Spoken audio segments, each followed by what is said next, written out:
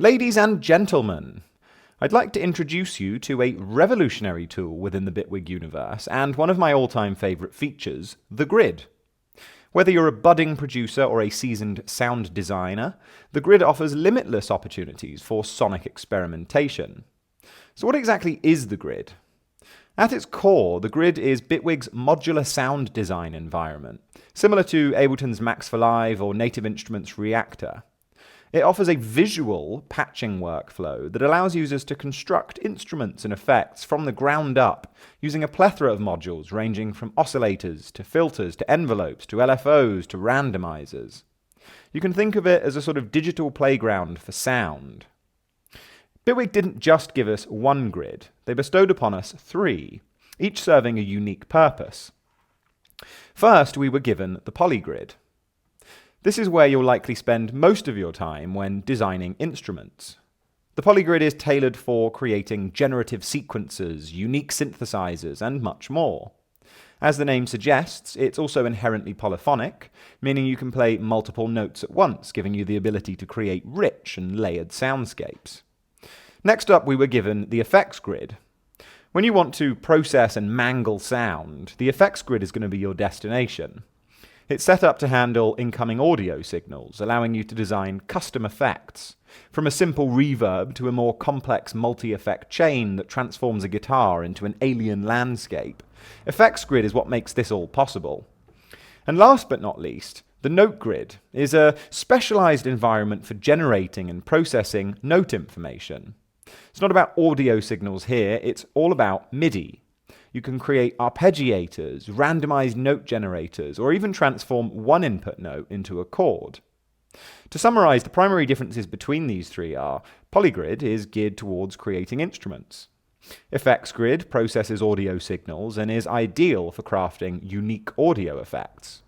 And finally, note grid centers around MIDI note information, perfect for manipulating pitch, velocity, and other MIDI data. In essence, Bitwig's grid offers an expansive modular environment for those seeking to push the boundaries of sound design. Whether you're crafting a new instrument, designing an effect, or manipulating note data, one of the grid's variants is sure to have you covered. I also just want to point out that you can notice that the actual devices themselves look slightly different. On the polygrid, we have a knob down here that says Out, whereas the same placement on the effects grid is a mix knob, and on the note grid we don't have anything. This is mainly due to the fact that with polygrid, if we're playing an instrument, this Out knob is just the volume output. On the effects grid, we have a mix because maybe we're creating a reverb, we'd like to have a sort of dry-wet. And the reason we have nothing on the note grid is because, again, there's no volume that we're going to want to change, and there's also no dry-wet available for manipulating MIDI data. You also notice that we've got here note effects and effects. This is, of course, if you wanted to add some sort of key filter or some sort of, we've got a variety of things in here in the note effects section, such as like echo and dribble. And then effects, this is going to be adding an audio effect. So, for example, you could put the effects grid in the effects nested device section and blah, blah, blah, blah, blah. Similarly, here you've got pre-effects and post-effects. This would be the equivalent of putting, say, a compressor before it. Post-effects would be the equivalent of putting a reverb after it. Also on note grid as well, maybe you would like to have a key filter beforehand so that whatever notes you're playing going into it are already being fixed into a scale. And post effects, again, maybe you've got some random notes coming out of here and you want to put a key filter after that. That means that then whatever you have going out of here is then going to be condensed into a scale. Let's now jump into how we get around and manipulate things in the grid. First and foremost, as you might have seen in the previous video, I can open up this device to be able to actually access all of the things inside here by clicking on this little window itself. If I double click, again, I can get out of it. Single click gets us in, double click gets us out.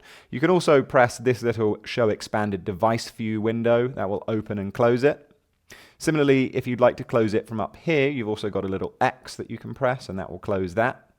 There's a, of course, whatever tickles your pickle on how you'd like to do it. You also have the option, if you have multiple screens, up here in the top right, to press the undock and show in separate window. If I press that, I can now pop it out and I've got it in a separate window. If I'd like to now close that, I can either just close it here, but when I open it again, it will still be undocked. So if I'd like to pop it back in, all we have to do again is press the dock button in the top right and it pops it back in. Now, moving around inside the grid. Let's say I've got something over here, and I've got something, down here, blah, blah, blah, blah, blah, let's go, blah, blah, blah. How do I move around? Well, if you're on a laptop, you can use just the classic two-finger gesture to scroll around inside the window. You also have the option to press and hold Shift, and when you press Shift, you can drag around and that will move it. Also, if you have the device view itself open, let me get this back to what we were at. There we go. You also have the option down here to click and drag the blue box, and that will show you, wherever you've got the blue box showing you over. Also, I believe if you have a mouse, the middle mouse click and drag works the same way as Shift click and drag. Now, zooming in and out is also quite necessary, sometimes as your patches get bigger or smaller. You can pinch on the laptop keyboard, same way as you would expect it to be on an iPhone, for example. You can also press the zoom buttons in the top right, so pressing that and pressing this will zoom in and out. And then if you've zoomed all the way out, if you press this little middle one, this toggle button, this will just return it to 100% view. So if you had a variety of things and you've zoomed all the way out, if you press this, it will bring it back to just your classic size. Next up, we've got up here the module palette. In the top left-hand corner of the module palette, you'll see that we've got 16 categories here. And as we scroll through them, you can see that we've got a huge amount of different modules. We'll touch on these categories later, but for now, just notice that you've got a variety of categories here. You've also got above it a search function, so if there's a particular thing that you don't remember what category it's in, but you'd like to find it, like let's say, for example, I want to find an LFO, I can search for it, and not only will I get the LFO, but I'll get everything that actually fits within that category itself. So you'll notice that if I go into this LFO section, here are exactly the same things that I'd find if I searched in here. You've also got the hide palette window, which is this. If you press that, you can hide away your categories if you don't want to see them. Sometimes it's quite nice if you're playing a patch and you're just enjoying it for your visual aesthetic sense. It's quite nice to hide that away. Similarly, sometimes if you're perhaps making a video of a patch that you've created, or for your own satisfaction, you'd like to be able to just have a slightly more minimalist view, you can press this little lock modules icon, and not only will that hide the categories, it will also hide the blueprint grid lines in the background. It will also prevent you from unconnecting any or disconnecting any of these cables, which I could do by accident if I was in this view. So let's say, for example, you've created some sort of delicious patch that you'd then like to perform. By locking this mode, you can now, of course, still change things, but you can't move stuff around or disconnect cables, which can be very handy for playing. Now, working with modules, maybe we want to add one. There's a variety of ways that you can add them. You can either drag them in from up here, and all you do is drag it to a specific place, blah, blah, blah. You can also right-click on an empty area, and you'll have a similar menu pop up here. So say, for example, you've got this all hidden. Right-click, we go here, LFO, I'm going to add the LFO. There we go. Very nice. Maybe we want to replace a module. Now, there's a variety of ways that we can do this as well. I'm going to bring back up my categories here. Let's say this oscillator here. I know we haven't actually talked on what type of devices these are. We'll get to that in a later video. But let's say, for example, I wanted to replace this sine wave oscillator with a triangle wave. One way I could do that is by just dragging the triangle wave directly on top of it. You'll see that the device frames itself in a sort of white boundary. As soon as you let go, it will replace it, keeping the connections intact. Alternatively, if I now wanted to change this into a pulse wave, I can right-click on it, and you can see all of the options of things that I could replace it with. Obviously, I can't replace, this synth with, I could, but it wouldn't make sense to replace that with some sort of envelope. But I have the option to go to, say, a sub-synth, or I can go back to having a wavetable. So right-clicking right-clicking to see the modules that you can replace with can be very handy as well. Also, maybe we want to delete some modules. Maybe I've got, another envelope in the way of here. I could either just press the delete key. That works just fine. And if you right-click as well, you also have the option to delete here. Notice as well how the cables stay intact. I think that's actually a very efficient feature there. Now, one thing that I do find particularly brilliant about Bitwig is that any of the devices, not just in the grid, but devices all over, you have what's called the interactive help view. I believe it's by default set up as pressing the F1 key. For me, I've set it up to be my tilde key, but the F1 key, or you can also right-click and see here the Show Item Help. Now this brings up a fantastic sort of visual manual of the device itself, telling you what every single part of this is.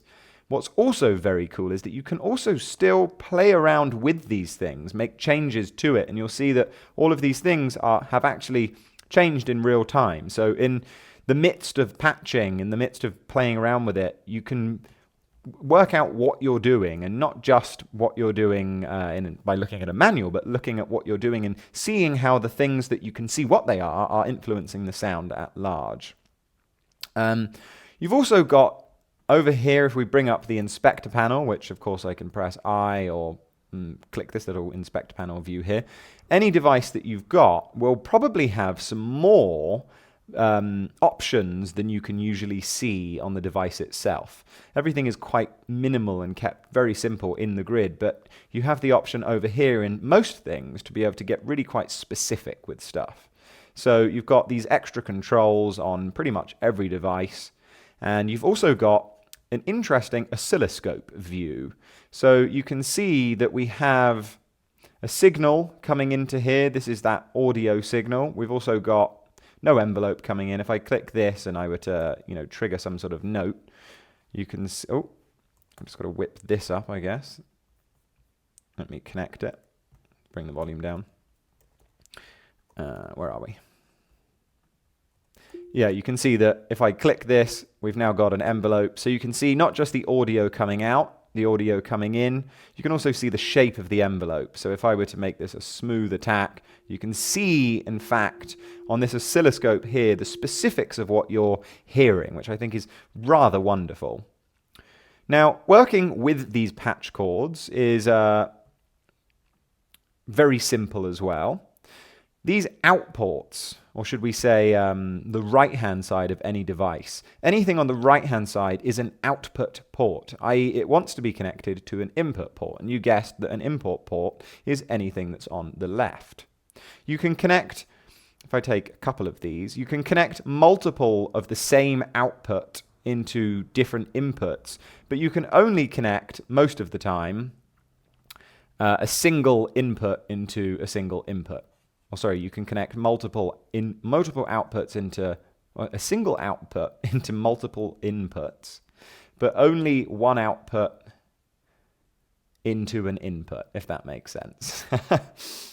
You can also click and drag from any output to an import, and that's how that works.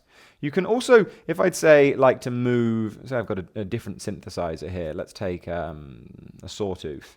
If I wanted to move this and I try and drag it, you'll see that I'm just creating another output port. So if I wanted to connect this to this, I could go and do it all manually, but you can double click and drag to move everything all at once. This can be very handy when you have large patches that have cables going everywhere and all you really want to do is just adjust something, move it somewhere else.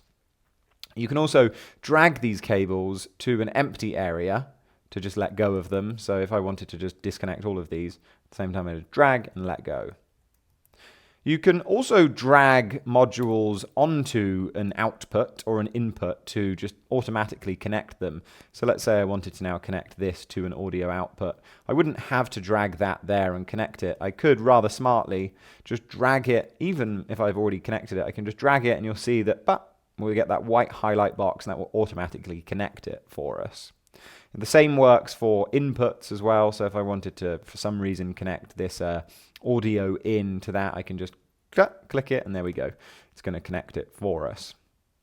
You can also move things around, which can be quite handy. Let's say, for example, I wanted to put this, let's see what we've got, some sort of random thing here. Maybe I wanted to connect this Chevy Chev, whatever that is. We're going to pop that there. And if, say, I thought that I would rather now have that Chevy Chev before, I can just swap it. I can move that there and everything stays nicely connected, but you can just move things around and everything will be neat and tidy. You can also drag onto connected things, obviously, as we said, to just add them into the mix. Very handy. And of course, you can reorder them, as we said, by just dragging them and moving them around. We have in Bitwig 16 categories of module, and as I said earlier, if we scroll through here, you can see that some of them only have 4, but some of them have quite a lot, and you can scroll across through to find all of the different categories. I thought it might be quite nice and visually satisfying to see all of them laid out, so let's first and foremost have a look at what we've got here. Oh, let's scroll back to the top. We've got our I/O category. These I/O obviously are input and outputs. Now, these input and output modules allow for interfacing with the outside world, including getting signals into and out of the grid, like audio ins and gate and pitch inputs. If we go back up here, you can see that all of these up here are all, you can see the names of them up here. These first 4, this is gate in and pitch in, phase in and pitch in. These are all going to be modules that deal with interfacing in and out of the grid. Next up, under our display section, we've got here a variety of fun little devices. These are not about sound processing directly, but they provide visual feedback or representations of signals. They can be incredibly helpful for understanding what's happening inside of a patch or for tuning and calibration tasks. I use the oscilloscope and the spectrum a hell of a lot. One of the most crucial tools, I would say, when creating your patches is an oscilloscope, because to actually be able to visualize what different waveforms are doing and the interplay between combining waveforms, it's a lot easier when you can actually see what is influencing the things at play. Next up, we've got our phase section here. We'll touch on what phase is at a later date and how the definition that you may know if you're a sort of physics dude may vary with the Bitwig's definition of it. But these modules deal with phase signals, such as phasors or phase modulation utilities, and they all fall into this category. Yada, yada, yada. We'll talk about that later on. Next up, we've got data. Now, these modules deal with non-audio signals, translating or converting them, such as pitch to CV or gate to trigger converters. These are going to be what a lot of the time trigger things to happen, or a variety of cool devices up here. This is a fairly new one that's just come out, slopes, and we've got steps. These are kind of like step sequencers. This is a probability machine. It's a sort of probability gate machine. We'll talk about that later as well. Next up, we've got the oscillators. Now, these are all of the primary sound generators. These are going to be the things that create audio signals, typically in the form of waveforms. All of these, except for the sampler, are oscillators. They are synthesizers. They are basically the oscillating part of the synthesizer.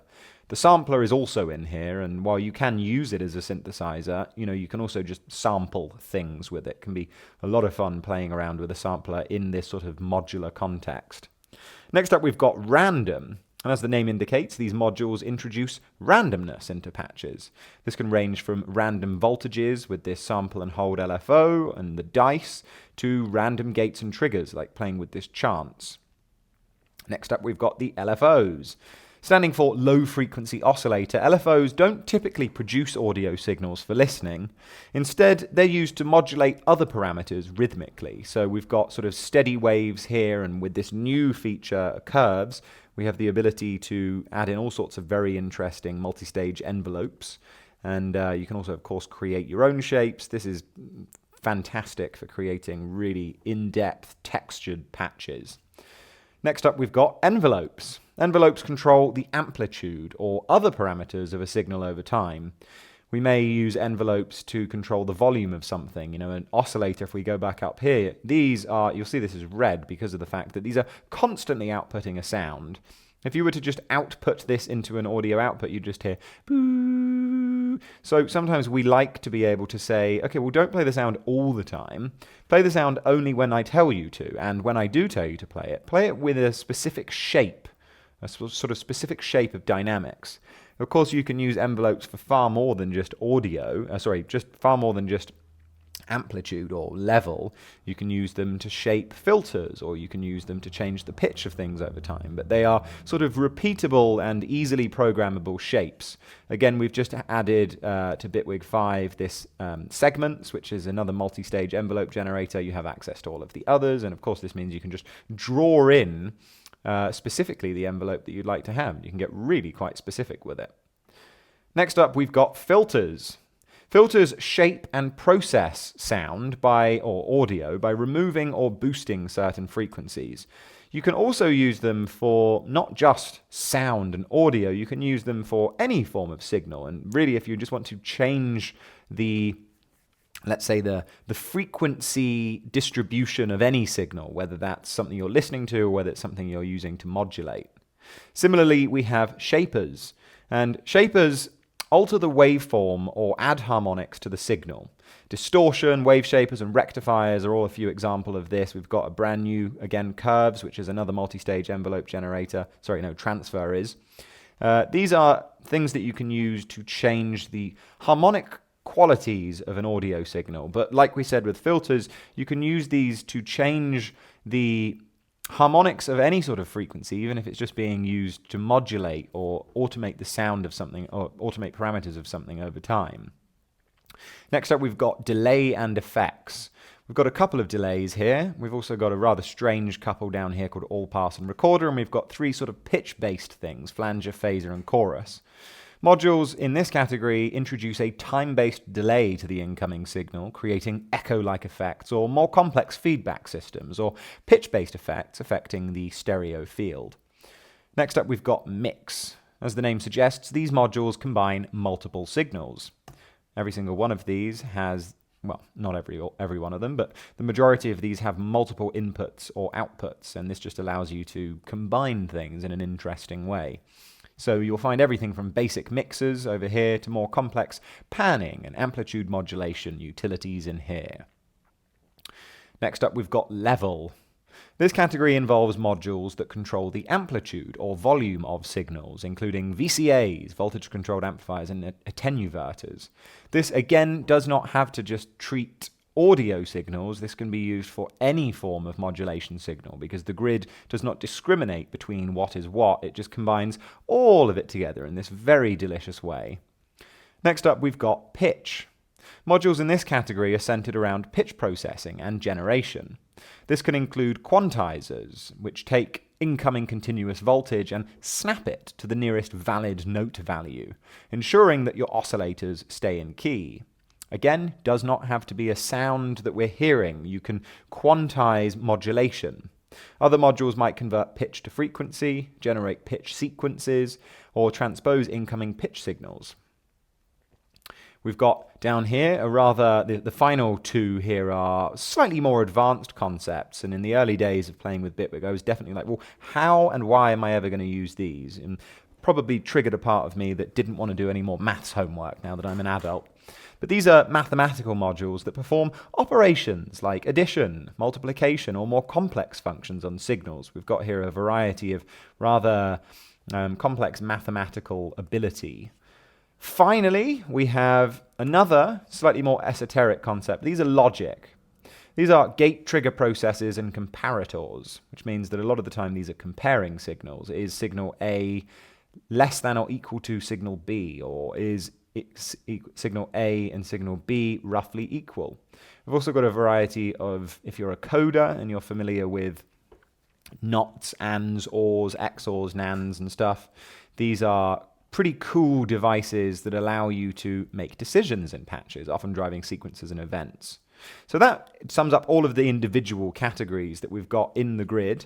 It's important to note as well that just because I have whipped these all up in the polygrid, you have access to every single one of these categories in every single one of the grids. So just because this is a note-based grid patch here, this note grid, we still have access to everything there. Just the same as in the effects grid, you also have access to all of these devices.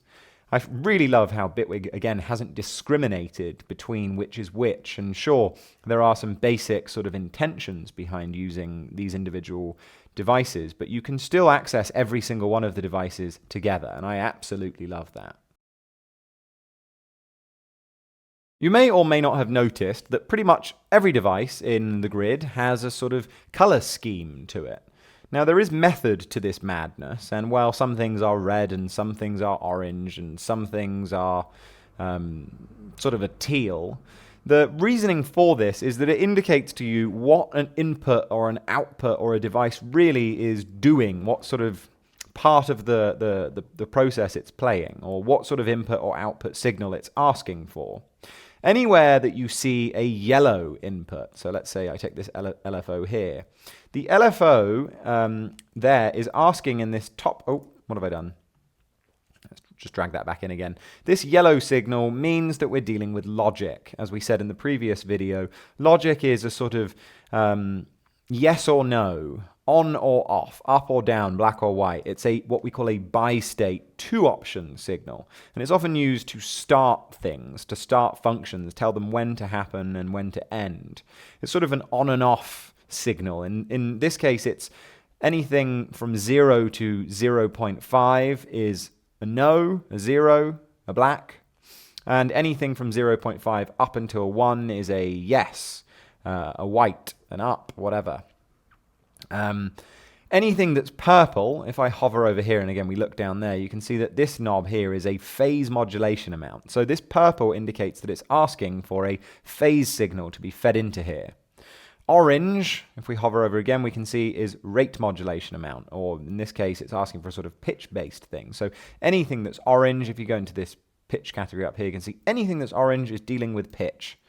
Now, this term untyped that is on all of these down here, don't get worried if this sounds bizarre to you. I don't think this is a sort of commonly used term. I think untyped in Bitwig just indicates that it's not any of these three. So it's not logic, it's not phase, and it's not pitch, therefore it's untyped. And while I say here usually, that's because a lot of these things aren't super fixed. You know, sometimes they will vary, but in general, red indicates, say, audio or some sort of signal that's being fed through. Blue will often be, and this shade of blue will often be on a device that has already a red input or a red output. So this blue is just a secondary one. This teal usually indicates sort of LFOs or some sort of control-based wave. And this greenish seafoam green situation down here usually relates to some sort of envelope-based control.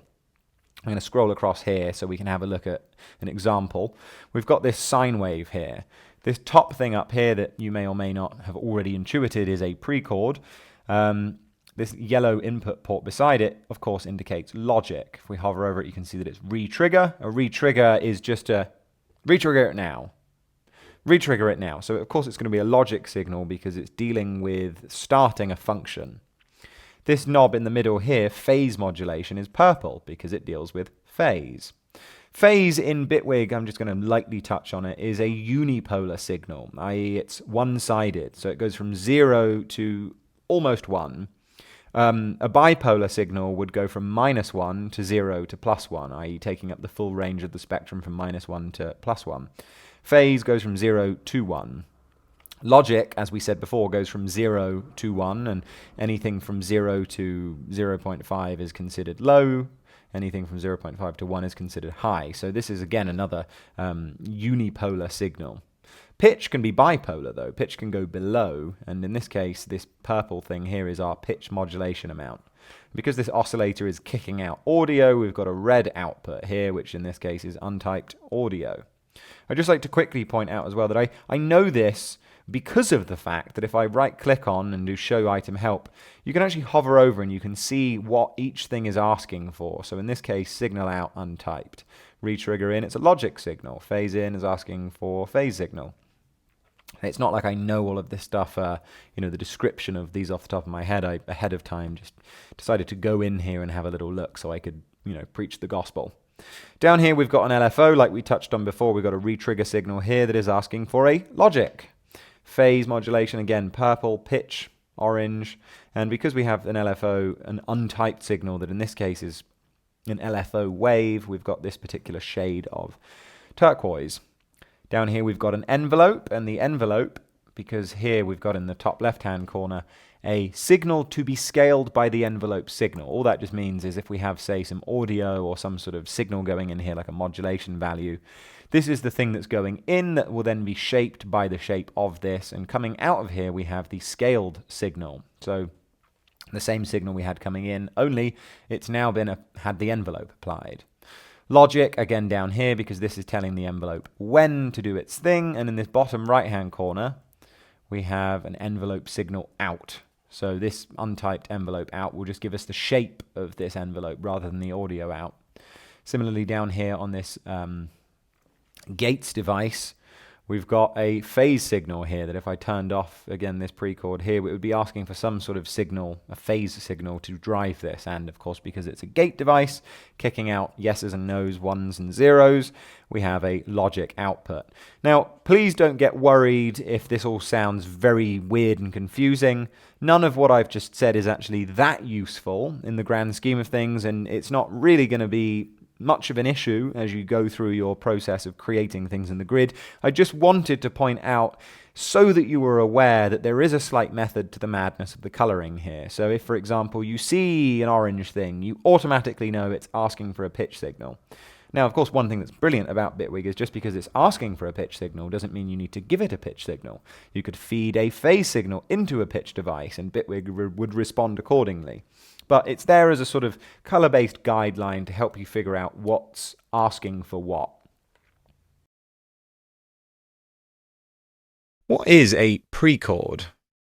Well, pre-chords are something a little particular to Bitwig, and they themselves define it as being a common connection pre-patched in advance. And anywhere you see on any modules a little logo, similar to these, that can be turned on and off, that is a pre-chord. And what pre-chords exist to serve the purpose of is just meaning that you have less cables everywhere. It's sort of like a hidden connection, that they're things that you're very often going to connect up. So it's a case of it's better that you turn them off if you don't need them rather than they be there all the time. So any of these kind of yellow pre-chords, you can see here we've got a gate pre-chord. We've also got a trigger pre-chord, and these are in fact the same, they serve the same purpose, and they all pertain to gate information. And what gate information is when there's a note held or not, held or pressed. With the square one like this is gate information, and that's saying play this envelope or hold the envelope as long as the note is held, and then release after we let go. On this one, this is just a trigger information because there is no sustain. So as soon as you press a note, we go through the entirety of this envelope. And with these gate or trigger inputs, if I were to turn off the pre-chord, you can see that we're not anymore getting, we're not moving through this ADSR envelope. And all that is the equivalent of having brought in the I/O section a gate in module and connecting that to the gate in of the envelope. And now we're back to normal. And so this right here is the equivalent of just having that off. And you can imagine if you have lots of envelopes that it would start to look a bit messy if you were connecting all of them, and it's just unnecessary. In this case, if you don't want it to be connected to when you press a note, all you have to do is turn it off. But by default, it's on. Moving on, we've also got then pitch pre-chords. And if I were to, let's take an audio out so we can hear this now. If I were to play straight away, I can press any note and the sine wave will move to that note. And in the modular world, you would have to set that up. You would have to set a keyboard is controlling the pitch or how much it's controlling the pitch. So what's quite cool about this is not only does this pitch pre-chord attach a pitch in to the input, but it's also spread it correctly out over the keyboard. That having this on is the equivalent of having pitch in set to 10 octaves, which is 120 steps. So this is now the same.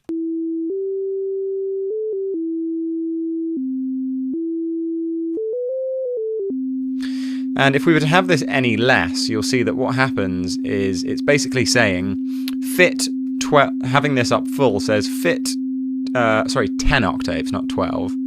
It's saying fit 10 octaves across the whole keyboard, which is what gives us a nice spacing. But if I were to then put this to say just 12 semitones. Oh, I've still got it on.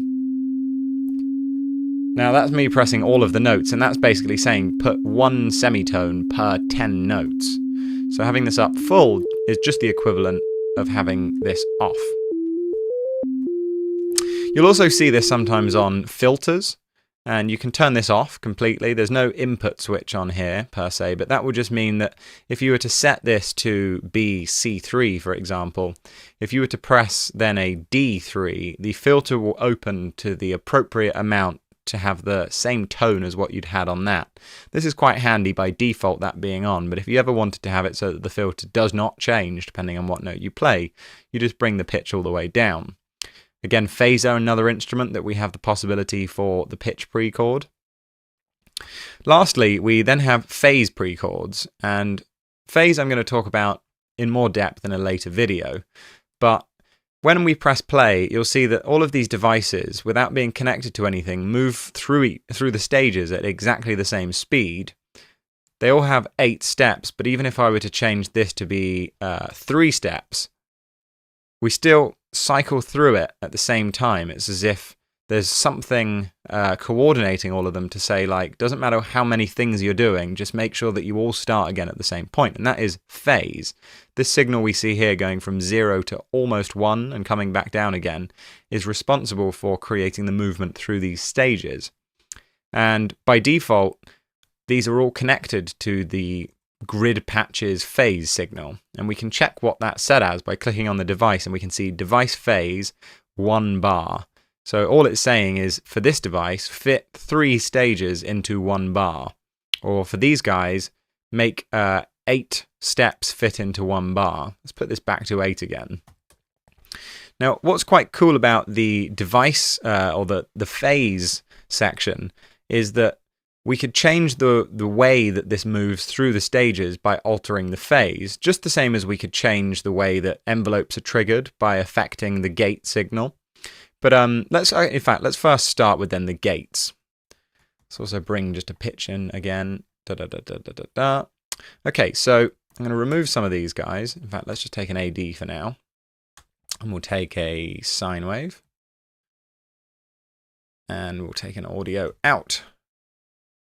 Fabulous, fabulous, fabulous.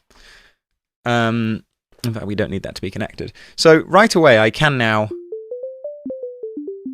play through, I can play this as a patch. This is the equivalent of the default patch loaded up.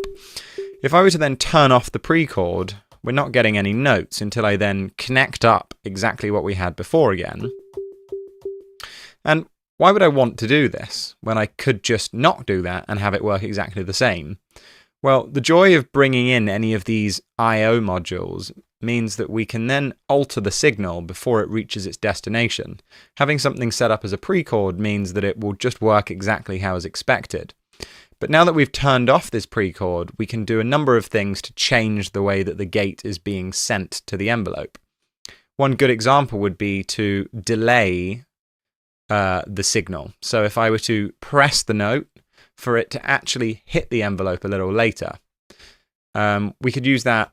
We could use a logic delay for that. So if I then attach that, for the sake of clarity, let's bring it over here. If I then attach a logic delay just before the envelope, and we put it on entire envelope shift, what I can do now is I can say, when I press a note, wait 1.26 seconds to send it to the envelope. So here we go. There we go. What else could we do with it? Well, we could quantize it. And by quantizing it, I mean we could make it so that we can never play a note out of time. I'm going to take a clock quantize here and attach that before the AD. And in fact, let's bring it over here. And for the sake of making this nice and tidy, we're going to have the straight gate signal coming into this top oscilloscope, and then we're going to have the quantized version coming in down here.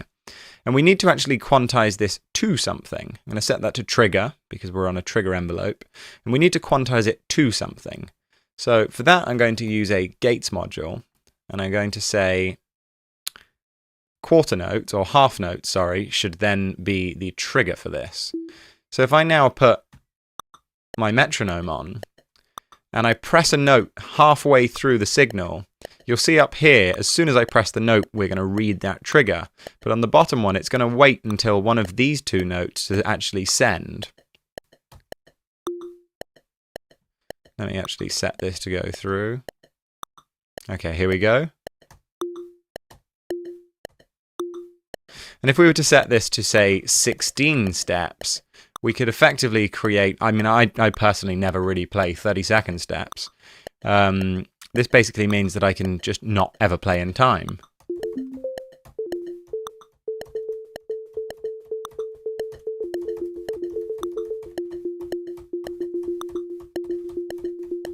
And that's quite cool if you were to be performing live, because obviously up here you can change the recording quantization, but you can't actually do that live like you can here.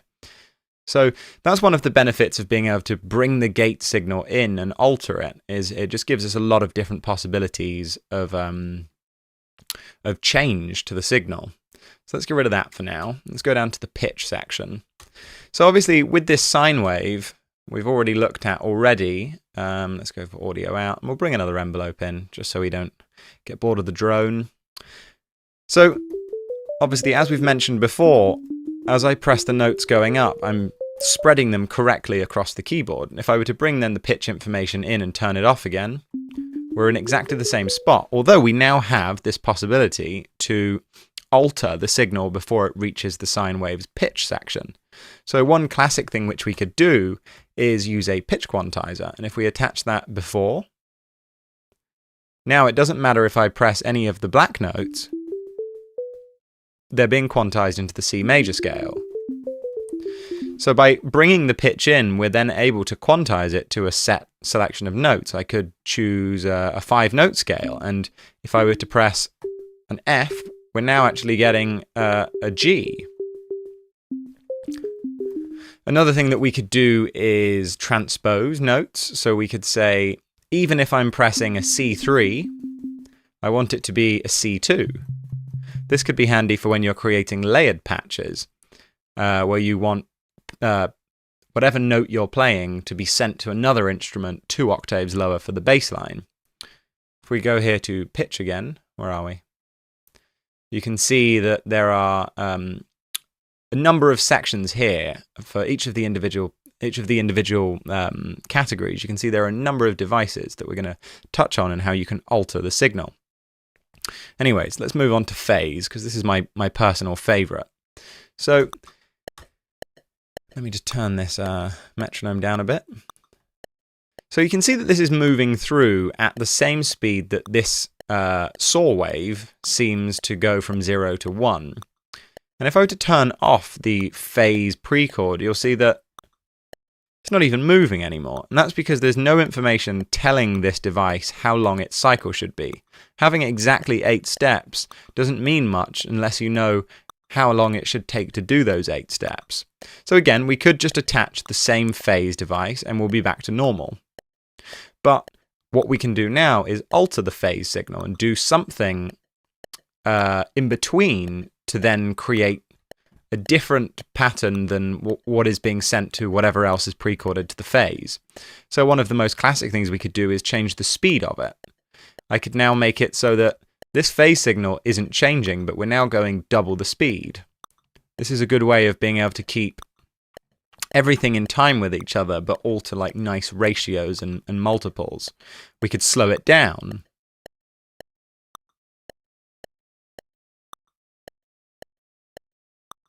We could also do certain other things in the phase category, such as we could put a reverse on. And what that's going to mean is even though the phase is going forward, we're now reversing through the pattern. We could also use a mirror, and that will obviously make us go forward and backwards. And you'll see that this phase pattern stays the same, but because we're then altering the phase pattern here, what's actually coming out of it looks a little different. If we put that down there, in the same amount of space of that phase going from 0 to 1, we're fitting that in twice and going back down again. If I were to change that to a reverse module, you can see that when this hits 0, that's hitting almost 1.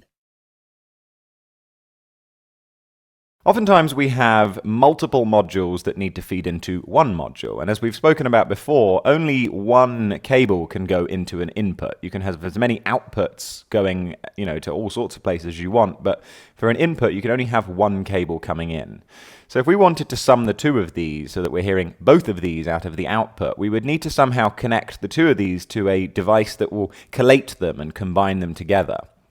When you drag a cable and you let go, you'll see that down here, all throughout Bitwig, but very, very helpfully within the grid, there are extra sort of context-sensitive modifier options that come up.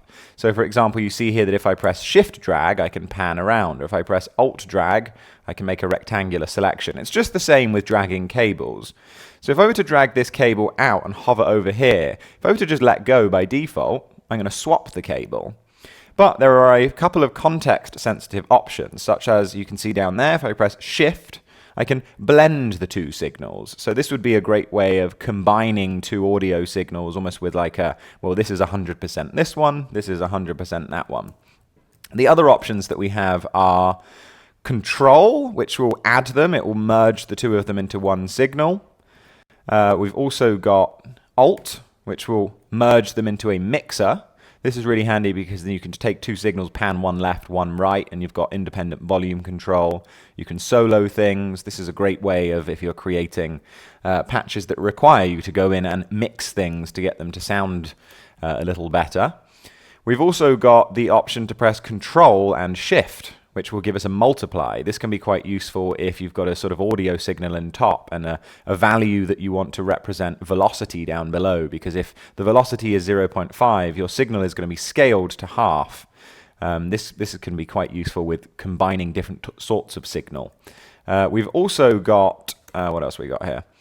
We've also got Alt and Shift. I very rarely use this, but this gives you amplitude modulation and ring modulation. Now, every one that we've just looked at here is in the context of dragging a sort of untyped signal, so audio or just waves and stuff. If I wanted to, say, have let's just get rid of all of this for now. If I wanted to have a gate signal driving this envelope, I could just connect it. But if we see when hovering over that we have a couple of other modifiers, one of them being Shift, in this case, it's only going to be triggering when the gate isn't on. We also have Control, which will add a trigger in between. We also have Alt. This can be very useful because it gives you a gate length. So you can instantly change the length of those gates coming out. By default, it would look like this. But with the gate length feature, why is this not working? I guess because it's going into an attenuator. Oh, how interesting. Yeah, so it really is quite context sensitive. If you're going for the first time in, then you can press Alt for gate length. You can also press Control and Shift, and that will give you a clock divide. Similarly, if you're going into a pitch input, so let's say I was going to take just a regular old LFO and I wanted to patch this into the input here. If I press Shift, I can do a pitch scaler. If I do Control, I can quantize it by semitones. If I do Alt, I can add a lag module. And best is the Control and Shift will add a quantizer. This will save you a hell of a lot of time. One thing I like to do is, let's say I want to connect this up, I'll do Control and Alt. I'll do Control and Shift, and that will give me the quantizer, and then I'll disconnect it, and then I'll hold it up, and I will do Shift to attenuate. And then that's just a very quick way of being able to scale down those pitch values. Also, if you want to connect any form of phase device, so let's say I want for this to be driven by a phase in, and I've got this turned off, I could just connect it as is, or you can see that I have a few options here. I've got Shift, which will modify and give me the ability to add gain to my phase signal. I've also got Control if I want to bend that signal. What else have we got? Let's unconnect that. We've also got Alt, which will allow you to lag the signal. And finally, you've got the Control and Shift, very useful. This will reverse the signal. So this is just a quick video to point out how the fact that anywhere in the grid where you can connect a cable, there's very likely a sort of holding down a key modifier that can save you a few steps and then having to go up here and search for Quantize. There we go. Let me go and get an Attenuate. Once you start to build this into your muscle memory, you could just be like, okay, well, I want to connect this up, so I'm going to do Control-Alt, and then I'm going to disconnect that, and then I'm going to connect this up with Shift. And it's just a far quicker way of working than having to constantly be searching for things up here in the menu, or God forbid, looking through here.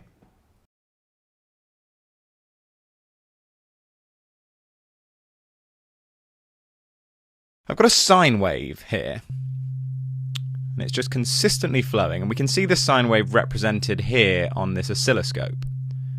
The two axes of this oscilloscope, running horizontally from left to right, is time, with the center line being now, and everything towards the left being the past, everything towards the right being the future.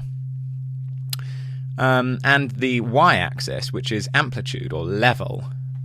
The three ways that you can really define a waveform are through its amplitude, frequency, and phase. And let's start with amplitude here. Amplitude, in other words, is just level. If I were to scale back down the amplitude on here, all we're going to notice is the volume gets quieter. The wave gets smaller until eventually we have nothing. We have a straight line. So this amplitude is responsible for volume, and in an audio term, this is the volume that we're hearing. But if we were to use this as a modulation source, it would define the amount that that modulation is working upon. Next up we have frequency, and frequency, again in an audio domain, will have a direct effect, but this time on pitch. If I were to scale this up to 10% more, not only will the wave get smaller and narrower together, but the pitch will go up. So the closer the iterations of this waveform are to each other, the higher the pitch. Or, if we were using this as a modulation source, the more regular it occurs. So let's take this back to 0 again. Well, we can look at this wave starting on the 0 line, and we have one rise up to 1, and we come back down to 0. But that particular wave cycle isn't over yet, because we then have to go down below and up again. And once we get back to 0, we've achieved one full cycle of the wave. And the spacing between a cycle is what then is described as frequency. How fast does it cycle from its beginning position to its end position?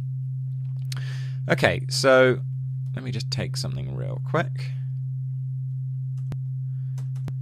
Okay. The last element that we can use to describe, if amplitude is the level and frequency is how fast this cycles, is phase. And phase is directly linked to time.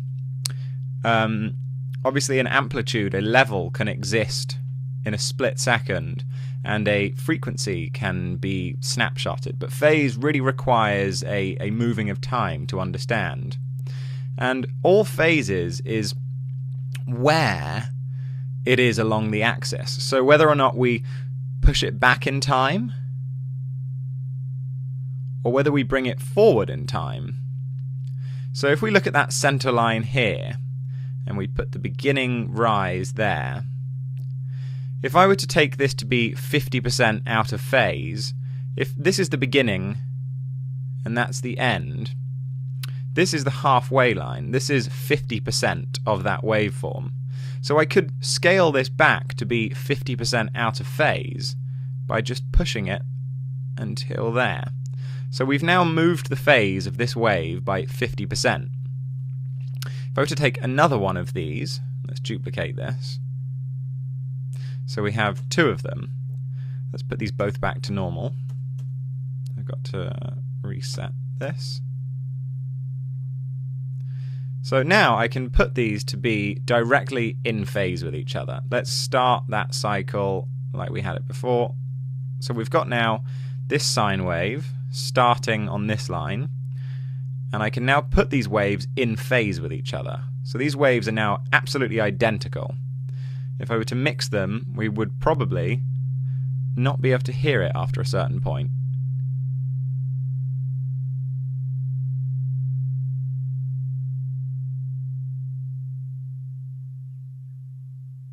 I think the oscilloscope is just... I've got to trigger the reset on here. There we go. Let's do this again. Okay, so in theory... it's a shame that they're not showing directly on the... Okay, never mind, go back. So we had here then this wave crossing over, starting on this line, and now we have this wave absolutely in phase with it. If I were to move this wave to be 50% out of phase, I would just start... I could either put it this way, this is 50% out of phase, or I could put it this way, this is also 50% out of phase. If I were to move it so that this line or this line were on that spot, we're now 25% out of phase. Or 75%, depending on which way you look at it. Anyways, that's the basic concepts of a waveform. Let's close this up for a sec, and we're going to have a look here. So, phase in Bitwig, and in particular in the grid, acts a little differently. It is still the same kind of phase that we've been talking about, except Bitwig, especially in the grid, uses phase as not just a relationship of waves to each other, but as a methods for keeping time. The way that I like to think about it is if you and I were both sat at a cafe in London and we were talking about starting something at midday, 12 o'clock, and we said that we're both going to do this for a day, a full day, we would both be starting at 12 o'clock and we would both be finishing at 12 o'clock the day after. We're both running at the same phase cycle, and that's a 24-hour period. However, if I were to be in London and say that I'm starting something at 12 o'clock, and you were to be in a country with a time difference of 12 hours, and you were to say I'm going to start at 12 o'clock, and we're both going to do this thing for a full day, we would still both be talking about the same phase cycle. Whether you're in England, whether you're in Mongolia, a day is still 24 hours. But it just means that you're starting your phase cycle 50% later. So Bitwig uses this sort of as the same approach. I have here some ticks happening, and you'll see that these ticks, 1, 2, 3, 4,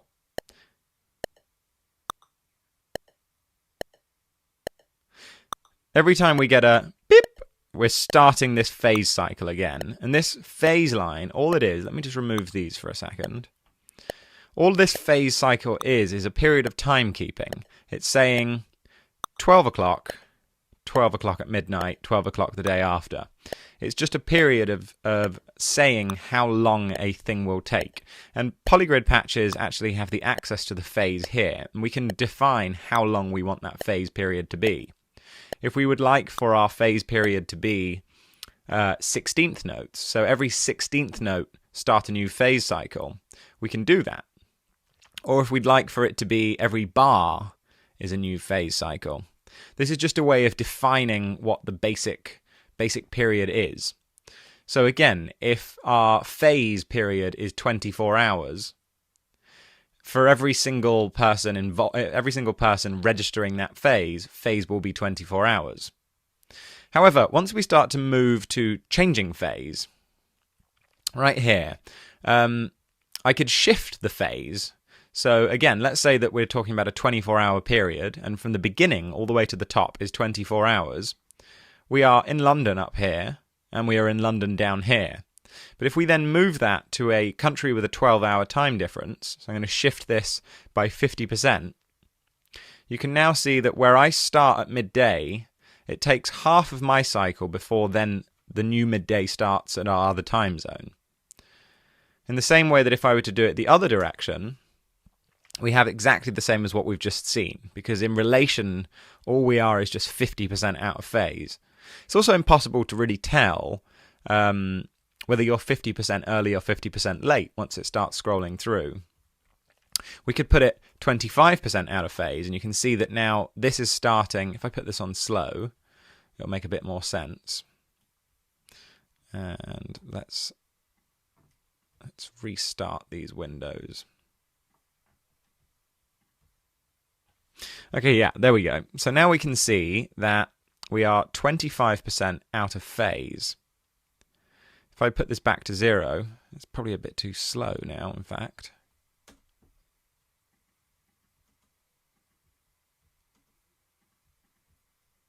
What's going on here? Okay, there we go. So yeah, we can see here that we are in phase, but as I start to push this, we start to move out of phase. And this is a way that Bitwig keeps timing within the grid. This phase signal could become a ratio. Oh, we've crashed. So yeah, we could make this phase signal a ratio. So we could say, this is a day, and I'd like for you to do 2 times that phase signal. So if I were to multiply the phase signal by 2 and have it twice as long, 1 iteration of this signal is 2 of these. So we're now fitting 2 of the main cycle into 1 here. Or we could speed it up and we could say fit double the amount into the same space. Or we could say fit 3 times the phase into the same space. Now we're getting 1, 2, 3, 1, 2, 3, 1, 2, 3. And this whole scaling is very handy for then keeping track of individual time-based elements. We could also reverse the phase and say that in the same amount of time, I want you to do exactly what I'm doing, but do it backwards. You can see now as we rise from 0 to 1 here, we start from 1 down to 0 there. But why is this useful? What's going on here? Why is this handy? Well, let's go back to our original phase signal. And I'm going to bring these 2 steps modules over. And currently I've just got these doing some sort of shape. For the sake of keeping it simple, let's just fill these all the way up. So you can see that these 2 oscilloscopes are running directly in phase with each other. And therefore, these phase signals are driving the movement of these steps. If I were to remove the phase signal from driving them, they're just stuck. Because, like we've said before, there's no reason for them to move forward. So let's connect them up again.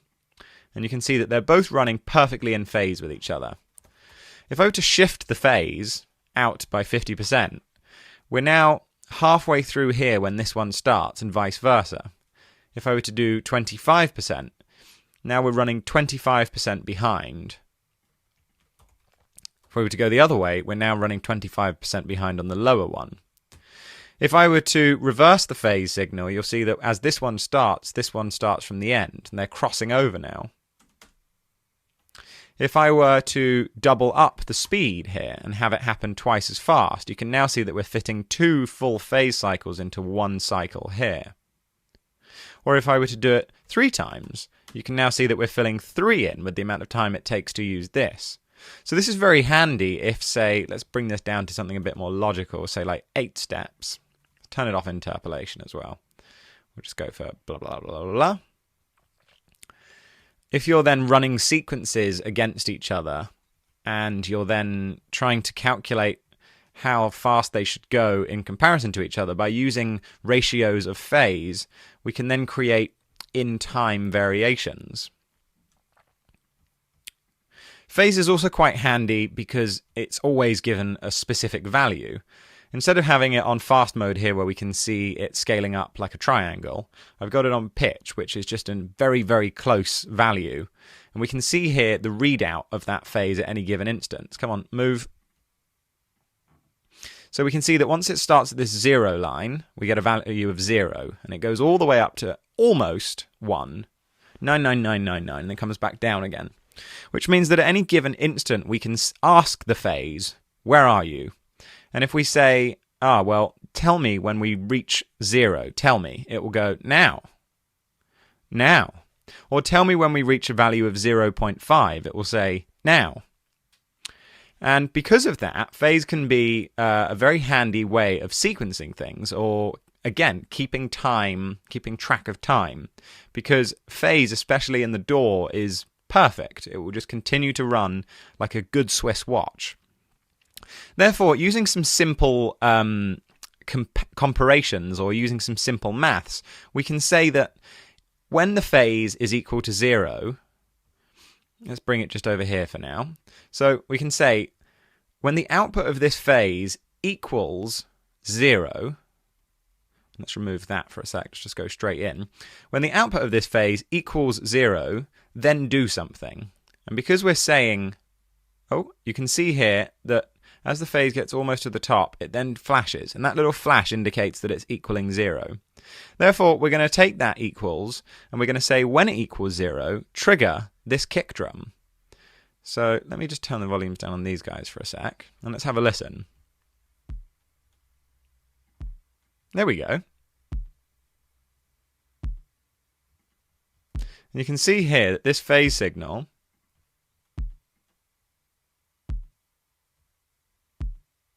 when that gets all the way down to 0, we're then triggering a kick. For some reason it's gone off of that nice view I had. I'll just look like that. Cool, so we're getting a kick happening on the 0. What if we want a kick on both the 1 and the 2? In that case, I'm going to say, well, what about having a kick on 0 and 0.5?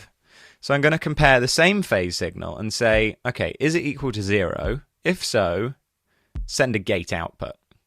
But if it's equal to 0.5, also send a gate output. So we're sending it into here and saying, if it's 0 or 0.5, send us a gate. So now,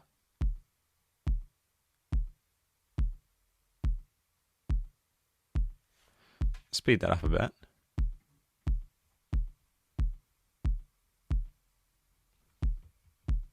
Cool. So we're now getting a kick on every bit downbeat. So we could also say that maybe send a clap on that second beat. So we know that that's 0.5. That's half of the way through. So let's compare the phase and say when the phase is equal to 50, 0.5, send a gate output for the clap.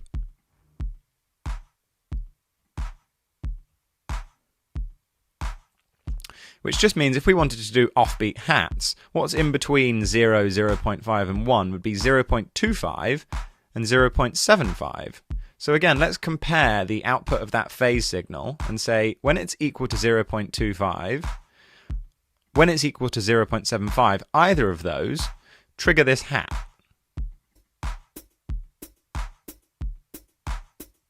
So again, all we're using here is a phase signal to define when something's happening. And you can see this value here.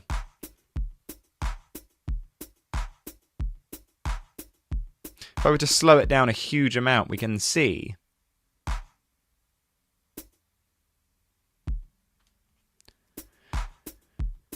so phase is a great way of keeping time, and by using comparations and maths in comparing or evaluating phase, we can do a lot of cool things. We talked about amplitude, i.e. level, we talked about frequency, pitch or speed, and we talked about phase, which is relationship of where it is across the time axis and where it is in time. So let's have a look at the different types of modulation. Frequency modulation in any form is creating a consistent movement directed at a certain factor over time to change the results of a specific waveform. So we have here a sine wave. What frequency modulation is basically moving the pitch, changing the frequency. Bearing in mind, the frequency is how close together the waveform is. If we were to do that really fast, we're going to end up with something called frequency modulation. So to demonstrate, I'm going to use this LFO to change the speed, so to change the pitch, sorry. We're going to go, let's do up 2 octaves. So we're going to have this LFO change the pitch up and down by 2 octaves. Okay, up and down by 2 octaves really fast. So let's have a look what happens as we start to do that.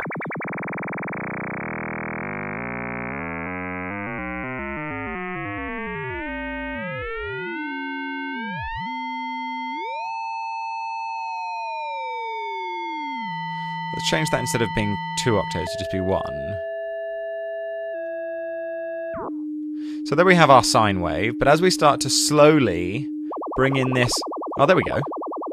That's changing the pitch up and down very quickly. but it's still not fast enough that it's become one unified tone.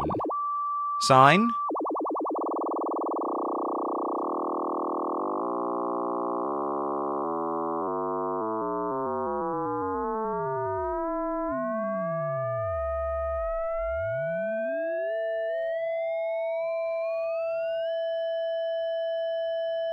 So it's a shame we can't slow this down anymore. But basically all that is just changing the pitch of something so fast up and down at a consistent speed that there becomes these harmonics that just come through.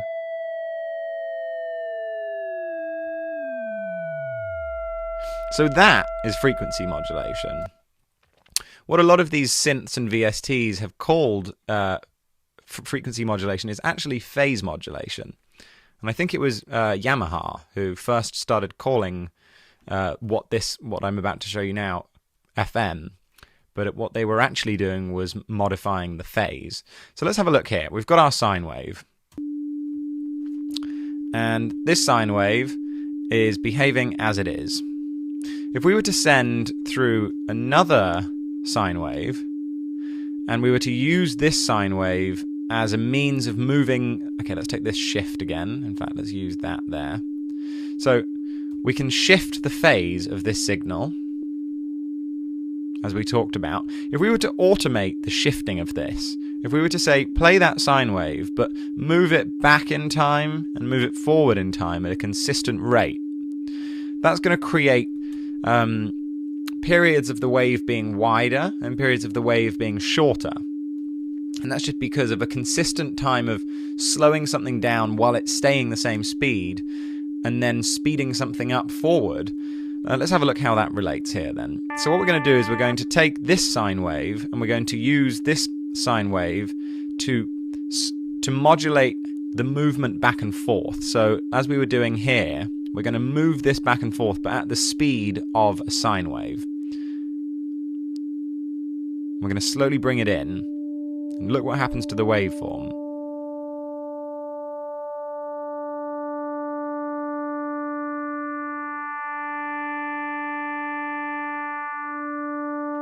Now this may make a bit more sense if we were to use a very slow LFO. Let's take this sine wave, for example, and we'll go to kilohertz.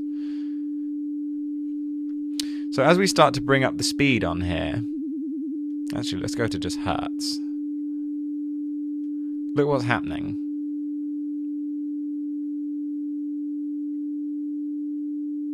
We're getting pushed back and forth. And as we start to speed that up, we're getting a subtle pitch change. So even though the pitch is staying the same, we're not changing the note. By changing the phase over time and repeatedly moving it,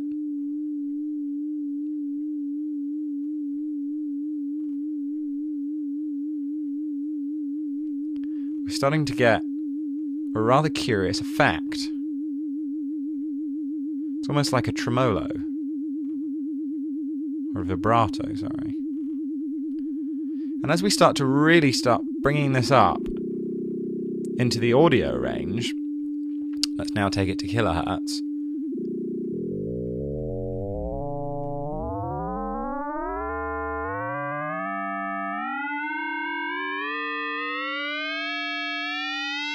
We start to create a really unusual sound.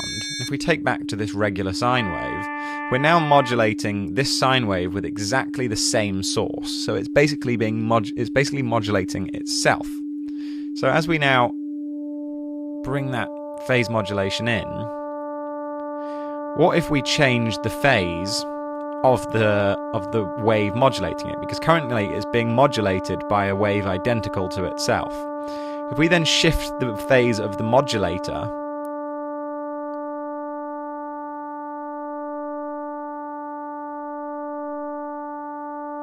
we're then creating even more change to that wave.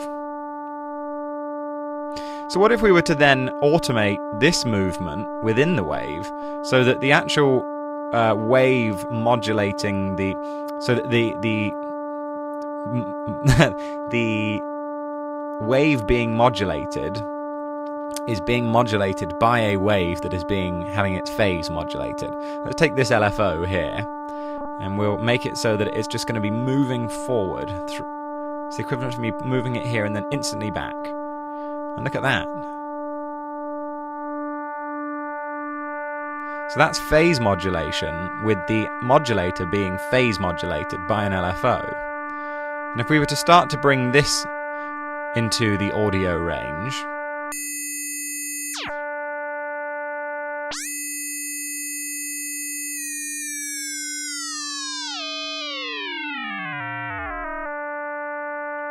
it's all just very weird. So let's go back to that. Okay, so that's phase modulation. It's the moving of a wave back and forth in time while it continues to stay the same pitch. And the last one is AM, or amplitude modulation. And this one's really quite simple to understand, because let's take our pitch. Okay, so as I bring the amplitude down, we can see that the wave gets smaller. As I bring it up, it gets louder. And if I had to do this fast, I can't do it fast enough, but we start to create these extra harmonics, because what's going to be happening is, despite the main signal going up and down, within the time it goes up and down, it's going to be added to this period of wiggles down, up and down as well. So let's take this LFO here, and we're going to use that to bring the volume all the way down on this waveform. And as I start to bring the volume, let's start at hertz. As I start to slowly bring the volume up and down,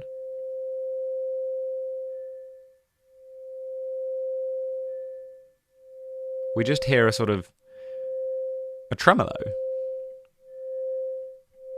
But as it gets faster,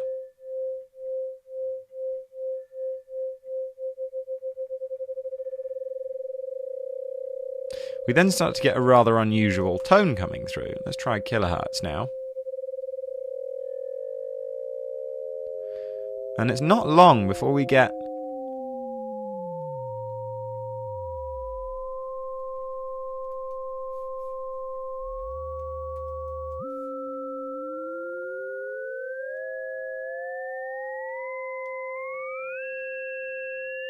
some really rather unusual tones, because you can see the waveform stays the same, but we're adding, within those periods, extra movement.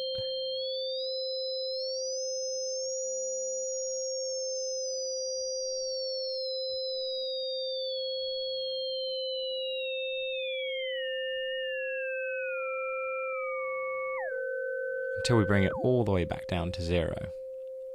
So that's amplitude modulation. The world of modular synthesis can seem really quite confusing at first, and it can become even more daunting, in fact, when you try things like the grid or VCV rack or reactor, because not only have you got all of these knobs and dials, but there's just so many options of things that otherwise you would have had to spend thousands of dollars to have all of these individual things, that suddenly they're all just there. And it's like, well, what do I do with that? What does this do? How does that work in conjunction with this? And this can be quite frustrating if you sort of have a background in music, because you see all of these cool videos of people making all sorts of beautiful generative or odd sounds with these synths, and it's a case of, well, what's happening? What are all of those things doing? Why are there so many cables everywhere? But really, every single thing that can be done in the world of modular synthesis is fundamentally because of one small concept, and that concept is voltage. I have here a knob mapped to an oscilloscope, and this will be representing our voltage control. Currently we have 0 volts coming into the oscilloscope, and if I put this all the way to the top, we now have our maximum value, which we're going to call 1 volt. A lot of actual modular synth modules will have different varying voltage amounts. You know, some of them will go from 0 volts all the way up to 5 volts, or some of them will be able to go down 10 volts and up 10 volts. But the way that we have this represented here in the grid is just 1 all the way down to -1, and that sort of stands as like a placeholder for just saying the maximum, the minimum, and the center line.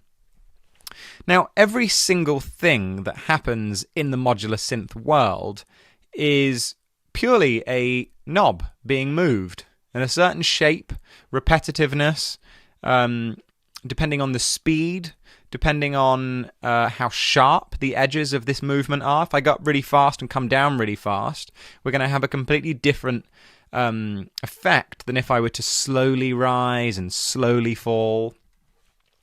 Now, the way that I want to explain this is sort of just without first going too much into detail of the modules I'm going to then explain about. I wanted to show you how we can replicate what those modules are doing with this voltage knob. And then I'm going to dive in a little deeper of how we then use those modules and what the main purposes of those modules are in a later video. But first of all, I want to talk about oscillators, because no modular synth setup is really going to be that useful if you're trying to make sounds if you don't have an oscillator. Now, we have a sine wave oscillator here, and by itself it doesn't look like it's doing much, but if I told you now that this is in fact just making music as we speak, all we need to do is tune in and listen to it, would you believe me? I'm going to take an audio output module here, and that will basically allow us to hear what we're doing. If I patch the output of this sine wave into the audio output, therefore to the speakers, we have a consistent tone. I'm going to disconnect it because that's going to become quite annoying, but I'm going to now put this into our oscilloscope and we can see there's our sine wave. There is that sine wave. And whatever changes I make to that will be reflected on this scope. But ultimately, the reason why we're hearing a sound when we patch this up is because we have a very fast alternating voltage. And I'm going to prove that to you by using this little setup we have here. Bearing in mind, again, there's no sound generating pieces here yet. This is just a voltage offset control knob. I can move it up and I can move it down. If I were to patch this to an audio out and I move this, you're going to hear a couple of clicks. And the faster I do it, the closer those clicks get together. And I won't be able to do it fast enough by hand, but if I were to wiggle that knob fast enough, we would end up with a tone, and how fast I wiggle that knob is then going to be dependent on the pitch. So if I were to take an LFO right now, and we'll get a little bit more in detail of how to use these and what these are, but if I were to take this LFO and I were to make it wiggle this voltage knob, and I were to make it wiggle it above and below, we can't hear anything at the moment. But as I start to raise this, in fact, I'm just going to turn it off for a sec, just so I can really blow your mind. As I start to raise the speed at which this is moving,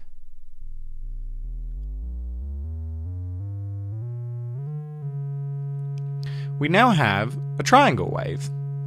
And this LFO is simply moving this voltage offset so fast left and right that the clicks have come together to form a triangle wave. If I were to move this knob in a more smooth fashion using a sine wave, we now end up with a sine wave. If I were to move it up and down at sharp right angles to each other, we end up with a square wave. Okay, so we now know that an oscillator is simply a very fast moving voltage. It's going from 0, or it's going from -1 to 1, or whatever the actual spread is. It's going from its minimum value to its maximum value at a fast enough speed that those clicks have come together to form an oscillator. Okay, I'm sure a lot of you have used on some form of synth before an attack, decay, sustain and release envelope. And I'm sure we all know that by changing some of the parameters on that envelope, we change how the sound is played. A lot of the things that make instruments, like organic live instruments, sound the way they do and be recognizable is through their envelope. If we were to pluck the string on a guitar, we end up with a dang. We end up with like a sharp, quick transient, like a sharp one, and then it will usually just ring out. Or when you blow on in fact it would be a totally sharp dang, when you blow on a trumpet, for example, you go woo. It takes a while for the human to get up to their maximum blowing, but a trumpet could keep sort of a sustain going for a while. They could go boo. Ultimately, then they will get to a point where they have to then let go because of their breath running out. Or when you play a violin, you can smoothly bring it in, but a violinist can keep their instrument all the way up max value until they let go, but there won't be much release. Anyways, what is an envelope then? Well, if we go back to our voltage control here, if I move this up very quickly and bring it down slower, let's go back to our fast view here. What's that if that's not an envelope? Or what about that trumpet, Or what about our strings? Or our guitar? All an envelope is a change in voltage that's regimented. It's a calculated length voltage change that doesn't happen over and over again unless it's instructed to. If I take an envelope here and we output this envelope into this oscilloscope 2 and I trigger it, you can see here that we're getting a very defined shape there. If I take that output out actually and I just use that to control my voltage knob, what we're now going to get is our voltage doing exactly the same shape.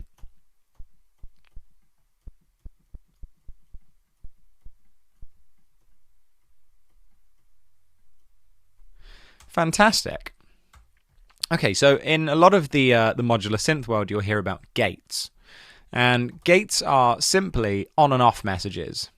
If we attach this gate module to the oscilloscope, you'll see that every time we get a gate signal, we get a sharp rise from 0 all the way to the maximum value that stays there for a little while before then coming all the way back down again. There's no ramp, there's no slope on the way down, it's just an on-off message. This is the equivalent of saying, do it now, do it now, do it now. And we use gates and triggers to start events or to trigger things to happen, to say, do it now, do it now, do it now. And gates are very often used with envelopes because an envelope needs some sort of message to say, okay, yeah, I'm ready to do what I need to do, but just tell me when. So if we input a gate into an envelope, we then get that envelope opening and closing. But without some form of gate signal, an envelope is useless because it doesn't know when to rise or when to fall. And there's a difference between triggers and gates. We take a button here and we call this gate, and we take a trigger. A trigger is a quick rise, almost instantaneous, to its max value and then all the way back down again. If I click this trigger button, you can see all we're getting is a line up. Now, triggers are used to trigger drum sounds, for example, or you can use it to trigger an envelope. If we now look at this tiny little trigger pattern here will trigger the whole of this envelope because it's saying, do your whole job. And then the envelope goes, okay, cool, I know when to start, now I'll just continue on. Whereas a gate is an on-off message where it can stay on. If I turn this on now, the trigger is just small and instantaneous. A gate is on and off until you then tell it. So an envelope with a sustain level, for example, which requires to be held, will benefit from using a gate. We rise to the correct level. I need to use this one actually. We rise to the level and then we fall. We rise, and as soon as I let go of the gate, then we start to fall. And again, we could just map these shapes with our voltage knob. Value, that's what I've called it.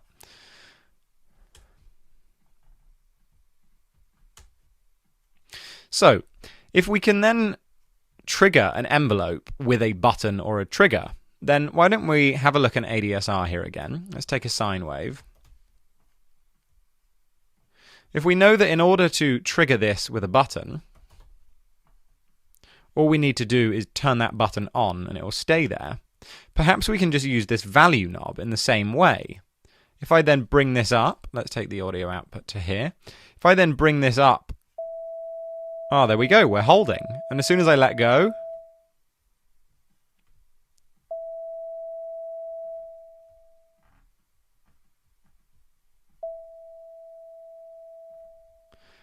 let's map this over it. So this value knob just going high is a gate signal. In the same way that if we were to use an envelope that required a trigger rather than a gate, as soon as this goes to its high level,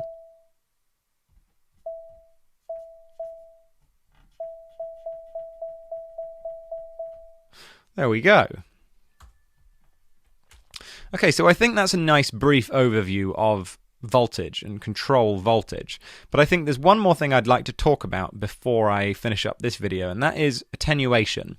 Because a lot of what makes modulation in the modular world exciting is being able to scale how much of something that is being sent or received. If I were to take an LFO here and patch this out, you can see that this voltage is going all the way to the top and all the way down to the bottom. And as a way of explaining this, I'm going to take a sine wave and we're going to use this to control the pitch. And you'll hear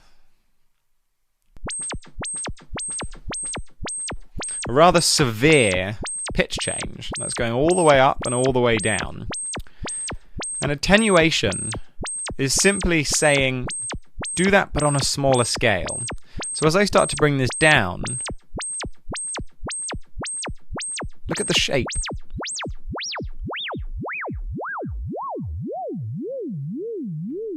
So we've now attenuated that to a smaller level. We've attenuated a voltage to have less of an impact. It's also important to note that where you attenuate something to can be moved with what's called offset in the modular world, but in Bitwig it's called bias. If I want that same amount of attenuation but I want it to happen up here, I can just bias it. I can just move it to a different spot.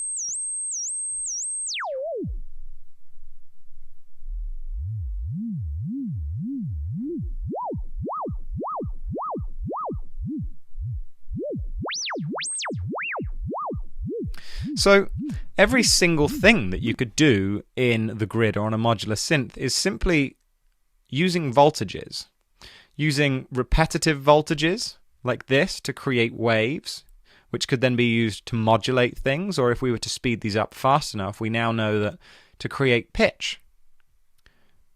Or if you were to slowly but surely raise up a voltage and bring it back down again, we can have envelopes. Or if you were to raise it very fast and come down, oh, let's put this back to unipolar. If we were to raise this all the way up and then all the way down, we can make gate signals. Every single thing that you could do is simply playing with voltage.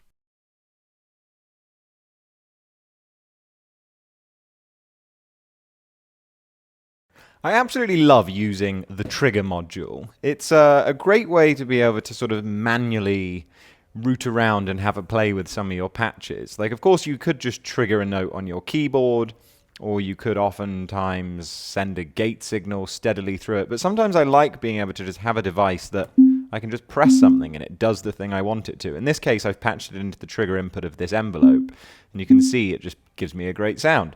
Similarly, sometimes you might have an LFO and you want to be able to just make sure that it starts at the absolute beginning again, or you want to restart your sequence, or you can just tap. As long as you connect it to the re-trigger input of whatever device it is that you want to re-trigger, you can just make it so it starts again and again. And this means that, of course, you could play something in. You can also use it as well to trigger drum sounds. I've got this simple little kick drum being hit there. And one of my favorite uses for it is as an advancer.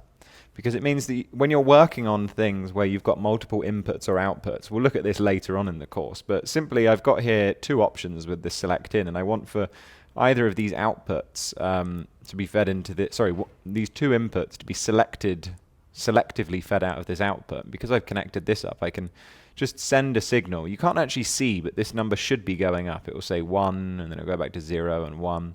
And sometimes, if you have a merge module or a select module, we'll see in a later video about that as well, that being able to just skip things along to make sure that something is working. Of course, this could also be a where are we? A split. Just as easy as it could be a merge module, and that's brilliant. Also, I've shown before using a trigger to get random values, and of course that means that you can just randomly generate something when you want. Creating sort of larger networks like this can be really fun, because I think let's just make sure the sound is there.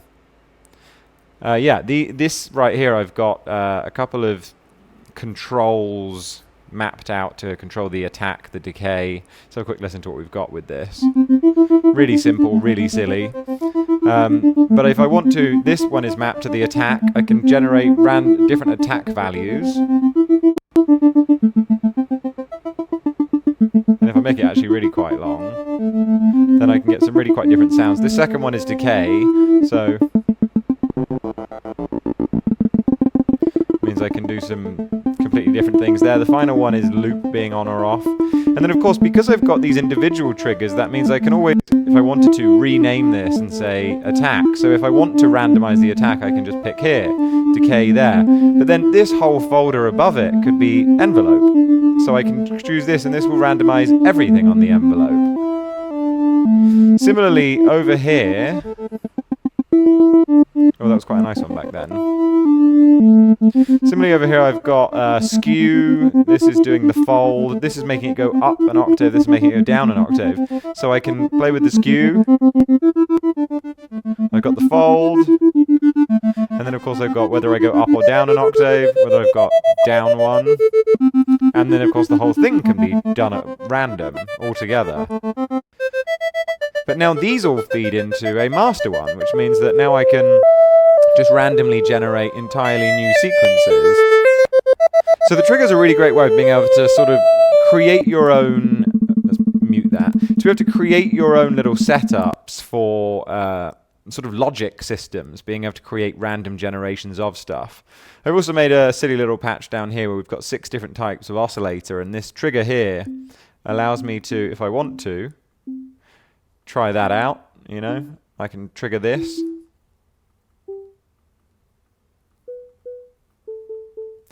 Nice. This means, of course, that if I were to, I've just swapped these dice with chance devices, and now that means that if we play through, now we're getting 50% chance that each of these are triggering, and by being able to manipulate the individual triggers, we could even say, with a select knob, or a select out, let's send this one to this one. So now we're only going out the top one, but we could take another chance module here and take that same. Anyways, you get the point. So the trigger module can be really handy for being able to have sort of manual control of your patches, particularly if you're trying to reset things, restart things, or just trigger them for the sake of being able to hear what you're working with. It's a very simple tool, but God, do I recommend it. Another very simple tool is the triggers device, which is similar to the trigger, but instead of having the ability to manually trigger it, it's sort of just continuously playing in phase with the song. What I mean by that is if you click on your polygrid patch, you can see here that the device phase is 1 bar. So because there are 4 triggers coming out of 1 bar, that's going to be like a 4/4 kick. They're quarter notes. If I were to raise that to 8, then that's going to fit 8 into a bar, or 8th notes. I can put this through an oscilloscope so we can see what's actually coming out. And you can see that pretty constantly, as soon as I press play, we're just getting those 8 notes. You could put it to 4, and then it would be the equivalent of half of the bar is on, half of the bar is off. But this is a really useful way of being able to trigger things. You know, if we want to just trigger this synth, I could trigger it at 8th notes. I could trigger it at 16th notes. And of course, as we look at in other videos, we can even quantize them with the clock quantizer. And so long as we say that we want to quantize it to 16th notes, we could fit any sort of random value into it, that if I were to turn this off, you can hear that it's absolutely bonkers. And then with it on, we're then able to tighten it up. But yeah, triggers can be used anywhere where you could also use gates. But let's say with gates, you know, with gates you have the ability to turn things on and off and to change the rhythm. If you're using gates at any point where there's a gate on every beat, you know, like this, you might as well use the triggers device because it's operating in exactly the same way. You'll notice as well that if you have all of the notes lit on a gates device, nothing will happen. One note will play, and then that's it. And that's because of the fact that these are all tied together.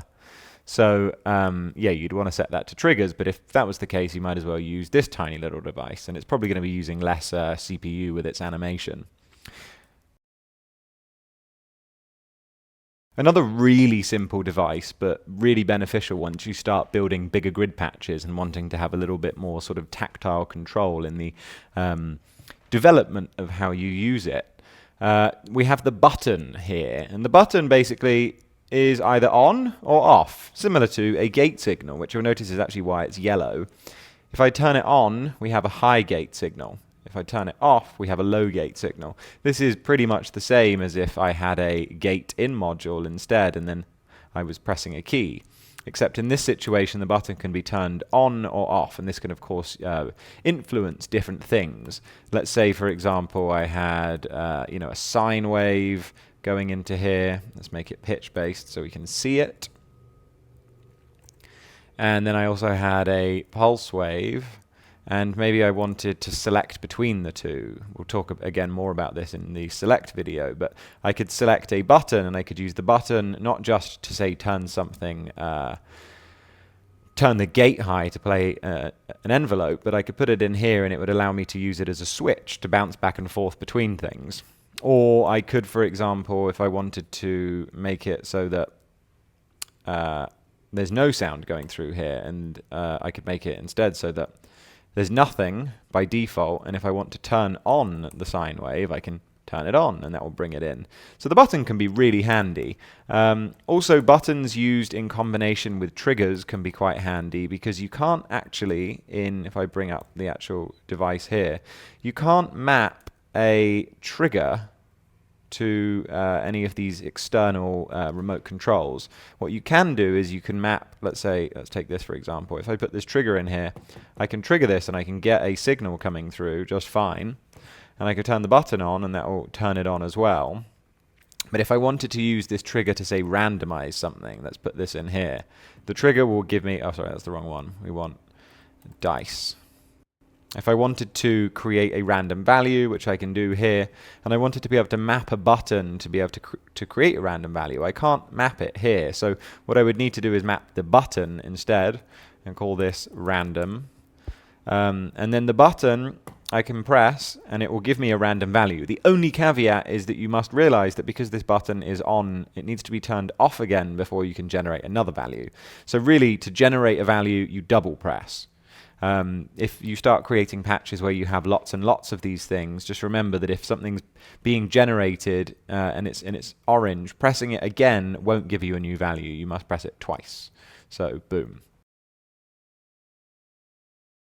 I wanted to talk about these next three devices, Attenuate, Amplify, and Bias, together in the same video because, while they do differ in what they do exactly, they are quite similar and can be used together to really change the shape or the overall expression of waves so as to be able to influence music over time in a repetitive but evolving way, if that makes any sense at all.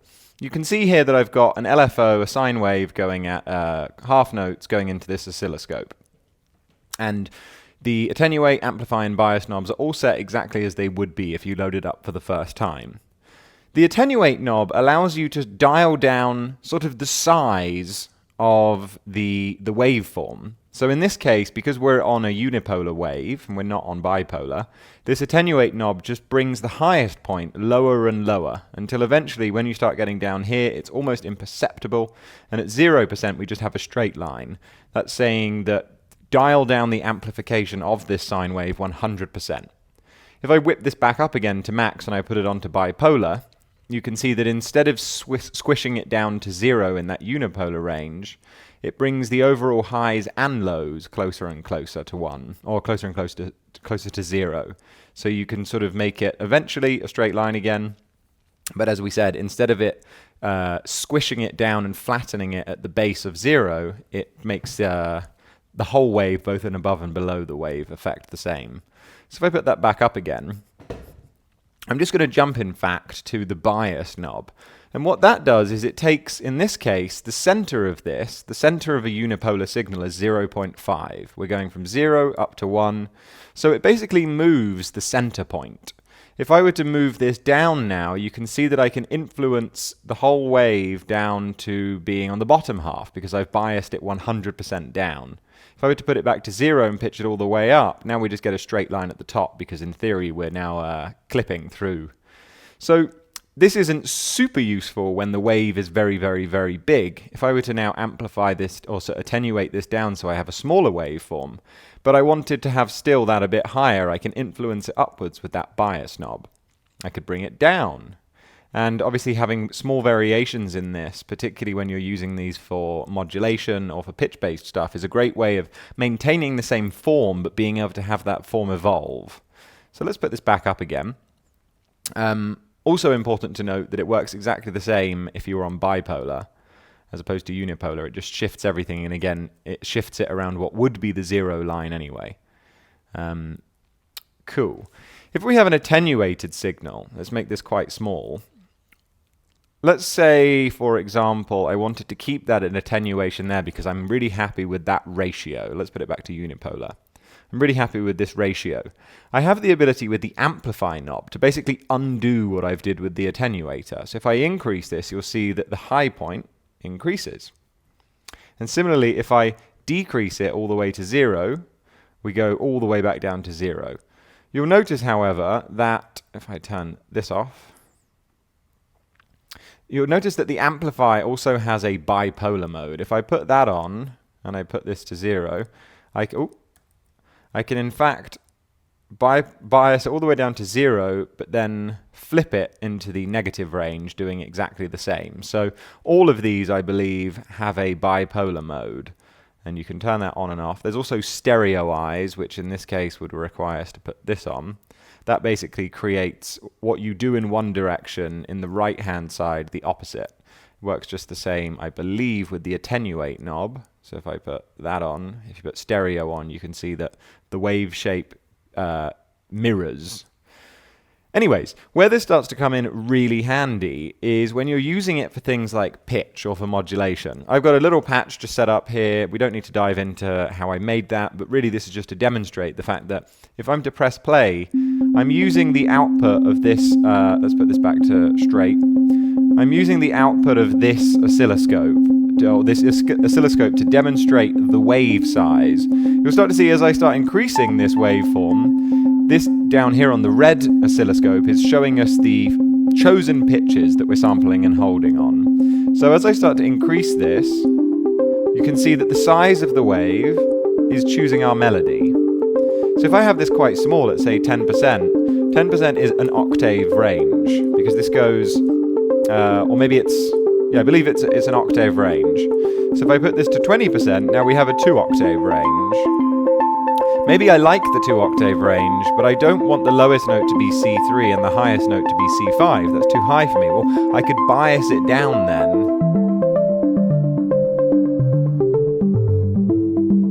And it means that I can really find those sweet spots. Maybe I like that, but now I want to amplify it a bit.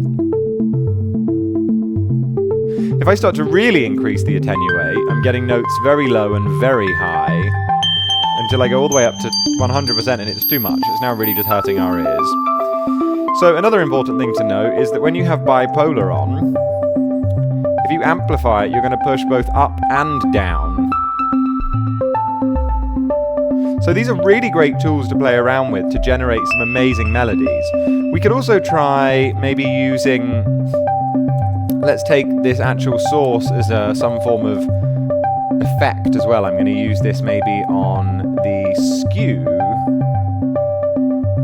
Maybe do a bit of this, maybe make the notes longer as well. So let's see what happens now as I start to increase the attenuate.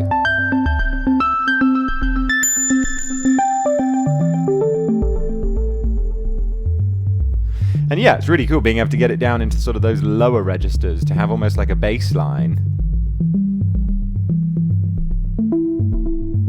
I will often use as well, if I take, say, this LFO, I'd like to do some sort of like fast saw wave situation. I don't tend to just take the direct output of the modulation here. I take an attenuate first and then a modulate out, because otherwise once you've modulated something with one of these inbuilt handles, you can't adjust the amount after the fact. So I really like being able to have, let's see what's going on here. Yeah, you can see now that like I have the ability to attenuate that that modulation. And I could also, of course, bias this. So I could have the same rate of motion. We can see what's actually coming out here. I can bias the whole pattern down, which is actually going to make these automations go into the negative. So you can see how this is a really useful way of creating music. If I were to take some sort of smooth moving LFO here, you can start to create some really cool, subtle situations where let's increase and decrease the attenuate there. Let's maybe put something onto the bias as well. Now it will in theory copy the same pattern, but it will be slightly varied. If I were to now...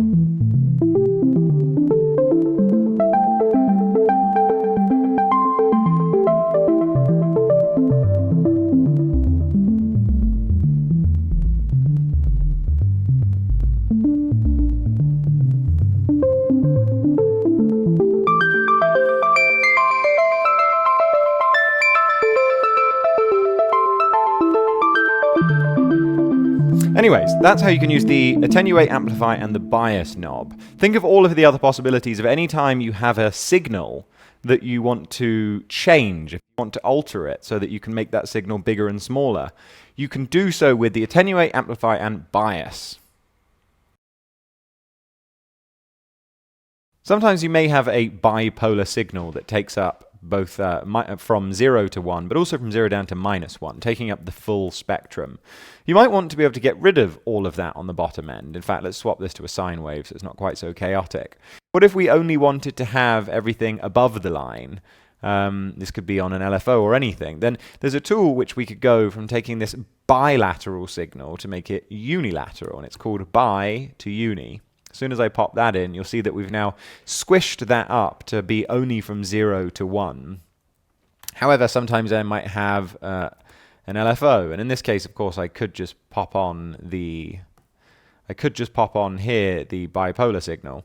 But what if I wanted to just automatically do that with, say, another signal? Well, I could take the uni to bi, and that will then make the signal take up the whole width of things. If you want to get rid of everything below the line, so let's put it back onto bipolar. If I wanted to just cut everything from below the line and just keep the top, then I could use something like the rectifier. And in this case, I can choose at what value I want to start cutting off. And if I go up, you'll see that I can start to create sort of an inverse effect of itself. If you put this to 0, you have a straight line, and you can start to affect that line and basically pick where you start to cut and bend it. But putting it up to 0 means that you can cut that off. Putting this all the way down and putting this to 0 means you can cut the top off. This can be quite useful with even oscillators. If you were to take some sort of sine wave here, you'll see that you can create these rectified sine waves that can be quite useful. And of course, you can still automate this down, and you can do some very strange wave folding effects with it. Sometimes you might want to sum together different values or different signals in order to create sort of the sum of their parts. You could use a mixer for this sometimes, but if you don't really care about changing the volumes, you just want to sum all of a bunch of values together. In this case, I want to sum these 4 LFOs into one wave.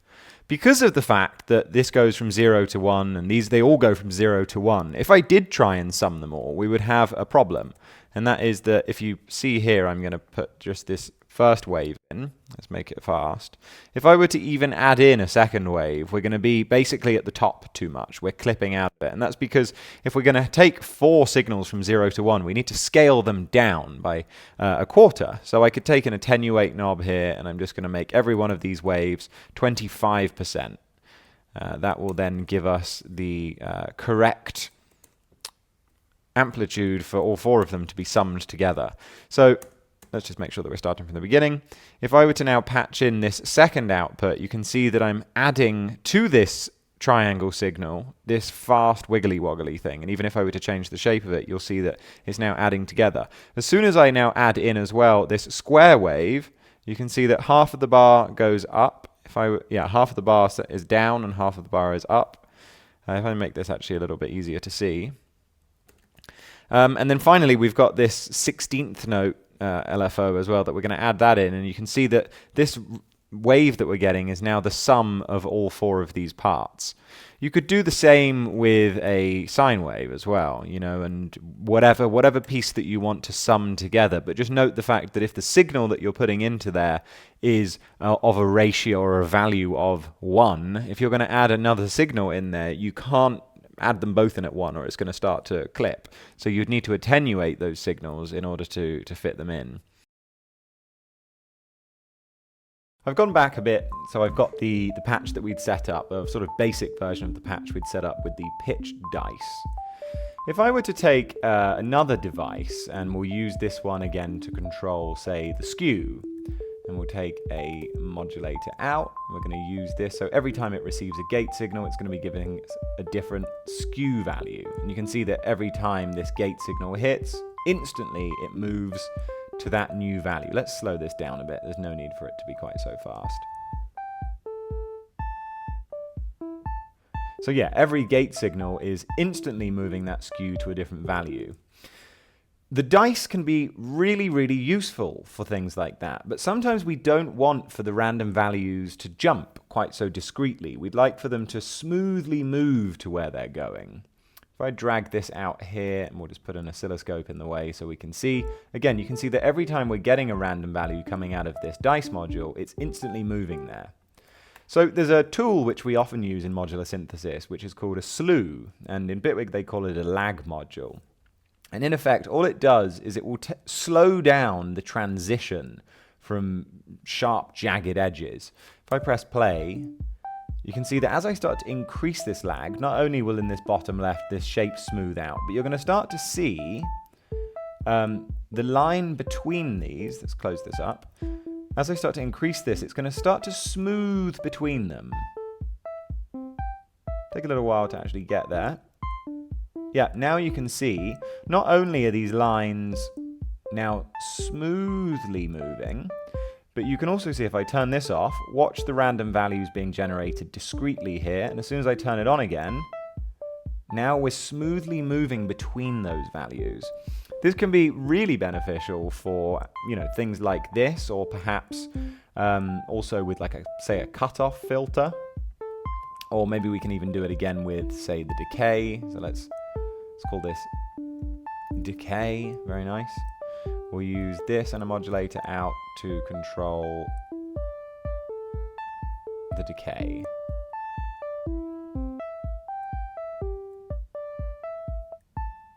Of course, the speed of which that it moves is controlled by this value here. So if you have it quite low, it's still going to smoothly move, but it's going to move a lot slower. With this knob, you can actually go all the way up to, I think, 100 seconds. And I'm sure you can imagine 100 seconds being probably a little bit too much for something like this. We're not really going to get any movement. But in the context of a very large generative patch, what you can see here is that we're now getting... Let's put this fast. maybe it's a little bit too long to even notice it. But this can allow us to have these very smooth, long motions, sort of averaging out the value we've got here. And when you're creating patches that sort of influence themselves and just generate over long periods of times, using long values of lag can be very beneficial. Of course, we don't just have to use lag for modulation, we can use it for pitch as well. So if I were to move all of this forward, I'm going to put this just before the pitch signal. As I start to increase this, we're going to create a portamento effect.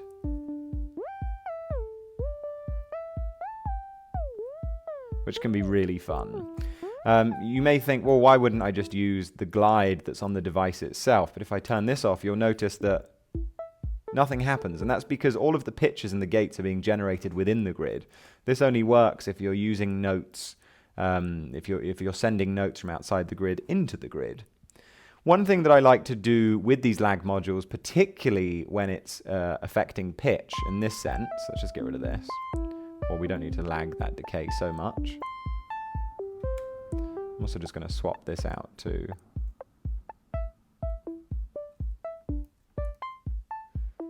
Do that again. I often like to say, not pick a value for the lag. It's too much, you know, or it's too little. So what I'll do is I'll take another dice module and I'll say, okay, well, let's have a different random value every single time. And I'm going to get rid of the lag for this bad boy. And I'm just going to say, okay, well, give us a different random value for the lag every time you receive a gate signal.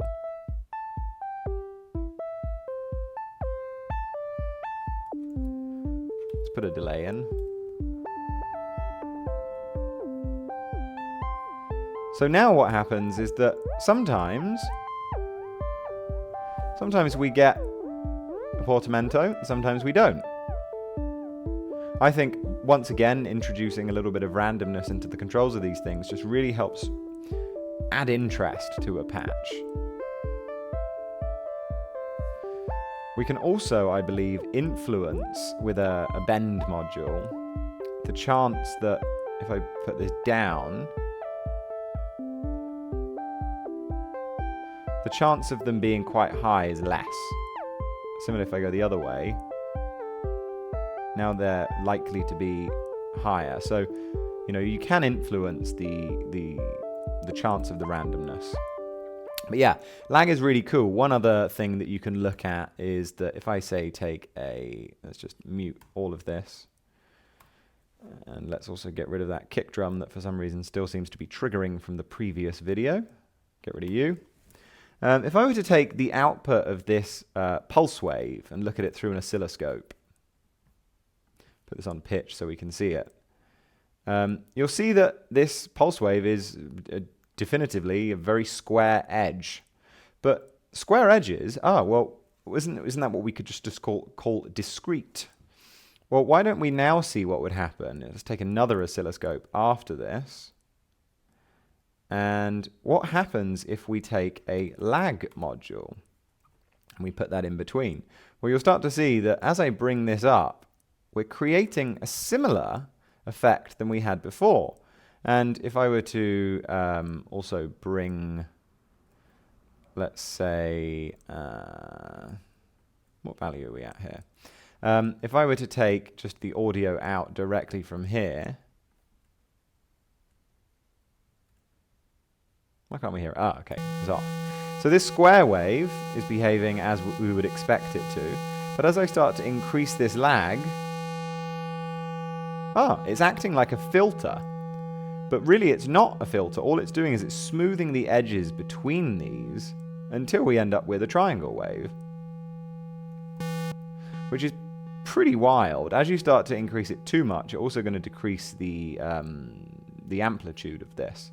Which, of course, if you wanted to fix, you could just say take a gain knob and you could increase that again, which does pretty much the same as just not having that. But it's important, I think, to note that you can also influence audio signals with a lag. If I make this slightly more interesting or slightly more complex pattern, let's change this to a wavetable and find some sort of really quite wild thing, maybe this harmonic signal. You can glide between And because of the fact that the lag introduces a sort of straight edge smoothing, you can create rather interesting variations of waveforms with it, where it's just effectively averaging it out, but with a straight line. Again, we might want to increase the gain on this so that we can actually then hear it again. But look at that. We're basically creating a triangle wave every time that there's a little sine sweep.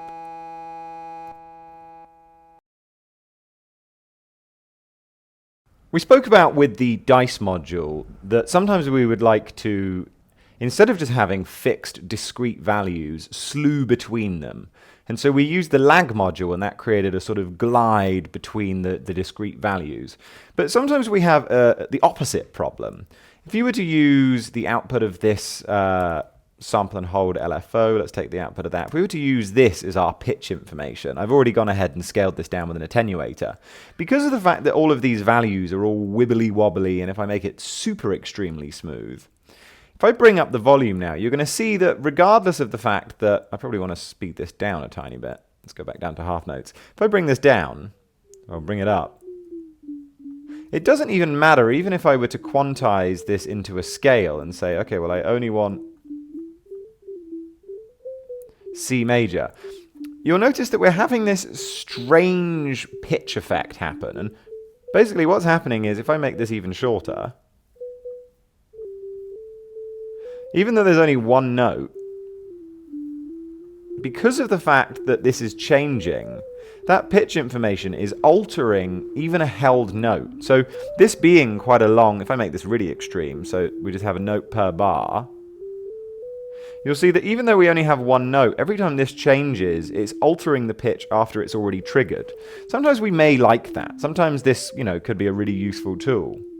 Particularly, in some sort of beautiful big generative patch where some of the voices are creating discrete pitch values, but then we want some of them to create these wibbly wobbly sounds. Let's turn this up a bit. So the way that we get around this is by utilizing a very commonly used tool in the modular world, which is called a sample and hold.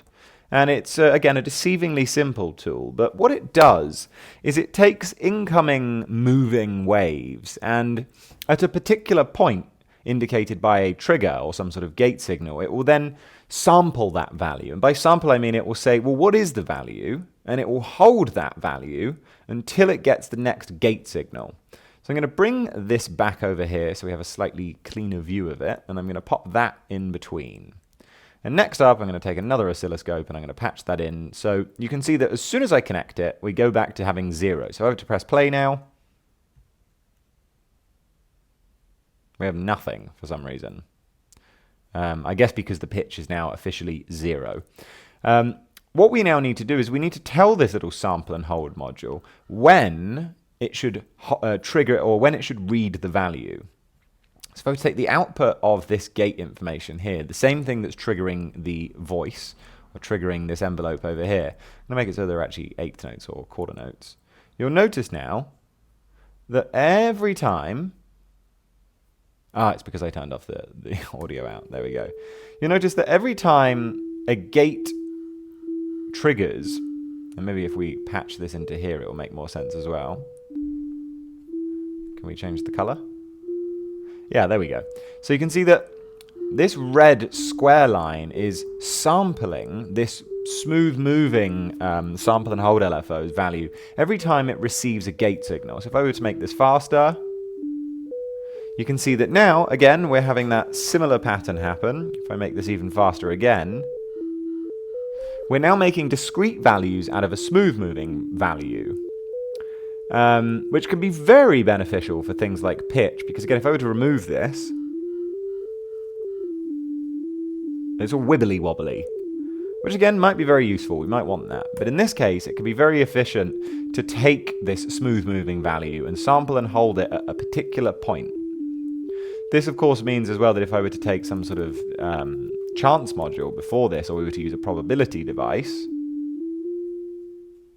not only is there a 50% chance a note will trigger, but there's a 50% chance, the same amount chance, that this sample and hold will be picked. So this means that we can have slightly longer notes Let's put some sort of effects on here so that we're not just listening to nonsense.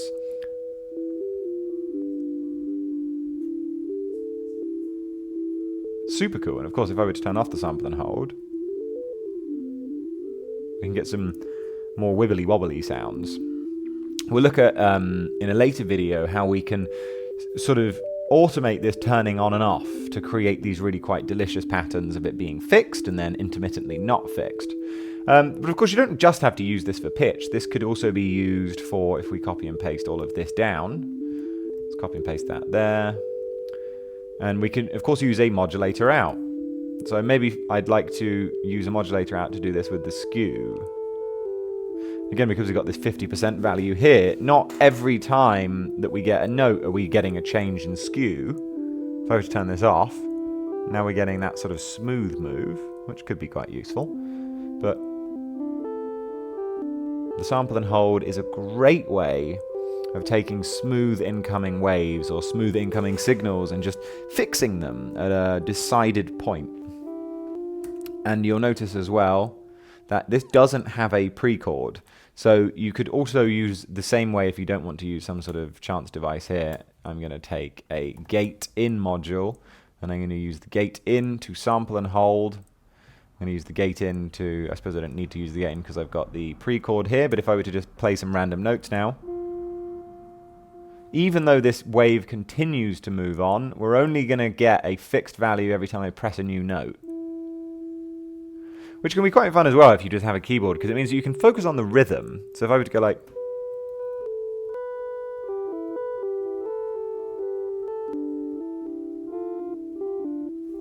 really fun. Let's turn off this F and this B, get a nice little pentatonic scale going.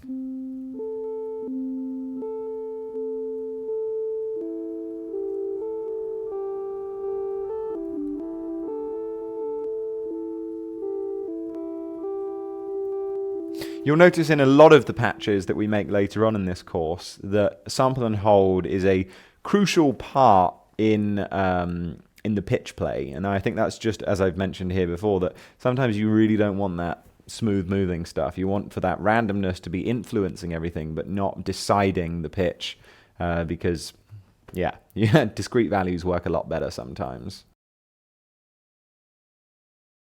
So the first thing I'm going to do is load up an instance of the polygrid.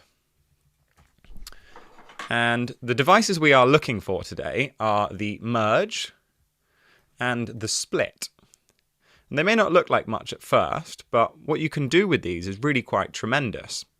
So let's start with the split. No, let's start with the merge first then. Okay, so right now what we can see here is a 2 to 1, which means we're taking 2 signals and sending out 1. And we can change the amount of signals coming in here by clicking on the device and choosing how many input ports. So I'm going to pick 3 for now. And I think what might be quite nice is to create a sort of arpeggiated pattern on this synth. So what I'm going to do is I'm going to take a pitch in module, and we're going to do something a bit similar to what I did the other day with the chords. We're going to say, let's quantize this as well. So we're going to have a C major scale going in to the first output. Then below, we're going to have another quantizer and another quantizer, but we're going to then take a transpose, and we're going to take the same pitch into here, and we're going to put it up 3. If you remember in my previous video, this is how we create all of the correct chords for a major scale.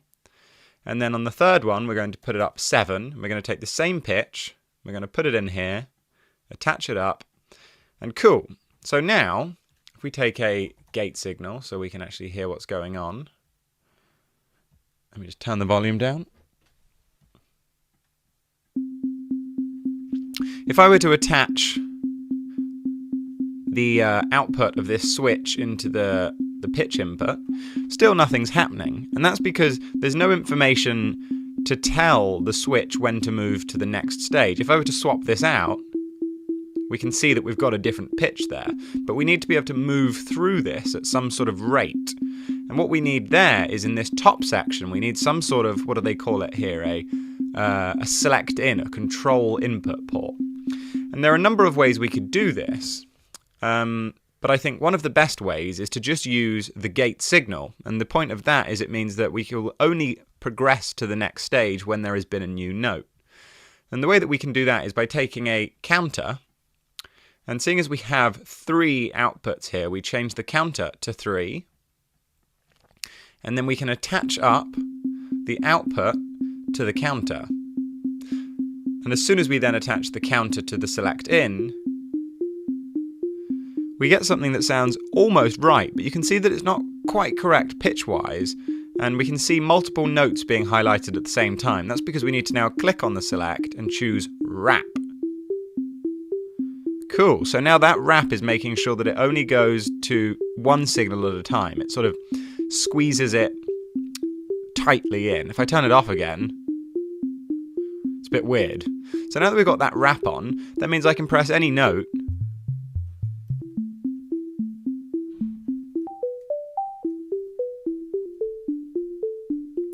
and we're then getting an arpeggiation with just a single note press.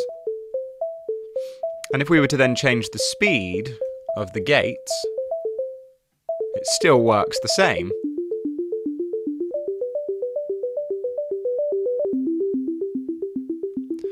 Why don't we change the... go down minus now.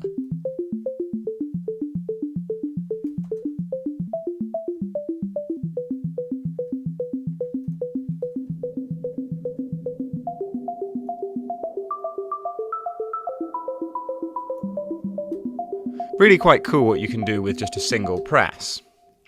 Okay, so let's leave that for a second, and let's make a new grid patch, and we're going to try the other way round now. Oh, getting ahead of myself there.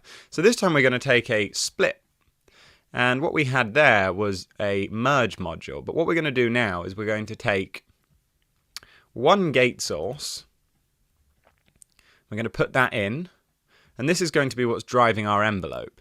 We're also going to take maybe 4 sine waves. Let me close this up. We're going to change the pitch of these so that they're all an octave higher than each other. There we go. And what we want now is 4 output ports. So we're going to select that, and we're going to select the first output port to trigger this gate, the second output port to trigger this gate, the third, envelope.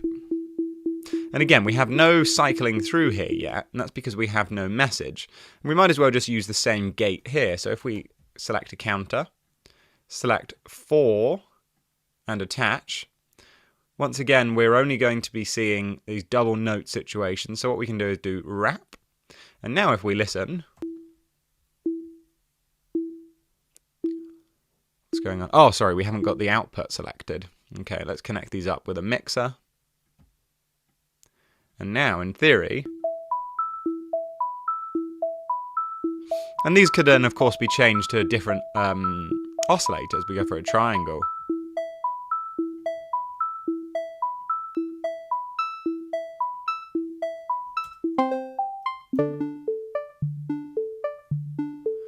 And as we said before, by using a gate signal to progress it, that means that it won't move forward unless there's a new note. So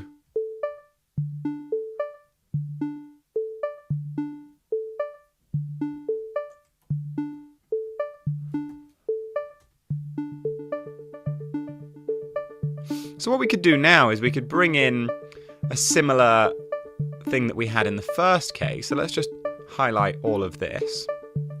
And let's bring this into our second patch. Let's close this up. This can be our triggering section.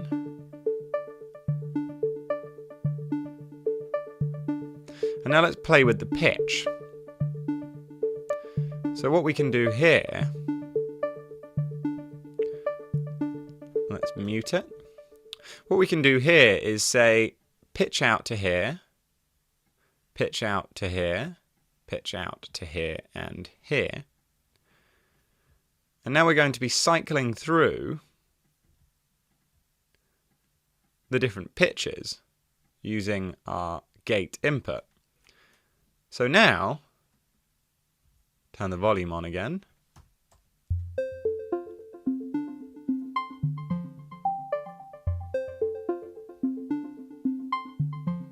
And because we have 3 against 4, we're getting a pattern that's a little bit more interesting. If I turn off the keyboard collecting here. Why don't we speed this up a bit? Oh, I've done 16. Sorry.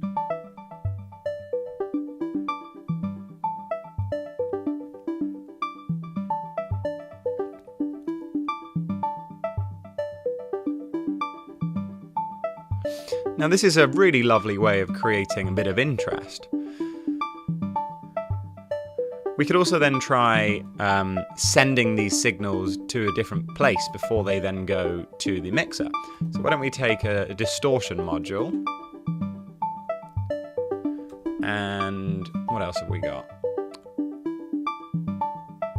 Maybe a delay of some sort? Where are we? Where are we? Delay. Oh, there we go. Take a mod delay. And some sort of, maybe an all pass. So now we're going to pick a merge.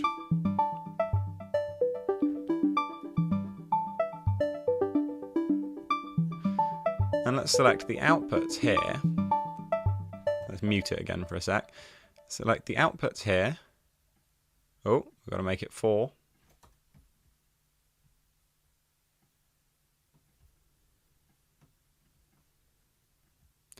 Let's stop it from going to the mixer for now. Cool, so now there's nothing cycling this through yet.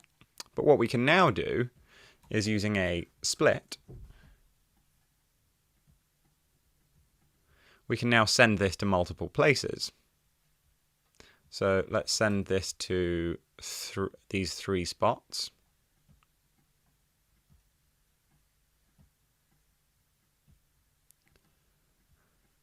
Oh.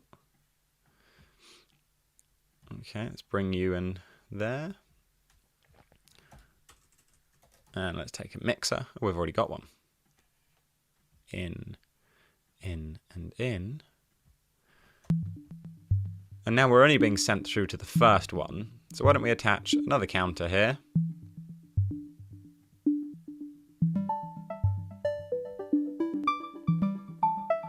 We can take another of these counters.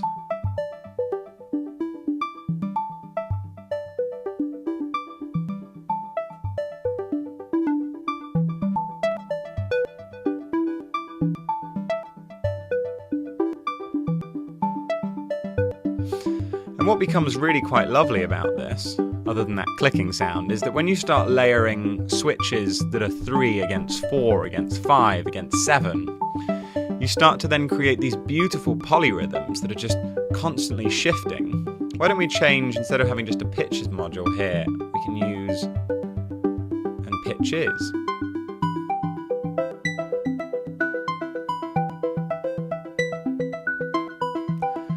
Slow down the phase like we looked in the previous video yesterday on pre-chords.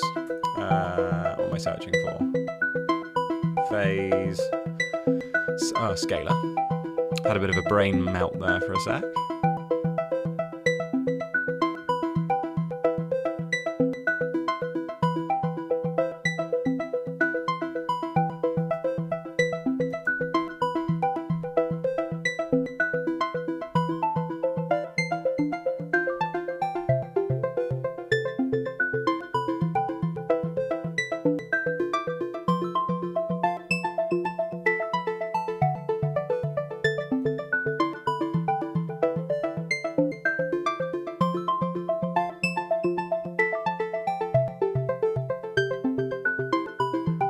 And we're really starting to get these very interesting rhythms happening.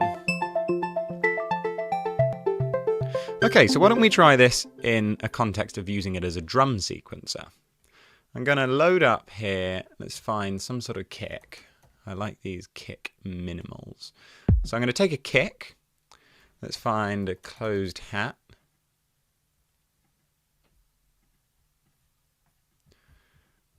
I really don't get what's wrong with my... Oh, that's not a very nice one. That'll do. And let's find a clap. Again, I think I like this clap. Yeah, I'll take that. And then let's take some sort of conga sound. Conga 808. Let's see what we've got. Okay, that'll do. Okay, so using a similar approach to what we had there, we can say that if we were to take a merge module,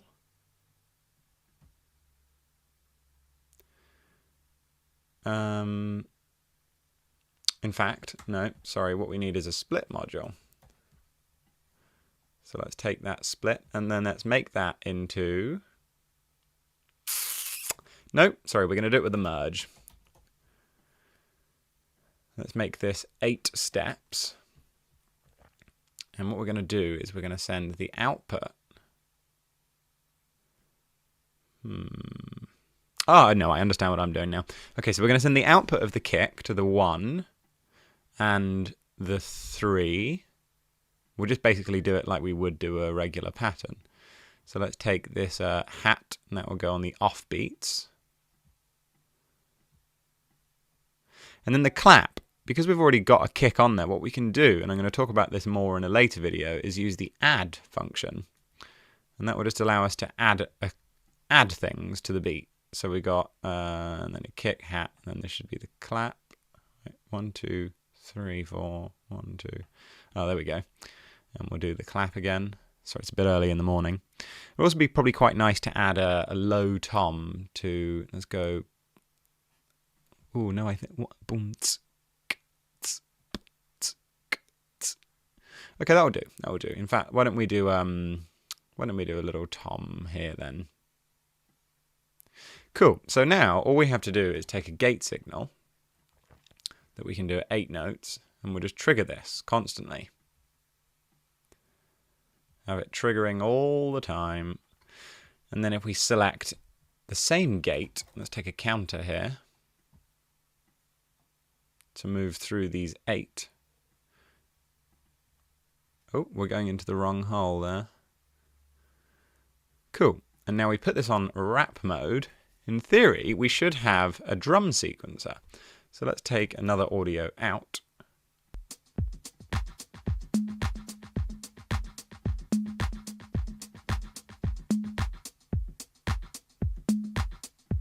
Very cool.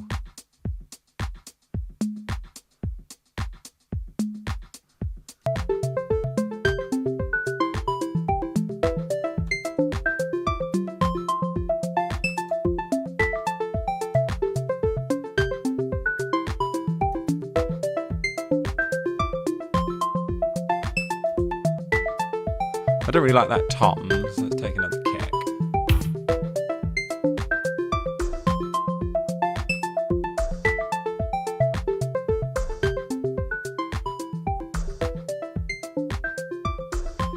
And you can see how you can create some really quite cool patterns using this approach.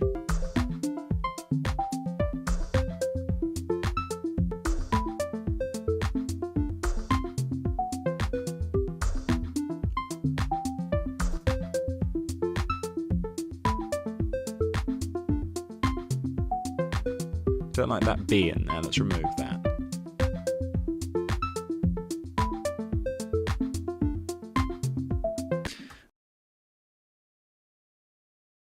In any version of the grid, whether it's the poly grid, the note grid, or the effects grid, you can send all sorts of signals around, and an effects grid patch could become a poly grid patch, and vice versa. One thing that's also quite cool about all of them is you don't necessarily need to even keep signals inside of that actual channel. I've got here a kick and some little chords, and I've just put a little filter on the chords. And maybe I want to have some sort of thing influence the opening of this high frequency section. Maybe I want to have that in a polygrid patch on another channel. But if I were to have a look at this signal I've got here coming out of this oscilloscope, I'd like to use that signal inside this polygrid patch to change this, to make this wobble up and down. Well, the way that we could do that is by using a CC out. Similarly, you can use CC ins if you've got some sort of outboard CC generator thing. But if you want to use things coming out of Bitwig, and going, coming out of the grid and going elsewhere. Let's pick, say, CC4 of channel 3, for example. It doesn't really matter which one you use, so long as it's not being used by anything else. If I now go onto this channel, I have the option to add a MIDI modulator, and we have the option for CC, pressure, or bend. And rather sillily, I don't remember what number I did, CC4 by channel 3. So if I go now, and I go here to turn that off to all and go to channel 3, and I'll put CC4 on. As soon as I get to CC4, you can see now that... Wait, did I do it the right way around? Channel 3, CC4. And of course, I also have to go here and make sure that my inputs are coming from polygrid. Now that means I have the MIDI information coming from that channel. So I can use that CC information to do all sorts of cool shit, where maybe I have this speeding up. Let's put it on like a sine wave. And I can have a label here. And then in this label, I could say filter on keys. And that filter on the keys could be some sort of control thing I have.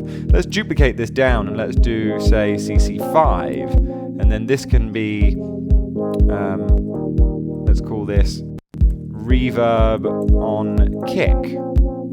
So now with this one, maybe I want to have some sort of reverb here.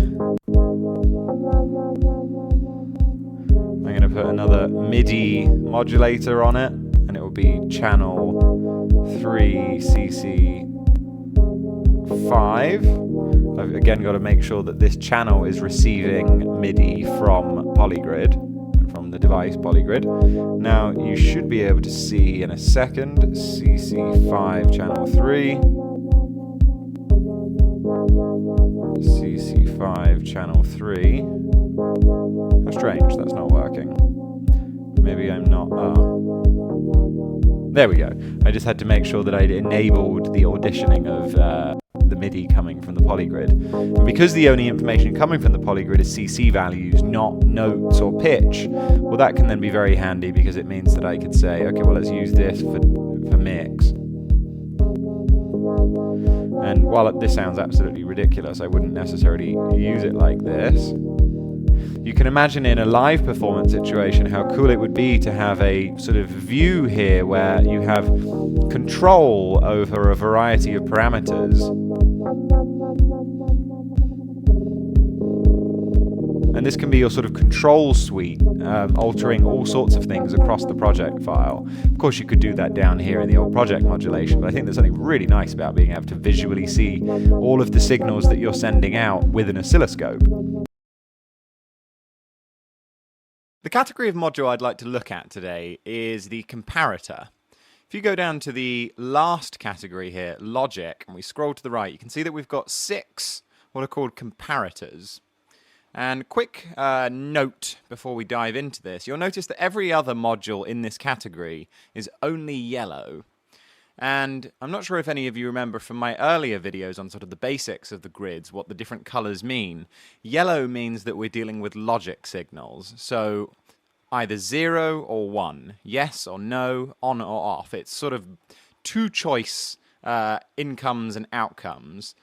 And the red is untyped. And untyped means that it could be a variety of sources. So it could be audio, or it could be LFO rate modulation, or it could be gate signals going in. But it basically means that you can put anything into it. And if we see on the right-hand side, you can see that we've got a yellow port. And that just means that whatever you feed into it, it doesn't matter what kind of thing you're feeding into it, you will get either a on or an off state. And that's why these, what would seem to be quite mathematical functions, aren't in the maths group, they're in the logic group, because it doesn't matter what you're putting into it, you will get a logic signal out, a gate signal or a trigger signal or an on-off state. So I thought that's important to note first of all. So what is a comparator? Well, in its essence, a comparator is just a device that allows you to compare 2 things. And after having completed that comparison, give us either a yes or no answer.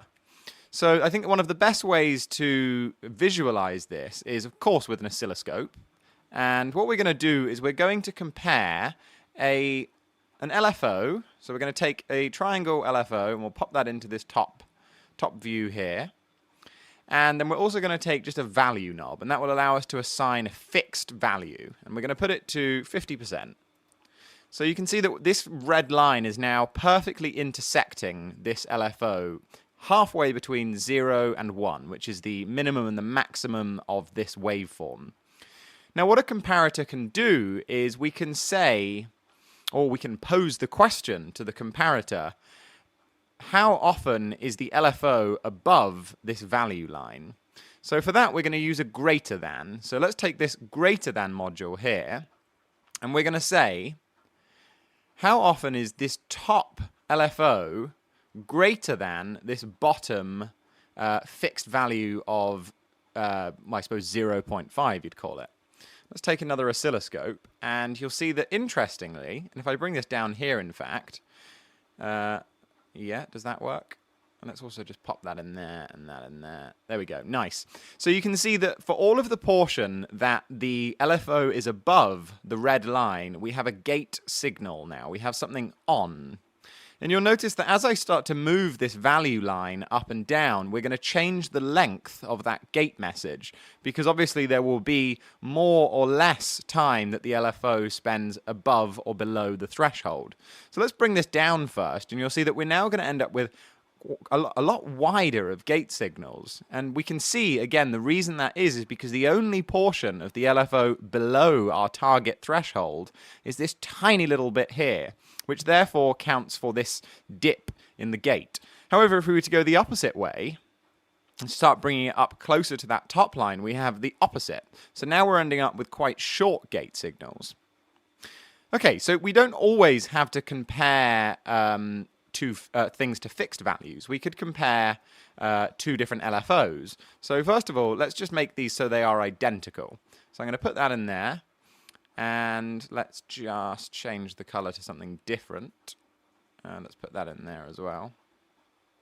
Restart them so they're at the same point. What's going on? I've lost my caps lock. Okay, there we go. So now we have both of them running at the same time, and therefore there is no point that this LFO is above this LFO. Therefore, we have a low logic output.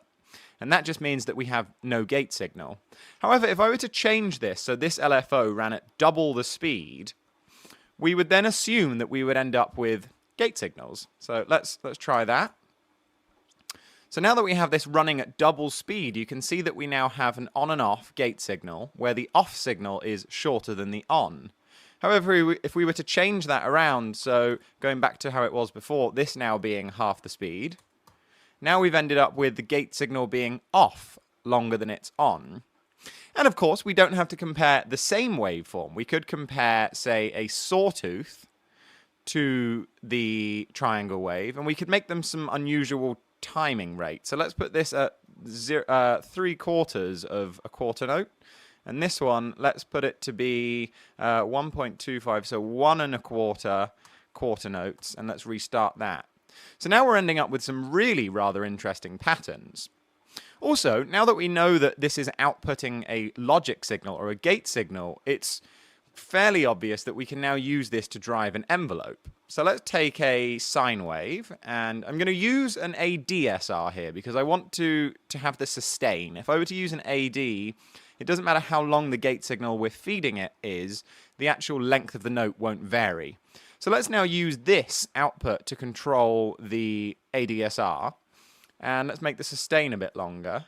In fact, let's make the decay longer and the sustain shorter. There we go. So let's take an audio out now, and let's listen to what's happening.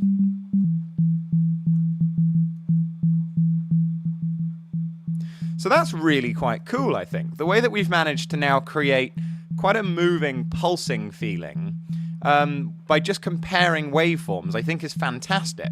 We could try again and make a little bit more changes to this waveform to see what kind of sounds come through those changes. So let's...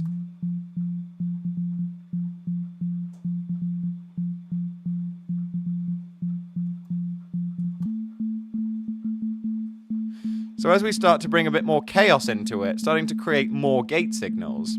And obviously if I were to play this in context with a metronome, it doesn't sound particularly good, and that's quite obviously because we're not really quantizing this to anything. So what we could do is clock quantize the output.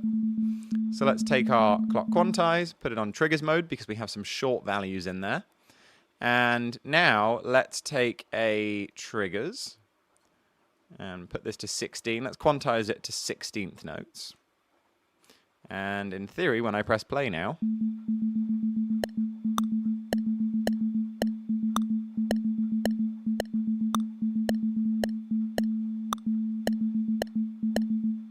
let's modify the LFO a bit.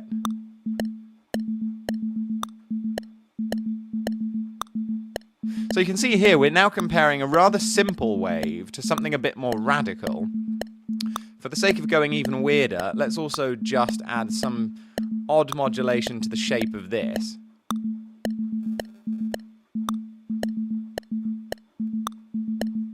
Let's add another LFO, changing the speed of that one.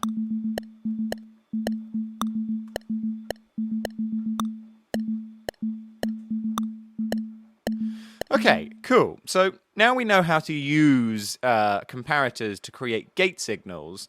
Why don't we try and see what other uses we can find for these relatively simple devices? Well, one thing that I think is particularly cool about this less than and more than features is that we don't have to use this for waves in the sense of creating gate signals. We can use them for comparing pitch as well. So I'm just going to put this back to an AD because I prefer the sound of it. And I'm going to show you what you can do with the less than in tandem with talking about pitch. So I'm going to take two different waveforms here. Let's have a sawtooth and a sine. So two quite different waveforms. And what I'd like to do now is to create a way that whenever I play notes upwards, i.e. whenever the next note I play is higher than the previous note, we're going to play on the sawtooth. However, when I descend with my notes, i.e. whenever a note I play is lower than the last one I've just played, I'd like it to play on the sine wave. So the way that I'm going to do this is I'm going to be comparing pitch. So let's take this pitch module. This is just the pitch in. So whatever key... Oh, shit, let me turn this down. So whenever I press a note, if I put in a value readout here so we can see it, whenever I press a note, we can see what note I'm pressing. Therefore, we now have pitch information being brought in aside from these pre-chords. So what I want to do is I want to compare the pitch now, the pitch in the present, with the pitch very recently ago, so the pitch in the past. And the way that we're going to be doing that is, again, by using a less than.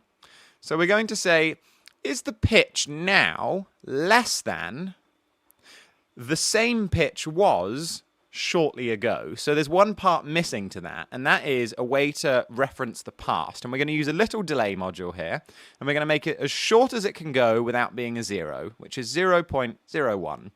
So all I'm going to do is I'm going to take the pitch into there as well, and then we're going to compare the pitch with itself 0.01 milliseconds ago. And it stands to reason that if I then keep playing the same note, we're not going to get a gate signal, because it's only when the note is less than it previous was will we get a gate signal. So let me just prove that to you as well. And I'm going to do the C major scale upwards here. Nothing. However, as I start to play down, if I put this on fast mode, as I start to play down, we're getting gate signals. But as I go up, nothing. Down, gate signals. So what we're going to do now is we're going to say, okay, well, let's use, instead of the pre-chord for the gate, we're going to use the pre-chord for, in fact, let's do this way. So I'm going to split it, and I'm going to say, when the pitch is less than it was a millisecond ago, trigger this AD. And then let's just copy and paste this up here, and all we need to do is now swap this for a greater than, and we're going to use the greater than to trigger this bottom one. In fact, I wanted it to do it the other way, didn't I? I wanted it to be low on the other side, so let's swap these out. Okay, cool. So now, in theory, these gate signals that are going to be triggering these notes aren't coming from the pre-chord, and we have nothing else other than the pitch value then being compared with the pitch value it was shortly ago, and that's what's creating the gates. So let's try and ride up here. We're going to do up the C major scale first. And let's go down. Let's go up. So this is quite cool because obviously as you're playing melody, we're now creating a sort of split. And this can be very handy as well for when you're using sort of generative patches, because we don't necessarily need to be defining the pitch ourselves. We could swap this out with something. So let's take a dice module and let's scale this into maybe 2 octaves. So we'll go from C3 to C5. And we need our trusty quantizer. And let's make a nice pentatonic scale here. So let's just leave it as is. And let's use, in fact, a trigger to, not to obviously be triggering these notes, but to be triggering this dice. So let's put that to 8th notes, and let's just see what we get now. Now, it's important to note, obviously, that we're not getting any pitch changes here. So we're going to need to now take the output of this pitch quantizer and put this into our sine waves as well. And, sorry, sawtooth.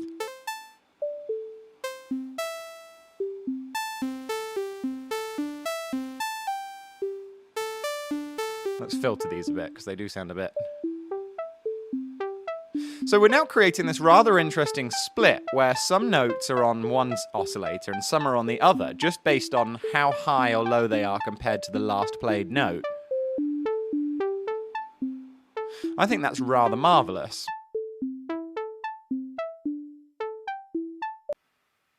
Another great use of comparators is aiding us in our quest for delicious generative patches, where oftentimes if we've restricted the possible notes that a randomized sequence can give us, we will end up with repeated notes. And by repeated notes, I mean the same note played multiple times in a row.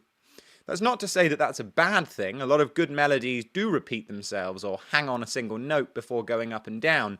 But in the context of a generative patch, at times it would be nicer for, instead of there being a repeated note, to have a pause or a rest instead. So instead of playing 6 Cs in a row, maybe we get 1 C followed by 5 rests. Now, I've patched in a very simple just dice module here to a pitch scaler, restricting it to 1 octave, and then we have 3 possible notes.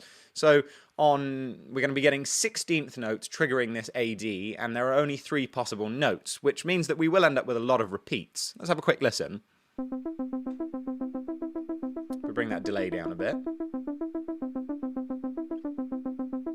Now, what I'd like to achieve with our comparator is that if we don't change note, we don't get a gate signal. And we're going to do that by comparing the pitch with itself again, but we're going to be comparing it with a not equals. So let's just get our delay ready. Put this down to its lowest value. So if we compare the pitch now with the pitch 0.1 milliseconds ago and say, is it not equal to what it was 0.1 milliseconds ago, we're only going to get a gate signal when that's true. So we're only going to get a gate signal when the note is different.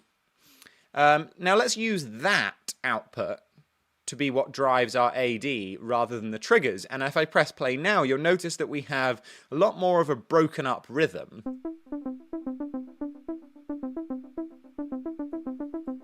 Comparing that to this.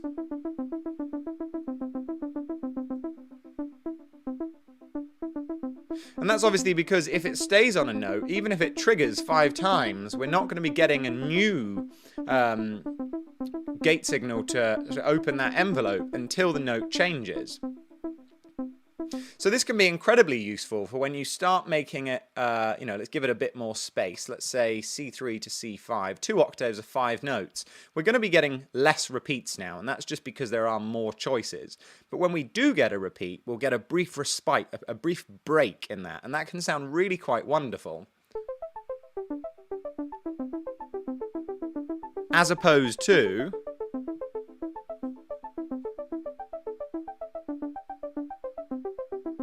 because those repeated notes don't sound that cool, whereas these gaps now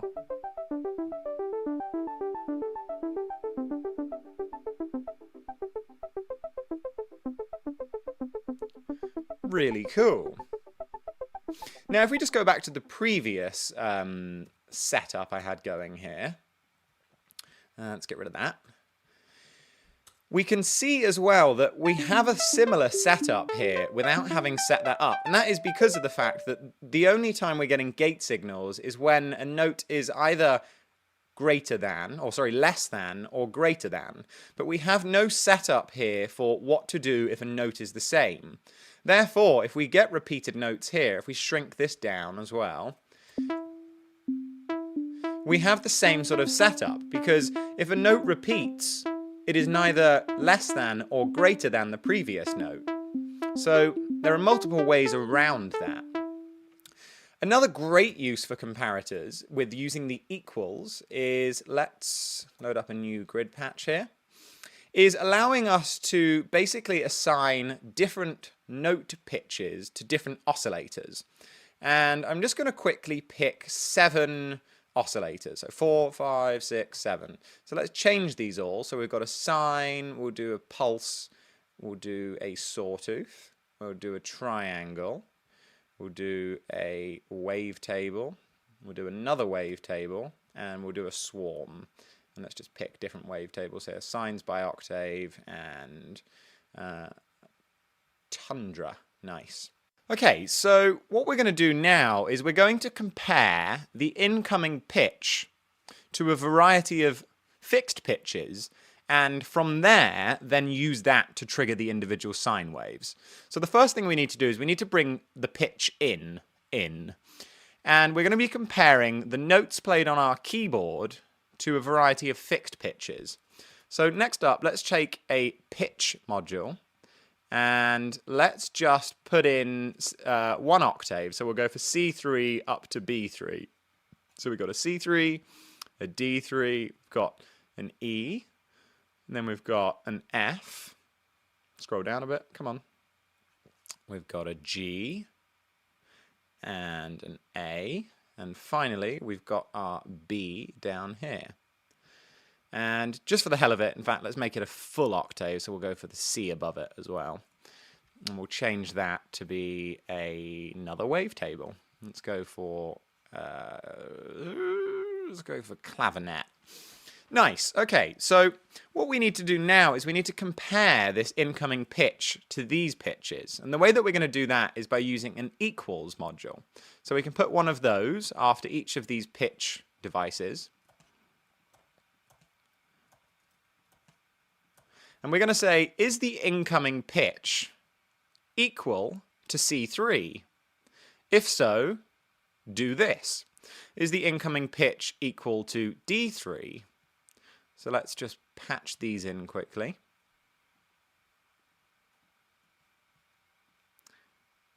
Da, da, da, da.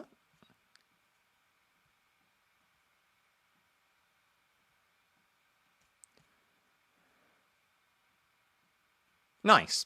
Okay, so as I now play the keyboard, let's just make sure I'm in the right register.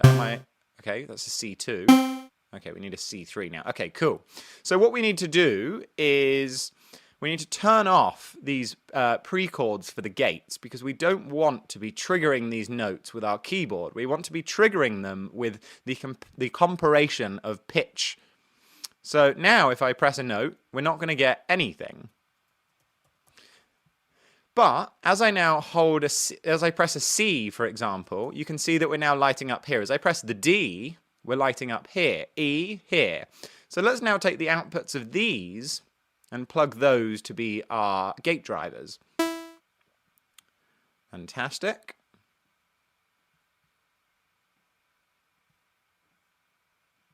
So as I now play up and down the keyboard, let's zoom out a bit.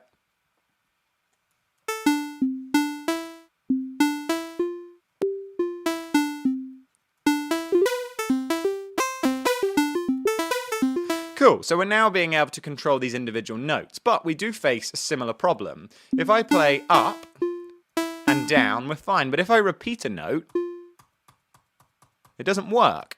And that's because once the pitch has been accepted as equal, we have just a gate message going out, and it doesn't turn off again. So we need to find a way to be able to compare the pitch, but also add in another factor. And the best way to do that is to use the gate in as well. So we're going to say, is the pitch equals to C? Yes. Then trigger the first oscillator. However, if the pitch is equal to C and we press another C, we still don't have anything to re-trigger it. So what we're going to do is we're going to take an AND module. We're going to bring in another form of logic here. And we're going to say, is the pitch equals to C?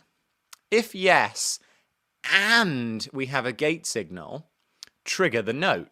So now as I play C's in a row, because the answer to is the pitch equals C3 stays true, all we then need is for the other part to be true, which is there to be a gate signal. So as I hold the note, you can see that we're lit, and as I press it fast and longer and shorter, that means that we can now create, if I were especially to change this to ADSRs, we can now create different gate lengths. So let's change all of these to ADSRs, in fact. And all we need to do now is set up the same AND functions for all of the other devices. So let's just copy and paste these down here. Nice, nice, and nice. Patch those in there. A lot of these patches, you do seem like you're spending a hell of a lot of time just dragging cables back and forth. But you know that's the fun. That's why we're into it, isn't it? Let's take the output of that guy, and you into there, and the last one. Now all we need to do is, of course, connect these.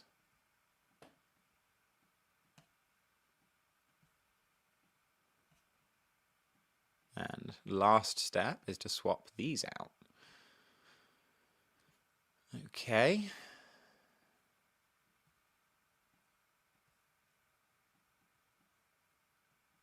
Nice. So now I can play up and down the keyboard.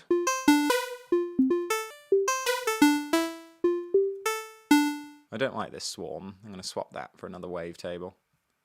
Let's go for a brass step. So if we were to now use an arpeggiator, for example, and I were to hold some note,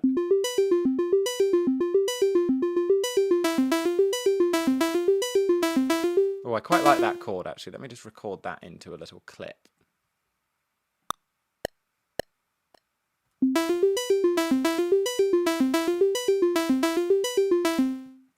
Nice, we've got our notes. Let's just make this, say, 8 bars long.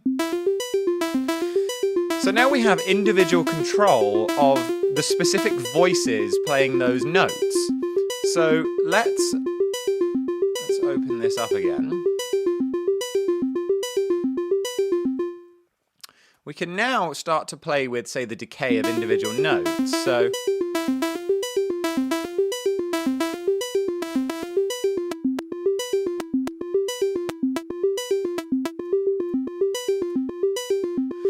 it's important to note that we need to take the pitch off of these and then patch the pitch in here, because otherwise if I press notes we're going to be changing the pitch.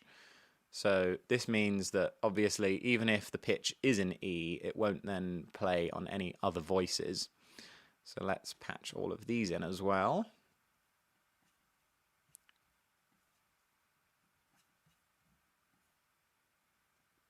Cool. Let's put a bit of delay, just for good measure.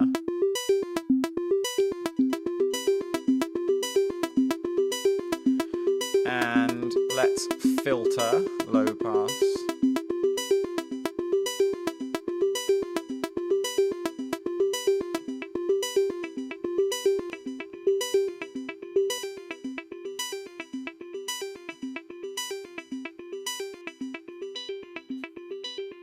Maybe we can use this to open it a bit.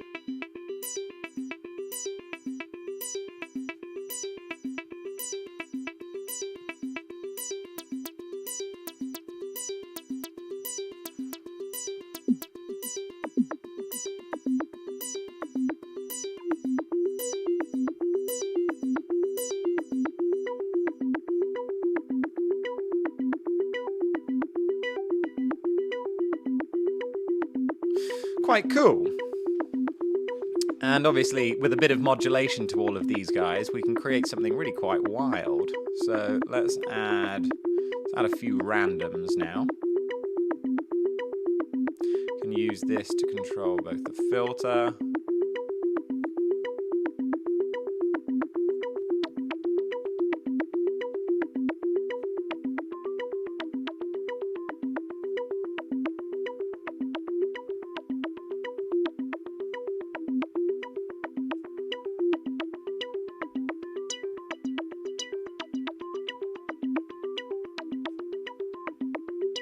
sounding quite cool.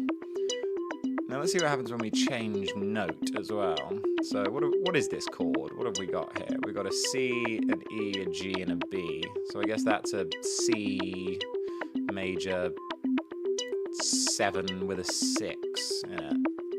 Let's do also an A.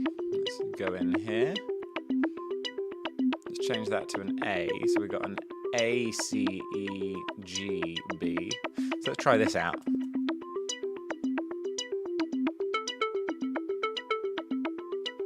Oh, that's cool.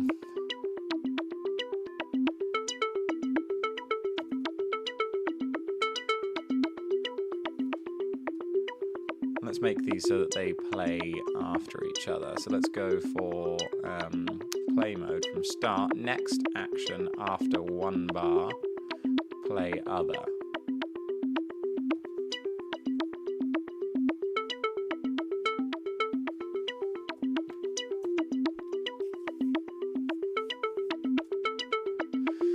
Very nice.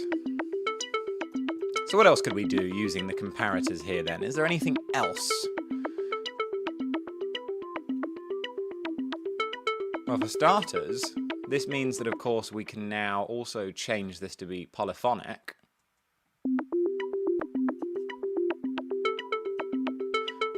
Which means that we can have longer releases.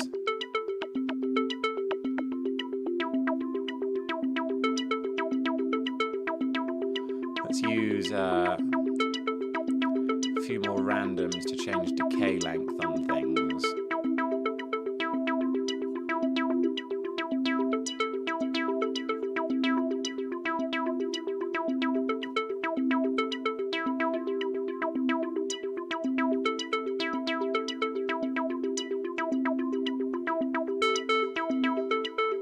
Are there any notes we haven't used? Maybe we can bring one of those in. So we've got here, we could do a C there.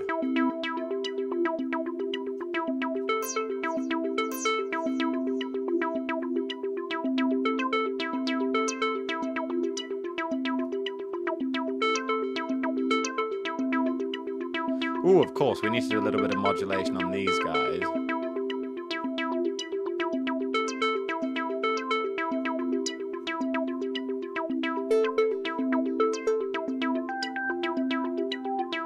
Ooh, that signs by octave one is amazing.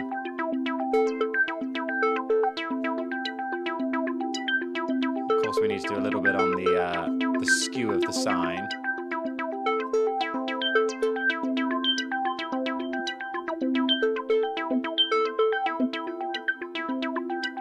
Really nice.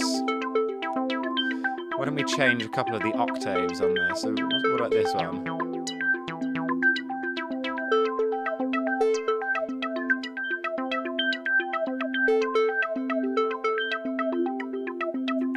Bit of reverb.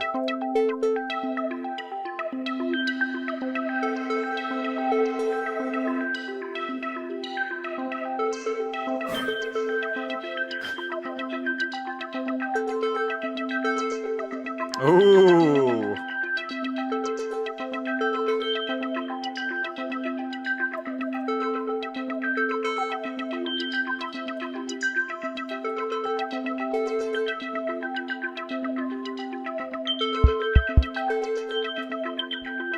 See what this sounds like.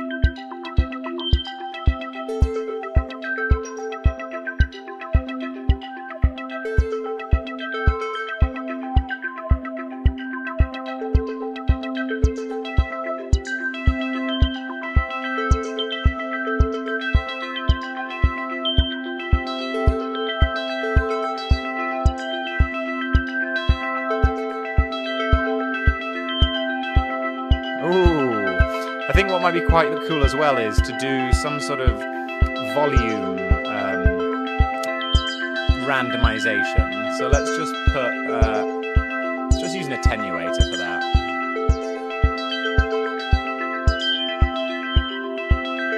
It's probably the quickest way.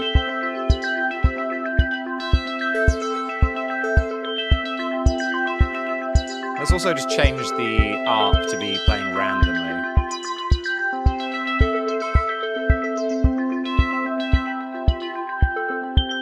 No, let's put it back.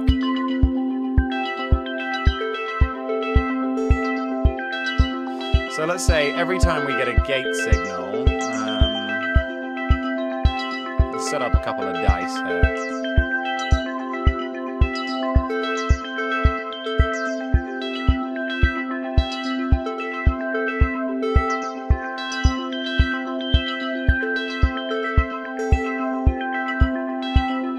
And a couple of modulator outs.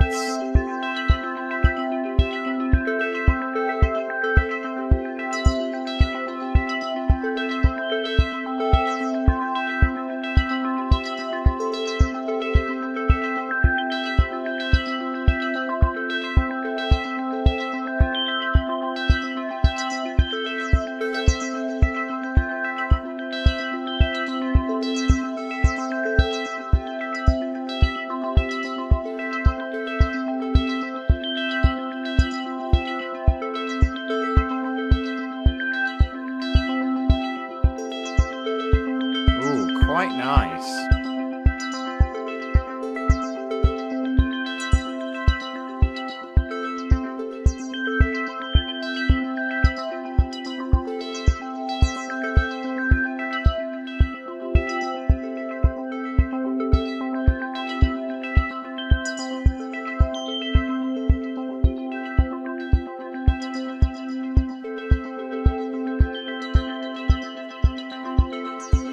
And of course, we don't necessarily have to have these notes that we're comparing them to be the right notes.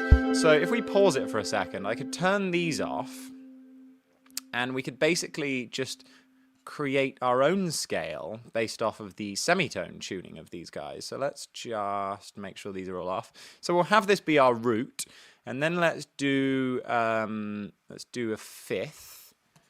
And then we can do a third. We'll do a minor third up 12, so we'll do 15. Then we can do a 14th. And we can do a minus 1. And we'll do a minus 12 for the sake of it. And let's do a 5 again. We'll do 5, 17, and we'll also do a 24. So we'll go up a whole octave. Let's see what that sounds like now. Quite horrible.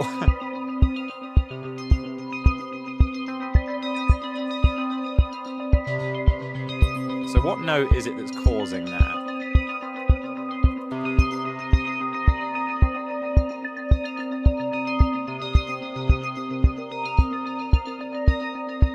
Bring it all down an octave.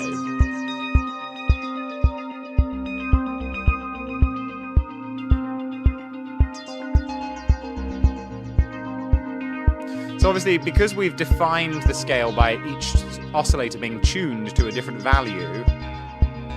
Oh!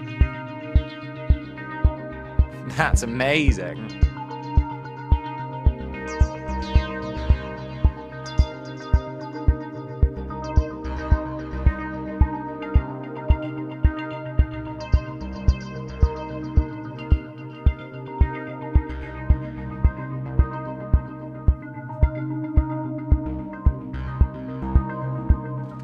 Really cool.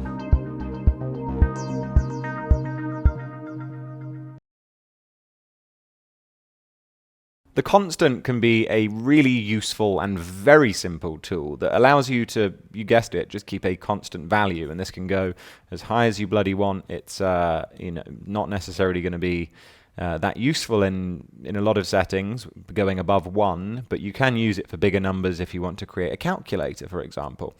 I could see, for example, here, If I put this value to 50% and I put this, or let's put this down, let's put this to 0.5, I could say, is the value greater than 0.5? If I want to do any mathematical functions and to keep a value in there, you'll notice that if I pop this in here, as I get this value over 50%, boom, now the logic signal has said yes, because it is over 0.5. You could, of course, do this with a value knob as well, and you could say, is this over 50? But having a constant is really handy for sort of large operations. Sometimes as well, you might make a patch where you have some specific maths that you need to do every time to, say, work out the length of a quarter note, or maybe there's some sort of mathematical thing you'd like to do that utilizes the same numbers again and again.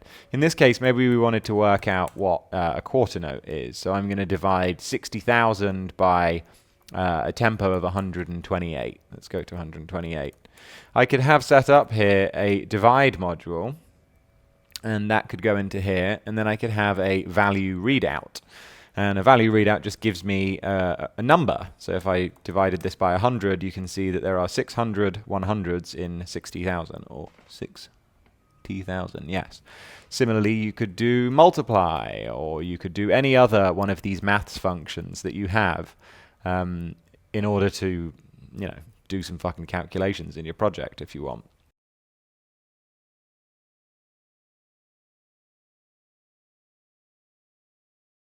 We've looked at before how any signal that rises above 0.5 can be used as a gate signal. I've got an envelope here being driven by this LFO that is doing a pulse wave at 8th note. So if I press play, you can see now that this 8th note LFO is driving this as our gate signal. If I bring the attenuation on this down to just below 50, no longer is this value high enough to be registered as high logic to drive this gate. So just bring that back to where it was.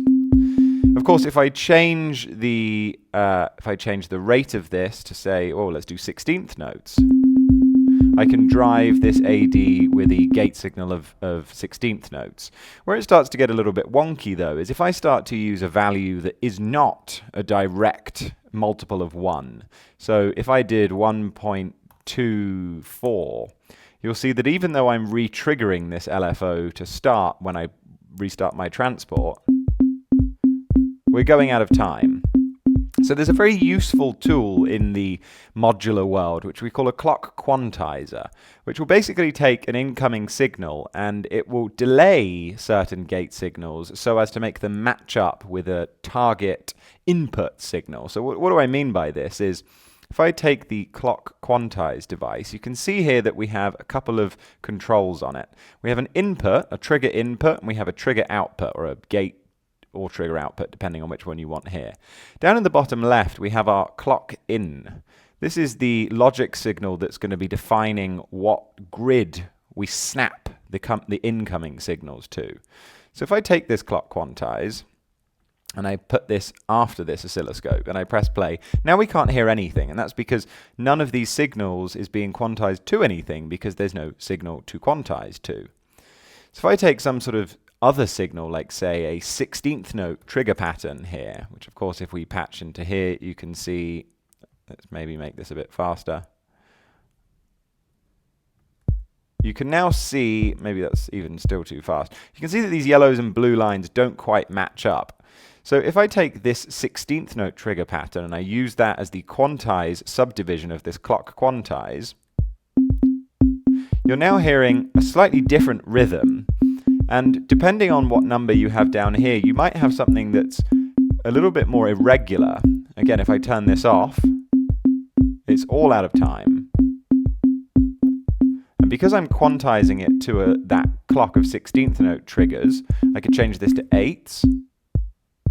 And now it's only going to play notes, it's going to push those notes to be onto 8th notes.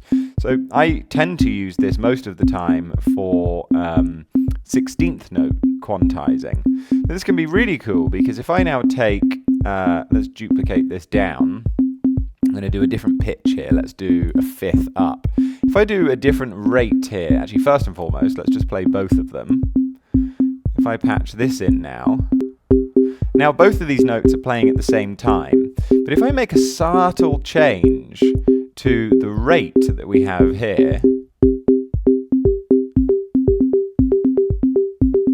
now because these values are being quantized, it's creating a really cool bouncy rhythm. If I turn off the clock quantize, it's just absolute madness. We could do another layer down here below as well. And let's patch this in. Also, we'll do a third up an octave. And again, if I start to change these rates, you can create these really cool rhythms. And of course, it doesn't just have to be a square wave. We could use other waves. I could use a triangle wave here, and it will behave similarly.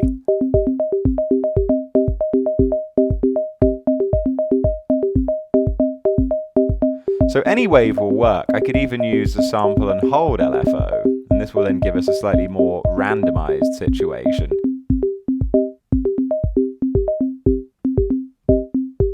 If I put this to say 16th note, so it's changing really quite often.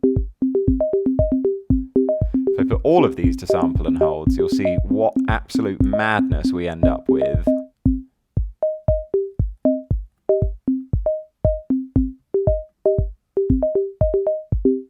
If I turn off this clock quantize now, it's just nuts. But because we're quantizing it to a steady rhythm of a 16th note trigger,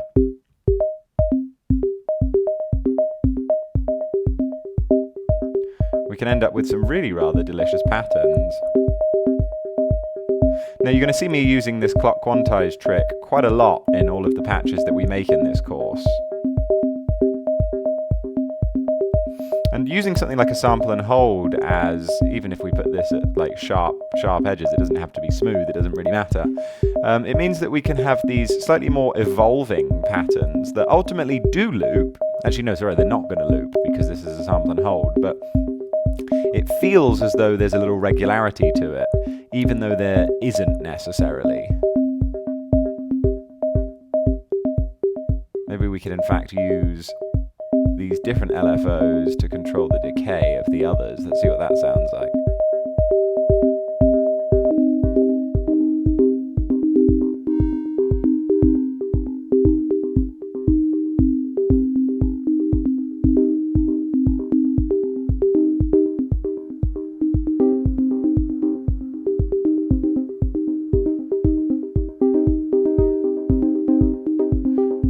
Quite cool.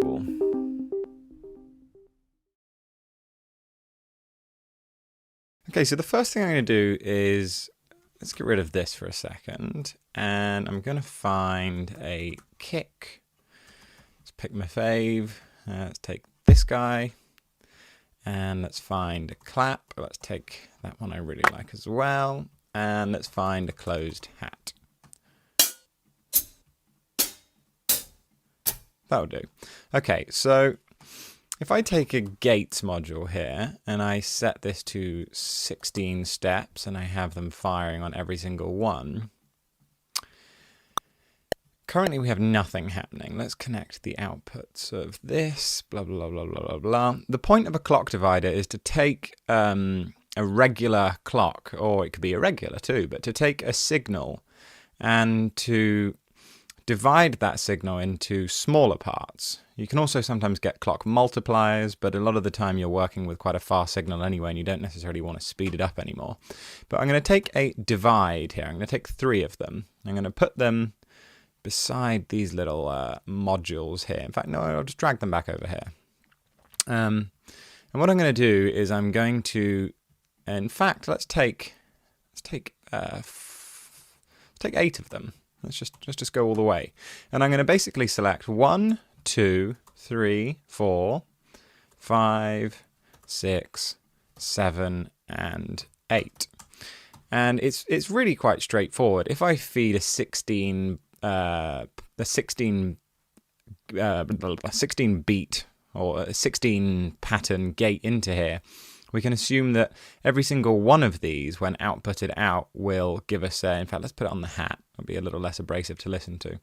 We'll be getting a hat on every 16. If I change, however, in fact, let's connect these all up just so we can be a bit quicker about it. We've got this 16th note, that's what I'm looking for, 16th note pattern going into this clock divider. And going through on the 1, we obviously get a hat on every single one. If I change that to the 2, we're now getting 8th notes, because that 16th note pattern has been divided by 2. If I put it into 4, we're now getting quarter notes, because again, we're dividing that pattern by 4, and it takes four hits to get to 4 to then output a trigger signal. And lastly, of course, if I put an 8 in, we're now getting half notes. If I were to go one step further and make this into 16, then quite obviously we're going to get 1 every bar. There we go. So what becomes quite interesting about clock dividers is using odd numbers. And to quickly demonstrate what one can do in its most basic form, I could take, say, we'll take this quarter note, we'll put that on the kick. Okay, there we go, there's our 4/4 kick. If I were to now take an 8th note divided by 8, that will be a half note, and I'll put that on the clap. Oh, sounds similar, doesn't it? What about if I put then the 1/1 on the hat?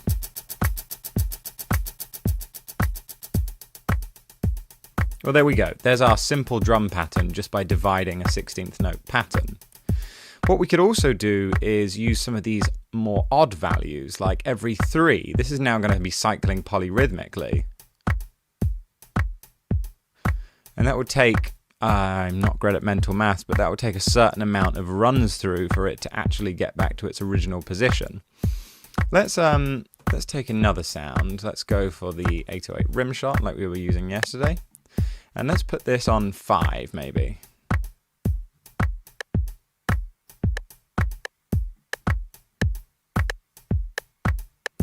You can see that it becomes a slightly more interesting rhythm. Let's take a little conga sound. Whatever, we'll just use this. And we'll do this by 7.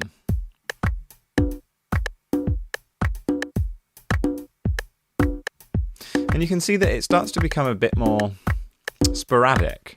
And one thing which we can also do with a clock divide is reset it. You can see that down here, that there's the, the reset in.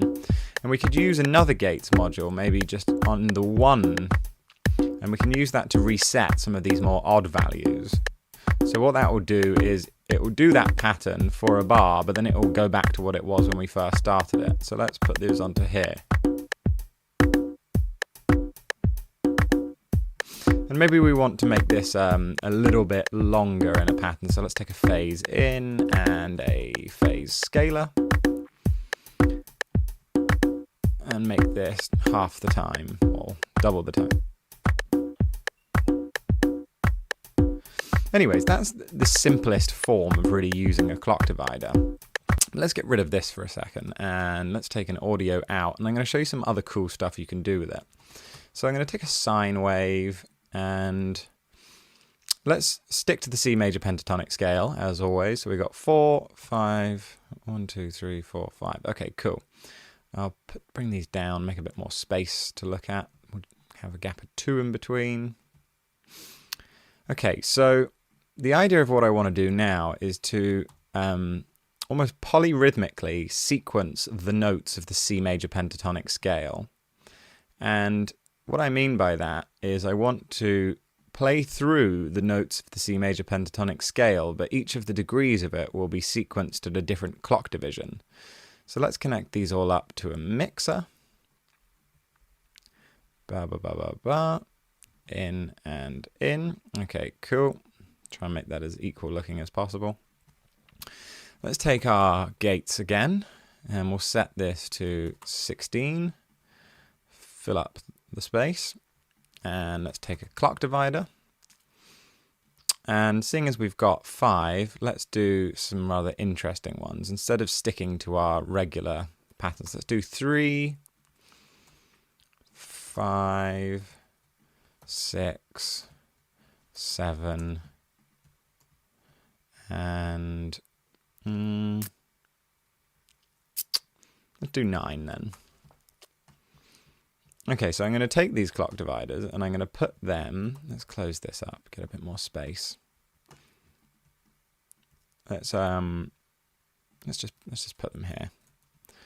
We'll do that. Oh, god damn it. Let's connect these up first.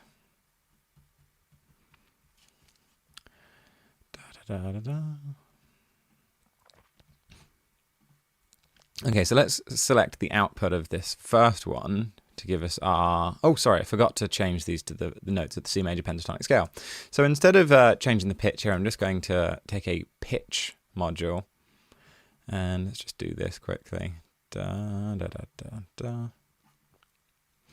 I could have saved time by batch doing these. We've got a C there, and then let's do an E. And then we've got, a D, that's what we want. And an E, and then a G, and an A.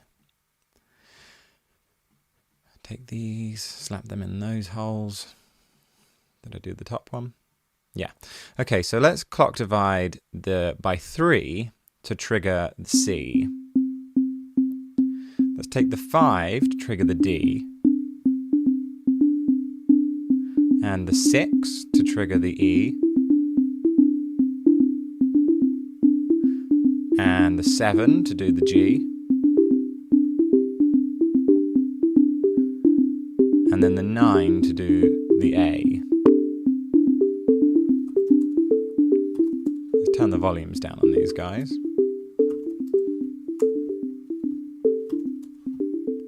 Let's also get a kick quickly, just so we have something to anchor ourselves to. Kick minimal. Love this kick. Boom. Oh, come on.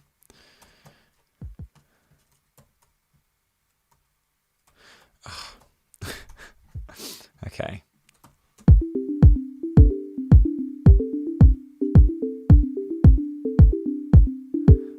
Let's go all the way back to the beginning in case we want to record.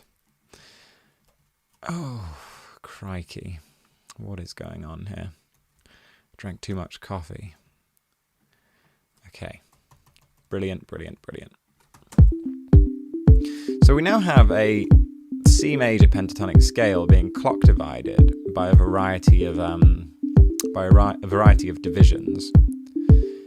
And this is quite interesting. However, what we could also do is, if we play with some of these notes, maybe the A could occasionally go to the B.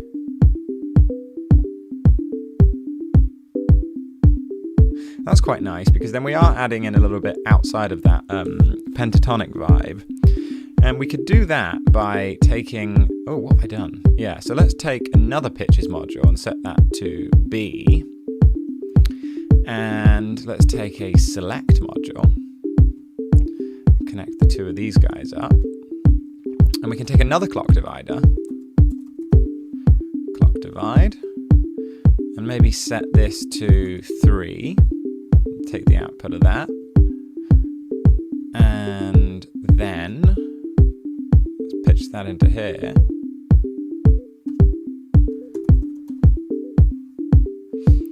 And then let's take a counter and set that to 3.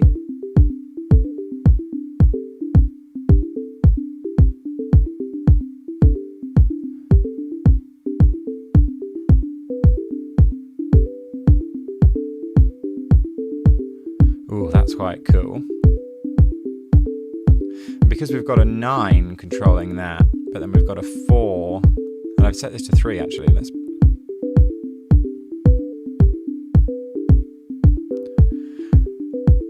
actually quite nice on the 4.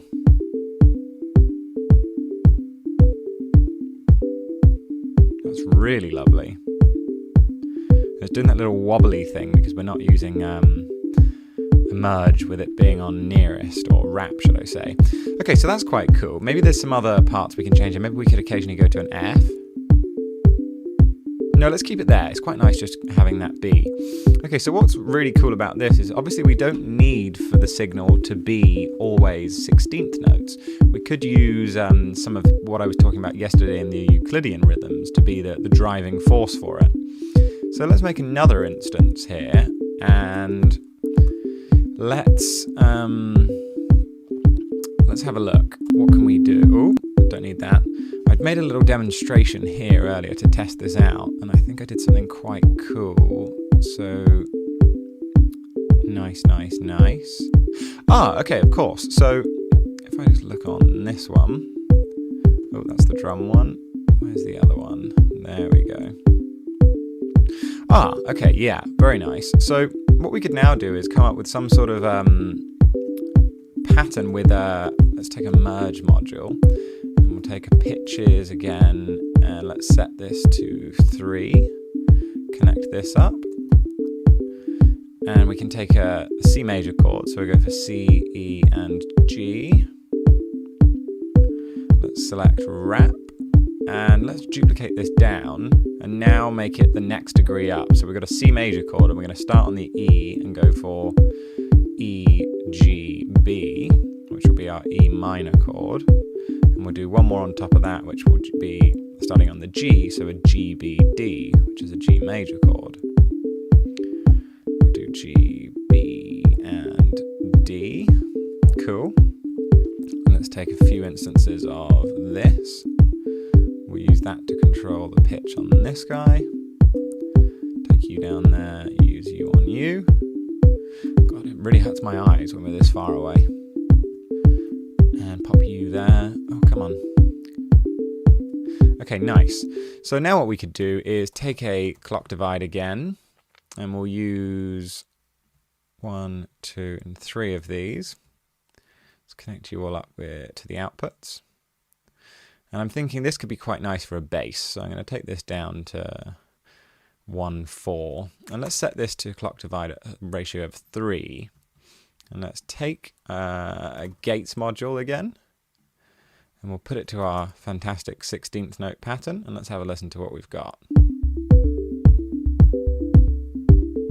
So that's quite cool, that's fantastic. In fact, instead of just doing a C major chord here, let's just do like that classic Latin vibe of doing the first, the fifth, or the root, the fifth, and then the root again. And we're going to use the same clock divide here to then count through these notes. So let's set that to 3, and we'll use that to count up, and now we should get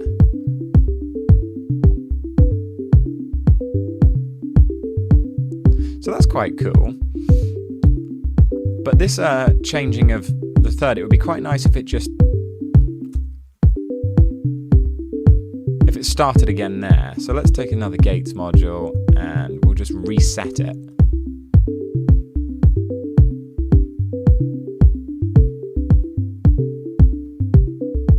We can reset this as well.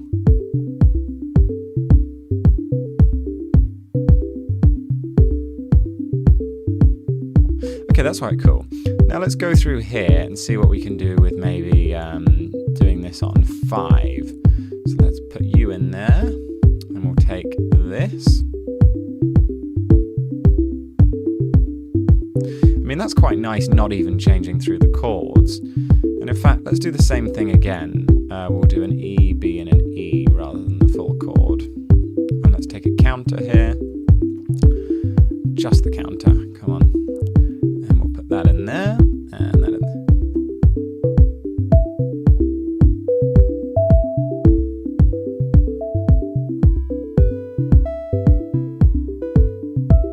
I know in all these videos I do nothing but play with sine waves, but it's genuinely one of the nicest sounds to my ears, and you can always take these concepts and apply them to your gritty neuro basses if you want.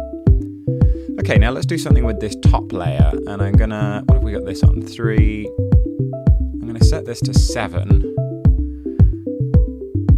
and maybe add another note. So let's make this 4. We've got G, B, D, and then we need an F, but we don't want to use an F, so let's use an E.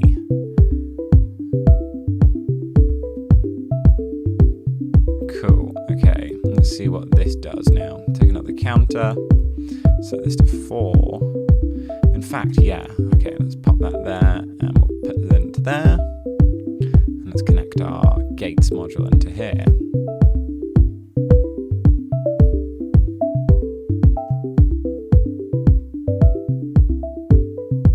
In fact, maybe we want to use a faster pattern. Let's do 30-second notes for this.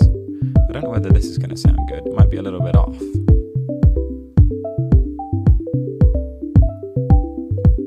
But what we could do is then quantize that to a 16th note pattern. So let's take another Gates module, and in fact I could just copy this one, couldn't I? I don't know whether this is... Okay, that's cool. So we're dividing by 7 of a 30-second note pattern, but then clock quantizing it to 16s. I think this could be quite nice if we had a bit of delay. So let's feed it into there. I'm going to hold shift as I attach it.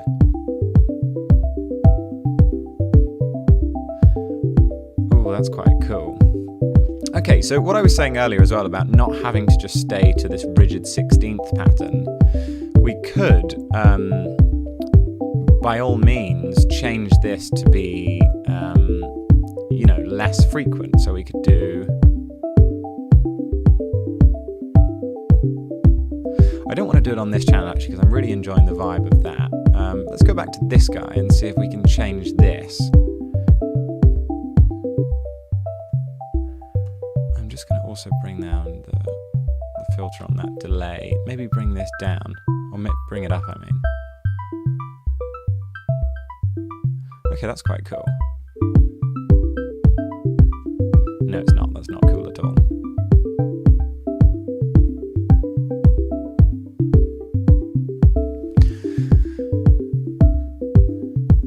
Okay, that'll do. Yeah, that's quite nice. I'm just going to do one more instance of this melodically, and then let's look at how we can use this for drums. So I'm going to take the polygrid, and I'm going to...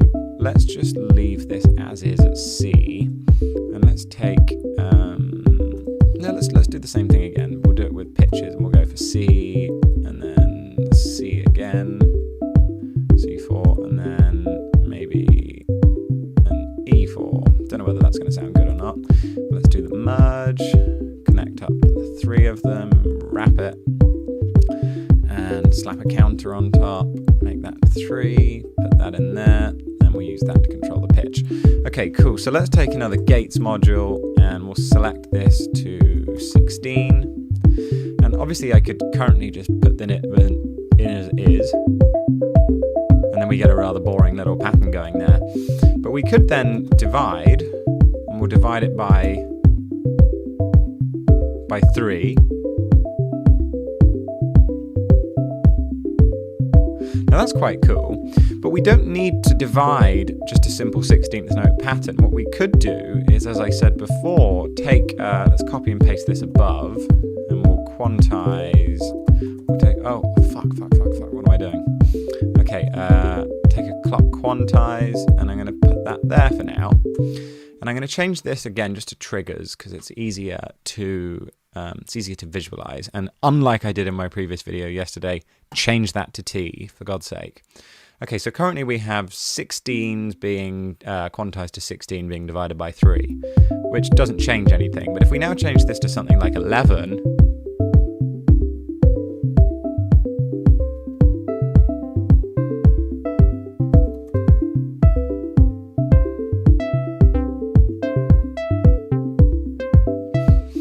quite cool. Let's in fact change this to something shorter, maybe like 2.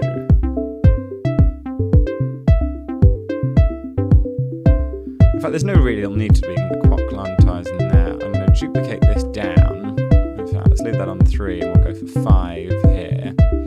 Because then you can see that using Euclidean rhythms then into a clock divider can yield some rather interesting results. If I change this to maybe a G, and we'll change that to a B.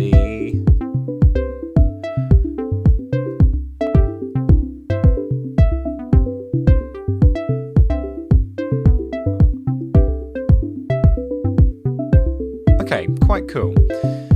Now let's take the classic shaker that I always use, just because it does provide a bit of rhythmic slow.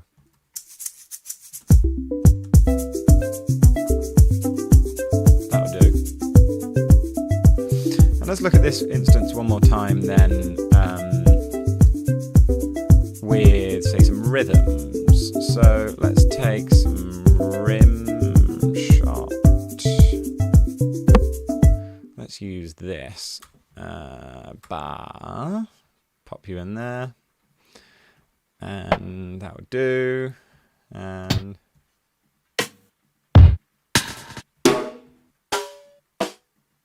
yeah, whatever, we'll put that there.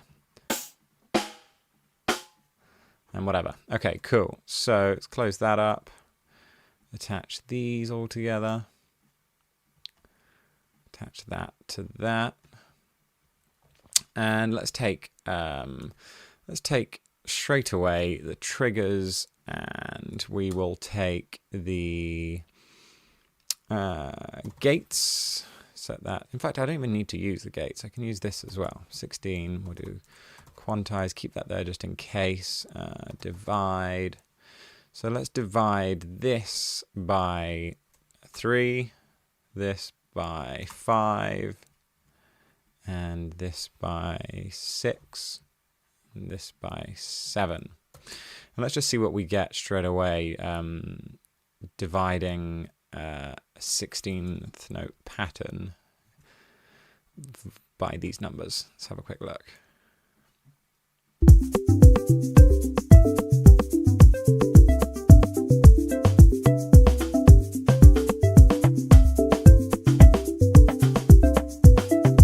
That was quite interesting, but again, sometimes we don't necessarily want these patterns to just keep cycling polyrhythmically. We'd like for them to play their little polyrhythm, but then reset in a nice timely manner. So let's set these. I quite like that rim shot being a bit weird, but let's set these snares.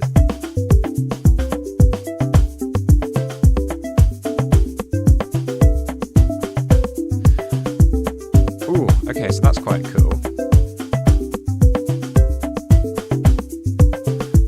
Silly little one I've just added. And you can see that it's quite easy to come up with some rather fun patterns. Let's take a few more. Let's take a few more snare sounds. In fact, let's take some bell sounds.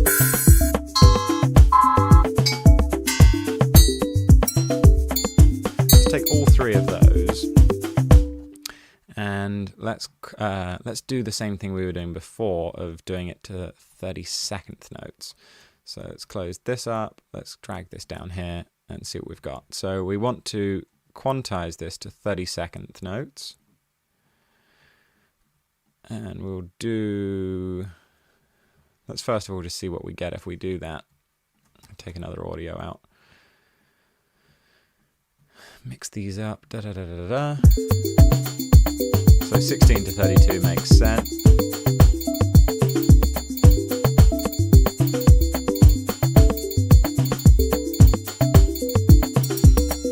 Okay, let's take a divide again.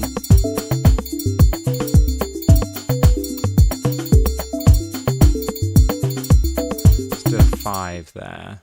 And got to make this triggers.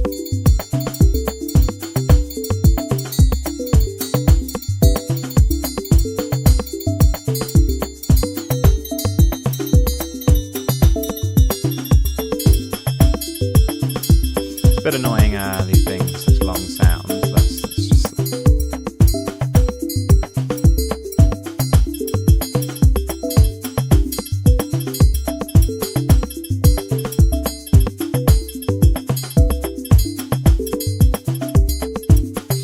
Okay, yeah, obviously you get the point. Let's just throw that in there as well. Change this back to 16.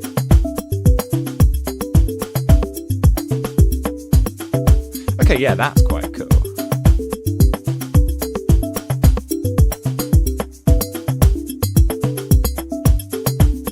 And obviously if you change these divides to higher numbers, you get them happening less often, but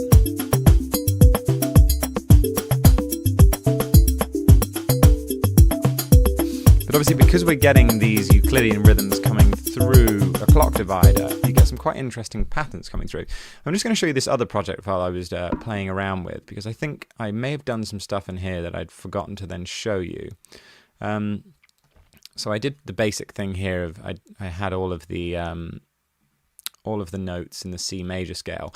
Oh yeah, this was quite interesting. So I've set to all of the clock divides. Let's just listen to that one.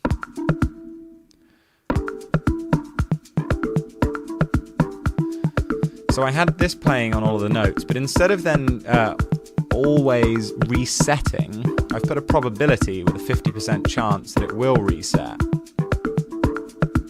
So what could be even more interesting, in fact, is if we had a different reset for each one.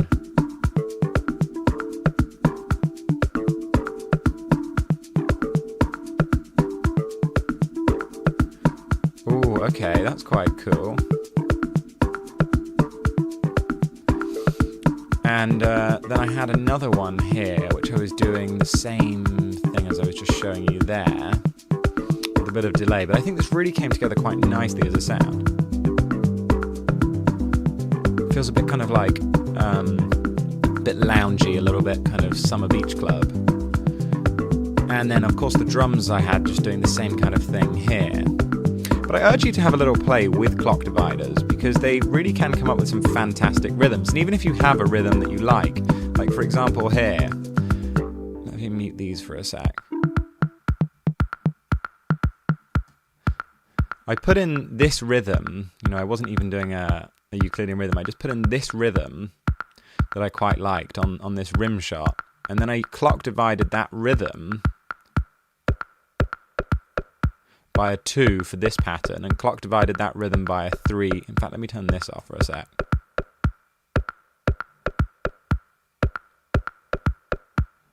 And we did 3 for this one. But obviously it cycles in that kind of ugly way. But you then reset it and get creative with the actual gate pattern that you're using to reset it. And you could go, and let's listen to that again in context.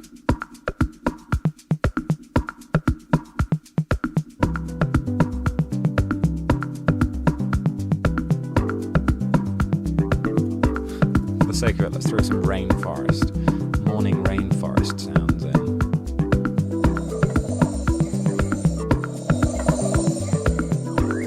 That's really quite lovely. And just for the real sake of it, let's throw in a little conga pattern and see if we can't get into the vibe a little bit more. Ah, of course. For some reason I deleted Superior Drummer off my computer. I need to reinstall it again on my hard drive. Let's just take a quick conga loop then.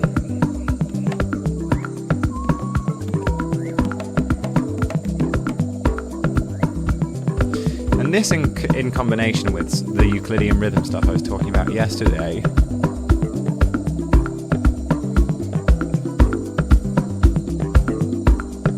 it's just such a lovely way to add some real texture and variety.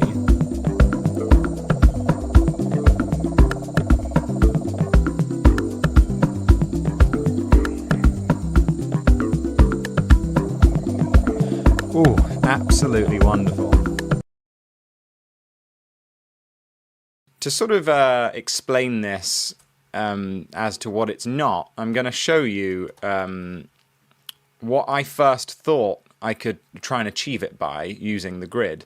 And I've got Pamela's new workout, which does fantastic Euclidean sequencing. I've also got the Hermod here, which does fantastic Euclidean.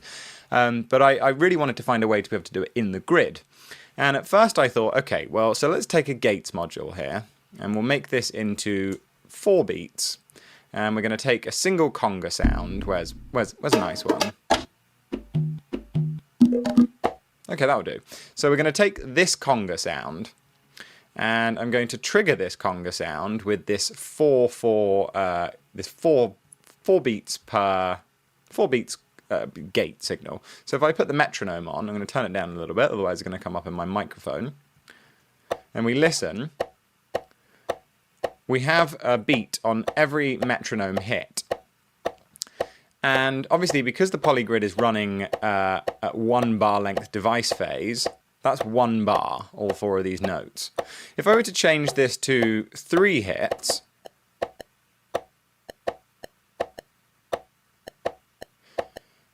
it's still fitting, but it's not quite quantized to the grid. And this will be even more apparent when I start to make this into 5.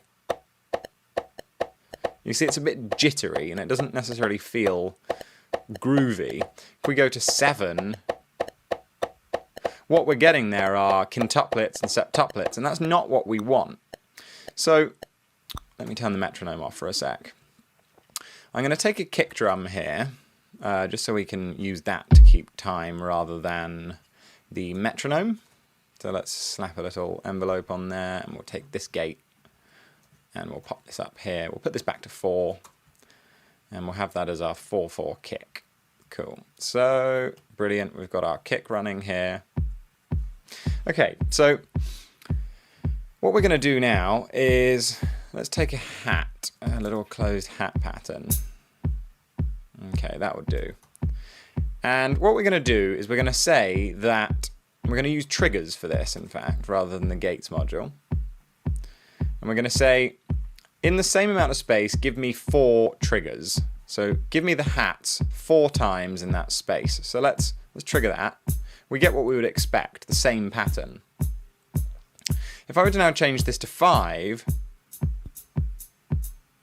we're having that same issue where we're getting 5 notes in the same amount as 4, but it's not locked in to the pattern.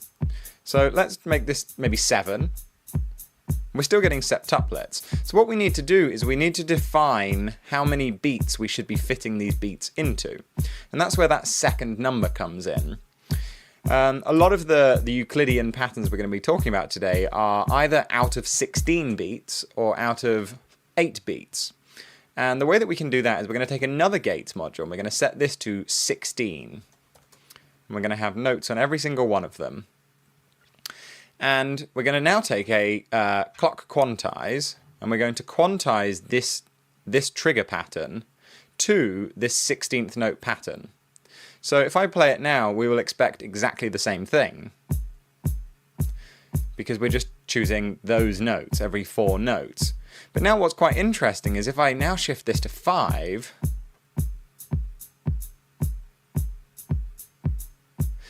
we're now getting something a little groovier. If I turn this off again, you'll see that it's not quite feeling right. But once we quantize to 16th note, this is basically a 5,16 Euclidean rhythm. And you'll see that the gaps aren't all the same because it's not possible to have equidistant gaps between the notes. We could do that with 4, or we could do that with 8, or we could do that with 16, or 2. But once we start to introduce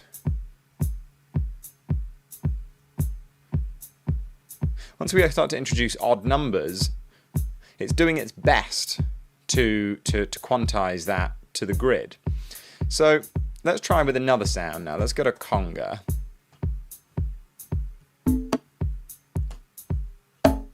That'll do. And let's take another instance of this, and let's clock quantize that to the same thing, and we'll feed this into the mixer too. So where it starts to get really interesting is fitting a different amount of beats into the same amount of space. So obviously we have the hat and the conga playing the same pattern right now, but if I were to say I want 5 congas in the same space as 3 hats, in the same space as 4 kicks, all quantized to 16 beats, we get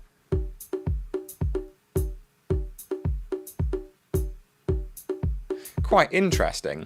Now, it might be interesting to bring a few more hats into this. I'm going to set this to 7 hats per 16th note. And you'll notice that these really do sound very much like Afro-Cuban, West African rhythms. If I bring this up to maybe 11,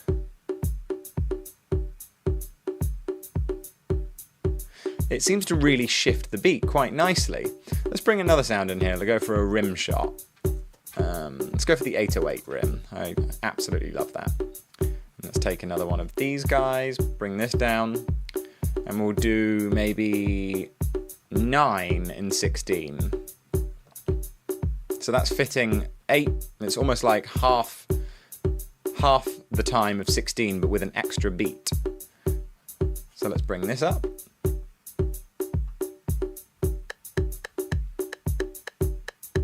Oh, that is just fantastic. And again, let's turn off this so we can hear what it would sound like if we weren't clock quantizing it. Sounds a bit shit, doesn't it? Now, this is why Euclidean rhythms are so cool, is they just help you find rhythms that otherwise you probably wouldn't find on your own. Let's try 10 in 16.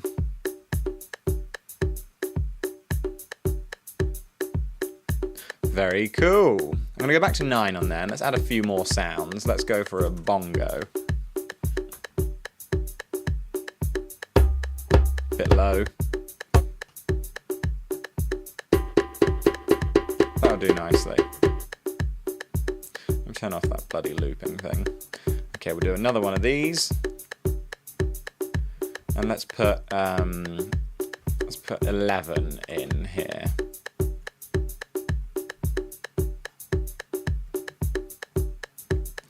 Bring it up.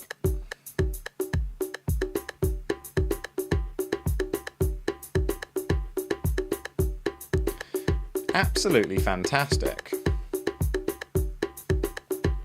Let's get another hat, perhaps. Let's take that.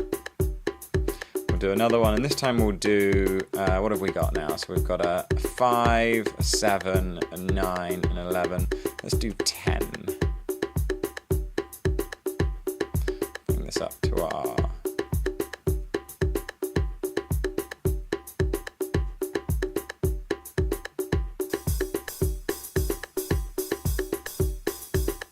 oh, very cool. So let's take an AD, make that hat a bit shorter.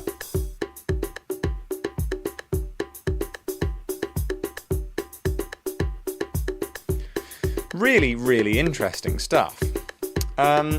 Where this starts to get quite fun as well is if we pause this for a sec and we go down here, realistically we're not going to want only one trigger. Like 2 will probably be the minimum that we're going to go to. So let's go 2 and we'll do 2 on all of these. And now this will sound like this. And we're not going to really want to have any more than 16 in 16. So let's take a dice module, and how many have we got here? We've got 1, 2, I'm going to move that out of the way for a sec. 1, 2, 3, 4, 5. So let's do 5 dice modules. We'll do 1, 2 more, and let's take a modulator out, and we'll do 5 of those. And let's take 1 trigger, and that trigger can give us random values for all of these. And again, this is what we have. And I'm now going to modulate these guys up 14, which will give us any possibility between 16 and 2. So let's do all of them as 14. Come on. Oh, I'm on the first bloody one, aren't I? Oh, sorry. There we go. Do number 2 now. 14. Oh. And another one. And another one. And finally this last one. If this interests you, I'm going to link down below a fascinating paper written by Godfrey Toussaint on the concept, and I would highly recommend a little extra reading on that. Anyways, let's have a quick listen then. So if I now trigger this, we're going to get some sort of interesting rhythm. Trigger it again.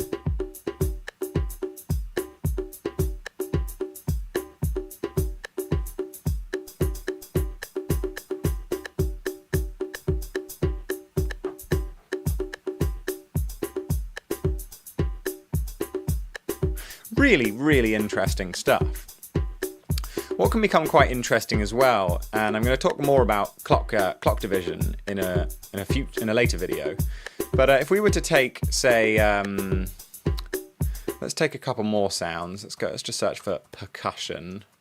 See if we got any little things. Okay, we'll take that, and we'll take that, and we'll take that. Okay, cool. So what we're going to do is we're going to say, let's get a clock divide. And what a clock divide does is it counts the amount of clocks, and on a set amount of those clocks being received, it then sets out a clock. So we could, if we put it to 1, anytime it receives 1, it will send 1 out. But if we send it to 2, it needs to receive 2 clocks to then send out 1. So let's just close up this, and we'll zoom in a little bit. Okay, so we're going to say on this guy, let's do it divided by 3. Oh, set that to 3. This one we want it to be 5. In fact, let's do this to 2, 3, and 5. And let's make a new mixer for the metal pieces. And let's attach this up here as well.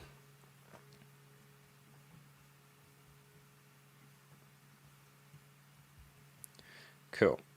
Okay. So now let's have a quick listen. I'm just going to choose, let's choose the first. It doesn't really matter seeing as we're randomizing them. I'll choose this output to be the input for the top clock divide. I'll use this input for this clock divide. And I'll use this for this clock divide. So which basically means that as we randomize these patterns, the amount of notes are going to change. And if there are more notes in a 16-bar space, then this will go up quicker, which means that we'll get more patterns. And if there are less notes, it will take longer to reach its max value on the clock divide, and it will therefore have less notes in the pattern. So let's connect that up. And this is a lovely way of using sort of randomness to then butterfly effect other things. So let's have a listen to what we've got now.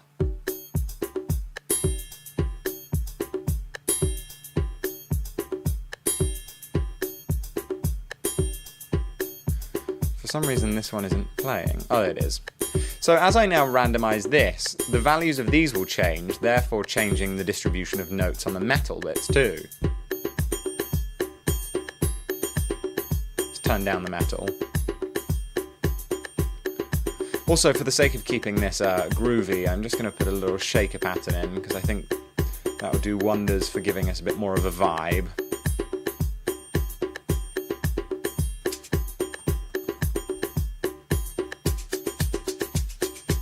Okay, let's randomize again.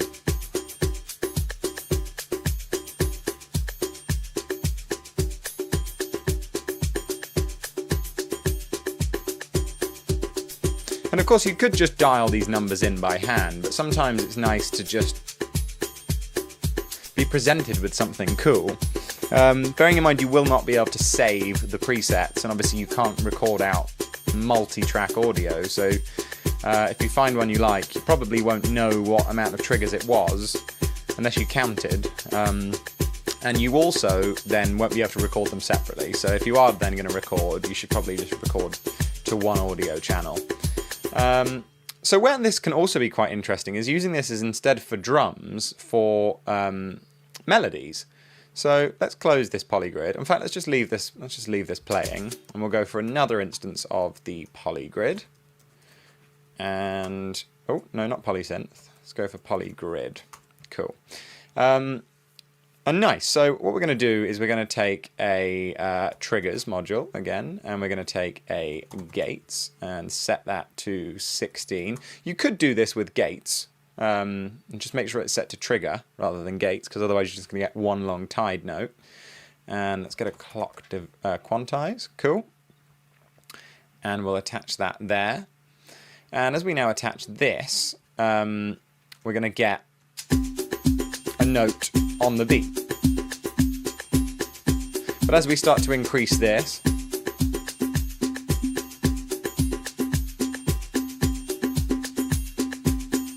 I really like the 7 value. And we could now take a pitches module, and just so we don't have to dial it in perfectly. Let's just select the major pentatonic scale, as always. And you'll see that we're changing pitch here in the middle of notes, and we don't necessarily want that. So what we can do is we can take a counter, we can attach that to the output of the phaser, also the phase input, turn that off, and use the clock quantize output to drive the number. And if we wanted to keep it so it wasn't cycling, we would just set the same amount of notes as we have triggers. So if we have 7, and we also got to set the counter the same here. Quite cool.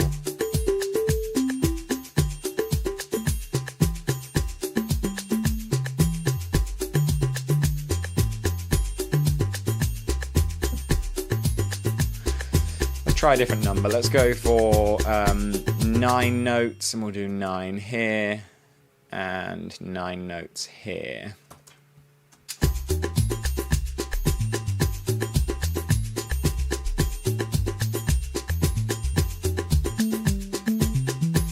And of course we can now just copy and paste this and do a different value. So we'll do 13 and 13 here, and maybe make this a bit shorter.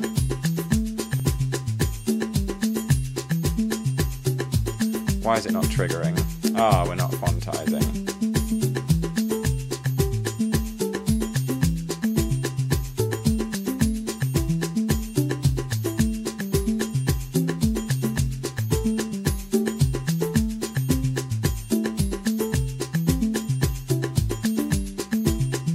Very cool.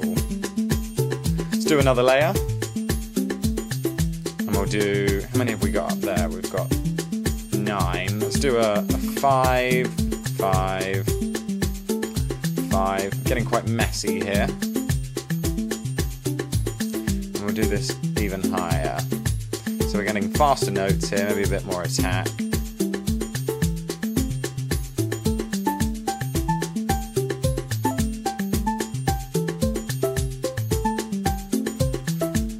Oh, just fantastic. Let's mix this in. I'll do that there.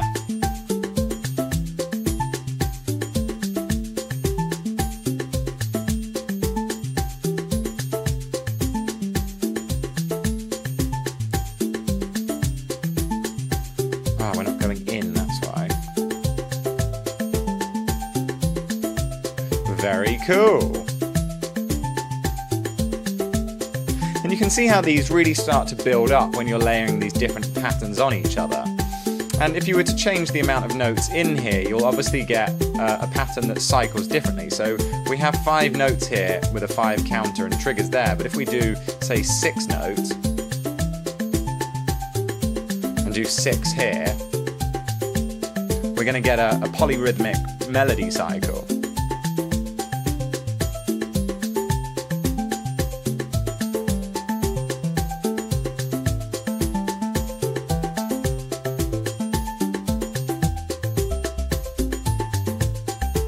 Very cool. There's one other thing that's important to note as well, and that is that with most Euclidean sequences, you have the ability to define how many steps, how many notes in those steps, and then also what's called the rotation, which is, if we had a pattern, all of these patterns that we have a note on the 1, and sometimes we want that 1 to be moved slightly. And Bitwig doesn't necessarily have a very nice, tidy way of doing this. And the only way that I've discovered doing it requires a little bit of maths, but that's okay. It's not too annoying. So what I'm going to do is we'll keep this playing in the background, and we're going to take a clap. We'll just do this one more time with another polygrid, and I've got this lovely clap. I love this clap. Fantastic. So let's throw that in there. And we're now going to take I'll pause it for a sec. Let's go for the triggers again. And I want maybe 6 notes to be fitted into 16. So let's take a Gates module again, slap that to 16. Ta-ra! Okay, and we'll take a clock quantize, and we'll throw that down there, and that into that into that, and fantastic. Let's have a listen to what we've got. Of course, we need to get rid of the envelope. Okay, so as you can see here, the claps are starting on the 1 straight away. But if we wanted to move that, if I put the metronome on, we can hear where the 1 is.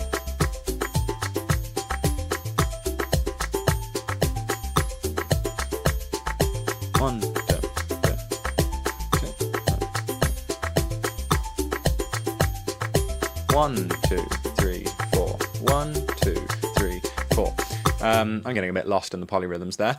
Okay, so what we can now do is, and I'm just to bring this back a little bit. Let's make this nice and simple. And let's just have the kick playing. Cool.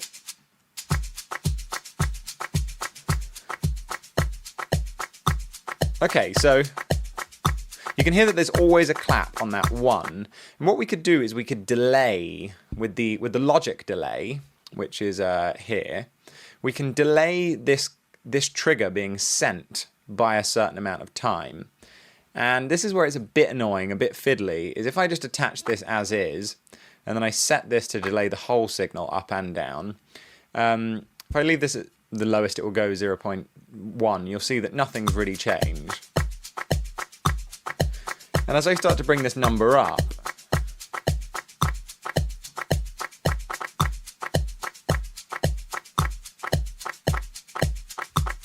we're out of time. And that's because we don't have the ability to snap to 16th notes. But what we could do is use a clock quantizer again in the same way, or we could do just some very simple maths that's quite handy as well for if you're ever using reverbs and delays. It's good to know how to convert milliseconds to beats per minute. And when I'm making these kind of patches, I just like to have, instead of, I could use a calculator up here, you know, blah, blah, blah, blah, but sometimes it's quite nice just to have a little built-in calculator in the grid. So we're going to need 2 constants, and the way that you get milliseconds derived, how many milliseconds to BPM, is we take 60,000 and we divide that by the BPM. So currently we have a BPM of 110, so we could go 60,000 divided by 110, which gives us this rather ugly number. But as I said, it's quite nice to have it in here because then you don't have to keep going back and forth. You can just change the number and say, well, what is it at 220? So we now take a divide module and we divide the top number, which is, let's call that fixed. And we'll call this one tempo. So we divide the fixed number by the tempo, which gives us, with the value readout, 545.45, which we could probably just round to 545.5 as opposed to 4.45. But what that will give us is one whole beat. So if we set this to 545,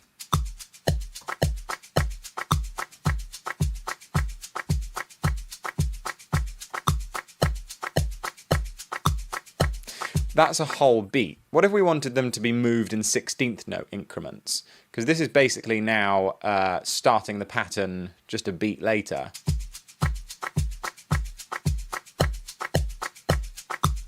So what we can do now is take another divide module, and we can divide the output of that by another constant, and we'll call this beats. Well, I guess, sorry, that's a bar. Okay, so we'll go in here and we'll say we want to divide that by 16.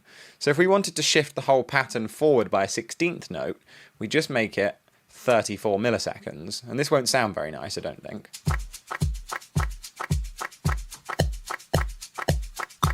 So if we wanted to do it by 2 16th notes, which is then an eighth, we could divide this by, well, we could just double the number. So we can then go 68. Or in fact, let's go by 8 notes, because that's an eighth. So yeah, 68.12. So we go 68.12, or 182, which is 68.2. Doesn't sound quite as good as if we then shift it by, say, 4. We'll go for 136.4. Okay, that's quite cool. And if we then have some things happening in the background where we can compare the relationship of it to. If I now shift that clap, because sometimes you'll find the amount of notes that you want to be right, but the positioning of those notes not to be quite right. So it's quite handy to be able to use this simple calculation to be able to push them to where you want. So we could try, let's try by a half note. So we'll go for 272.7. That's also a nice one. That's a good pattern there.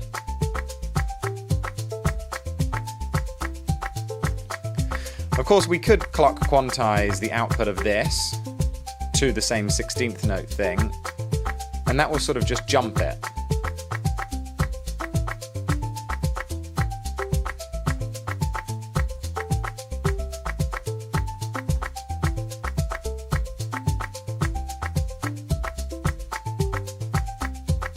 We've just got to change these to triggers.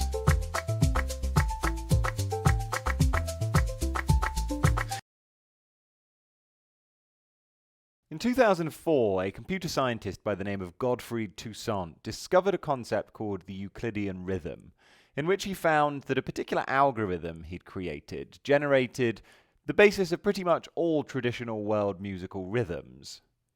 Basically, you take two numbers, and the greatest common divisor of the two numbers is used rhythmically, giving the number of beats and silences, generating almost all of these important world rhythms except for Indian. What do I mean by this? Well, if I were to take a trigger signal here, and I'm going to take an oscilloscope, just so that we can see again what's happening. If I were to take a 4-note trigger sequence, and I were to play this little percussion sound, actually beforehand I've just got a kick and a hat, makes sense. I'm going to put this percussion sound on every beat. This is what happens when I distribute 4 onto the beat. If I were to make this 8, now we have double the speed. If I were to make this 16, that's fine.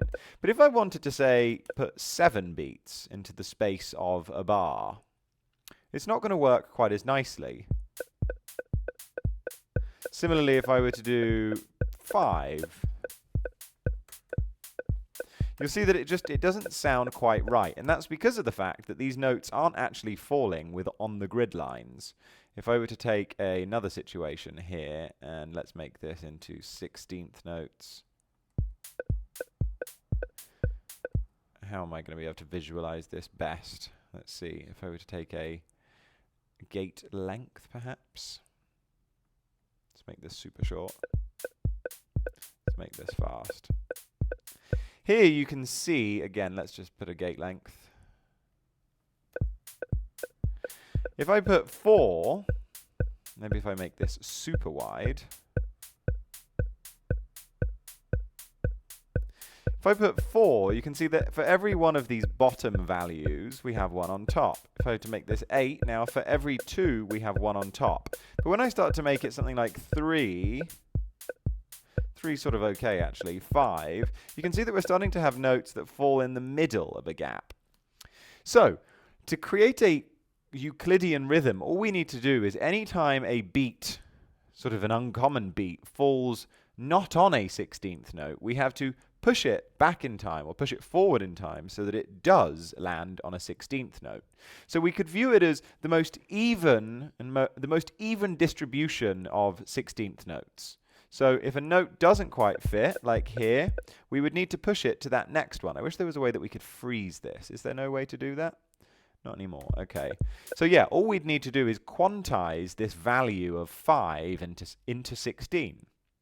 Before I go fully into that again, Bitwig does now have, and has had for a little while, this Euclidean rhythm device. It's called note repeats, and by default it's set to no pattern, and it will just play fast beats. But if you put it down to Euclid here, you can actually see a visual representation.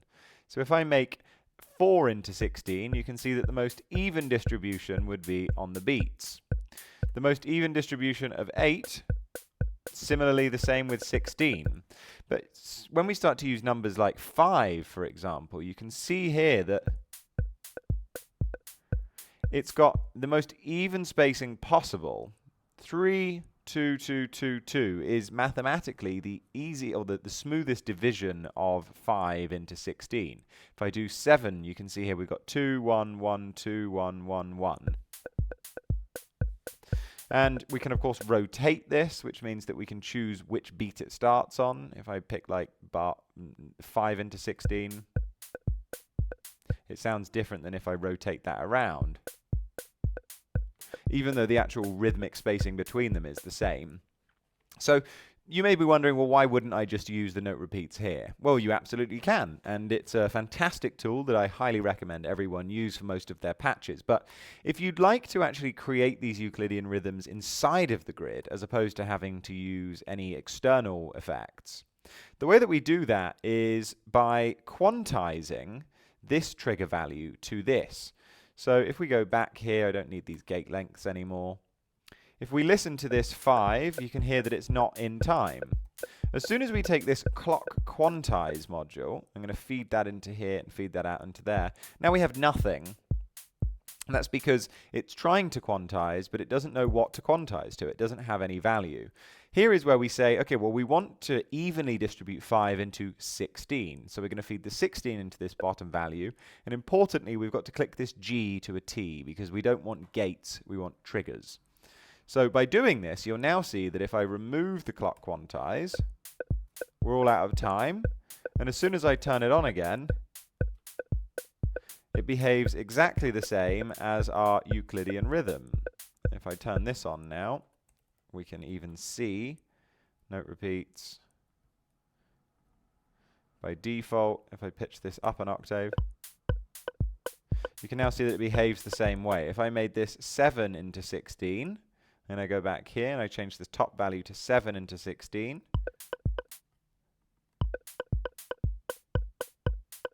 you can see that it's now behaving exactly the same way. Similarly, if I were to do 11,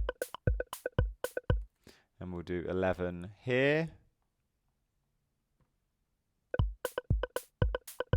it works just the same way. Where Euclidean rhythms start to get very interesting is combining them. So we're going to say, let's have this top percussion instrument play in 11 over 16.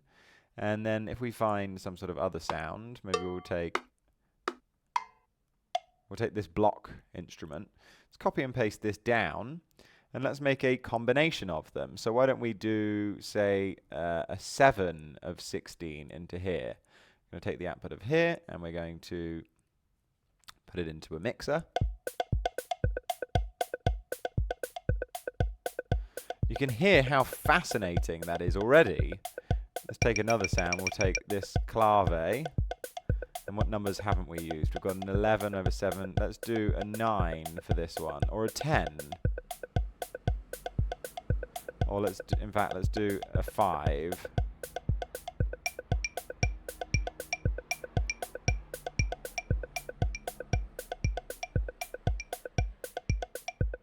Really, really cool. Now, you do have, with these actual devices here, with the note repeats, you have the ability to rotate the beat. If we want to rotate the beat here, we're going to need to give a logic delay. We're going to need to actually delay this by a value. And one of the best ways, I think, to do this is not to use the logic delay, but to use a long delay. By patching in the long delay, we can have a fixed value of how long we want to delay it by. So if I wanted to delay this pattern, this bottom one, let's just turn that off.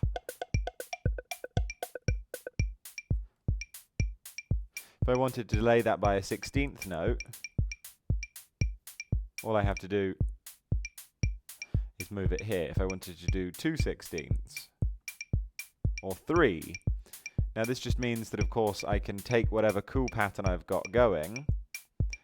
Let's delay this by 3 and we'll do this one. And now as I bring them in,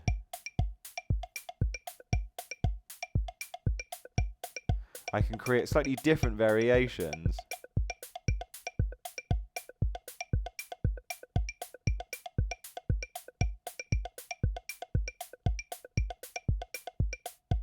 You can, of course, also fit these into larger numbers. Say you can fit it into the most even distribution of 32nd notes, which won't sound particularly good with a delay on it. I usually stick to 16ths, but you can also go lower. Maybe we want the most even distribution of 8 into 5, 7 into, 5 into 8, 7 into 8, and then up here 11 we'll do into 16. Let's get rid of those delays again.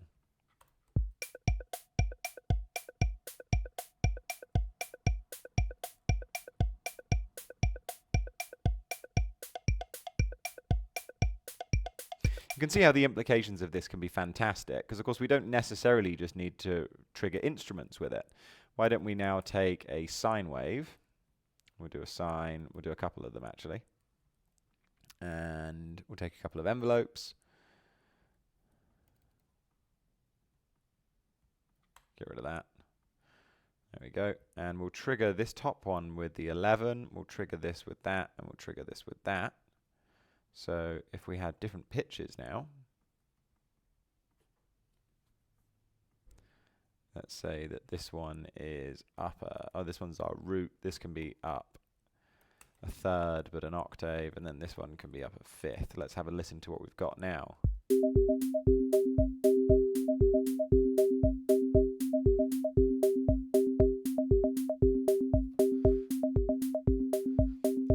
Why don't we add a bit of delay?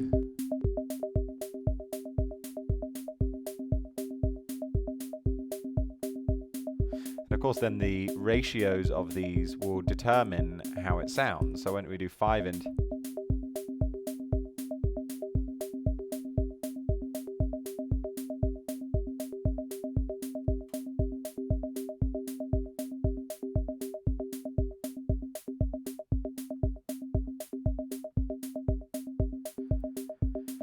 If we wanted to, we could also say...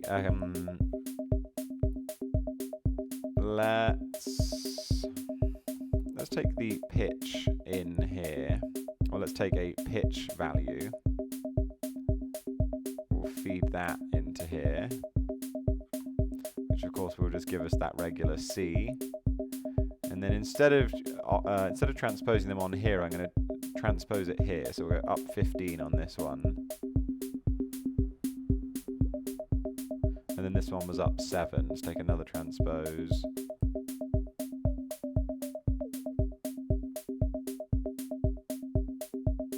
Now this means, of course, that even if we shift this across,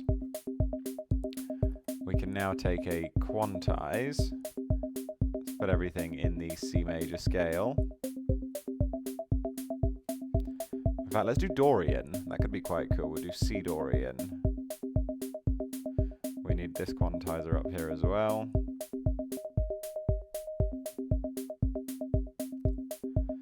So now this means that we can just steadily move up and down.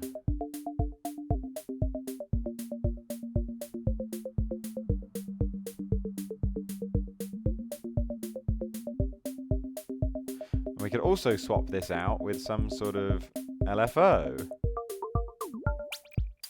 Make it fixed values. And of course we don't need it to be quite as large of a range.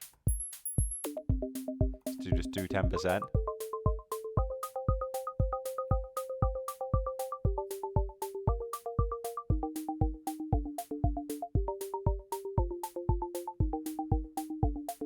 Really beautiful. And the ratios of these will then determine, maybe we want the root to happen less. We'll do the root as 5. And then we'll do this fifth as 11s. We could also add another voice in if we wanted. Let's do, say, a 7th or a 9th. Oh, no, it is a 7th. And we'll do this one as 6.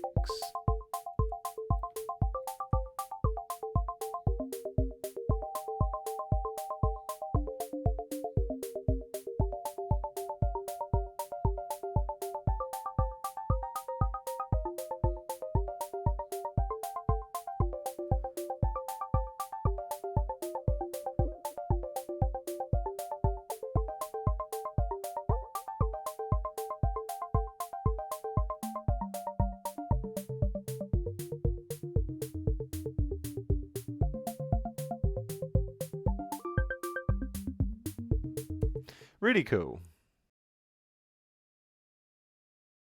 I think a nice visualization for how a Bernoulli gate works is to take a gate signal and feed it into two separate oscilloscopes. As I press play, you'll see that we're getting an identical gate signal being sent through both. And if I unhook one of them, it's now just on one, and if I unhook the other, it's now just on the other.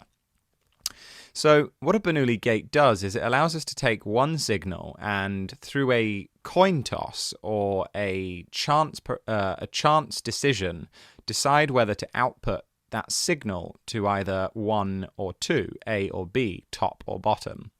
And the way that we can do this is by taking a split module, and we're basically going to split this gate signal into the top one going to this oscilloscope and the bottom one going to this oscilloscope.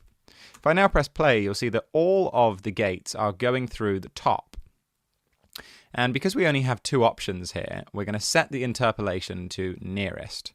And that means that if I were to take a value knob, for example, and I were to then take this to just above 50%, if I take it to 49.9, we're not getting anything. But as soon as we get to 50%, we've now shifted over to the bottom output.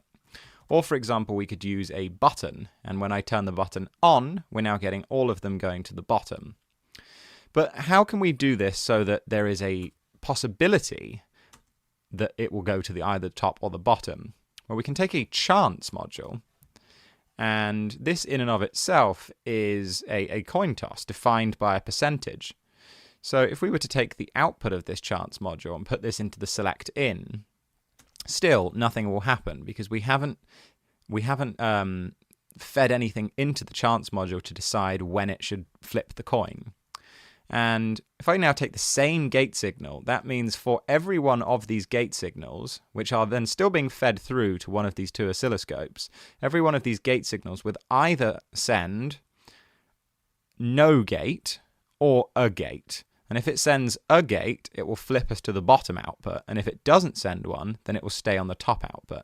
So if we have a look now, you'll see that we're getting a 50% or equal distribution of gates being sent to both the top and the bottom oscilloscope. And like true randomness, sometimes you'll see a huge number of just going through on one, or huge bits of silence on the other. And I think as humans, we're trained to believe that randomness would be 1, 2, 1, 1, 2, 1, 2, 1, 1, 2. But oftentimes in random, you'll get 1, 2, 7, 1, 0, 0. Fantastic. Anyway, so why is this useful? Well, one of the best things that we could do with this to better illustrate what we're using it for is I've got a kick up here, and I've got a short hat that I've made here, and a long hat here. And I'm going to take the outputs of these oscilloscopes, which is pretty much the same as taking the output of here, but at least we can see it as it's happening. And I'm going to feed that into the envelope for the short hat. I'm going to feed that into the envelope for the long hat. And as I now press play, we're now getting an equal distribution being sent to either the short hat or the long hat. As I start to bring this percentage down, we're now getting only short hats. As I bring this all the way to the top, we're now getting only long hats. And of course, 50% is that equal distribution.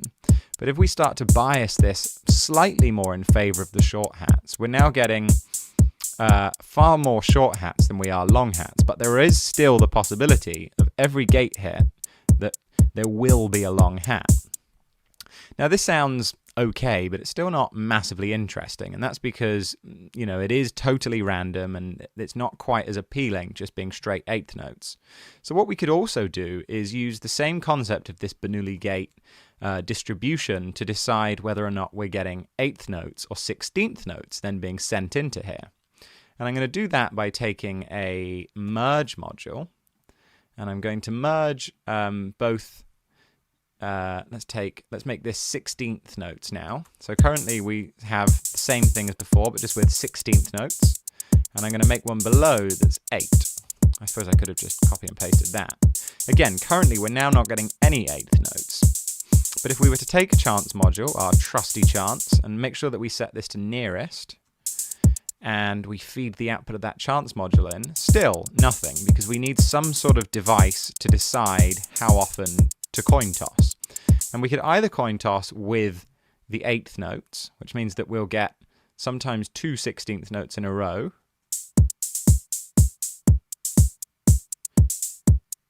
Or we could use the 16th notes, which will give us a slightly more erratic chance because there's more coin tosses per second. It's totally up to you which one you use, but you can see how this does create slightly more interesting patterns. And if we wanted to bias this more in favour of 16th notes, of course we just bring that chance down. I'm going to bias it a little bit more in the short hat sense as well.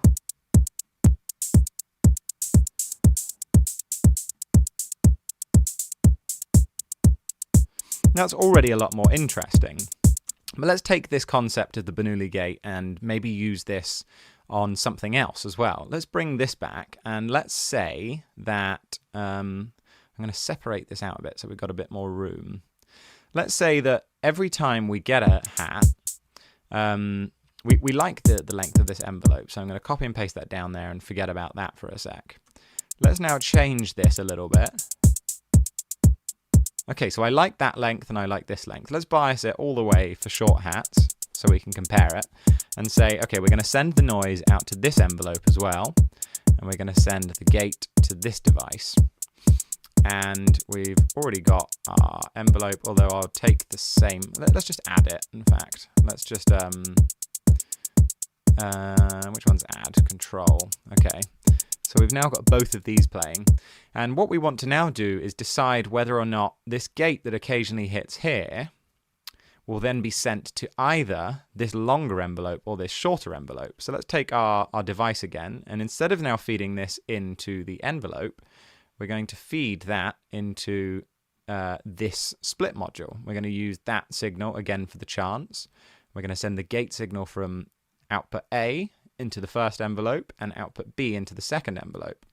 And now we should get, again, another 50% chance, 50%. Okay, that's interesting. And you'll notice that obviously we only have two possibilities here, and two possibilities here, but they do start to add up. So now let's go down to the longer hat. Let's bias it all the way for the long hat. And we like that length. Let's do something a bit shorter or a bit longer. Cool. Now let's take, what did we use? An add. Yeah, so let's control that in there. And I'm going to take the outputs from these gates, and we'll take the Bernoulli situation again. And I'll take the output of the oscilloscope and put that into the chance module and into here. And then let's use this to decide whether or not we get the slightly longer or the slightly shorter hat. Let's see what we've got now.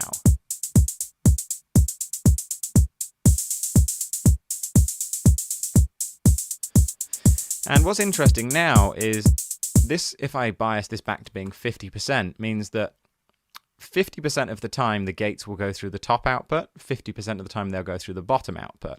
But when they do go through the top output, 50% of the time they'll go through the top output, and 50% of the time they'll go through the bottom output. So we really do start to build up some rather interesting possibilities here. Let's have a quick listen to what it sounds like now. Let's bias it a bit more in favour of those short hats.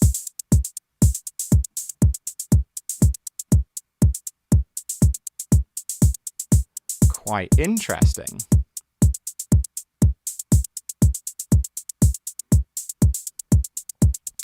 Okay, so that's a great demonstration of using this for hats. In the meantime, I am just going to quickly add, because I think this will add a nice little bit of extra texture. Just going to add a little bit of random LFO, just a tiny bit, to the filter cutoff on these XPs, because I think this will add a really nice bit of movement as well. Let's have a quick listen.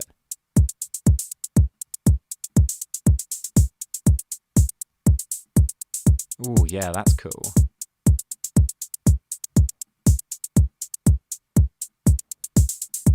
Okay, now let's look how we could use this perhaps in the context of a melodic part. I'm going to bring all of this up again, make a bit more space for us down below. And let's have a look to see. So if I take a sine wave, my trusty sine wave, by this point you're probably so fed up with its round, warm, bouncy tones, but okay, let's take an eighth note pattern here. And what we've now got a situation of is up above, every time we're sending out a gate, it's going to either one place or another place, but we are therefore getting every single gate going somewhere. Another way that you can use a Bernoulli gate is to send a signal to somewhere or nowhere. So why don't we take a 16-note pattern here again, and I'm going to take an envelope and attach that to the sine wave. And I'm now going to patch that into here and have a quick listen to what we've got straight away. So,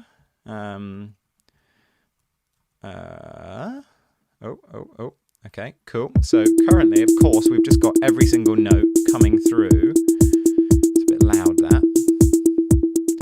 Every single note is going through. But if we take our concept up here again of the Bernoulli gate, and we input that gate in here, and we take the top output to control this, and let's put it fully biased for 0 again. And now every single note is going through the envelope, through this AD. But as I start to bias this up in favor of, say, oh, I'm not actually even going in, that's why. Oh yeah, I'm going into the wrong chance. Okay, there we go. So currently, every single note is going through, but I start to put this to 50%. We're now getting a 50% chance that a note will play. Okay, cool. So what about if we were to take a pitches module, and I'm going to keep this really simple for now, and just set this to 2 notes, and we'll say we've got a C, and we've got another C.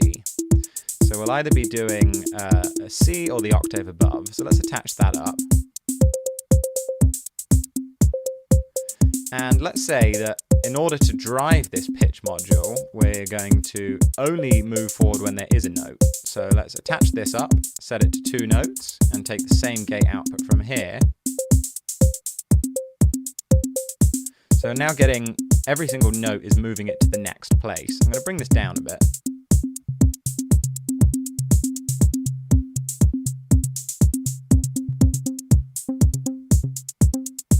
Okay, interesting. What about only 50% of the time do we get a signal being sent through to the counter? Because that could then lead to some notes not moving on. So let's take the output of that's going into here and input that into the output and take the output there, and we'll use the same output to give us a 50% chance here. So now 50% of those notes that are going through will advance, and 50% will not advance. So let's have a quick listen to that now.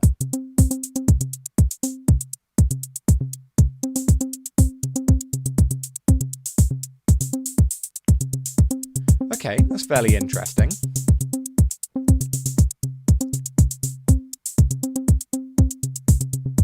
And what about if we were to add maybe a few more notes to this? So let's make this 3, and we'll go for C. We'll do a C, G, and a C. Set this to 3. And now let's have a quick listen to what we get.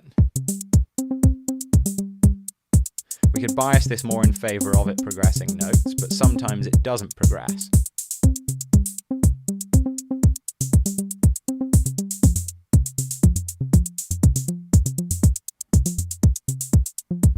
Okay, that's fairly interesting.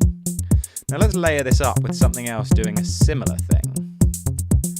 But instead of having 16th notes, let's do everything we've been doing, but let's do this as a Euclidean rhythm. So let's take a clock quantize and set it to trigger, and let's set the quantize to the 16th note thing, and let's maybe use 11 notes. Let's bring this back up and maybe use a slightly more rolled off tone here. Give it a bit of width. And let's have a quick listen to what we get now. Oh, maybe we could even change the notes. So we've got a C, G, and a C. Why don't we do a G, B, and make it a bigger octave. We'll do a G, B, and an E. See what that sounds like. So now we've got quite a few distribution.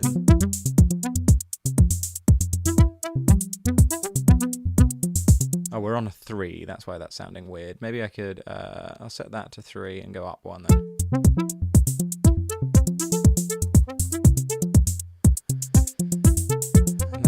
bit of delay in here.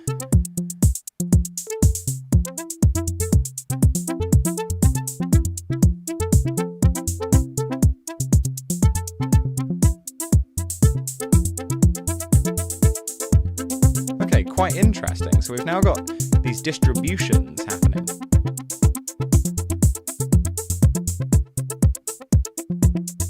And all of these things could then be biased by setting randomness to the chance. If I were to put these all to 50%, let's put even these hats, and let's just see what happens with equal distribution to every part of every chance module.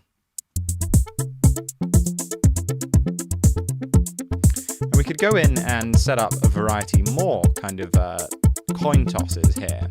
We could set the amount in the Euclidean rhythm. We could say, well, we've got an 11, why not do, in fact, let's do that here. Let's take another one of these instances and bring these down here. And we'll say, what is that? We've got 9 and an 11. Okay. And let's swap that to be our input. And we'll use the 16th note to trigger that as well. In fact, no, what are we using? We're using a Euclidean rhythm as its trigger. Let's try that.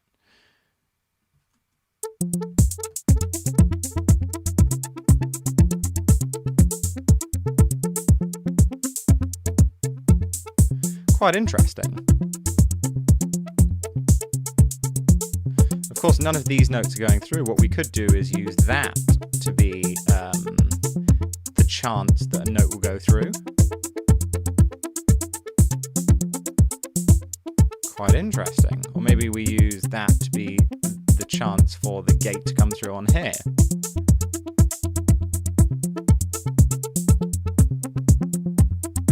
Because that means that we're only getting notes playing on the melody when the bass isn't playing.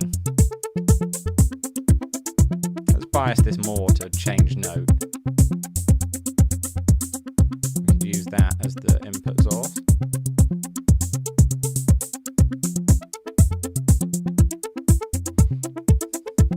Anyways, the world really is your oyster when it comes to doing this. And what's quite fun is to start with something very simple and say, okay, what are the two options from this point? So as we did with the hats, for example, well, one of the options is we can either play 16th notes or 8th notes.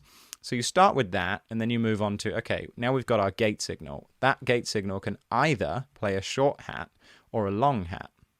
What next? Okay, so we're on the short hat. That can either play a short, tight short hat or a slightly longer short hat. And you could really then move on to say with the filters as well. I'll get the filter being at 6,780 hertz or at 5,000 hertz. And you can really build off of there with these very simple either or situations that then really start to build up over time. And of course, you could then take some sort of LFOs set to quite a slow speed. Let's set this to like 8 bars. And we'll do 1 to 7 bars and 1 to 6. And if you were to then map the probability of these things, which if you set these to plus and minus, if you were to then map the chance of these things changing, you get some really interesting things happening. Obviously, these may be a bit too fast, a bit too slow, sorry. Or you could swap these with sample and hold LFOs. And you're then basically taking what are quite defined parameters, but then saying within those parameters, change them over time.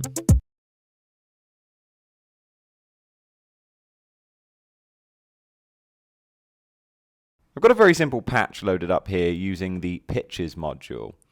The Pitches module is quite useful because it allows you to have a little bit more kind of piano roll control of the notes that you're playing than with the other devices. And let's just have a quick listen to what we've got here. It's just a steady quarter note playing a C, F, an A, and a G. Got a bit of delay for good measure. Now, the thing about the Pitches module that you may encounter is that if you were to increase, say, the amount of gates here. So let's say I have 8th notes. You can now see that this Pitches module is now having 2 C notes, 2 F notes, 2 A notes, and 2 G notes. And what if I still want to only have access to these 4 notes? Because obviously I could make this 8 steps, and if it were 8 steps, now every single one of these triggers gets its own voice. But sometimes we might like to keep it simple like this, and just say that we only want it to advance when there is a new note. And in this case, let's make it also, just to really drive home the point, let's make a little Euclidean rhythm out of this. So I'm going to take, let me just make sure that I've got this on the right value. Let's take a sort of 11 into 16 Euclidean rhythm. And let's see what we've got. Yeah, so again, now what we're hearing is that some of these pitches are having multiple notes at once. So the way that we're going to make this happen so that we can advance it per note is, instead of having the internal phase pre-chord driving it, if we turn this off, now we get nothing. We're going to want to take a phase counter, and we're going to patch that into the input of here. And because there are 4 notes, 4 possible values, we're going to scale this to 4. And now all we need to do is take the same signal that is triggering the envelope and use that to start the counter here. Now you'll see that as I press play, every new trigger plays a different note,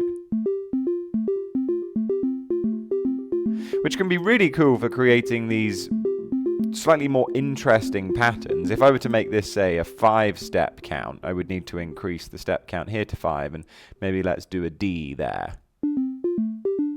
One thing that you may have just noticed then is if I press play now, even if I restart this again, we're not starting from the beginning. So one thing we might like to do is take a transport playing module, and we're going to use that to re-trigger this counter. So now every time we press play, it will start from the beginning, which can be quite handy.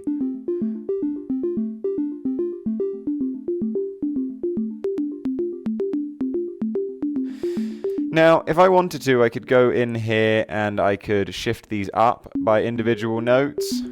I can also, of course, with this, I can change the order of the notes. I can shift them back and forth. I can shift the whole octave up and down. I can increase the range of the notes. And I can increase the steps. I can also make this bigger if I want to really visualize what I'm seeing. I can make the range smaller. But one of the other options I wanted to show you, because you know, while I like using this pitches device, it's a little pernickety sometimes trying to pick the pitches here, and it's, you know, it's not the piano roll where you can just easily see what it is. So the other option I'd like to give you, instead of using the pitches device, is, in fact, I'll just build it from scratch. Let's just disconnect all of this. What pitches did I have? Oh yeah, so the other alternative is to use a merge device, and we're going to take 5 steps, just like we had here. And the difference here is that we're going to take individual pitch modules, not the pitches, just the pitch module. And that means I can connect all of these up, and I can say, okay, well, we've got our C. The second note is... Actually, interestingly, we're starting, let's just whip this back to where it was. So that was our C. Yes, we've got a C, then it goes to an F. And that's what I like about doing this, is it's a lot easier to change the notes. And yeah, I personally much prefer doing it this way. Also, having it go down vertically as opposed to horizontally helps my mind for some reason. So let's select this to G, and then finally we have the D.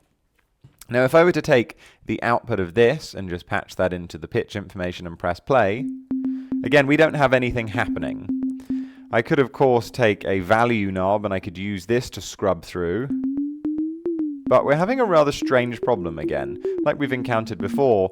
Because we're blending between pitch values, that's sort of creating an average of the two. So in fact, we want to make sure that these snap.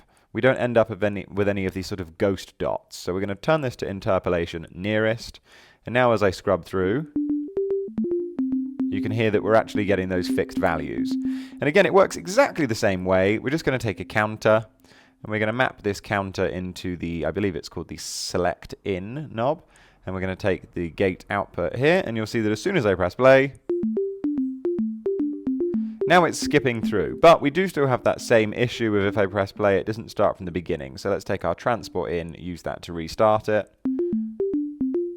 And what's cool about this is that giving it a different signal means it will skip through at a different rate. So if I wanted to, I could copy and paste all of this down here, and let's make a different voice. And with this different voice, we're going to go down an octave, and maybe we'll do, say, 7 into 16. And then let's patch this up so we've got a little mixer. Might need to bring the volumes down a little bit on here. And you'll see that even though they both start on the same note, we're going to get a C3 and a C2, the rate at which they skip through will be different, and there's going to be this really quite delightful polymetric melody shaping. Let's have a quick listen to what we've got now.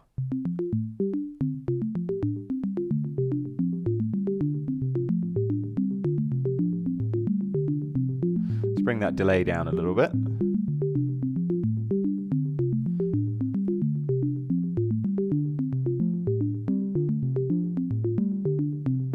And of course, as we change these values, let's do this one to say 6, and we'll do this one to 11.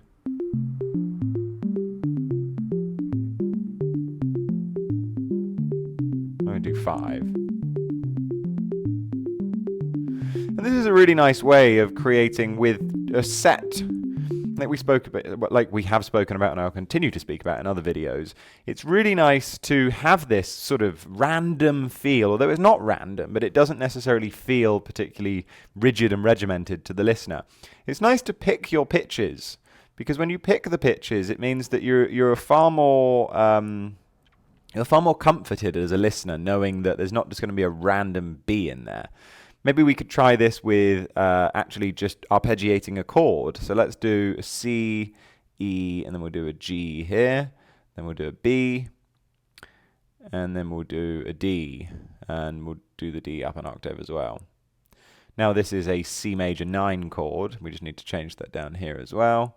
C, E, G, B. Oh, that's an A. B and a D4. Let's listen to what we've got now. Now this is just going to be arpeggiating through a C major 7 chord, which is really cool, I think. Of course, we don't have to step through them in this sort of regimented pattern. We could maybe keep the bass skipping through in a regimented pattern, but instead, let's get rid of this counter up here, and I'm going to take a dice module. And with this dice module, we're going to take the input from our gate from the top signal. And this means that we're going to be generating random values. So we're going to be skipping through the chord at different rates on the top side. So let's listen.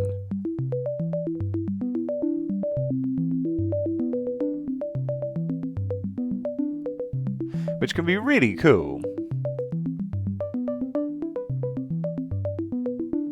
Similarly, if we were to go back to using this device here, let's just make sure it's the same chord, C, E, G, B, and we've got a D up here. Oh, need a bigger range. See, this is why I think this is a bit of a silly module. It's just not the most comfortable to use. So if I were to use this device for our pitch,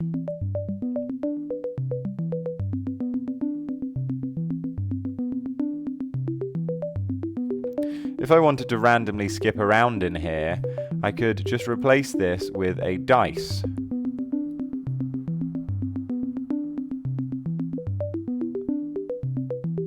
And now we're getting exactly the same situation.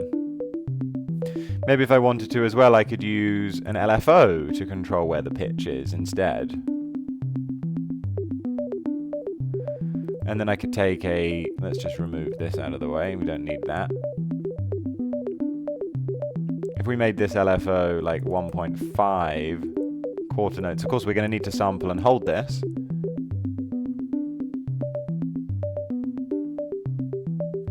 So that's a nice way as well of creating some movement within a pitch device, even if we change the shape of here.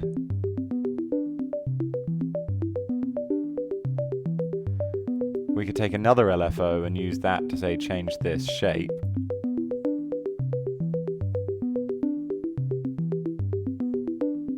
Really nice. I've got a simple chord progression here that I've put on just a sine wave. Let's have a quick listen what we've got.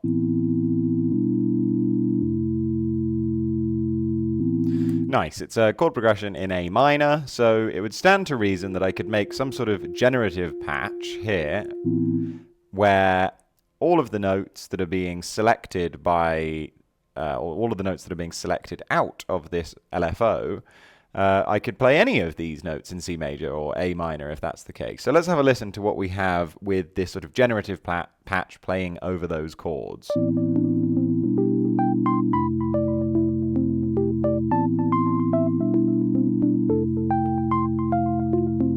Sounds really nice, but to the trained ear, you may notice that there every now and then there's a note that doesn't feel quite right, and that's not because it's out of the scale. It's not a bum note.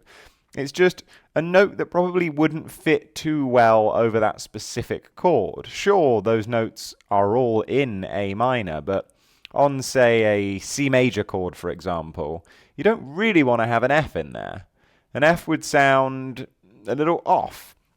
So while we can use the pitch quantizer as we have here, we've set the scale A minor, which means that we can play these chords in A minor and it should generate over. One of my favorite ways to use the pitch quantizer is to go over here to the left-hand side. Let me just put this back to what it should be by default. And we're going to turn it off from, we're going to turn on note input. You can also do that by pressing this little piano here. At which point, now you can't click any notes anymore. And the notes that it's receiving need to be selected over here in this drop-down menu. So I want to say, okay, pitch quantizer, do your job, but I only want you to quantize to the chords coming out of our chords channel. So what will now happen if I were to press play, I'm just going to mute this so we don't actually have to hear it, we can just see it, is as soon as I press play, I think I've got to select this.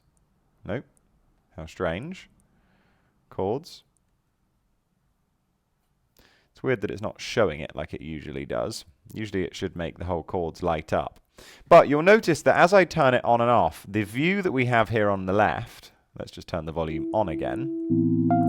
The view that we have here, sorry, on the right, this is quantizing every single note in the C major scale in a 2-octave range. As soon as I turn this on, you're going to notice that we're going to have slightly bigger gaps between the notes. So ready? Now these different notes are basically because of the fact that these chords, so the first chord when it plays, what notes have we got? We've got an A, E, B, C, and an E. So we could just call that A, E, B, and a C. What that's going to do is it's going to take any of the notes that are coming in and it's going to quantize it to make it so that it's only an A, an E, a B, or a C in this grid patch. So that means we're not going to have any Fs, we're not going to have any Gs, we're not going to have any whatever the other notes are that are missing. And what's cool about this is it means that it's strange that it's still not showing it to us. If I were to maybe make this really fast. Yeah, there we go. Now you can actually see what the chords are that are changing.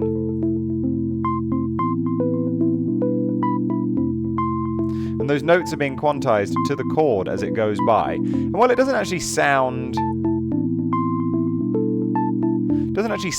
that bad without it on there, in certain patches, when you're trying to create this sort of delicious pitch changes, but have those pitch changes, all of these randomized pitch information be in sync with another chord progression. Like you'll see here, for example, if I were to just add in another chord that's completely out of key now, let's do like a, let's make some sort of F sharp, let's do an F sharp major. Now you'll see that this chord, it's going to snap those notes into that scale without us having to change the scale. It's mapping the pitches, which I think is really cool because it means that you can then decide ahead of time what notes you'd like for it to quantize to.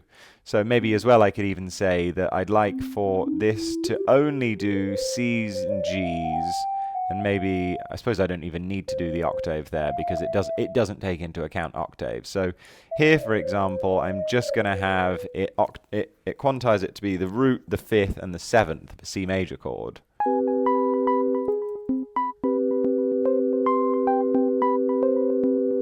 If I were to pick a different chord now, let's do, say, we'll do an A a D and a DFA. We'll do a C.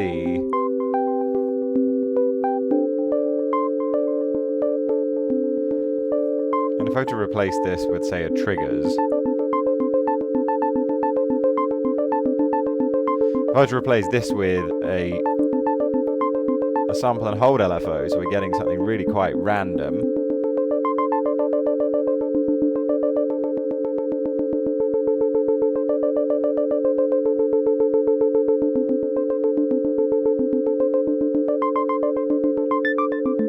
I'm going to make this 0.28 to be able to visualize all of the pitch. If I now change the chord,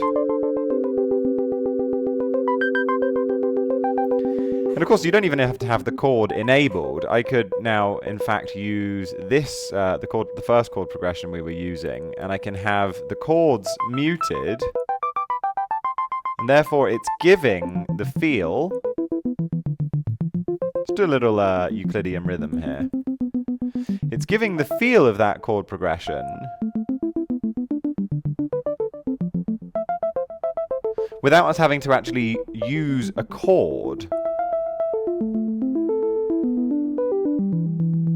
Which can be very cool as well if you then take, let's just make this into, say, the bass line. So we'll copy and paste this down and we'll unmute this one and we'll just use the lowest notes for our bass line. Then the bass line is obviously holding the root so we know specifically what we're listening to. Let's make it a sawtooth. I'm going to put a little LFO on here. Let's make it a bit faster. Make this 100%. Let's increase the gain a bit. We'll go up an octave.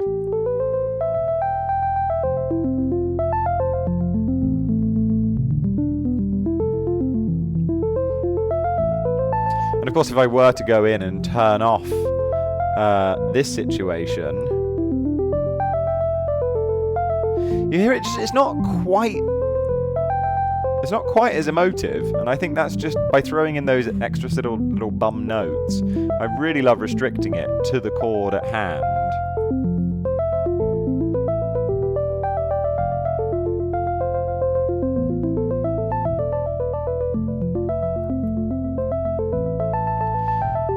And that means that you can have some sort of device just generating notes following a chord progression on another channel, which means that you never really need to change anything within the grid patch, because all of then the pitch information is going to be fed to it. Oh, sounds so good. All of the pitch information is going to be fed to it from the chords and through this pitch quantizer.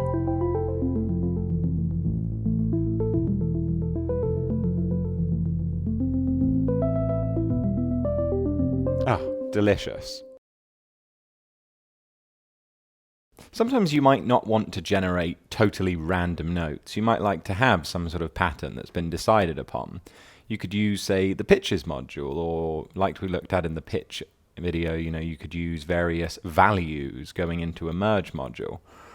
But what I'd like to show you now is that being able to add to pitch signals can be a really great way of taking what seems like a rather simple and boring idea and add some real complexity and swag to it. So I've got here a very simple little pattern. Let's have a quick listen to what it sounds like. It's literally just 4 notes and that's it. So what I thought could be quite fun would be to take an envelope, and we're going to use the shape of an envelope. Let's just make sure that we're putting the pitch, what am I doing? There we go, the pitch through an oscilloscope. Let's pull this back a bit. Let's take this envelope here, and I'm going to copy and paste another one down. And because of the fact that I'm not feeding anything through this envelope, I'm not trying to attenuate a piece of audio. I'm going to use this one, which is just the signal out, and or the envelope out. So it's just going to feed the shape through. If I was like trigger a note now, in theory, you would be able to see it pop up. There we go. So what I want to do is I want to, at a sort of semi-regular interval, I'd like to hit this AD envelope and have it sort of rise up, making this shape and adding to the pitch information here. So if we actually look at what we're getting in the pitch information, I'm going to increase this so that it's more visual, or taking up a little bit more space on the screen. Let's do 0.1. So yeah, I want to take this pitch information here, which we could see on the bottom here. If I were to make this blue, I'm going to add to it that, but actually I want to attenuate this signal so it's not quite so big. So let's make it sort of 10, which will be an octave. If I were to now trigger, I'm going to add to the pitch like that. Let's now take this add module, and I'm going to feed that into here as well, which now means that we're getting both of the signals. And if I drag all of this back so we can get one more oscilloscope, and actually I want to trigger this, so it's going to happen every 4. Let's just see what we've got.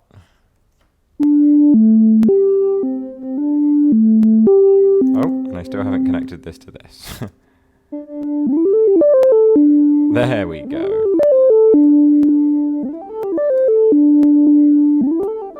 And of course, how I change the shape of this, if I make the attack longer,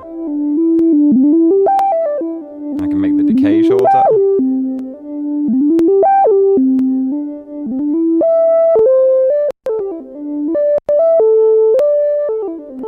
And you can get really quite wild with some of those long attack times. And even though it's just a steady quarter note, because the pitch is changing and skipping up and down the pitch quantizer, you get some really cool rhythmic effects there.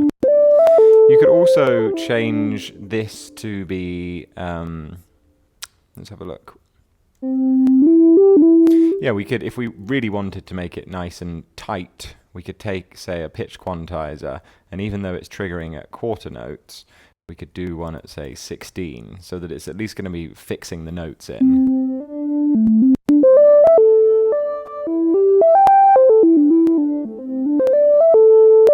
We can also change the actual shape of this AD. These ones have like sort of curve for the beginning and the end. Digital 1, 2.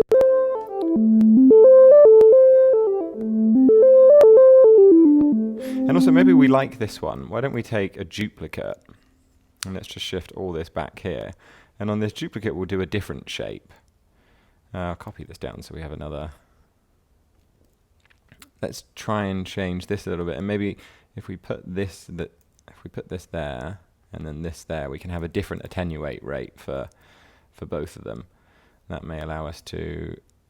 What do we also want to do? Oh, we want to add them, of course. In this case, well, we could just do a sum, because neither one of them is going to be playing. In fact, we probably don't even need.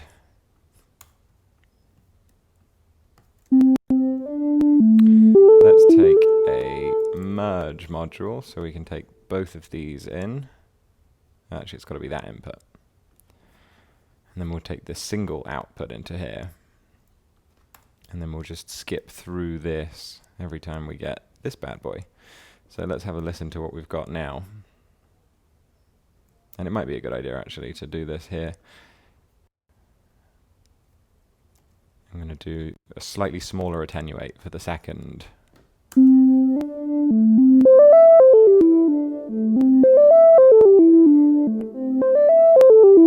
can see that when it's on this guy,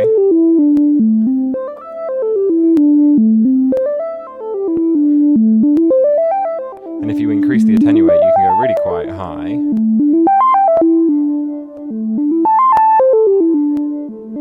I could increase this up to 4 inputs and do a couple more envelopes. Let's do a smooth one like this. And we'll do one more round-edged one like this. Copy a couple of attenuators. And we'll just sum all of these in here. Get some different rates. And we'll do quite a fast one at the end.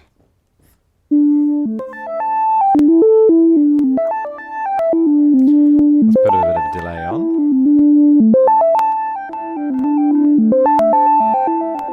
Might be quite cool to turn off that sample and hold.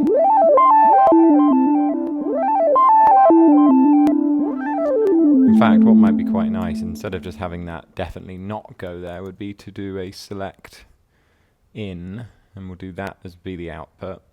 We'll have U in one and U in the other, with the pitch going in and still. And then we won't always have that. Maybe we'll take a dice module. We'll use that to decide it. We'll do quarter notes. See what this sounds like.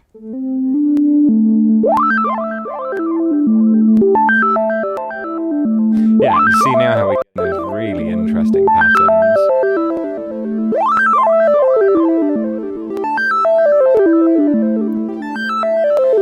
We could even then take a transpose knob after here, and we could try to start playing around with moving this pitch.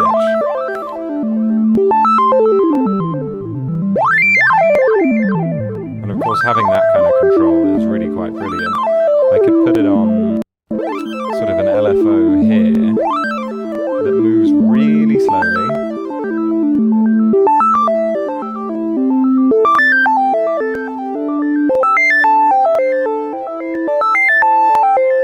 And now that obviously all of this additive pitch information, I could attenuate that.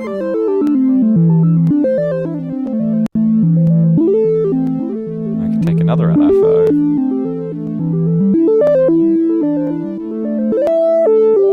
And we could use that on the attenuate.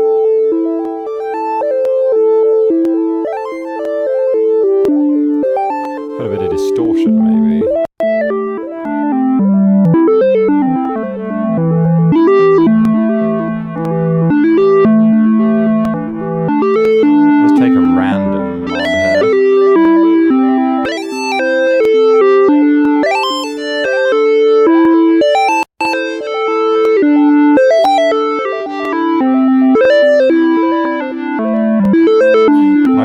Subtle variations on all of the different parameters to get it to really just sing and be a bit weird.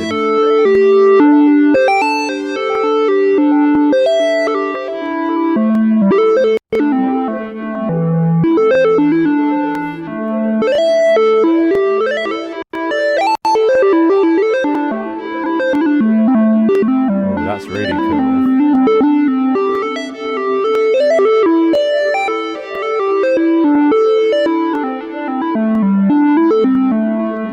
I wonder what would happen if we were to take a copy of all of this and let's see, what have we got here? To do a duplicate of, I suppose, everything. Yeah, we'll just duplicate all of that and have this gate signal come from here as well. And I need this gate signal to trigger that. Okay, what we could also do now is to take a transpose module and maybe do a fifth. So let's see if this now gives us two pieces, two voices. Oh, what have I done?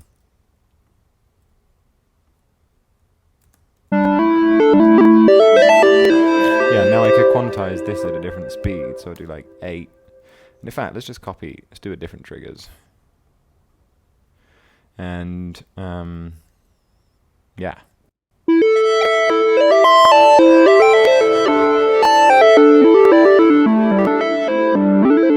one to the right, one to the left.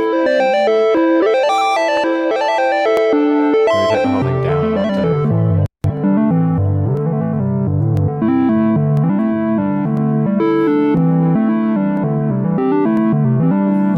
Chuck a bit of RC20 on the end of that for that delicious retro flavour.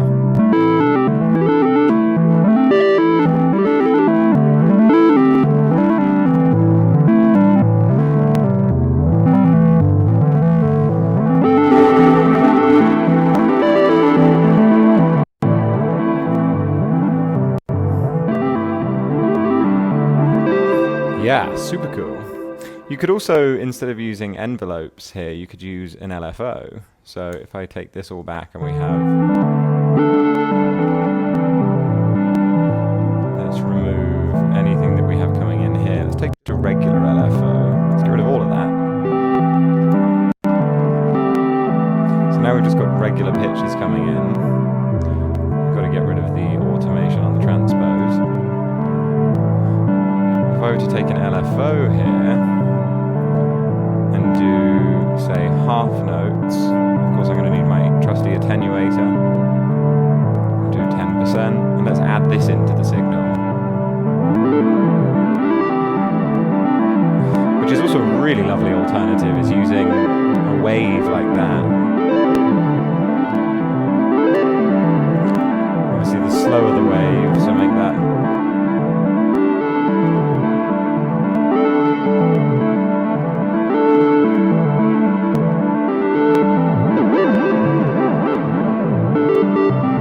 do a bar long.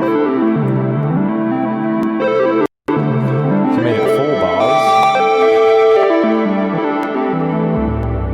Bipolar.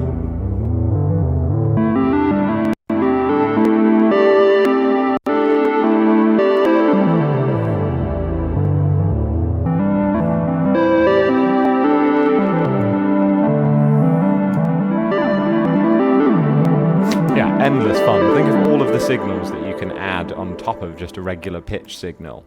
And of course, if you just scale them down to make them fit into the appropriate range for audible pitch, you can get some really fantastic and unique results. One of my favorite ways to very quickly generate random pitches is to use the noise module. If I were to just patch this noise module in as the pitch input for this sine wave oscillator, here straight away we just end up with a sort of nonsense noise. So we would need to, let's have a quick look at what actually coming out of this noise module as a better demonstration. You can see that noise is just all of the frequencies all at once. So we need to actually pick a frequency every time it triggers. So I'm going to take a sample and hold module, and I'm going to use the same trigger signal driving that gate to select the moment of sampling. You'll notice now, if I were to bring the pitch up, we're getting all manner of random pitches. Because this is a bipolar signal, we might have pitches all the way from the bottom here, all the way to the top. And as we know, at the top it's going to be inaudible to the human, and at the bottom it will also be. So we need to actually scale this information down to make it more useful. I'm going to take an attenuate knob. Let's just take another oscilloscope so that we can really see what's going on here. As I attenuate this to, say, 10%, this is going to give us an octave up and an octave below, because this is a bipolar signal. So we might want to also decide that, well, you can't go below the lowest value, which in this case would be C3 or 0. So we could make this into a unipolar signal by using the Bi to Uni. And if I bring this up in pitch again, you can see that turning this on and off just basically scales that value up. So if I were to now press play and bring this down, you'll see that as I get to about 10%, we're in that 1 octave range. Still sounds wonky as hell, so we're going to need to quantize that pitch. I'm going to take a pitch quantize here, and I'm just going to do a C major pentatonic scale. Maybe bring this up a little bit. Straight away, we now have some great random pitches, because this noise signal is being sampled, and because it's just constantly different, we're going to have this constantly different signal. We have 2 different types of noise signal available. Pink, which if we also look here with a spectrum at what we're actually getting out of these 2. White noise is a sort of even distribution of sort of vertical, diagonal even distribution, and pink noise is sort of totally across the board flat. So with a white noise, we're going to be tending towards higher values, whereas pink noise, we might have a slightly more even distribution. So if we listen to this in the context of it generating notes, you'll see that with pink noise, we're getting more low notes as well. I really like using pink noise for generating melodies. Now, the only other control we have on this noise device is this stereo. And what stereo will do is it will make the signal on the right different to on the left. It's quite hard to actually see with this thing. But all that means that in the context of things, the sample or the signal that's being sampled to pick our pitches will be different on the left to the right. Therefore, giving us different pitches on the left and the right, very quickly allowing us to come up with this sort of stereo, almost polyphonic kind of sounding. It's I suppose, paraphonic. One other thing that I really like doing is, say, taking 2 of this same sequence, and let's pitch this down 2 octaves. and I'm going to turn this off of stereo. So this bottom layer is going to act as just a sort of monophonic single pitch in the middle. This is going to be our bass line. Let's bring the volumes on these two down. You can now straight away hear we've got this super cool generating pattern. I might change this to be a different rhythm, maybe make this faster.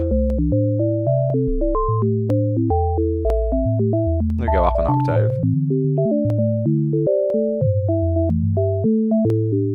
Now we can also sample from this this signal here. Let's put this before so we can actually see what's going on. We can also sample from that for modulation. So let's take the same signal going into here, and I'm going to take a modulator out, make sure that we're sampling at the same trigger rate, and now I can use this to modulate anything else on the parameter. So because of the fact that it's the same signal, a higher note will have a higher modulation amount, it's sort of like key tracking. So if I select this modulator out to control the skew, you'll notice that higher notes have a higher skew value. If it's too abrupt, we could always lag it. And now it's sort of smoothly moving between it.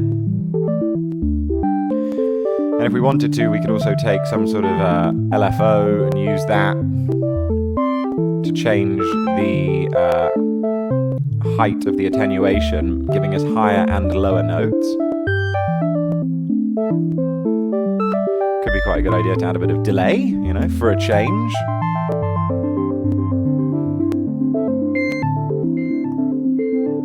But yeah, using noise is a really great way of being able to just instantly have random values, and to be able to shape them either with the white or pink noise I think is delicious. Let's maybe use white noise for our bass line. And the combination of two different noise sources there I think is really quite delicious.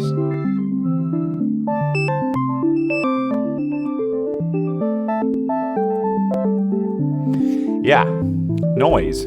Noise is your friend.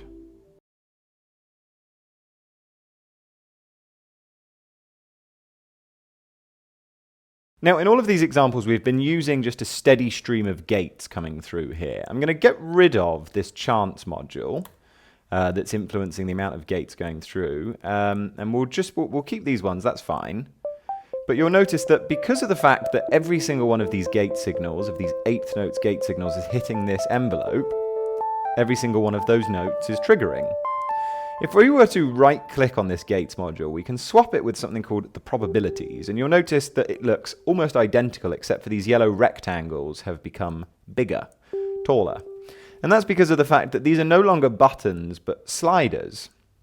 And the way that this device works is that every time we register a full bar, the yellow bar being at the top, that's 100% chance that that step will send a gate. So if I play, every single one of these steps is sending a gate. Whereas if I brought these all down to 0, now we have nothing, because every single one of these steps, of these 8 steps, has a 0% chance of sending out. Similarly, if I were to put these in the middle, like all at 50%, this is effectively the same as when we had this 100% value with a chance at 50%. This is operating in exactly the same way. And really, if we were to just demonstrate this up here, the way that I like to think of the probabilities module is it's a chance step, it's a chance device, but every single one of these steps has its own fixed percentage here. So we could think of it as well as, like, if we take a gates device, we'll make all of them play.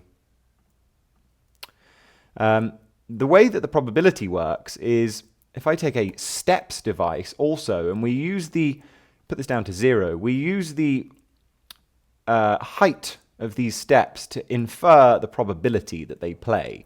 So if I were to take an oscilloscope here, and we have a look, you'll see that every single one of these gates is going through. However, if I brought these down to 0, none of them is going through. But by putting this at 50% in the middle, this means that there's a 50% chance that every single one of these gates will feed through. So really, this probability device is a chance module, but it's a chance with a sort of a decided value of probability for each step. So it just saves you a little bit of real estate by not having to influence with the steps. So let's now go back to our patch here. Let's turn this all on again.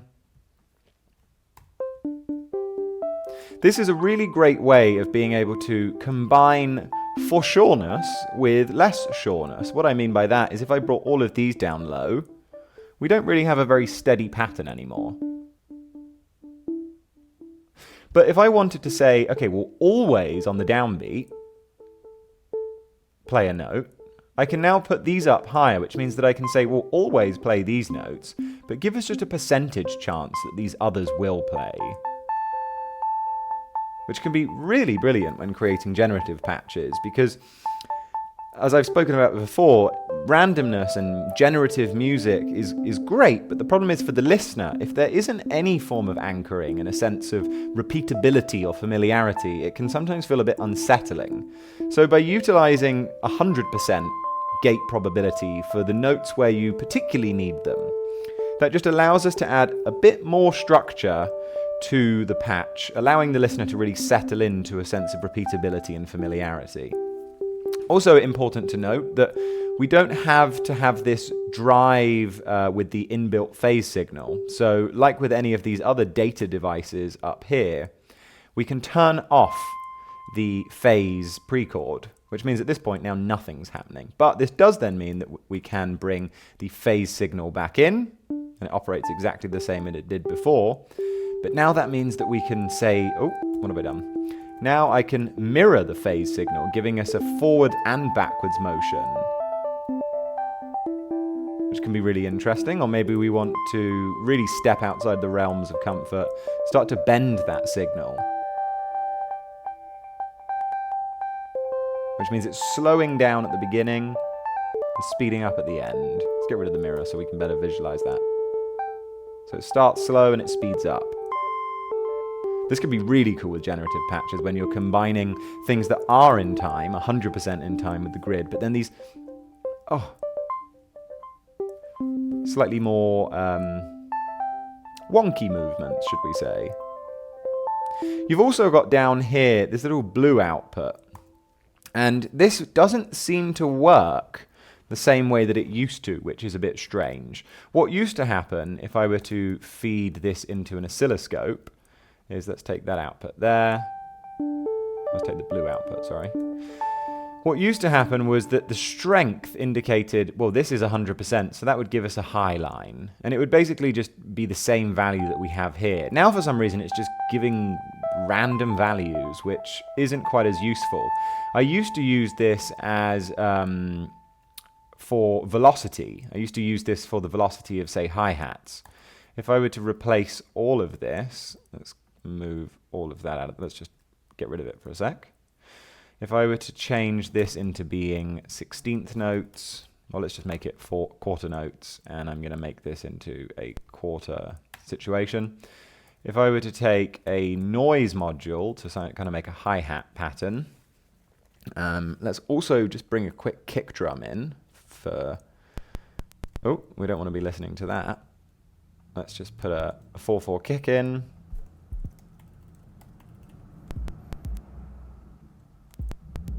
For some reason, we're not even hearing the kick. What's happening? Oh, I guess because the gate signal is just blowing our...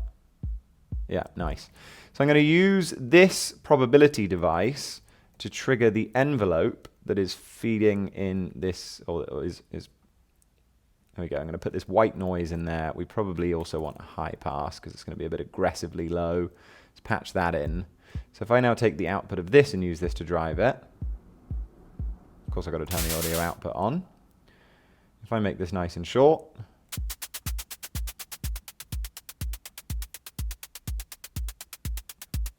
now we have a hi-hat pattern. Every single one of these is, let's turn that off.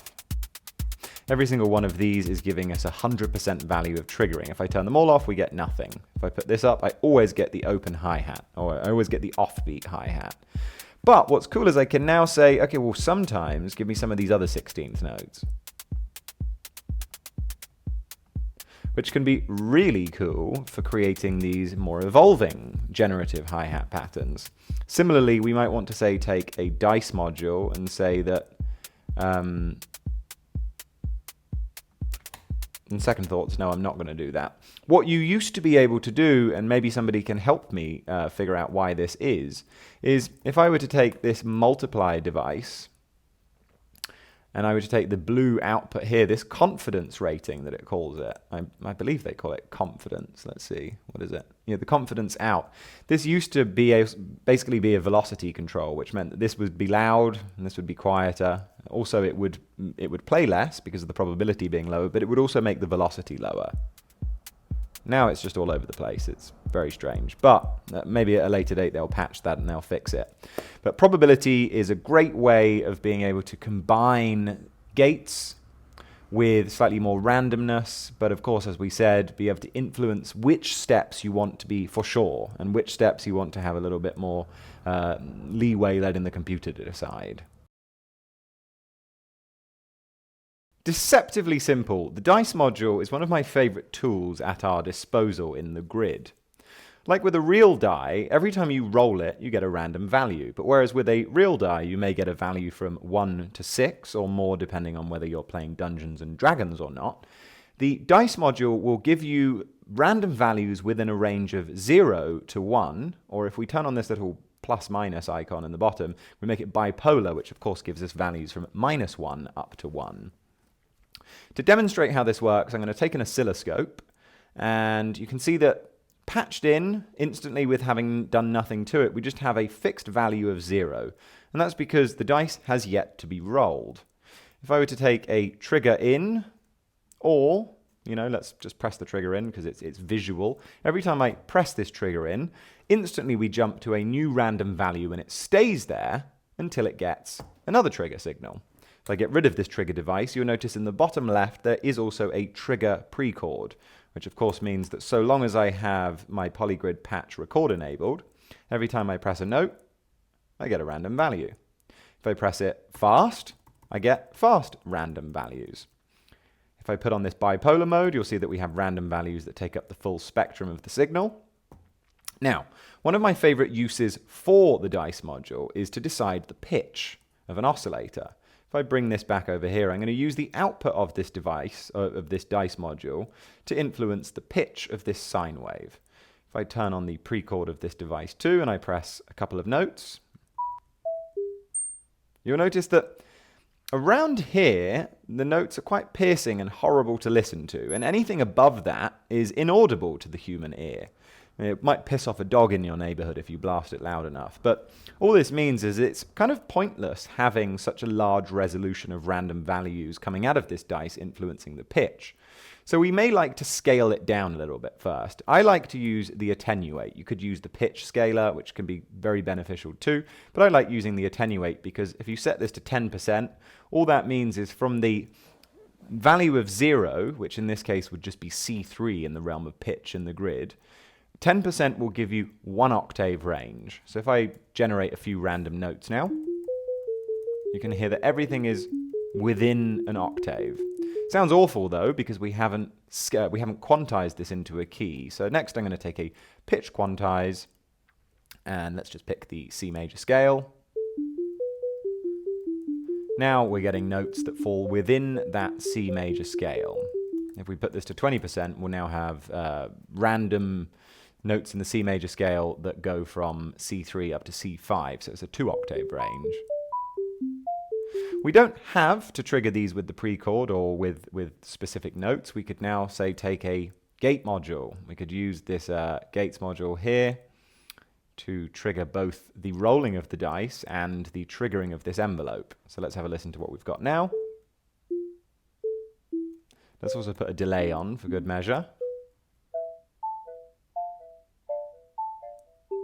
Delicious. Now, we can use the dice for more than just random pitches, obviously. If I copy and paste this dice down, I'd like to use this dice to influence the decay on this envelope. So if I bring this down, but the problem is you'll notice that the dice, it doesn't have anything on it. There's no way of me being able to just drag this to the decay. So that's where our trusty modulator out module comes in. I'm going to take the random values here and I'm going to send them to the modulator out. I'm going to use the modulator out to give us values within this range. So the full spectrum of random values will be scaled to the lowest, 0 being what we have set here, and if it generates a 1, it will be all the way up here. So let's have a quick listen now.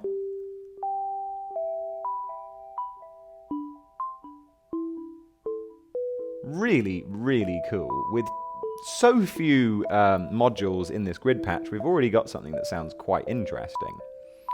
If I were to put this onto bipolar, you'll see that now we're getting values that fall as much this way onto the other side, which might not be too useful in this case with the decay.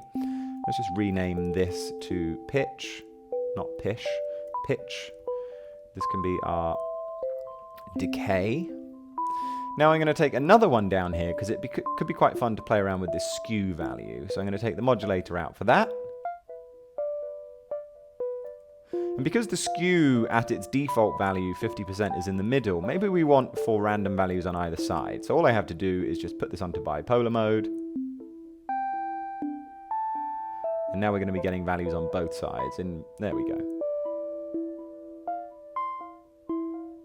Really cool.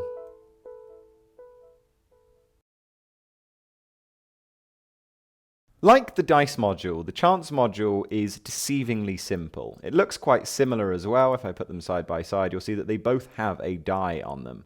But whereas the dice, when struck or when rolled, gives random values, the chance module basically takes whatever signals are coming into it, and based off of a percentage here, we'll say at 100%, every gate signal coming into it will come out of it. As you bring this to, say, 50%, every gate signal coming into it will have a 50% chance of being fed through. To demonstrate this, if I take a triggers device, or just because it's probably easier to look at, we've got this gate device here. Every single signal coming through here, let's just put an oscilloscope so we can visualize it a bit better. Every signal coming through here will be at 100% fed through. So you can see that the oscilloscope showing us the gate signals on the left is identical on the right. But as I start to bring this value down to, say, 50%, now not every single one of these gate signals is going to pass through. Of course, if I put this to something very small, like 1%, 1 out of every 100 gate signals will pass through. We could probably sit here for quite a while in the spirit of true randomness. We might not get it for a couple of days. If I put this to, say, 10%, there we go. We get 1 coming through. Now, this can be really useful for a number of reasons. Before I go into showing you how we could use this in practice, it's also important to note that the only other control we have on here is our trigger precord. Works just the same as you would expect. We also have this little blue value down here. And this value basically means that if I were to take a value knob or some sort of thing to control it, I have the ability to control it just the same as if I was using it here. But this does then mean that we can use some sort of moving value to control. Let's make this a little faster, actually, just so that we're getting lots of signals coming through. If I were to take an LFO now, and I were to use a smooth moving LFO over the space of a bar, let's just re-trigger this, and let's use a sort of, let's use a ramp. Let's ramp this up over a bar. You'll see that at the beginning of the bar, it might be easier if I make this visual like this. You'll start to see that you're going to have almost 100% of the notes are coming through as the ramp reaches its top, but at the beginning you have 0%. So this just means that we can influence the percentage of chance with something else other than just having to control it manually.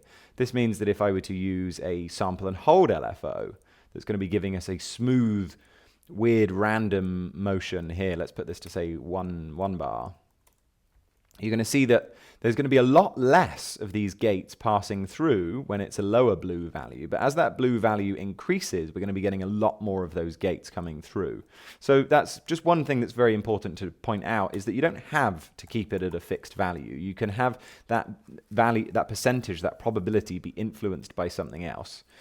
Now, I'm going to scroll down here to the patch that we looked at for the dice module. And as soon as I press play, Sounds just the same as we left it. But if I were to change this gate pattern to something a little faster, let's say 16 notes, I've got to make sure that if I leave this on gate and they're touching, it's just going to stop any of those gate signals coming through because it's effectively been tied. So I need to either change this to a pulse or a trigger. And sounds quite cool, but still, let's make this into a pentatonic scale. By using the chance device, we can effectively say, okay, sure, there may be 16th notes happening, but I want a 50% of those gate signals to actually be passed through. So now you're going to start to hear a slightly more broken gate pattern.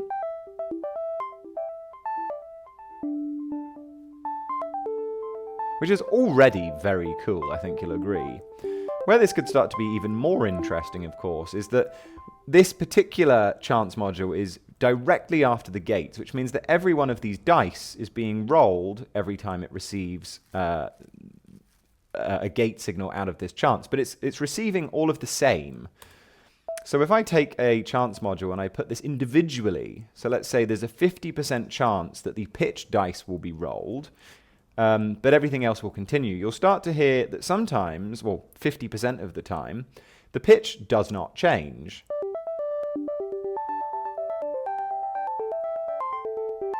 If I bring this down to, say, 10%,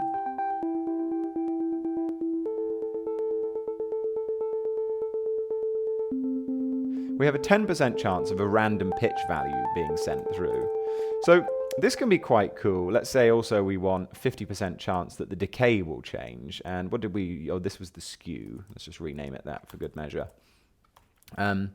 Maybe we would like for this chance module to have 50% chance that the skew will change, 50% chance that the decay will change, and say 50% chance that the pitch will change. Similarly, it might be a good idea to say, well, we want a 50% chance that there will even be a gate signal. So even though we have a pretty consistent stream of 16th note gate signals here, we're going to have a far more interesting pattern now.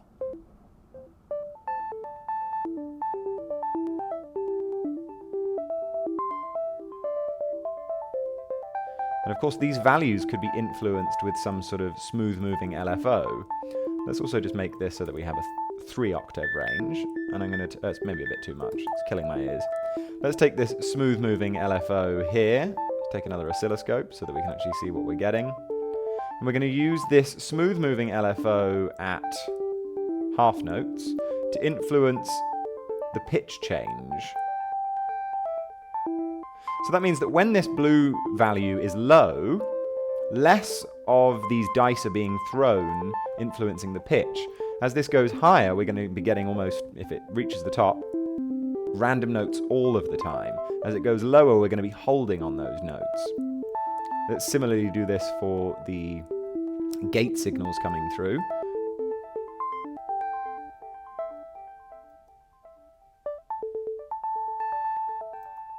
And if we wanted to, we could take a value scaler so that we could say, okay, well, put this to 0. 0 means 0, so let's increase this. Maybe it'll be easier if we look at it through here.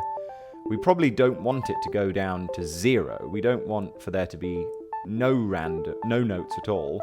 So maybe we'll put it to, say, all the way up to 100%. That means the notes will always come through. We put it on bar. And you can see how these very simple devices really do come together to allow for some rather interesting and slightly more complex ideas to emerge.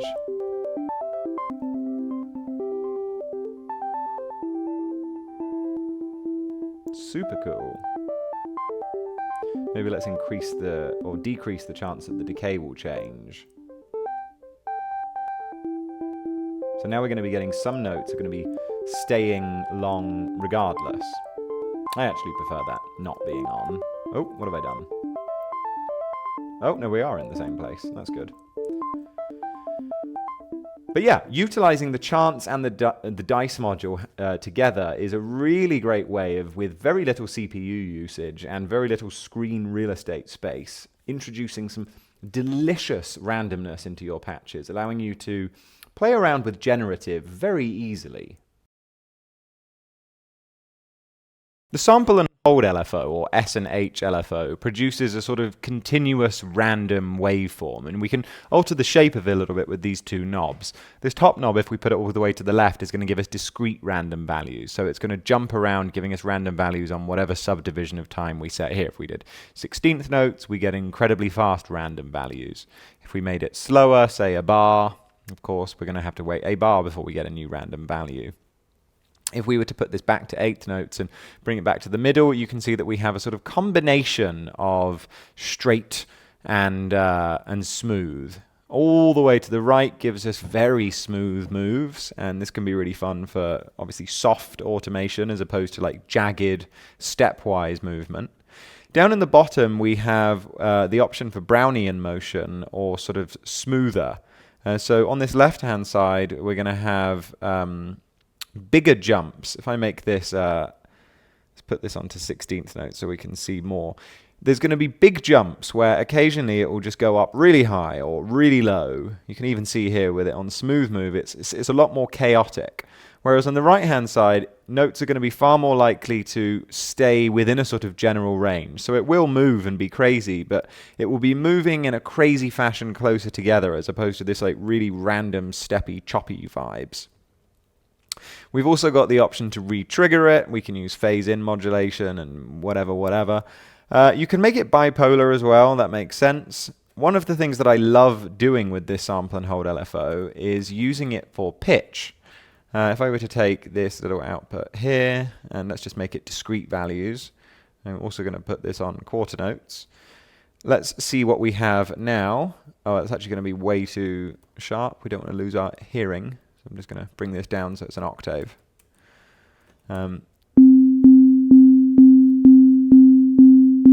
Strangely, we're not getting any change. Oh, right, I haven't even put it into here, that's why. Okay, so now you're going to see that we're getting random pitches. Let's just make sure that this... So yeah, this can be quite cool because it's just a continuous stream of noises. In the past, we used to have the ability to, when re-triggering it, start the sequence almost at the beginning of the seed again, which was very useful and was kind of like the music thing modular Turing machine. But for some reason, I really don't understand why, Bitwig changed the functionality and now has made it kind of useless. But I digress. The thing that I love about this thing is if you start to put them out of phase with each other, 360 degrees in either direction is going to be a full quarter note late on either the right or the left channel, depending on which way you move this. So notice as I bring this up, I can create a difference. And if I put it to 180, we're getting a 16th note. And all the way at 360 creates like a left and right delay, which can be really cool.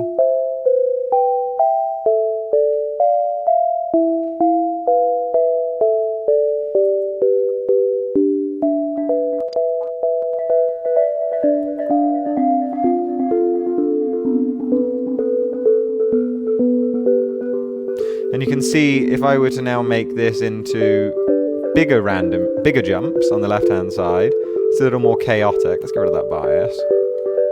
Make it even 20%.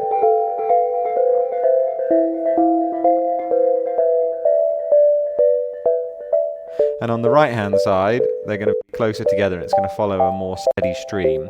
We might be able to notice this if it's quicker. Let's put them to say 16th notes.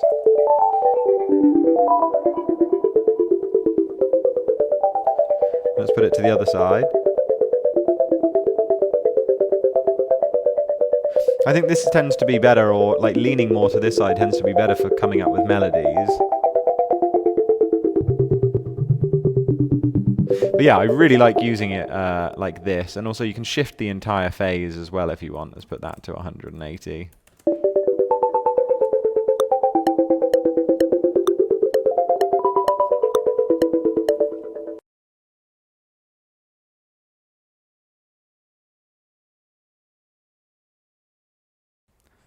Sometimes when you're making your patches, you might end up with a sort of cluster of values or buttons. You know, you're designing your interface, and as such, you want to have all of these things next to each other and easily accessible.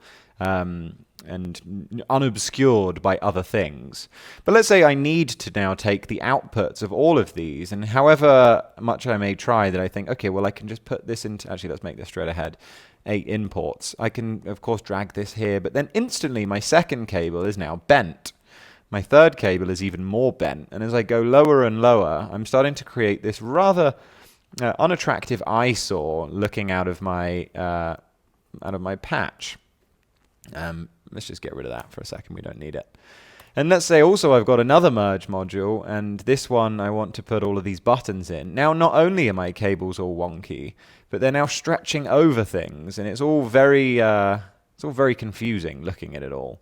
So while I can't fully get rid of all of the cables, one thing I can do that at least to me seems to help make everything a hell of a lot easier is anywhere where you have a bunch of cables, if they're all in a straight line, you'll see that every time I move this up, one cable now becomes straight. If all of these cables are going to a place that is straight across from them, then they should be fine.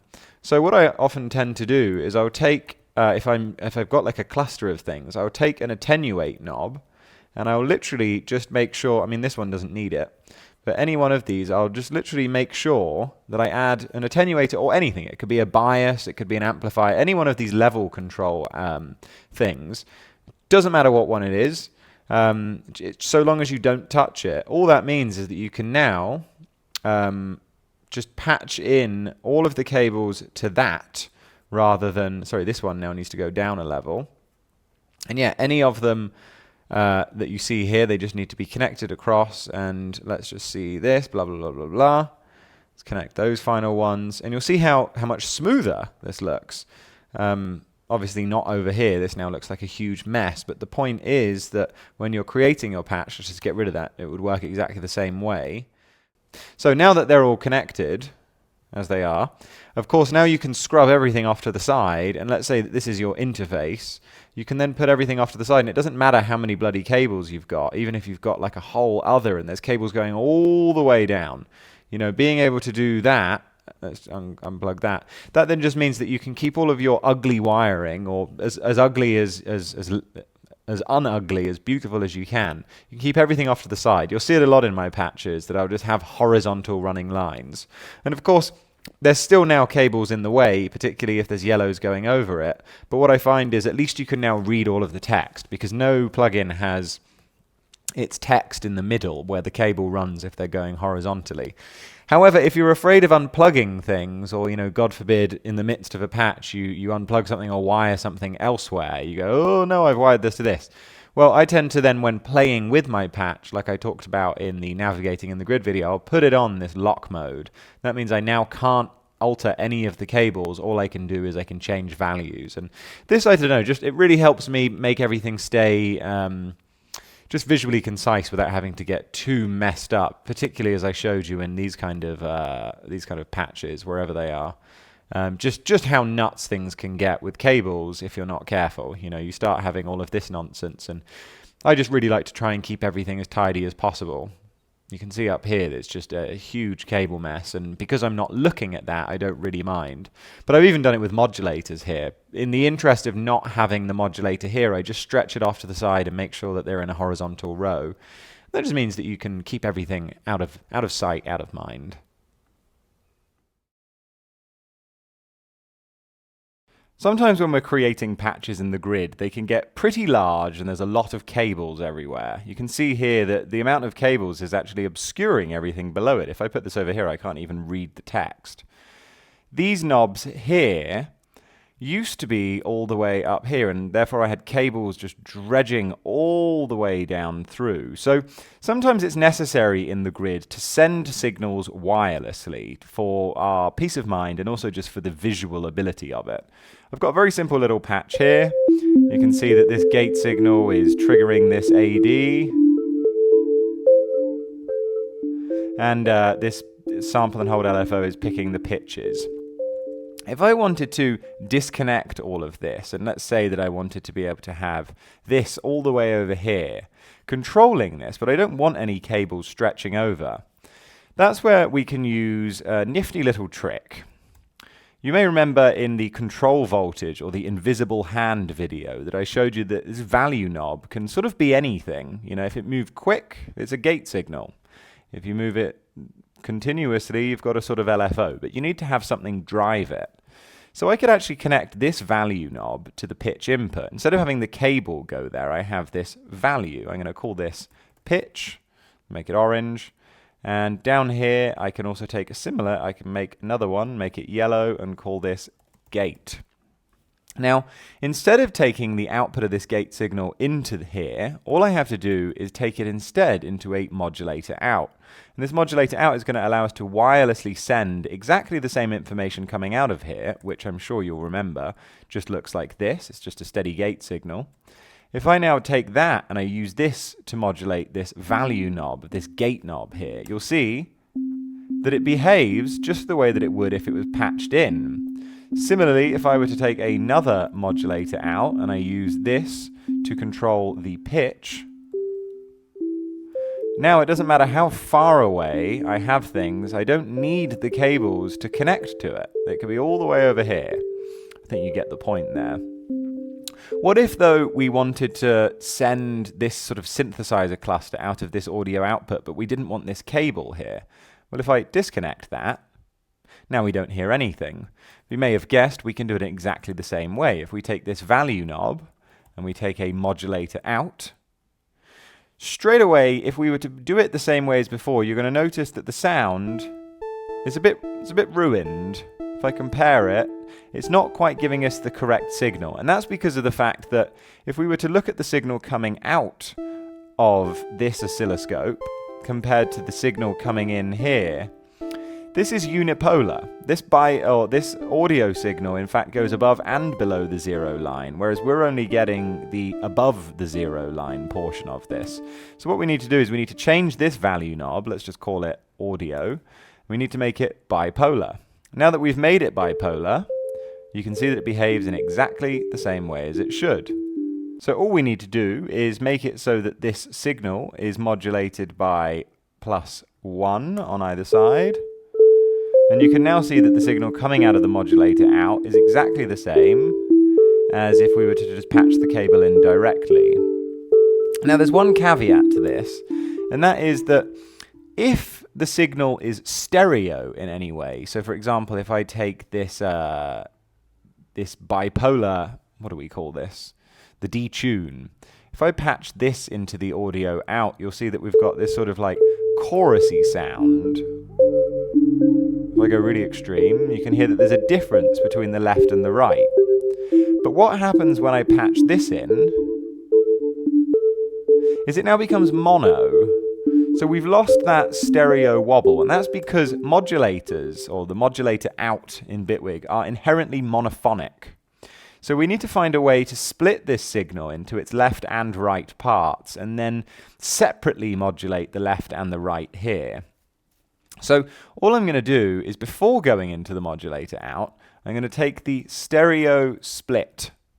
Now this stereo split allows me to take this one signal and split it into its left, right, mid, or side, mono or stereo. Mid and side. So now that I have a left value on one modulator and a right on the other, all I now need to do is take a stereo merge, and I'm going to pop that into here. And I'm going to take one value for the left and one for the right. And all we have to do is map these just like we did before. But now we do one on the left and one on the right. Just make sure that this isn't modulating both. This is modulating this left, so we could call that audio left. And then this is our audio right.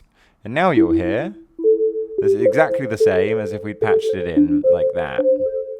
It is a few more modules in the way, but in the grand scheme of things, when you have a huge patch, this is a really great way of saving some space and just making sure that you don't have to have quite as much nonsense everywhere. Similarly, maybe I'd like to have, some sort of thing happening here. Maybe I'd like for there to be some sort of envelope that opens up with a chance, so not every gate hits that. Let's now take a value knob here, and we're going to use this gate signal to 50% of the time open this envelope. And, you know, I've spoken before about how the fact that you can use the modulator handle here. But the problem with that is that it means that we have no ability to scale it down. So again, let's take an Attenuate knob, and we're going to patch that out of there. And let's take a modulator out. And our modulator out can now be the thing that we use for this, rather than that handle. Which then means, of course, we could take some sort of dice module that's triggering at the same time as this, and we can use a modulator out there, and then this modulator out can pick how much the attenuation is being affected. Now everything's so neat.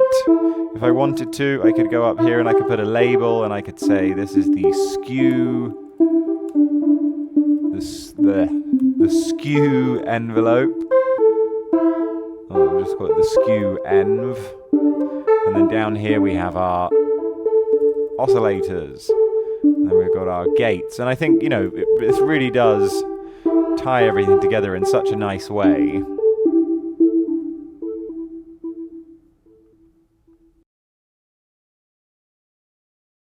I tend to quite like making a sort of visual interface for a lot of my plugins. This one that we're going to look at a later date, the XY sequencer, we're going to be building from scratch. You'll see that in the actual video, I've created a sort of box around it using some of these display tools. This is only a very small and silly idea, but I find that it can look really nice to add in a few blank squares to create a sort of container for things. So I'll use for that the label. And maybe I'll stretch the label over here and I'll give it my name and call it XY sequencer. And then you can actually use these labels if you just bring that down and you go to rename the label and you name it nothing. So you just name it a space. You then have these lovely little blank blocks that you can just use and create, you know, sort of building pieces with them. And I, again, really like this as an approach for being able to just encapsulate things and make it feel like a real instrument. And of course, I can then copy and paste these up here so I can get like an actual box feel to it. Let's put that there. I've got some more boxes.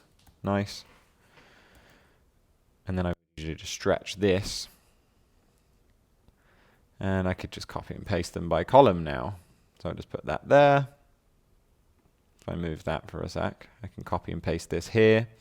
And I know this is just a small thing, really, but I really enjoy it. Obviously, you don't need to go as large as that. You could, in fact, just keep it nice and small, so it only every piece has just one layer around it.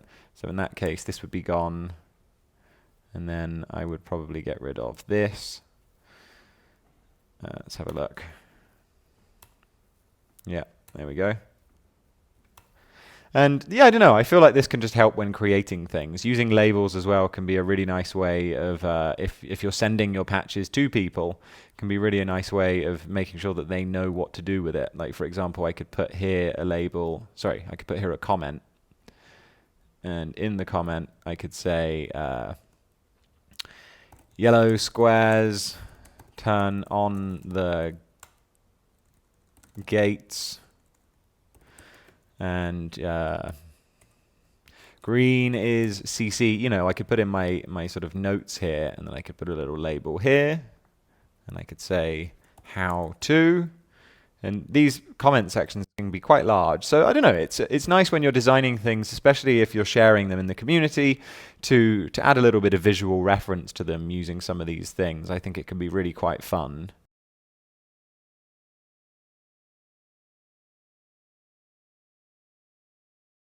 So the first thing we need to do is quite obviously to load up a polygrid. And to better demonstrate this, I'm going to take, first of all, a sample and hold LFO, and I'm going to take our trusty oscilloscope, and I'm going to put this to bars so that we can really see what's going on here. I'm going to put them to sharp edges. So every bar we're going to get a sharp random value, and for the sake of really driving this home, I'm going to make it bipolar so we can have a huge bit of space to play with here. So if I were to take this sample and hold and say this value or the next value output the previous value to another output. For example, if I take a sine wave here, and we use this to be the pitch, I'm going to turn it off bipolar again. In fact, why don't we just attenuate that?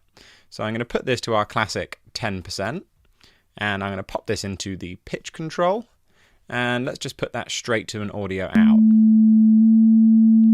And it would be helpful if we quantize that, as usual. Let's do the C major pentatonic scale, as always. Okay. So currently this is behaving just like a sample and hold LFO. But what would happen if every time we change note, we keep that hold, we take that previous note, or we take the note before and send that to another instrument? Better explained, or better demonstrated than explained.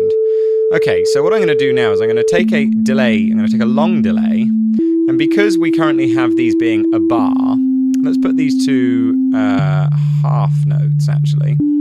Okay, so we have half note value changes now, which means that if I set this to 4 beats, that will be a half note. So I'm going to take the pitch out. We're delaying the pitch here. I'm going to pop that into the long delay, and I'm going to put the output of that into the pitch control. And now, when I take the output of this and add this to a mixer,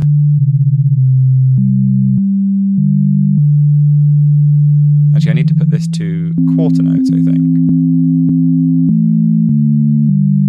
There we go. Okay, quarter notes, yeah, because it's 4, obviously. Okay, so what you can see that's happening here is every time we're changing note, if I throw a quantizer on here as well so you can see, every time we change note, the previous note on here becomes the note on here. And because it's all quantized at first, you end up with these very deliciously melodic patterns. And there's no reason we can't add another voice. So let's take that, and we're going to delay this signal by the same amount again. And let's add this in. Definitely got to bring the volumes down on this.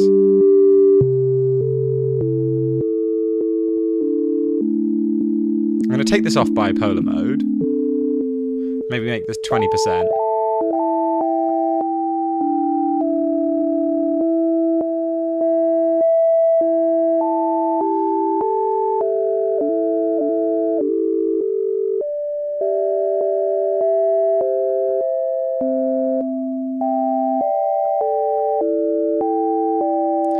Really wonderful cascading melodic lines. Let's delay it again.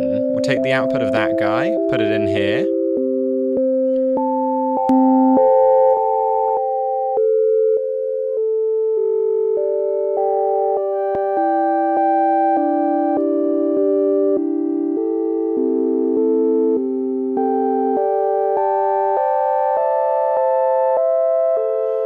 Let's delay it again.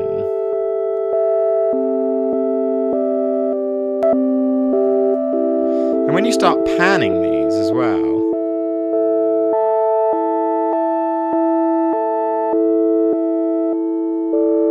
let's bring the attenuation up to 30.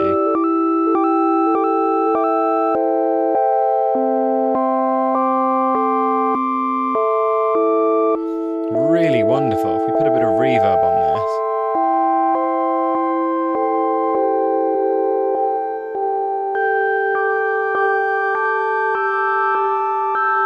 Let's maybe set this to 50% attenuation, but then let's just bias it lower. So we'll take the bias, and we'll bring this down maybe 20%.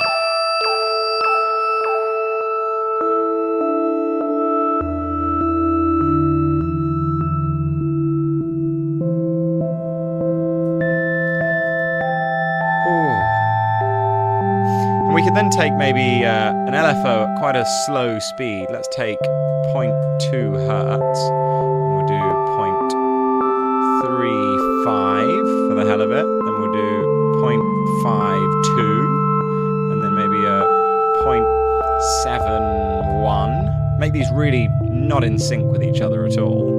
And we'll do one more below this at 0.16. And why don't we just add some subtle, slow-moving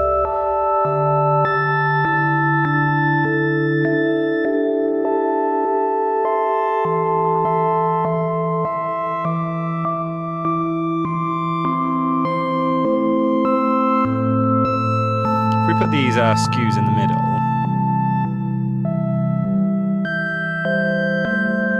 Probably bring this down a little bit more, maybe do 40%.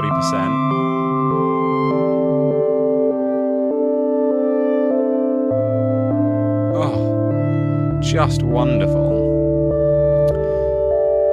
Now it's important to note as well that if I were to change any of these, we're going to then not only be changing when that note is played, but then the through notes to the next voice. So if I were to set maybe this voice to 2, that's going to be triggering at half the time, but that's going to be pushing these. So if I were to change these to 6 and then this to 2, we're having regular half of the time, because we've pushed these up 2 voices or two beats, we're back to normal. But if I were to put this to 4,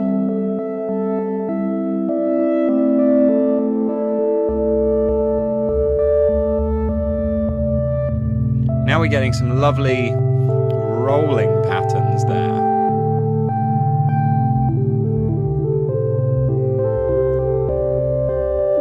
And there's no reason we can't then fuck with this attenuate knob.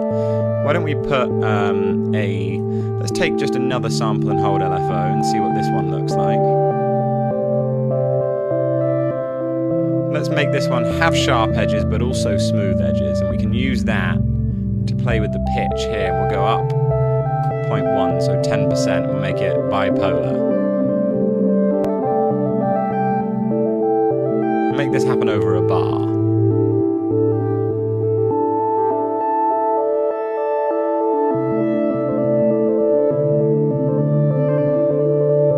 We'll do subtle changes. Maybe leaning a little bit more towards the smooth side. And this is all happening through this one sample and hold LFO.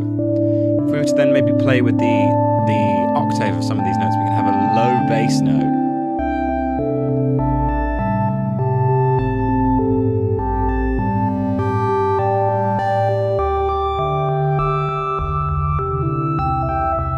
Why don't we play a little bit with some of the stereo spread on these guys?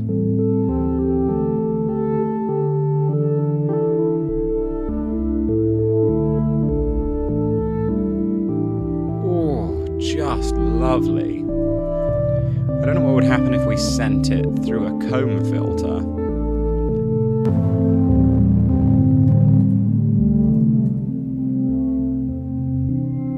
Obviously we're in C, so we could just double click it.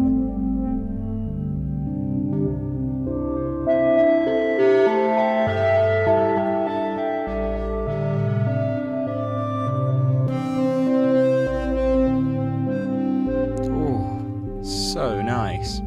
Now, one thing that's fantastic about this as well is because the notes are just rotating not only around on themselves, but they're also being at different pitches, we could literally just put in a single chord. So let's take just a C major here. It'll take a little while to get all the notes through before it then stops. There we go.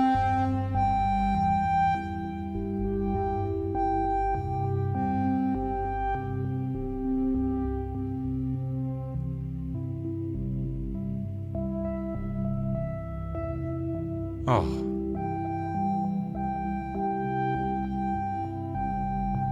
So lovely. Why don't we put a bit of delay on as well?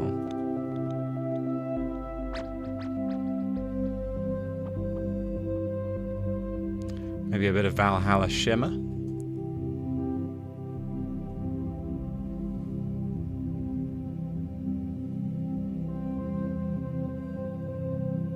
We could also play with the bias here, so let's put another sample and hold LFO and attach that maybe to go up 10% as well.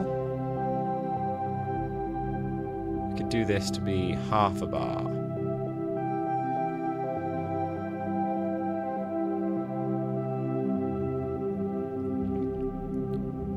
And again, if we were to just listen to the single note,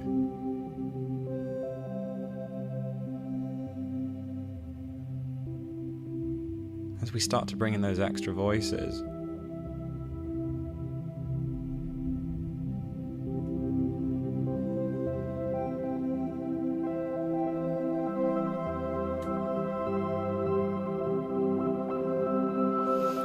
bring in some of those extra voices here. Maybe the B, add the 7th to the C major.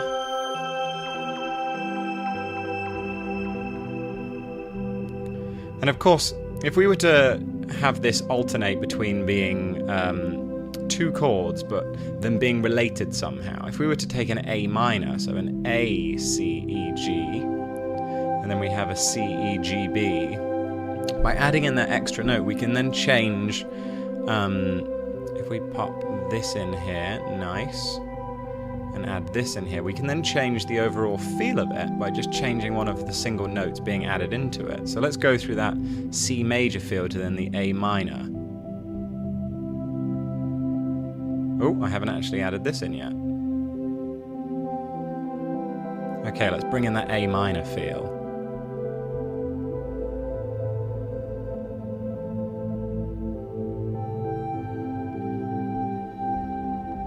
Back to the C major.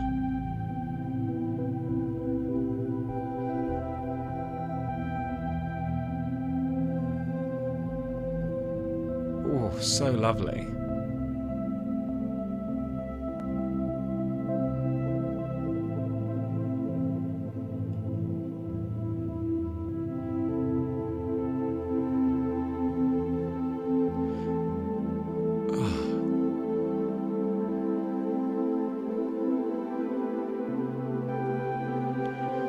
Anyways, that I think is a nice brief overview of how you can create an analog shift register.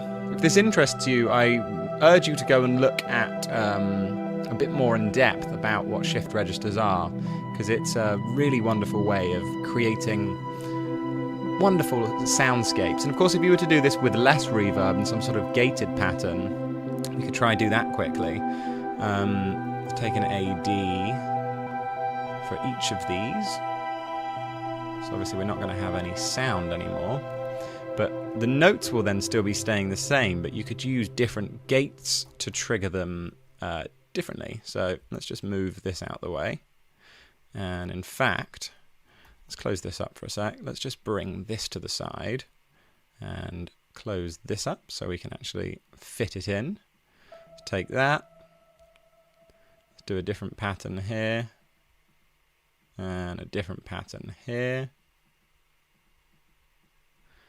And maybe one like this there. And finally, we'll just do one. We'll do this. So let's connect those up. And let's have a quick listen now what we get. I'm going to turn off some of these long effects, because I think this could be...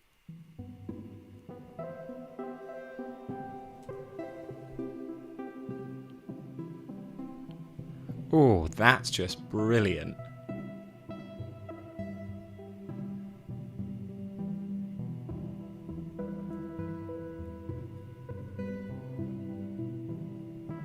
We could go to the A minor feel.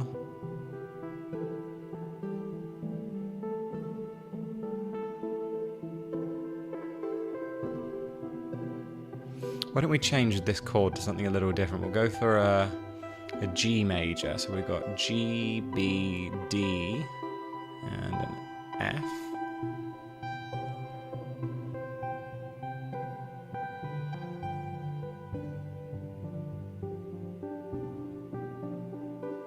Maybe turn off that F. The only issue is the amount of voices that you have then delayed into it. They will carry over into this pitch section, so that's why it's probably a good idea at times to do them with kind of related chords. But it can be really beautiful. Why don't we use a square LFO instead? We'll do that bars.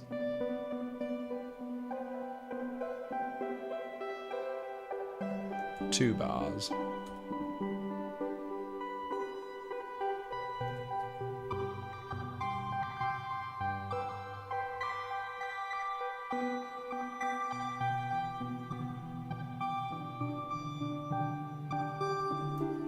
Might be nice to bring a bit of those delay.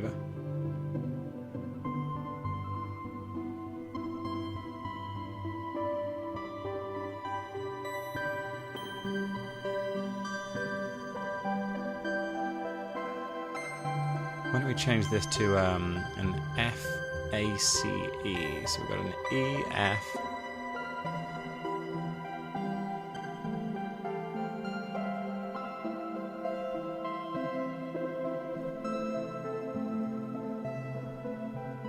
If we were to change this to 16th notes, maybe.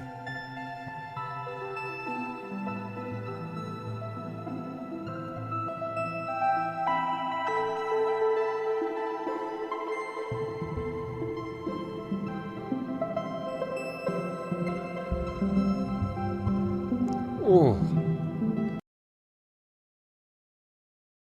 You may sometimes have an incredible patch that you've built in Bitwig using something outside of the grid, or maybe even you have connected to a hardware synthesizer, something that you've got in your studio, but you'd like to generate some notes inside the grid. Well, there's a way that you can actually send generated notes from inside the grid to anywhere outside of it, and that's by using the note grid. If I take the note grid and put it before an instrument, even if that instrument is, say, a hardware CV instrument, you know, it could be one of these guys, so you're actually playing with your hardware, whether it's a Moog or whatever, or whether you've got a CV instrument, you're playing with your actual modular. So long as you put the note grid beforehand and you open it up, you'll see that we've got here the gate in, that's that little symbol, and we've got the pitch in, and we can see also velocity and MIDI channel. We can see that they're all wired up straight in. So if we were to play the keyboard now, just like we would, it's behaving in exactly the same way as it would if this was off. But, of course, now we have the ability to interfere with the signal because we have this sort of grid-based situation. If I don't in fact want to be able to play on my keyboard and I would in fact like to generate sequences inside the grid, I can just get rid of the input. If I were to take a triggers device now and I were to patch that into the gate input and I were to press play, now you can see that this yellow square is indicating that we've got gate signals being created inside the note grid and being sent out to this instrument here. Likewise, if I were to take a dice and make sure that that dice is being quantized into a specific scale and attenuated, and I can do all sorts of the good stuff that we do in the other patches. Let's bring this down to 10, and we can now say, well, please generate eighth notes every single time a random note. Maybe we could take some sort of chance device and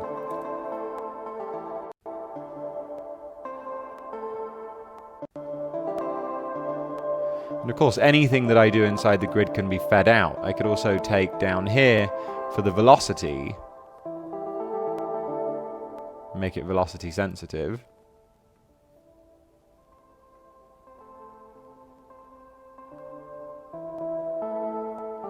We've also got the ability to change the panning, so if I were to take some sort of LFO, so long as the instrument after it is, these ones now start to have to be built-in instruments.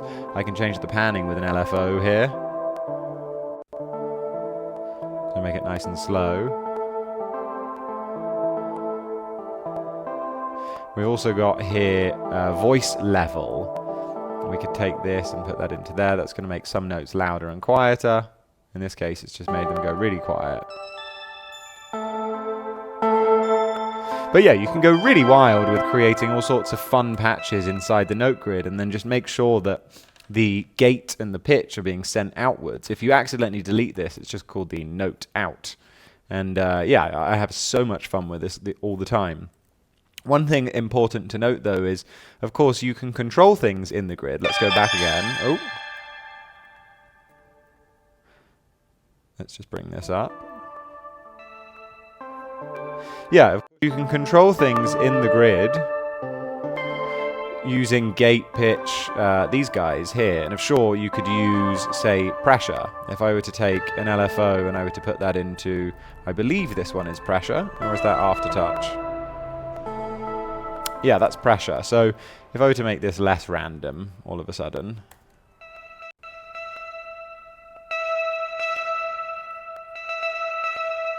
if I wanted to now do something with the pressure, of course I've got here the ability to now say, okay, well, pressure should increase the pitch.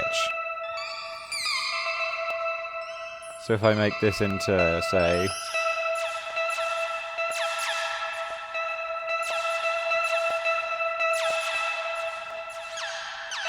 But if you don't want to use either pressure or timbre as a control of some sort of random thing into the grid, you can also set up it through a MIDI CC, which we're going to look at in another video.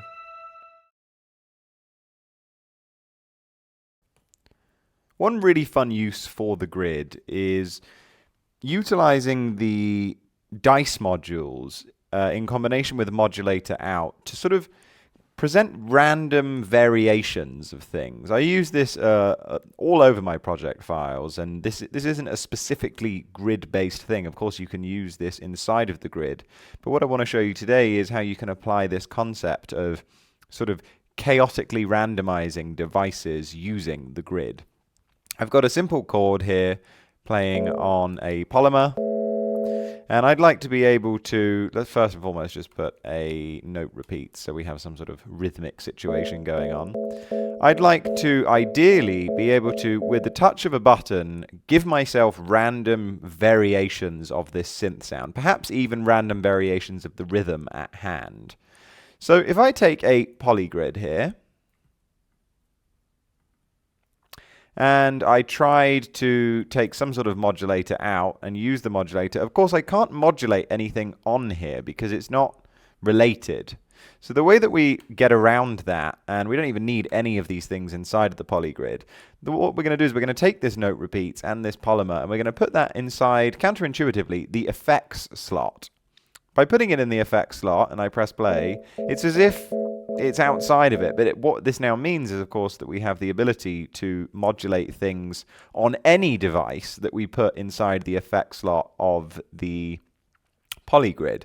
Now, like we talked about in a previous video, if I just connect a dice module to a trigger, and let's say I'm going to use this modulator to provide random values for the skew, every time I click the trig, we're going to get a random value.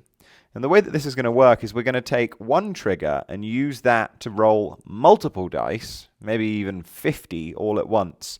And they're going to provide random values for a variety of things within our patch. So actually, before I get into this, I think just for the sake of not losing our minds, it's important to set up the connections ahead of time, just so that you don't have to keep connecting. You can just copy and paste and all the cables are connected.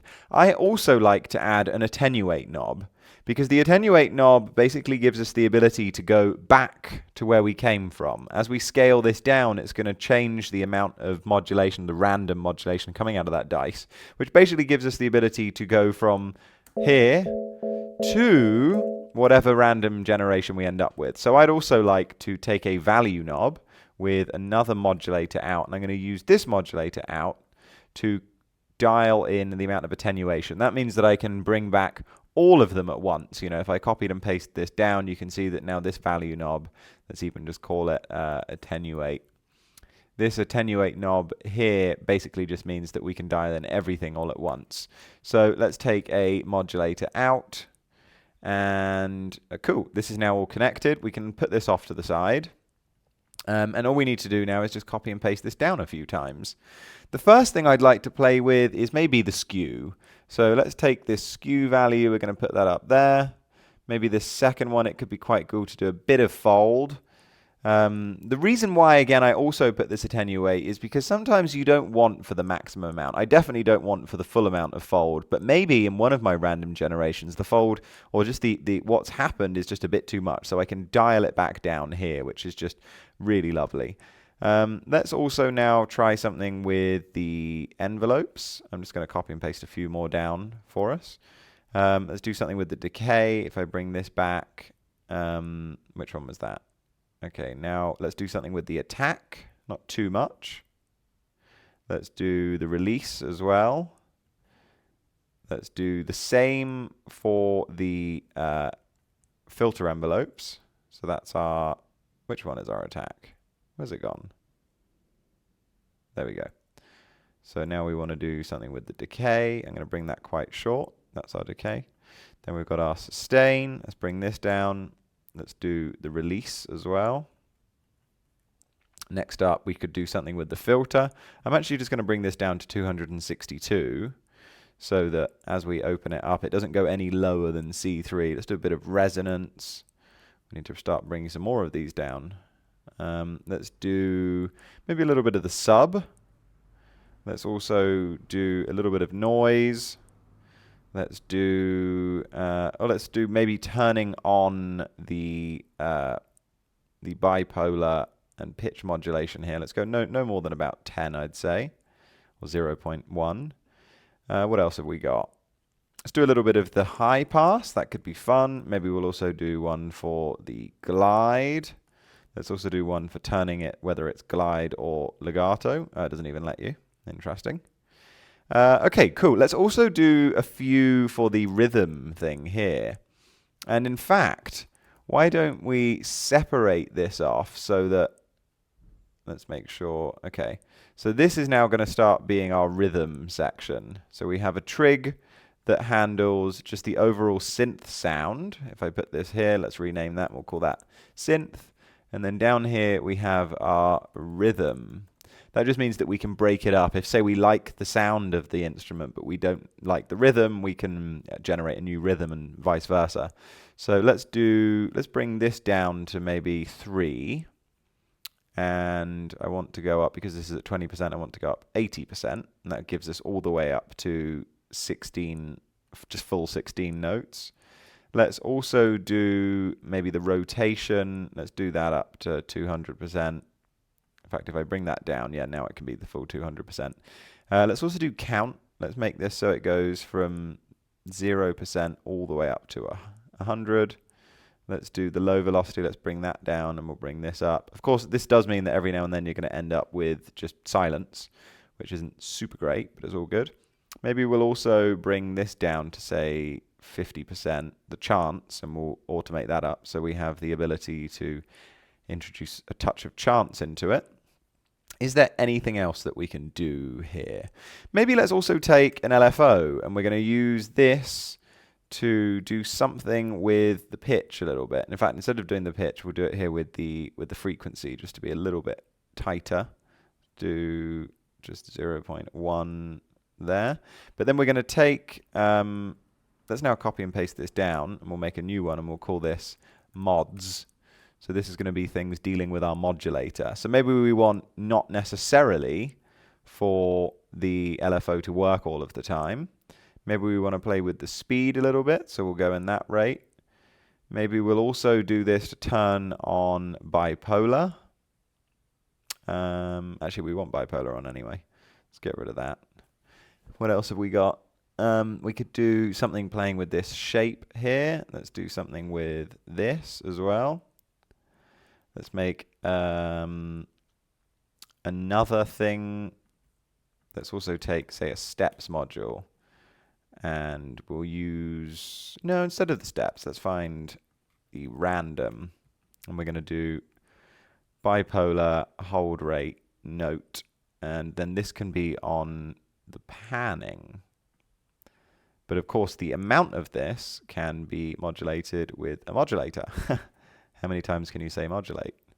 Let's also do the randomness here. Let's also play around with this shape. Okay, cool. Let's have a quick listen to what we've got straight off the bat then. If I were to just press play, I can now generate a different synth sound. Oh, of course, I've got to bring up my attenuate. But you'll see that as I start to bring this up now, in fact, let's just make sure that this modulator is actually going down 50%. So by default, let's go. By default, we have all of the notes coming through. Let's trigger a new rhythm. And what can also be quite cool is now that we have these individual things, we can also create a sort of master trigger that changes everything all at once. The modulators, the synth, and the rhythm. Let's see what that sounds like. Let's just bring this up here so it's next to our attenuate knob as well.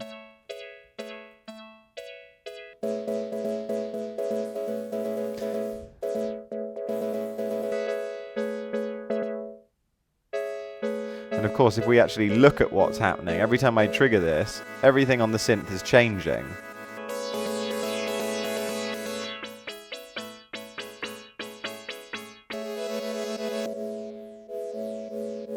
If we don't like the synth, we can just randomly change that. And this, of course, we can also use effects. So why don't we take a reverb? Let's just make another category down here. Let's just copy and paste that individually. We'll call this effects. And let's do a few of these. If you put hundreds of these, it does start to eventually create a little bit of a CPU problem. Let's do a bit of decay. Let's do the early to late. What else have we got? We could do the high cut. Let's bring that down a bit. We could also do the diffusion. That could be quite fun. That doesn't always have to go up. You could do it down. Bit of pre-delay maybe. We could do size. Size will create a weird sound every time it changes, but that's okay. Let's also add in, instead of... let's add a delay as well, so that the delay is being reverbed. Have we mapped anything to this? Okay, so now we're going to do time-based. So let's just map this all the way up. So we could have any of these 8 values. Let's do 2 here. Let's play with the feedback a little bit. Let's play with this soft thing. Let's play with which mode that is. So I suppose you can't change it. Let's do space. And we'll do a bit of ducking. And of course, let's put a little bit of mix. How much does that go up to? 50%. Could do a little bit of the filter as well, just for good measure. And it could also be quite cool to modulate the whether or not this is a mono or stereo signal. So let's try that. Let's give this a go. So first, let's just play with the effects.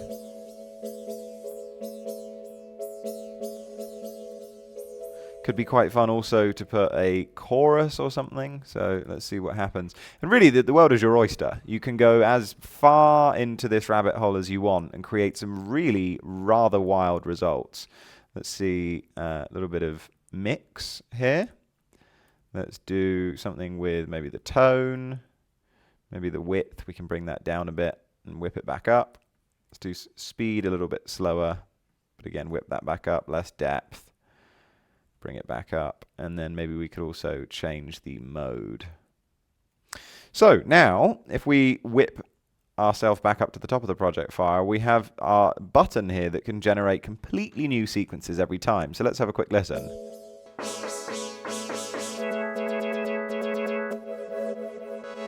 And of course, we can always bring it back.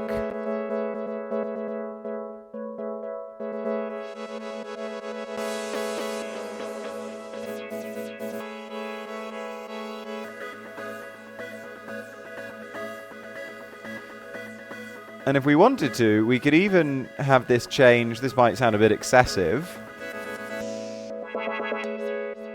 Most definitely a bit excessive, but we can have it so it changes every single time. Which might be a little more acceptable if we dial the attenuate back.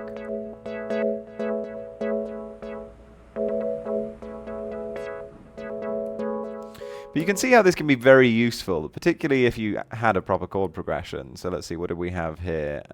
This was an A major 9.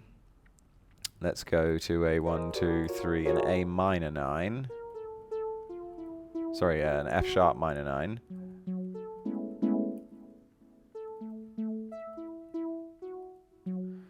Let's make it a little shorter.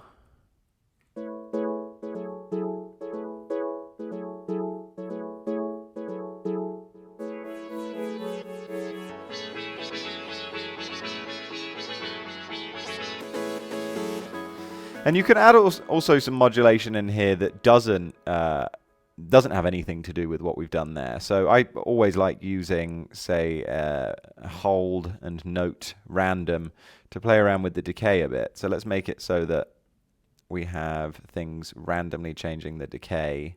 So that means that even if it has randomly generated a new decay, there's still going to be a little bit of variation within that patch.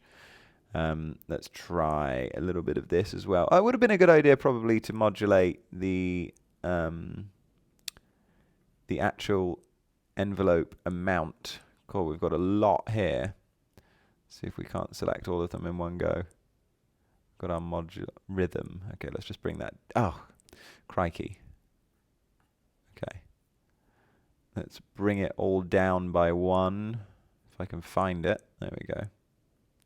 Copy and paste one more here, and we'll do this. Let's go from, say, 12 up to... let's go almost all the way. Let's see what that sounds like. Oh, it also might be a good idea to automate. Let's just shift it upwards. That might be easier. Might be good to automate the what do they call this? The slope of the filter. Let's go up there, and then finally we'll just do this. So let's have a quick listen. Now we've got our...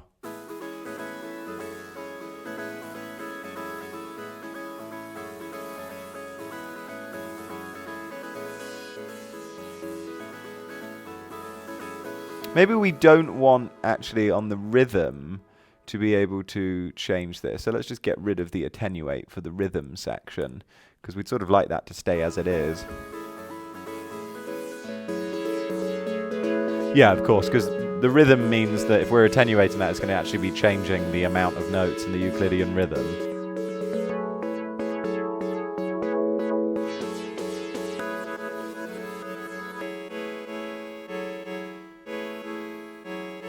Really, really cool. Let's put a kick pattern in. It could be quite nice to see what this sounds like. Fuck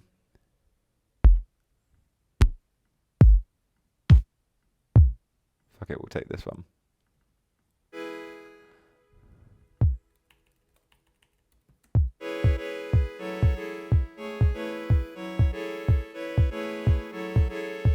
And if you want to have access to be able to control this outside of the grid, you actually need to put a button before the trig. So if I call this button all, that then means on my polygrid layer, if I want to, I can now add a button controlled to this. But the only caveat is that the button means you have to turn it on and off again if you want to generate a new thing.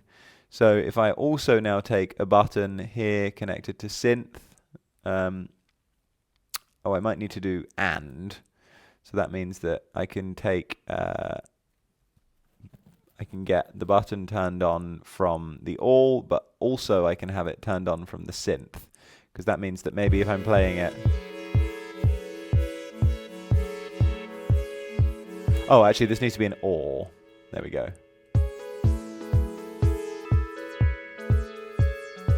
So let's take another or here, and then this can be one for the rhythm. We've got one for the mods, one for the effects, and I think that's it.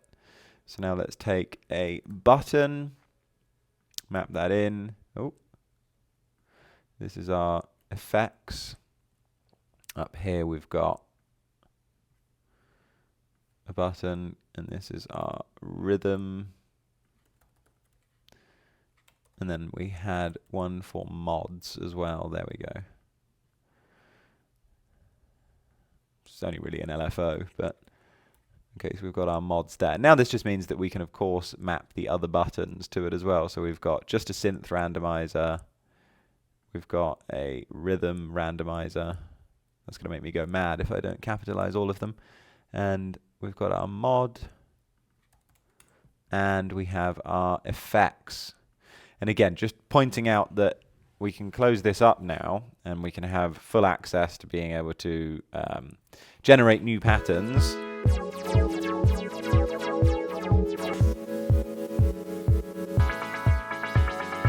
Might have been a good idea, actually, to separate the filter as well, so it wasn't just a synth layer.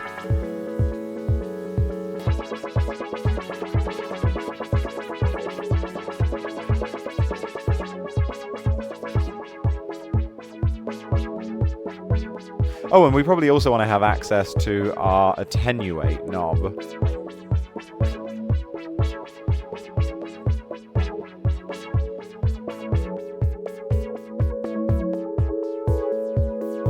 We could even put some sort of, LFO on the attenuate to create a little bit of...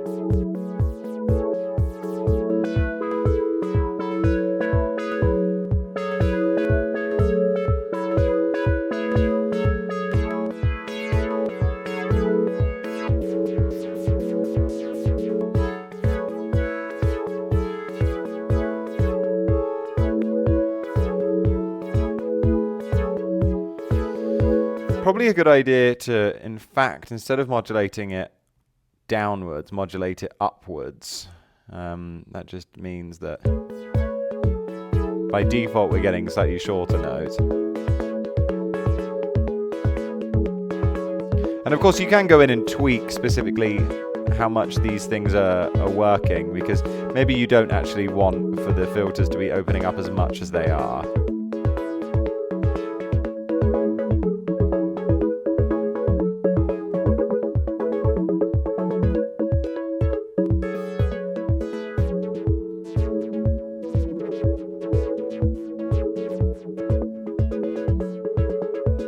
I mean, that's really cool. I would never necessarily come up with that. I would never be able to come up with that just on my own. So being able to have these random sections, I think, is really brilliant. Might also be quite a good idea just to see what this sounds like if we were to put a quick side chain in. I'm going to use this segments and select our note input coming from the kick. Let's make this just a very simple little sidechain pattern. And I'm also going to select quarter notes because it is a kick. And now this means that we can bring the overall volume of everything down. Which sounds great. Let's generate a few more.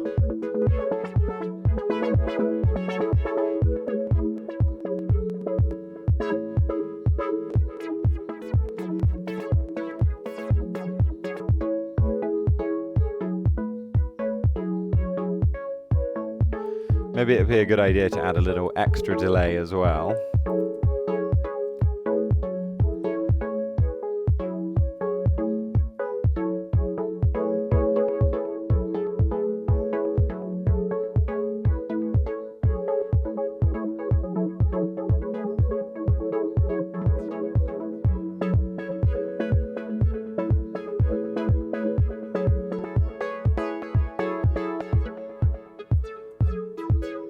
Sometimes you just get these really fantastic little surprises.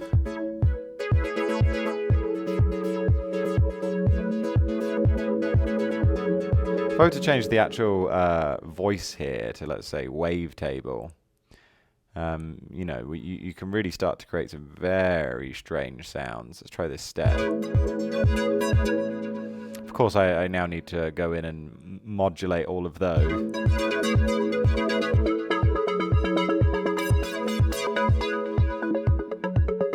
Ooh. One thing that's very important to note, though, is that none of these values will be saved. So you can't actually save this as a preset. Every time you load it up again, all of these dice are going to be a 0 value. So if you do like something here, you have to record it out as audio. So if I really liked this, which in fact I do, I need to now record this. Which, you know, if any of you know me, you know how much I love audio. It's great when you have all of these randomly generating things to understand that it's quite a good idea to commit at a certain point.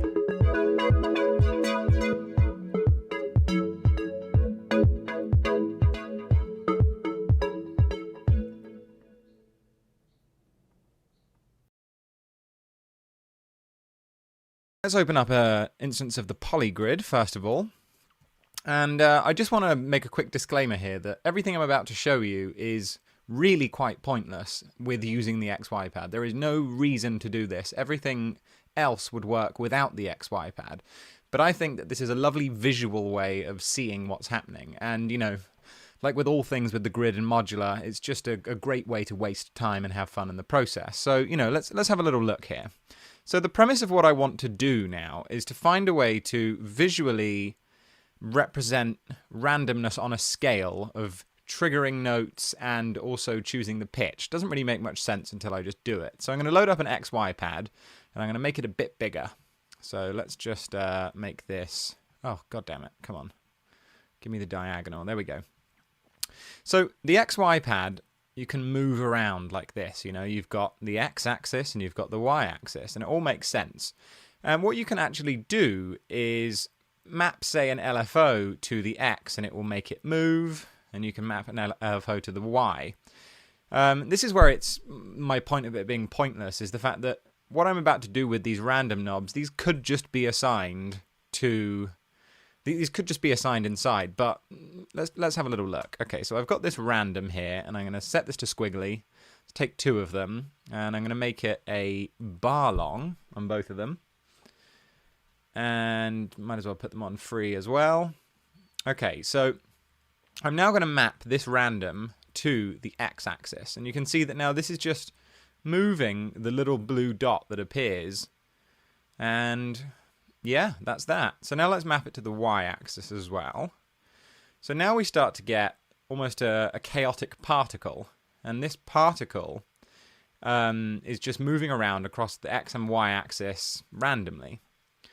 Now, what's important to note is that to trigger something, to trigger a gate in Bitwig, all we need to do is to give it a value that is 0.5 or higher. And the highest it could get to is just under 1, or 1, should we say.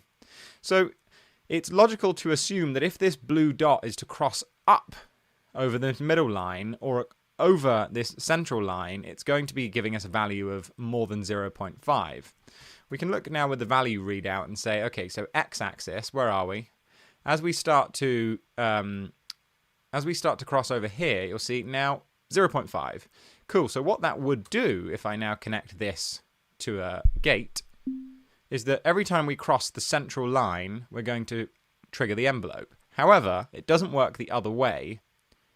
So it's only when we're going from less than 0.5 to above 0.5 that we get a gate signal. And there's a way that we can use the other way as well to maybe trigger something else. But anyways, we could do the same thing with the y-axis, that anytime it crosses over this central horizontal line, we get a gate.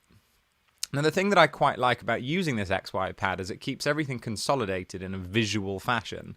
And what I really like to now do is to say that when the dot goes above or across the line, trigger the note. But the value of the other coordinate, choose the pitch.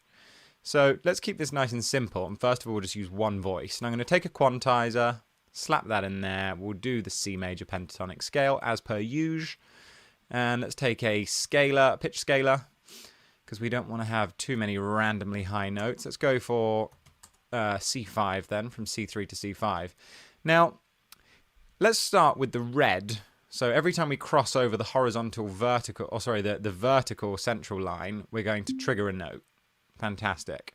Now what I want to now do is say that when it crosses over that vertical line, at the point where it is on the y-axis, so if it crosses here, give us a high note.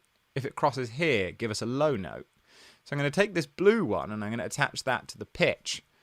And you'll now see that every time it crosses it, depending on how high or low it is, we'll get a different note. So, come on. It's also just quite addictive watching the ball move around. Cool, so we've got a C there, like probably a central C. And there we got a higher note. But you will see that if it rings out, we're going to get the notes changing halfway through, which doesn't necessarily sound great. Quite cool, but the way that we're going to fix that is the trusty sample and hold, throw that on here, and we're going to use the red cable, which is controlling the gate, to now say that every time we get a gate signal, hold the note until we get another gate signal. So take your time. Brilliant. Now give us another one. I might speed this up a bit. Let's go for 0.5 and 0.5.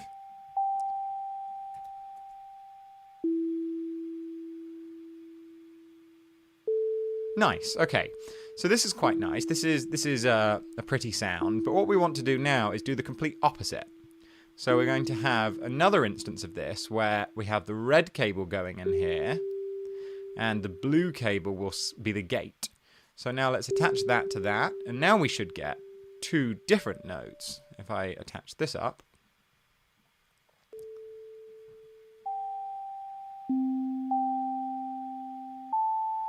and maybe we'll do C minus 3. Let's make it from C2 to C5, so we get a bit more spread of the notes.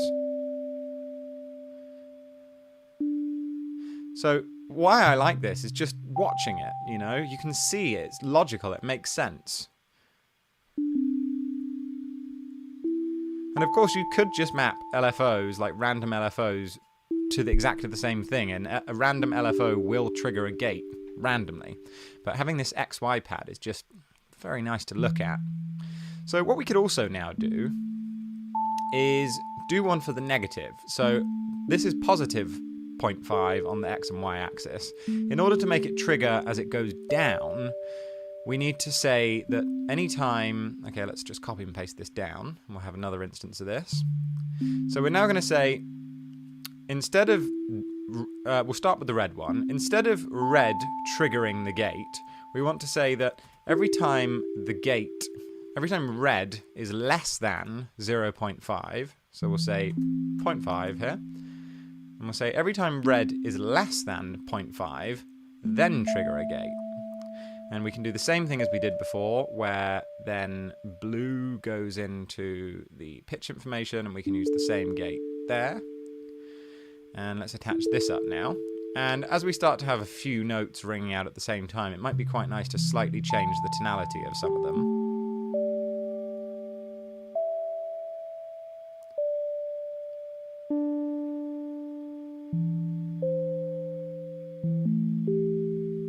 Cool, we can also play with the panning now. In fact, forget that skew. So now we can do the same thing here again. Just take that and we'll do 0.5, but now we're doing the other colors. Let's get rid of all of this crap. So now we say the blue is going in here, and when that happens, let's trigger this guy, and we'll use the red for pitch. So let's connect him up as well.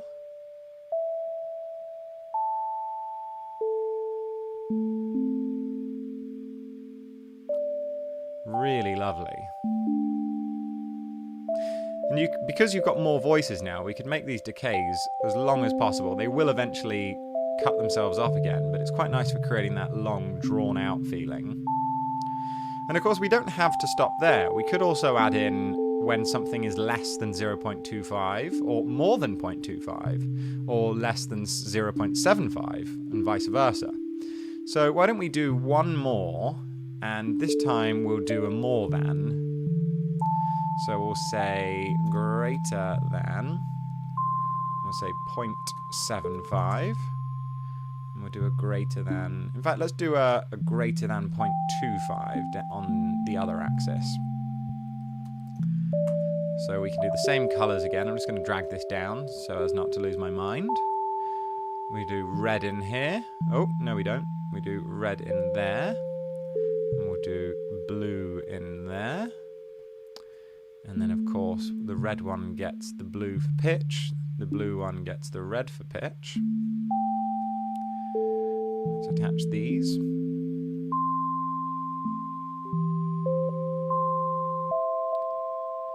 We could also maybe like detune some of these a little bit, see if that's going to help.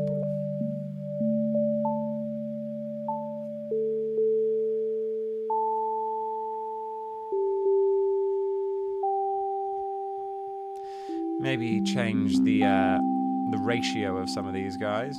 Do a couple of really low ones.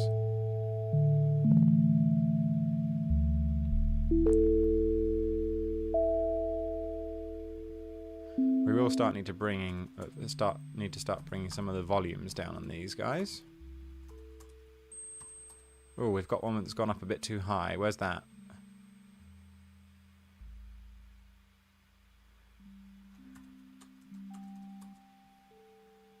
Quite lovely.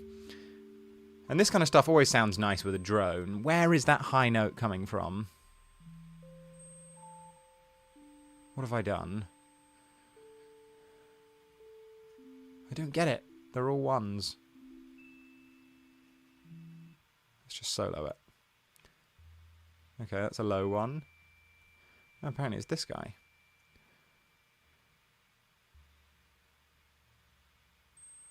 Huh. Ah, we've lost the pitch scaler. There we go. Sense made. Okay. So let's take another sine wave, and we'll put this to C, so that's alright as it is. Let's make another mixer. We have a drone mixer. bring that down an octave, and we'll do another one, and we'll do this up 7, so a fifth. And attach that in to here. Oh, let's make a little mixer down here.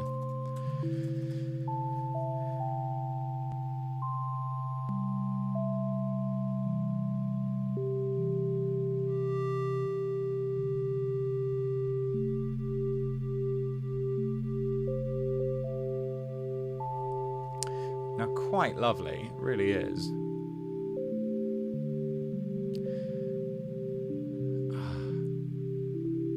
Now, one thing that we could also do is, say we don't want these notes to be hitting quite the same. Why don't we just pick random ones? We'll just go, we're going to add a lag module. And what that will do is, instead of going straight to the next note, every time a new note plays, it will slide into it.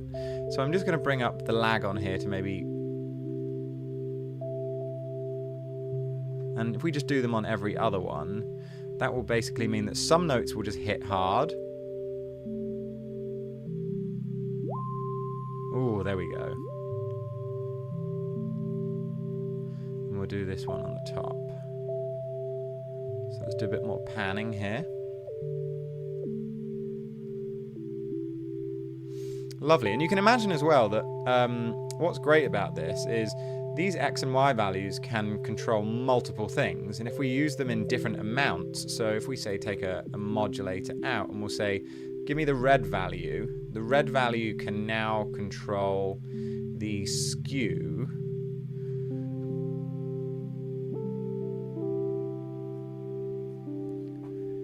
And then let's do another one, which can control the, let's say, the pitch wobbly things on this. I don't know whether I'm doing it too little or not. Take another modulator out from the red, and let's make this one play with the lag a little bit. So we'll make that a bit shorter at first. In fact, let's make the blue do that. So we'll take the blue.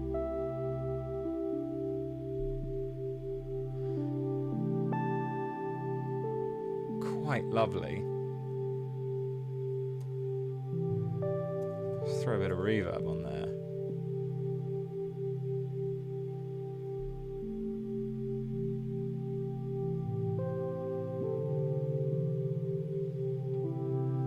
Just wonderful. If we were to put all of the notes back in, so let's make this the full C major scale rather than C major pentatonic.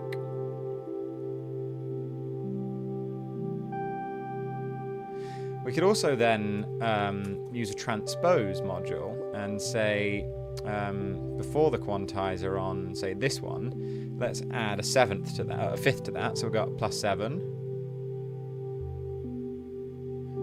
And we'll do this one. We're just using the red values here. Let's do +9.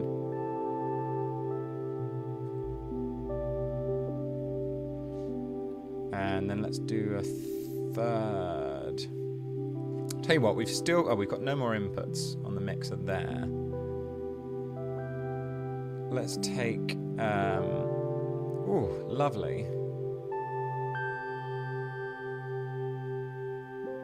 Let's try something a bit crazy here then. So we've got red controlling the pitch here. So let's add to this pitch with, let's add to it with blue. I don't know whether that's going to do anything. There's only one way to find out.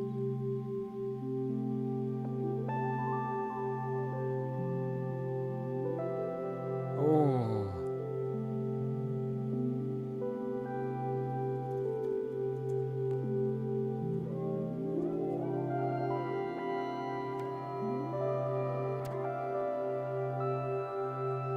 Oh, we quite like that, don't we?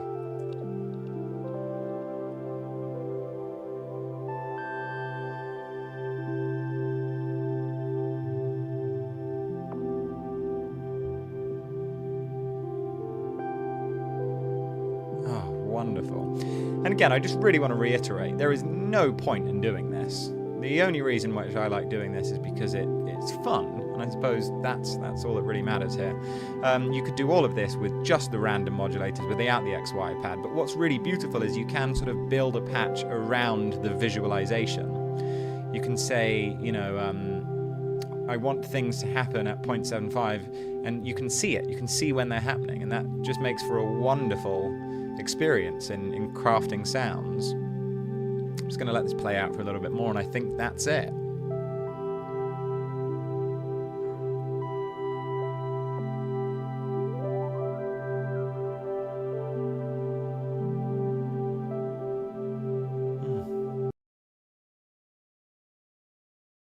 This is the Music Thing Modular Radio Music.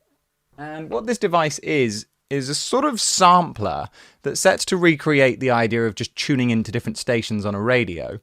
It's got a little SD card port that you fill with all sorts of weird and wonderful audio. And when you plug it in and it just sits there, it will just be consistently playing music all the time. There's no play button for it. It's just always playing. And the three main controls that you have, oh, I've got it caught, is you have a station knob, which allows you to pick the audio file you're listening to, or radio station. You have the start point, which when the start point is set to there, for example, and you press the reset button, it will reset at that point.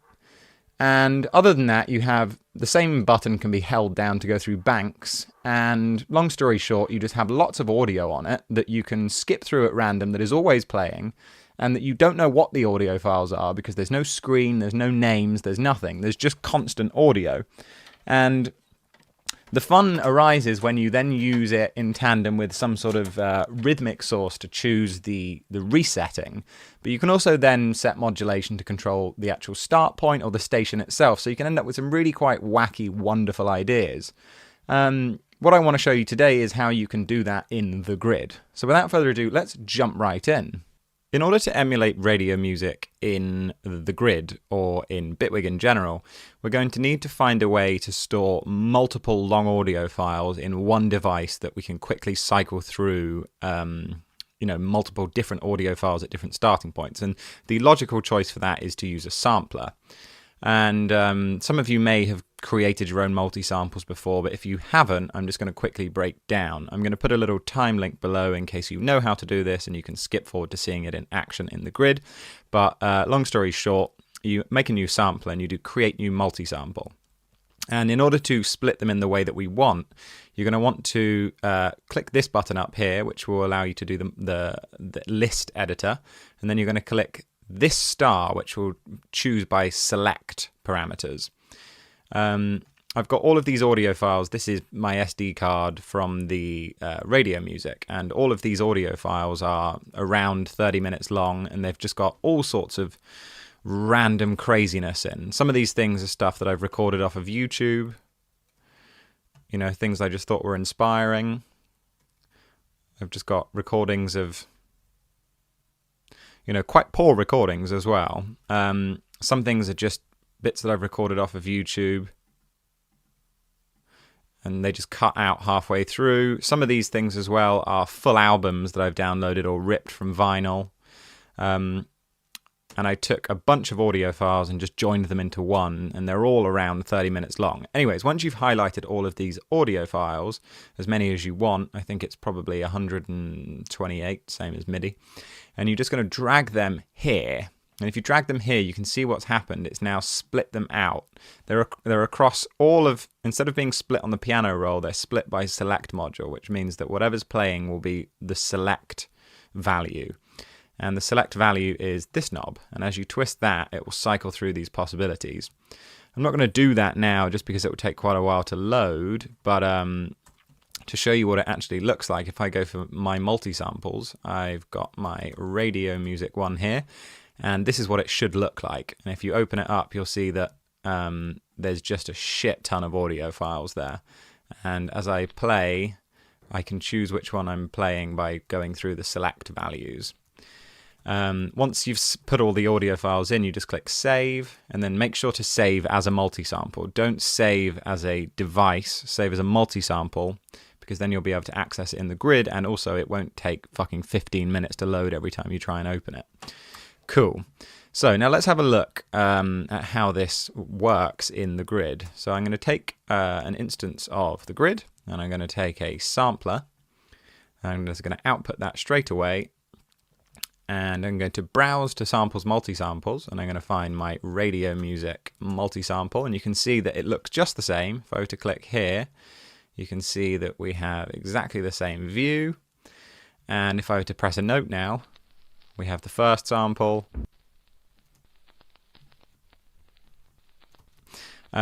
Anyways, so what we want to do is you can see that it's, this is an important thing to note, is you probably want to turn off the pitch control, because you want to have manual control of the pitch here.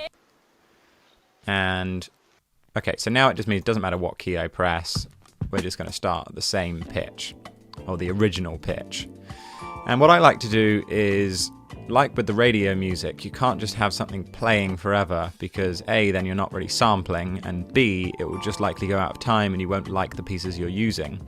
So I like to use a reset point, and we use a Gates module to reset the sample start. I've put some just little drums in here as a backing understanding, and you'll see that this just keeps playing. But as I now press play,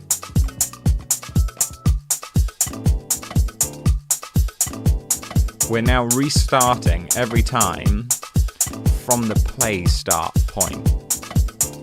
And to make this nice and simple to use, I'm going to take a value module and another value module. I'm going to drag these down here, and I'm going to call this one station, just like on the actual module, and I'm going to call this start.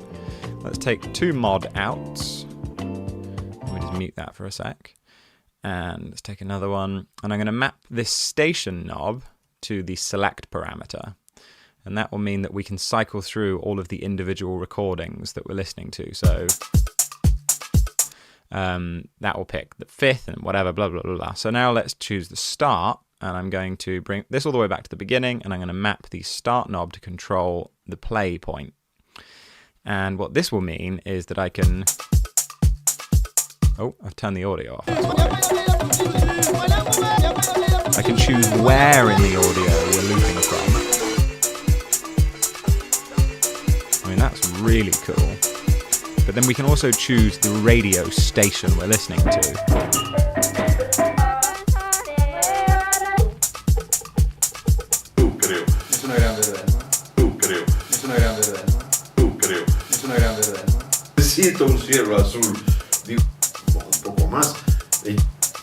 Okay, cool.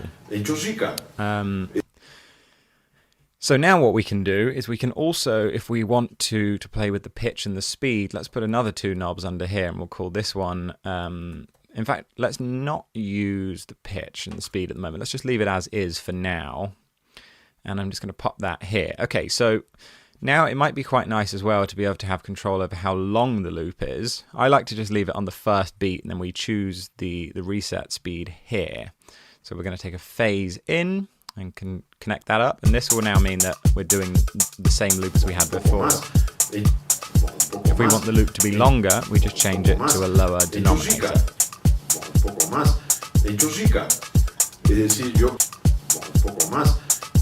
Find a different spot. I find though that one bar loops work the best.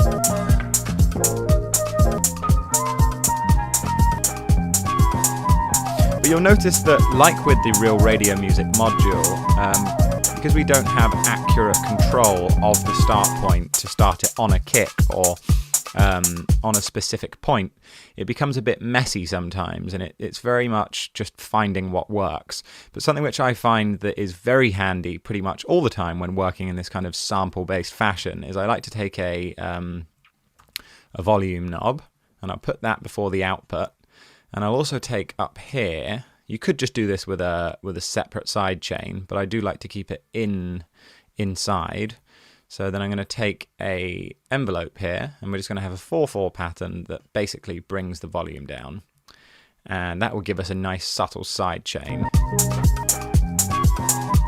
And you'll see that that automatically helps the groove happen. We can probably even bring that down a little bit more. And now as we cycle through the start point,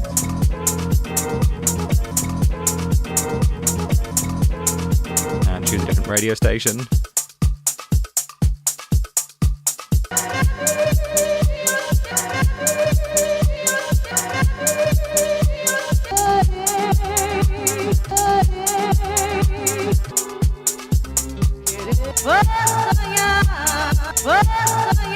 okay, so that's cool. Another thing that I find quite important is to have filtering. So I'll usually take a high pass and a low pass. I just use the simple ones here, and I'll set the low pass to a 6-pole, and high pass I usually leave at 1. And just to keep it nice and tidy, I'm also just going to do it down here. I'm going to bring these guys all the way down, and I'll call this high pass, and let's make this one the low pass. And the reason why I like to just keep it all visual is because then I'm just working on 4 knobs without having to really think about the rest of it. So in fact, I'm going to bring this back over here. So we're really just focusing away from the sampler on these knobs. So let's have a quick listen again and see if we can't dial something quite cool in.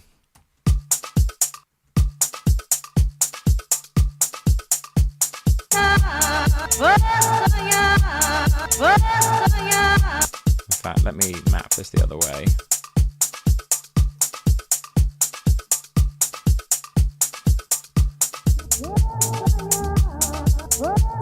So I usually like to roll off a little bit of the low end and fill to the top.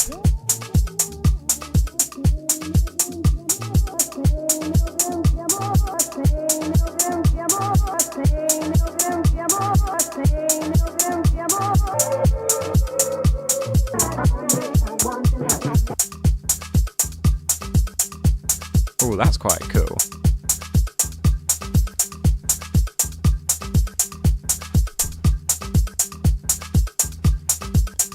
And you'll find these little moments where you're just like, I would never have thought to sample that and loop that.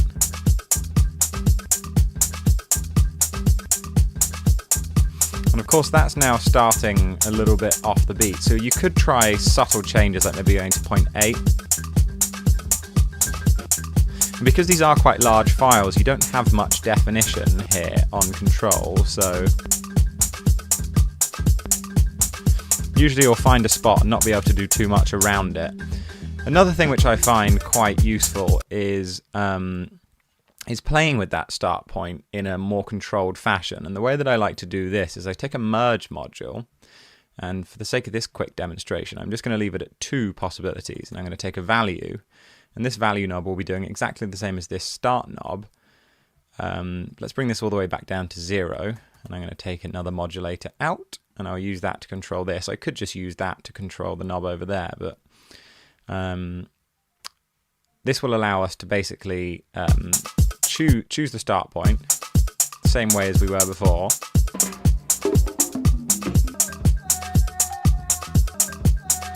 Okay, so that's cool. And then I like to take a trigger and a counter, and I'll set the counter to 2, and I'll input that as the control. So we've got 39.1 there. Let's set this to like 39.5.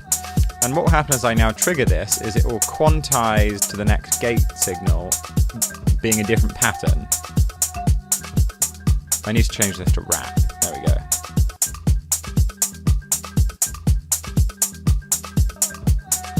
And we could use the same gate source to trigger this.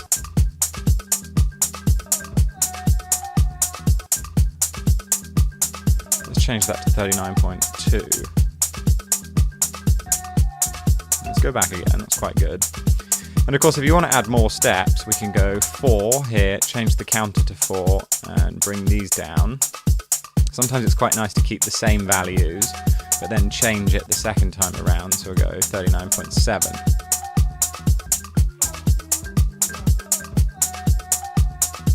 And once you've found bits like this, you can just record out the audio, or you can then just fuck around with it even more and then change the station.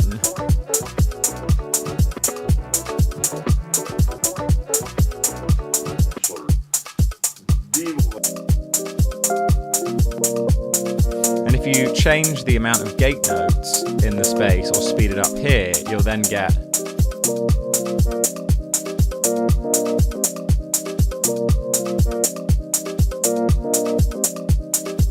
that's quite cool. And then of course you can go here, and if you were to change the speed, you'll squeeze more notes into that space. And if you change the pitch, you can just change the pitch. But if you go down to textures and put the grains all the way up, you can change the pitch and the speed independently.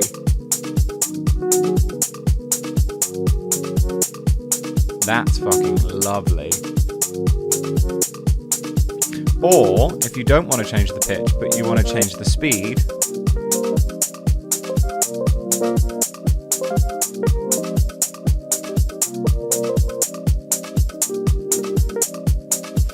and of course if you then play with the grain and the motion,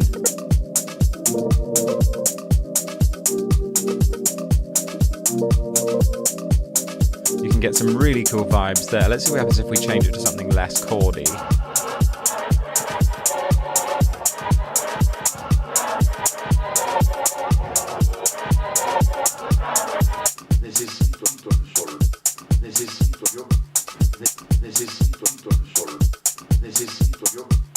Okay, that's really cool. Let's see if we can find that chord one again.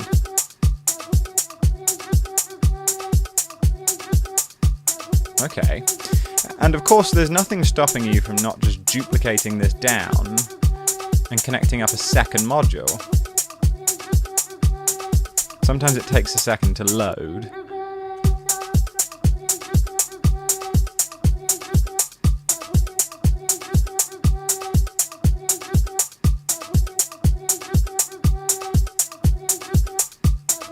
Really cool. And of course, if you add more gate notes in, then you can make it reset. In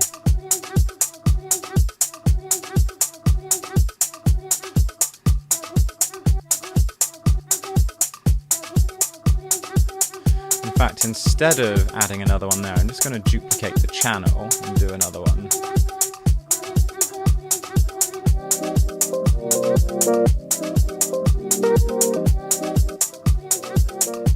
And of course we can now change the pitch independently.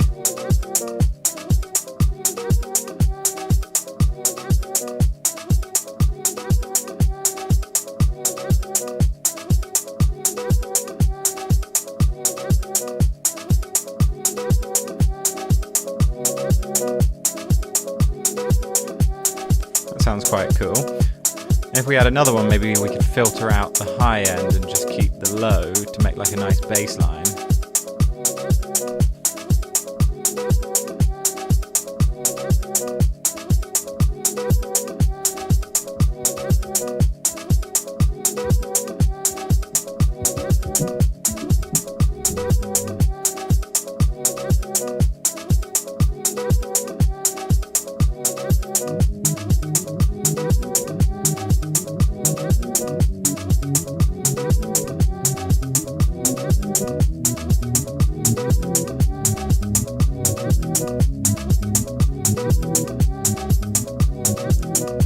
Dial back that side chain a little bit.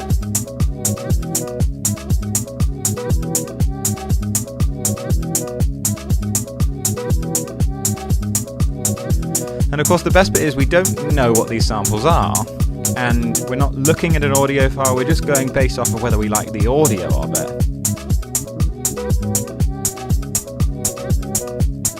That's quite cool. And think of all the other extra modulations you could do as well. You know, you could take this gate source here and just duplicate this down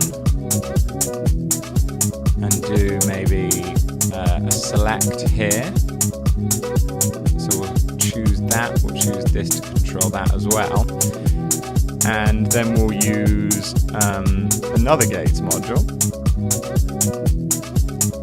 to pick the start point, or we could use a probability. So occasionally we'll go through to another one if we put all of these here.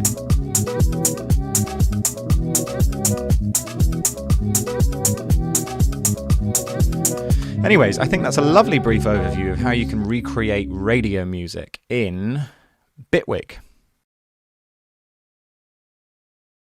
The first thing I'm going to do is find some sort of sample that will be our source material for the rhythms we're going to be creating on top. And I like for it to be something quite organic and something, let's see if I've got it here, something that's quite droning and long. I've got here a couple of recordings I did a few years ago of a beach in Ireland. Some rather wonderful sounds, always recorded with just the iPhone microphone. I'm always surprised at how good the iPhone microphone is, and this must have been quite a few iPhones ago. So let's take this bit of audio then, and let's just put it on raw mode so we're getting exactly what the audio should be. And let's have a quick look at it. Let's put a spectrum analyzer on it and see what we've got within this very simple audio. Well, you can see here that we start really picking up volume around about 85, 80. So there's not a lot of low end, not masses of low end in this, but we do have a pretty nice distribution of frequencies from about, let's say, from about 100 hertz all the way up to 15k. So this gives us plenty of space to sort of carve out little frequency sections here and do with them what we would like. So let's go ahead and load up now an effects grid. And currently the effects grid has nothing happening to it. We have the audio coming in, going down this little red cable, and then it's coming out of this audio output. What I'd like to do is within this effects grid, I'd like to split the audio, this whole frequency bank here, into various little multi-band parts. And from that, we can then create some interesting rhythms. Now, this kind of thing lends itself very well to using something like a bandpass filter. So let's first of all just pop on an XP, and let's take a bandpass 4 perhaps. Now, if I take another spectrum after this, you'll be able to see what I'm then getting with that kind of filtering. So it's not massively just straight cutting off, but it definitely has quite a defined frequency that we could dull, but there we go, that's quite nice. And sort of getting those resonance almost before it squeals is a really nice way of bringing some tone out of something that doesn't massively have a pitchable quality to it. And you can set them to be pitches as well. You could say like, C5. And there you've got your nice C5 frequency. Okay, so let's split this into a few more. Let's duplicate these down. And I'm then going to take these, I'm going to put this first one in. And then let's add a mixer, which I'm going to hold Option on my keyboard. Very nice. Okay, cool. So let's play around with some different frequencies here. Let's first of all just mute these other two and see what happens if we bring this one quite low. Let's boost the resonance a little bit more. Ooh. Okay, now we're starting to get a bit of self-oscillation, which is quite cool because even if I now remove the sound, that's going to keep ringing because it's sort of got itself in a bit of a loop. But we don't necessarily want that, so I'm going to dial this down a little bit. And what I'd like to now do is take this as our middle, and then let's find one for the top. So I'm going to pitch this one up quite high, turn that resonance down. Very nice. Okay, so we now have our three parts, our kick, our clap, and our hat. And all we need to do is now to gate these in an appropriate manner. So coming out of this filter, we could put an envelope, and we could make sure that no sound comes through unless that's triggered. We could use, say, a gates module then now to, let's just make it nice and tidy, to put in a nice simple pattern. So let's take this to be our kick drum, and then this can be our snare. 1, 2, 3. Yeah, nice. Oh no, yeah, okay.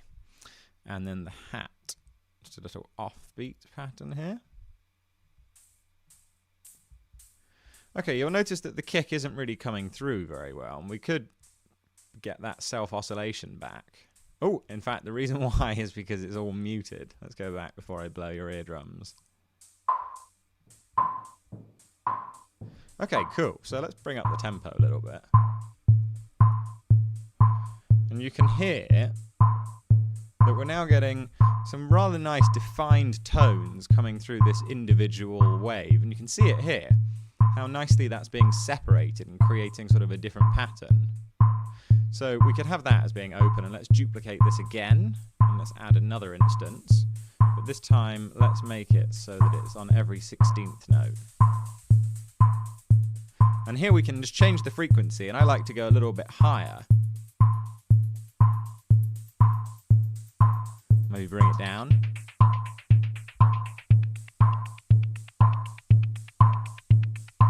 Okay, super cool. Now, this bandpass works very well if before we make this knock, we add a few more instances of this. So what I'm going to do is I'm just going to drag everything down a bit, and I'll drag this kick section up a bit. In fact, let's first just work on that kick and get that sounding quite nice. So what we could do with this kick is take another envelope, and let's pop that before here, and make it so that it's being fed by the same gate signal. And quite the same as if you were making a kick in any other way, you're going to have a bit of frequency modulation. So we can very short a little bit of frequency modulation, just bring up the pitch on here. And that gives us a nice bit of knock. It starts to sound a bit more like a kick. Now, because we're going up, what we can actually do is make it a bit excessive and now just bring the overall filter down. And now we can choose the pitch, basically. So let's go for like A0. We'll do a nice A there. And I can probably even now remove this. No, okay.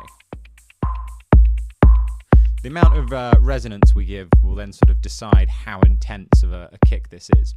We could also now take, say, a distortion. You'll notice that the noise is now finished, but the kick is still going. It's probably a good idea to go into the effects grid here and stop this free run when stopped, because otherwise it's just going to keep playing. Nice, so let's have a little bit of distortion. A little bit.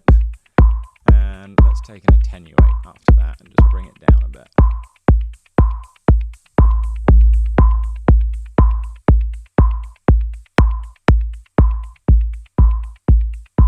Nice, okay, so we've got our little kick there. Let's go to this snare section, or this little knock bit. Let's get rid of that. What could be quite good is to have this sound here, have a few instances of it. So let's drag everything else again down a bit more. You could be a lot tidier than I'm being. But what we're going to do is we're going to take a delay. And in fact, what we could do, just to make it a little bit tidier and to make it a little bit smarter, should I say, is to take a couple more instances like this, but forget the gates, because what we're going to do is delay the gates from this signal. So if I now shift these back a bit, and we go in here, we can now take a delay and pop that before the gate input for the envelope. Cool. And we can now make these, put them all to 0 for now. Let's take this output here and this output. And we can take a mixer into this one. That can be our clap section now. And now if we play it, we have like 4 instances coming through here. But if we delay these signals,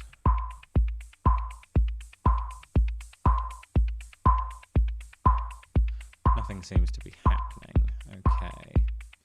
So why? Why is this not happening? We got the outputs. Yeah. Ah, of course, the audio isn't going in. Okay. Right. So now we should have... Ah, yeah, the ability to now make some quite short little choppy ones. If we make these all very, very short, and we bring them all the way back down to 0 again, we can add little bits of flam to it.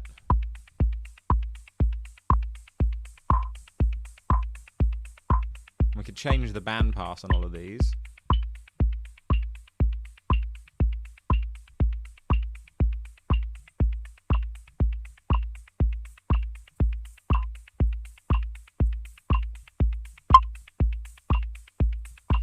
And we could then take the output of all of these and then put it through another band pass. That seems to always make things sound fuller. So let's take Bandpass 2 this time. Oh, god damn it.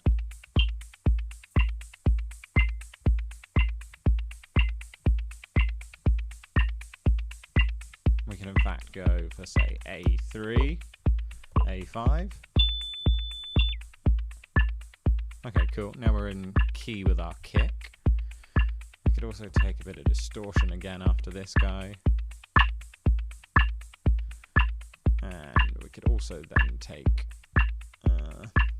another envelope just to shorten it a bit.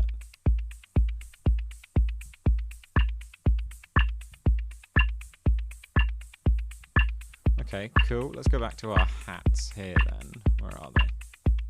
So these hats also seem to work very well with a little bit of just enough resonance to make them sing a bit.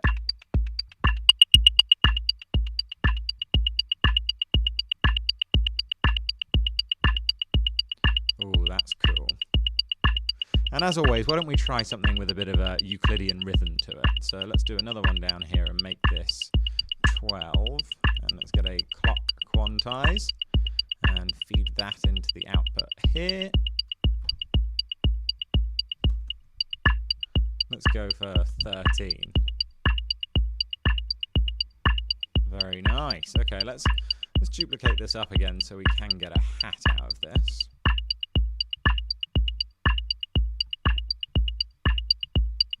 Get rid of that resonance.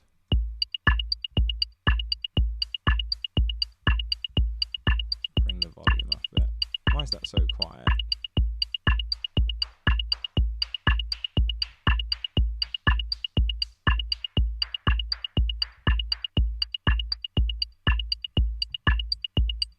I'm not quite sure where all the high end is going. Ah, it's because nothing's playing.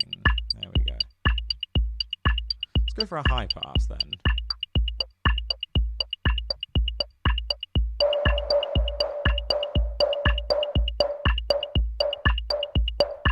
Go for a Modular.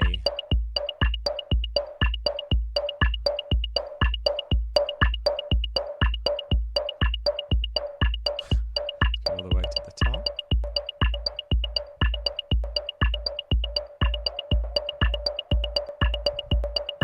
Ooh, that's quite cool.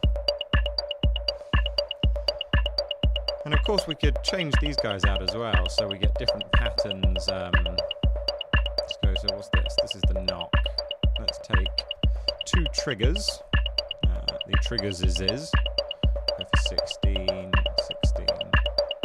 And in fact, let's make this 7, and we'll quantize. Let's go for this.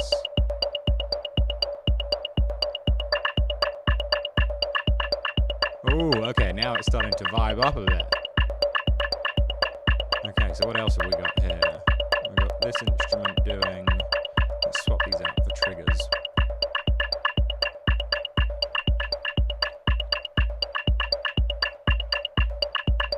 Let's do, say... Ooh. Swap this out as well. So let's take 2 triggers here.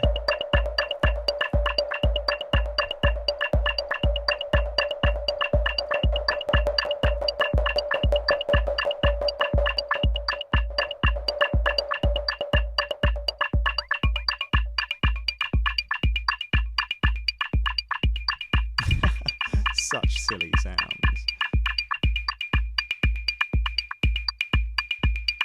But again, yeah, bearing in mind this is this is the source material. We're just listening to some waves. It's actually quite nice to now look here and to see how that's sort of coming out of it.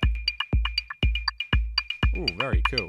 Let's see what happens if we were to swap the material behind it. Let's go for this rainforest atmosphere.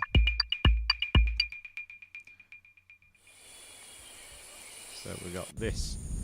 Let's see how this sounds. Ooh. Now this is a lot cooler, obviously, because you've got things changing in the frequencies. I mean, dialing that mix across. It's pretty mad to consider that, like, what you're hearing is what's creating the drums on the fly.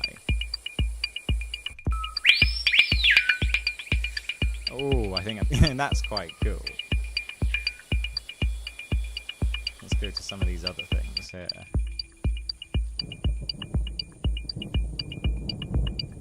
And in fact, also, just before we listen to any more of that, let's do some sort of other sort of kick thing. Some other nice low rhythm. Let's zoom in down here, and we'll do triggers. And do 2 of those, go for 16, and we'll do 7. Have I got 7 anywhere else? Yeah. Okay, let's do 5 then. And we'll take our clock quantize, pop it on triggers. There we go. And let's just change the frequency here. So we've got an A. Let's do an E, so a 5th. Let's do it. What is this? A, was it A0? Okay, then let's do E0. No. E1. There we go. Okay, cool. So let's make this nice and short, and let's have a listen to what we get. We need to patch the output of that in. And we don't have any more inputs, but whatever. Let's just mix it in with this, because then we can blend it. So there's our full kick. There's our full weird pattern. Let's take that resonance down a bit. Let's blend the two. Ooh.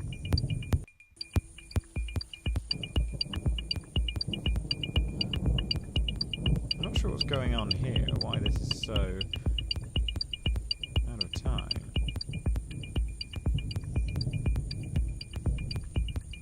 How very unusual.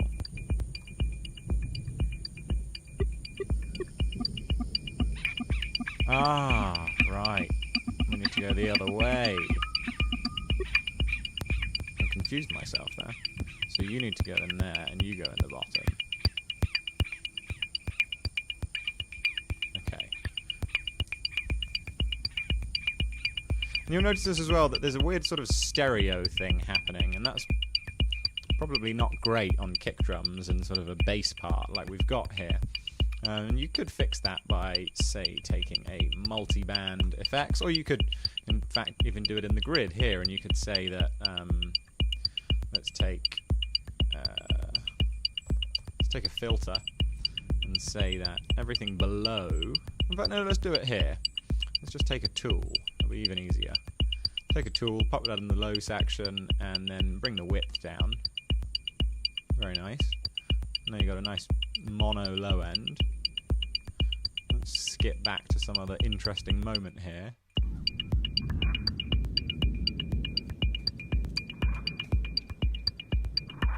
Let's change up some of these sounds.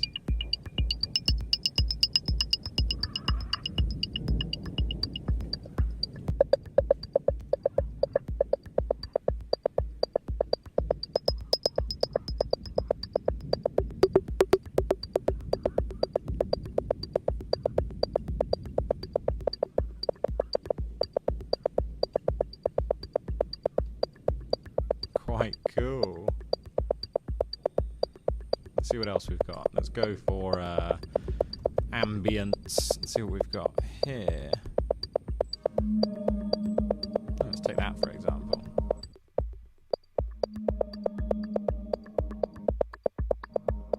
I mean, at a certain point of shortness of notes, everything sort of becomes a bit just... It doesn't matter what you feed into it, you're just sort of working with then like resonant sounds. Let's see if this sounds interesting.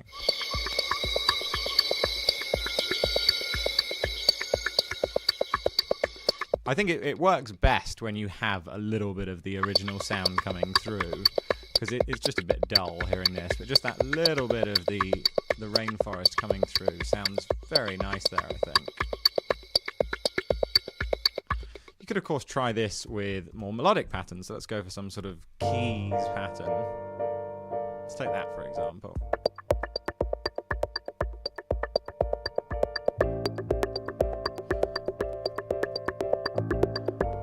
And obviously what's cool is, even if those resonances aren't massively changing, you could add key tracking to them, but because the music is changing, the drums, or the rhythms that are then being created by that, are changing according to the chords underneath them. So let's take something else and see what this one sounds like.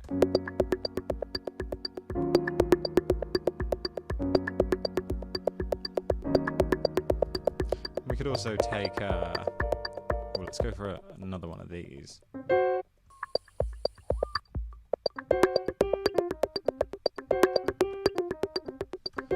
Let's see if I've got any sort of choir thing.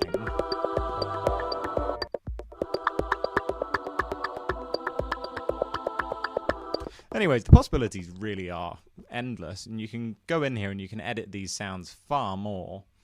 But it's quite nice that when you have created a patch like this, one of these rhythm creators, all you have to do is then, say you've got your chord pattern here and you're loving it.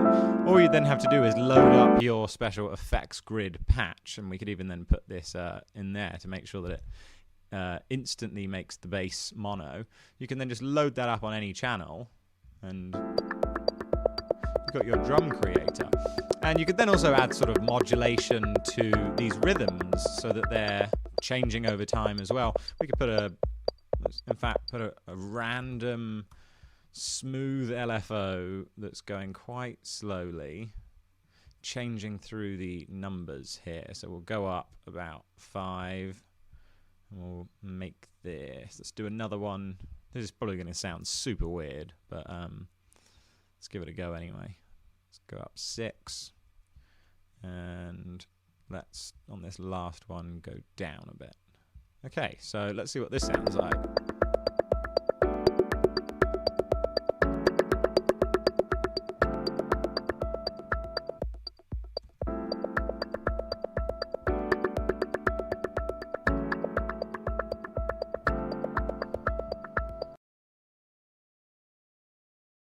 I've got here a channel with a collection of kicks in, so I can trigger through all these different kicks. I've got a tom, a clap, and a hat. And I want to create a note grid patch here on a separate channel that will allow me to visually control all of these channels and to basically create a sort of drum machine step sequencer that I can control from one patch that is then being sent out and triggering all of these instruments. Now, the benefit of doing this as opposed to building it all in one patch is, of course, that the CPU load is going to be far lower because each one of these channels is going to be being put onto a separate thread. And sometimes you create one patch and you've got a bunch of stuff, like an entire drum machine on one channel. And because of that CPU load, you can barely do anything. So when you're building these complex patches that stretch out across or stretch out across a variety of functions, so you've got drums and bass and synths, I would urge you to try playing around with spreading those signals out. So the first thing I'd like to do is find a way in this one section here to basically trigger all of these patterns. I want to have just a very basic house beat. I want to have a 4/4 kick, an offbeat hat, a clap where you'd expect it, and some sort of boom, ba-doom, boom, tom. So what I'd like to do is, let's just get rid of this for a second. I'm going to take 4 gates modules, and I'm going to select, say, 16 inputs. I'm going to drag these out so it's a bit bigger, and I'm going to make 4 of them. And just for the sake of making it nice and tidy, I'm going to put the names here. This is our kick. This is our tom, clap, and hat. Now, the way that we're going to be able to send these out to the different channels, or to the different tracks, is by using MIDI channels.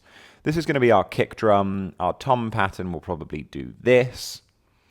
We've got our clap that's obviously going to be on the 2 and the 4, and then we've got an offbeat hat pattern here. Now, this note grid out situation, you have the option to have as many of these as you want, and each one of these can be sent to a different MIDI channel. So I'm going to create 4 of these, and every single one of them is going to add 1 to the MIDI channel. I've got channel 1, 2, 3, and let's close this up, and channel 4. So I'm going to take the output. Let's just also make sure to put these on pulse or trigger, just so that we don't have any, if any notes happen next to each other, they don't get tied and then just become one note.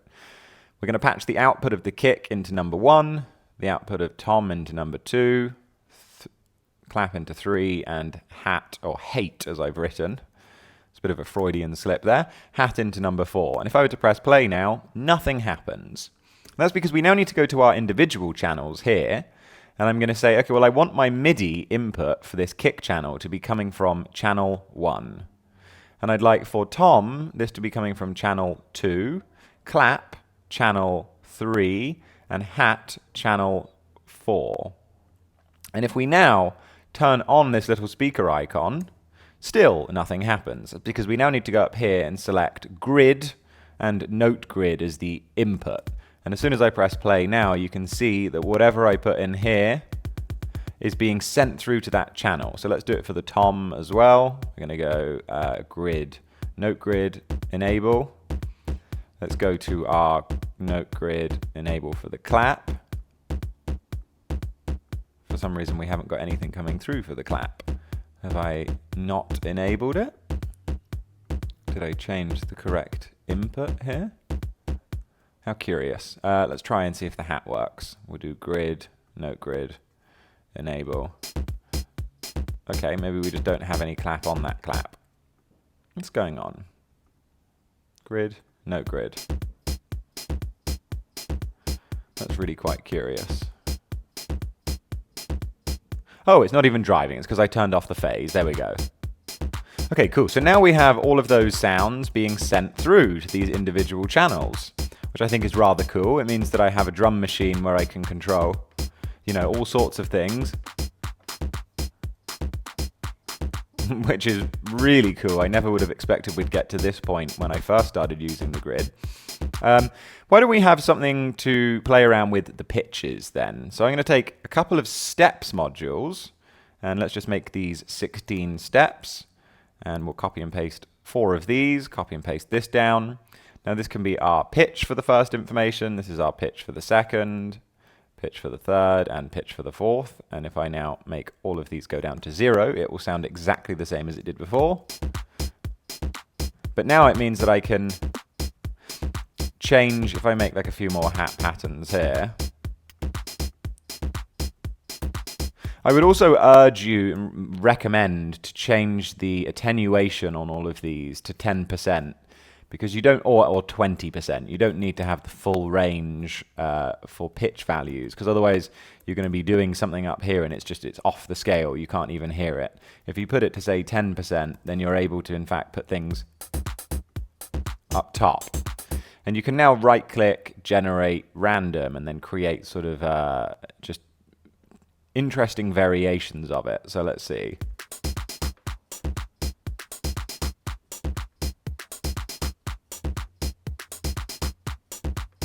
Super cool. Now we can do the same thing for velocity. Let's copy and paste this down. And I sometimes like to make them so that they're all the colors you'd expect them to be. This is obviously pitch. This is going to be blue. This is our velocity here. And we could do the same thing with the velocity where, in fact, velocity is fine. Let's just patch that into here. We're going to patch this into here, and this into here, and finally this into here. And this is going to give us the ability to increase and decrease the velocity. So kick up full. I could make the clap louder.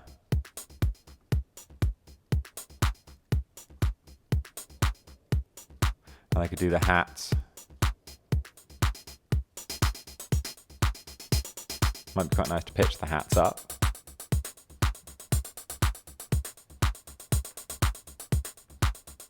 Now, maybe we want to do something like decay. And you may be thinking, well, how am I going to do decay if there's no decay knob on here? And this is where we're going to start to use the CC values. So let's also just make a little bit of space here, so it's visually a bit more pleasing. I'm going to drag this off to the side, because it looks a bit ugly. And let's now make a decay setting. So let's bring this down. And for decay, I'm going to pick purple.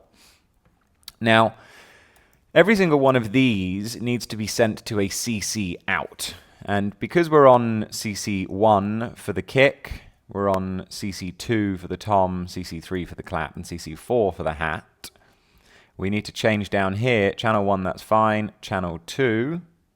Channel 3 and channel 4.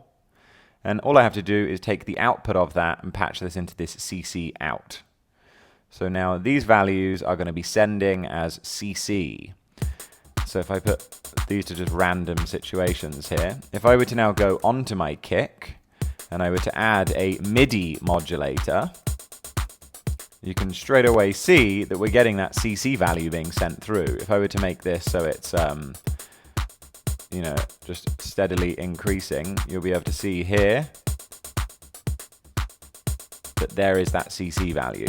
So I can now map that to anything. If I want to, let's just mute everything so we've just got the kick coming through. If I make the kick really short, I can now use this CC value to increase the decay, which is really cool. Let's just undo that. Okay, nice. So now we have the ability to add decay.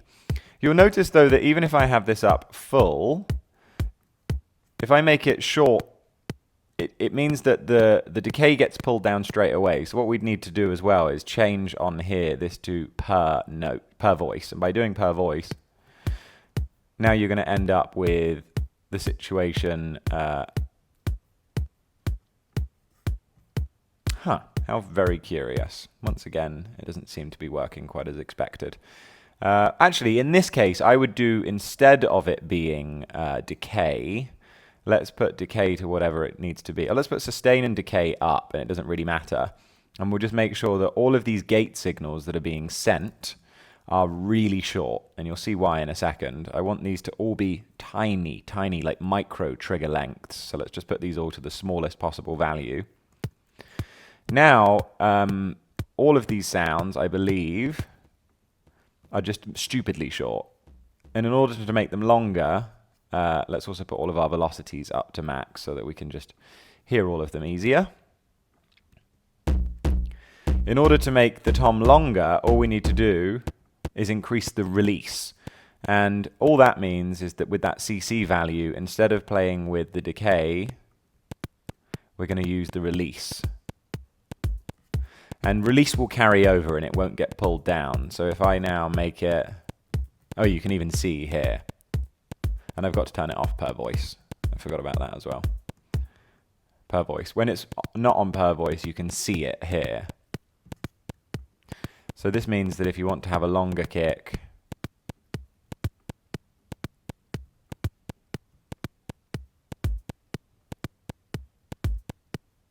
okay, whatever. And obviously these CC settings can be used on anything. So maybe we'd rather use those instead of being on the release. Maybe we'd rather have that be set to the filter. So let's get rid of all of that shit. And maybe those things you'd like to just control with knobs on your controller. But because this CC1 value now lets me do whatever the hell I want, like let's say this, I could use this on the filter. Let's go back again. You can see that maybe I want to.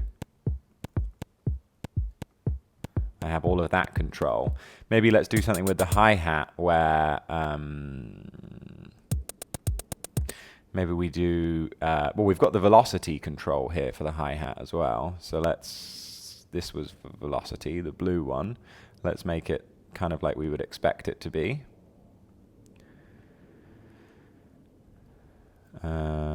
Bring you down, bring you down. So now we should have like a slightly more interesting hat pattern. Being able to control all of this here is just, it's so cool. Yeah. Potentially, in fact.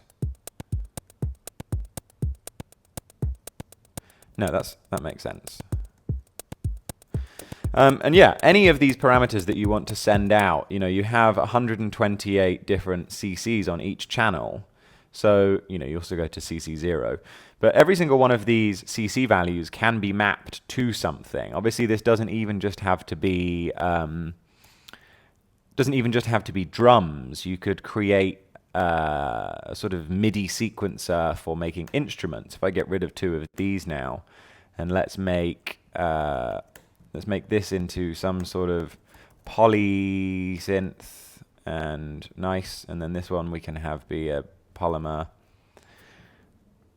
Let's make it so that we've got a sort of sequencer creating both of these things. This is on channel 2, this is on channel 1. So if I were to take, let's just do what we did with the noise module. Let's take two of those noise modules. We'll take a quantizer, we'll take an attenuator, and we'll also take maybe a bipolar to unipolar. And let's copy and paste this down. Let's make a few more notes. Let's patch this as the pitch into our first channel and this into channel 2 on the MIDI. And then let's take some sort of triggers device. Oh, I didn't mean to do whatever I've just done. Let's make this 7/16. Let's take a clock quantize, patch that in, G, put that in. Oh. Of course, we're going to need to sample and hold it as well. So let's take that sample and hold, take the same trigger, and we press play now.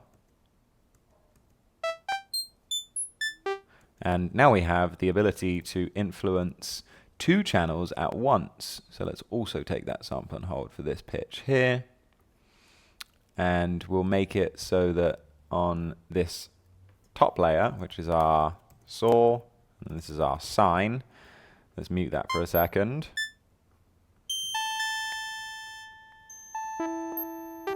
I might need to obviously scale this down in pitch. Let's put that to say 10%. Let's change this to like an AD.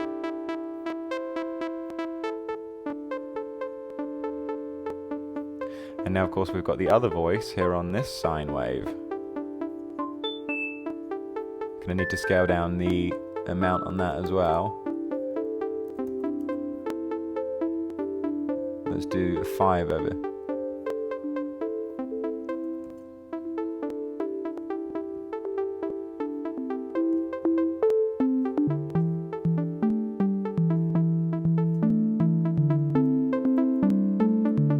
And you can see how little CPU is being used. And I think one of the best things about this is it means that you can have your entire synthesizer set up, or your entire live project set up here, so that, you know, this is your bass, or this is your melody, and then over here is your bass. And it means that all of the sequencing, all of the sequencing functions are going to be handled on a channel with no CPU load on playing the instrument. Everything can be split up. You know, you've got your bass here, you've got your melody. You could even then have your drum sequencer in the same thing as well, and it's all going to these different MIDI channels, giving you that aspect of control where, you know, you could build an interface that's really exactly how you want it to be able to perform live or to be able to generate music on the go. But yeah, this has been a nice little brief overview, I think, of how you can send all of these signals out of the grid and keep them all separated so that whatever it is that you're trying to build, you can do it in a nice compartmentalized way, so you don't end up with these mega confusing patches where everything is just built into one polygrid and you're constantly clipping your CPU.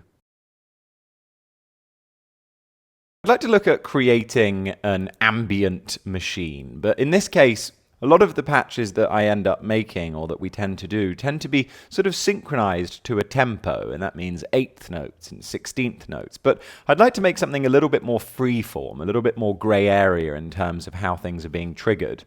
And for that, I'm going to be using some comparators. So I'm going to take some form of LFO. In fact, let's take 2 of them, and because we're building something where we want to be able to visually understand what's happening, I'm going to connect both of them to oscilloscopes. Now I'm going to take, let's put these both on fast so that we can see them influencing each other better. I'm going to change this to, actually it doesn't really matter if we keep these on values, because I'm going to change the speed of them here so that they're going to be like odd numbers. So that's a 2.87 quarter notes. Next, I'm going to take any form of comparator. In this case, I'm going to say, well, when is this greater than this?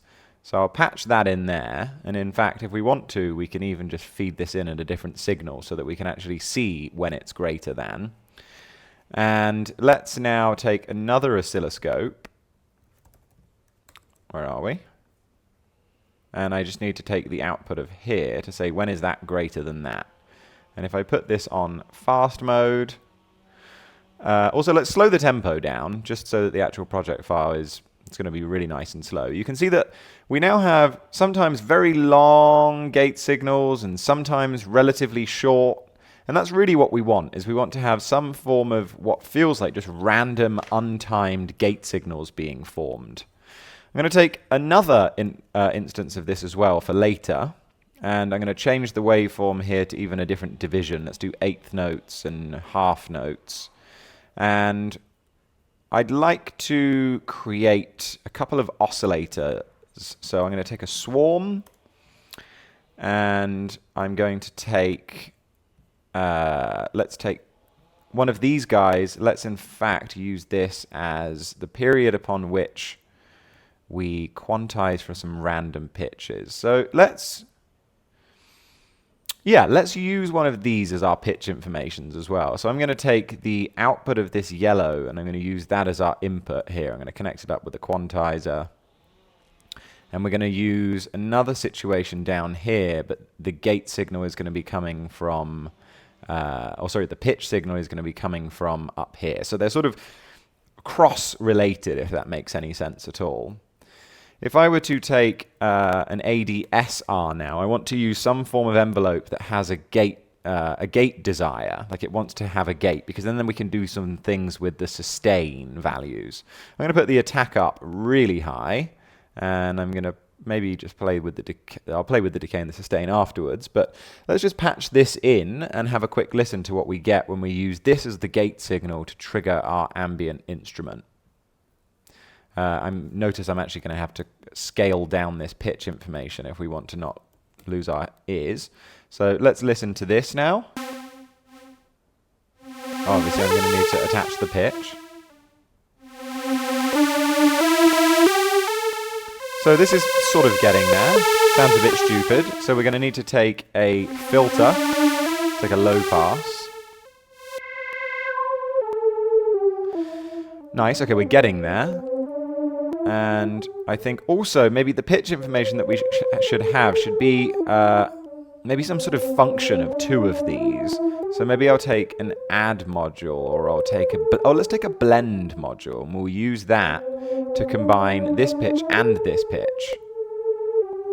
And then on this guy, we're going to take a blend module to take this pitch and this pitch. And then we can take some form of... Let's bring all of this up. I'm going to try and keep it as neat and tidy as possible. Maybe we can bring that up as well. Looks a little tidier. Now we can bring all of this up as well. I'm going to need to add an attenuate knob there for this guy's pitch. And I'm going to feed this in. Let's take another one of these couple of envelopes. This gate signal is going to be coming from here. Let's just make sure this is coming from the right place. Yes, it is. I suppose it doesn't really matter where it comes out from. And now let's feed this into this input. And then let's really fuck with these speeds a little bit.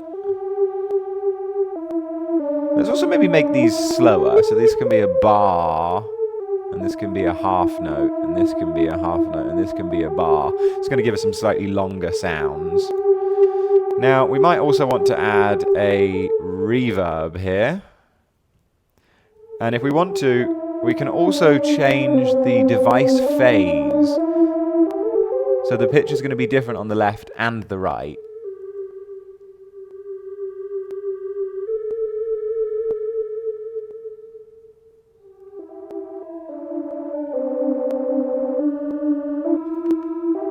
Actually, I'm going to leave that as it is for now. And what I'd like to do is take a couple other oscillators and create a sort of blend here. So I'm going to take also a... What other oscillators have we got? Let's take the wavetable, and I'm going to blend the two of these. Remember, the way that I do that is holding and pressing Shift. I'm going to need to connect the same pitch information here.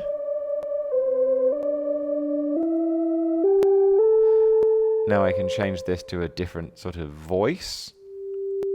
Maybe let's do sine and harmonic.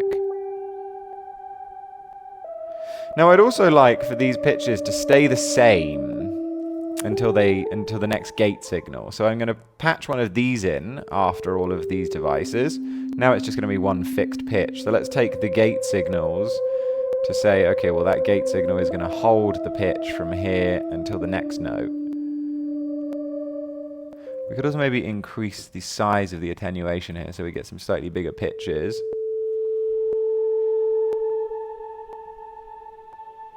I'm going to make this swarm stereo by adding a little bit of detune on the right and the left side. It's starting to sound a lot better. I'd also like to add another envelope, and we're going to use an envelope here that doesn't have any audio, we're just using it for the shape. But only sometimes, so we're going to take a chance knob before that, and only sometimes will this envelope play. And I don't care... Oh, what have I done? I don't care necessarily whether sustain is involved. I just want an AD filter. So every time it hits, like you'll see the next time it hits, like it's going to play the entirety of it regardless of how long this is. And I want to use that to maybe open the cutoff filter. But instead of going directly out of here, I'm going to take a modulator out, and I'm going to use this blue signal-based output. So that means that I can now attenuate it and add changes to that signal. So if I use this at 100%, I want that to open up this filter quite massively. But I don't want it to happen all of the time. So I'm going to take a random modulator here. I'm going to make it a smooth one. And I'm going to use that to just bring up and down this attenuate knob, because that means that 50% of the time this envelope is going to trigger, and then it's going to be a whole variety of different attenuation ratings every time that note hits. In actual fact, that's a lie. I'd like to... Yeah, no, that's fine. I'll keep it as is. I'm also going to do the same with the attack on here, so the envelopes are all different. I'm going to do the same with the decay. And then we might also just do something with the chance here. And the point is, I just want to create some smooth moving situations. I'm going to slightly change the speed of some of these LFOs. Make that a bit longer. What's this? And then let's also do one on here that's like a bipolar signal that's changing the blend between these two oscillators. Also, let's do one here fucking with the harmonics, or sorry, the index of this sine harmonic patch.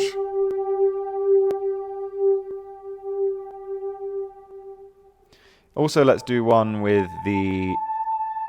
Let's close these guys up. Let's do something fucking with the spread here. Make this a bit faster. Let's do one with the skirt as well, and bring the skirt down a bit. Let's also do one on these voices down here, a little bit of spread. I'm also going to change on the wavetable this to like a thick, focused, chorused mode. And now I'd like to add a bit more decay, a bit more reverb. Let's also add a delay for good measure.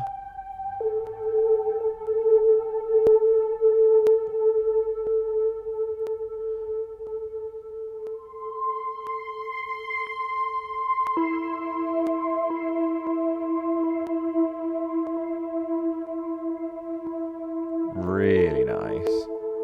Now, one thing that would be quite cool is, as much as I like this sample and hold, there's also something quite nice about it occasionally doing that random sort of moving through the note in the middle of a long gate. So what I'm going to do is I'm going to say, going to the pitch, either go into this, either send what's already being sent through the sample and hold, or let's just take the output of the pitch directly into that without the sample and hold, and we'll use some sort of dice, maybe, to pick when this transitions over to being the second option. And we could continue to use, say, the trigger output of this bottom layer, and that could then give us our value. So they're interfering sort of with each other in a rather interesting way. Let's now take a select for the other side, so that we're doing exactly the same thing. Pitch directly into that too. Oh, actually, no, I need to do it after the sample and hold. Select in. I'm going to take the output of that into here. Really cool. There's a dice. Pop that into here. But I'm going to take the output of this guy here, but maybe I'll influence it with a bit of chance as well. So not every gate, only say 77% of the gates will trigger this to go into its second mode. I might even do that up here as well, just to make sure that it's really quite chance-based.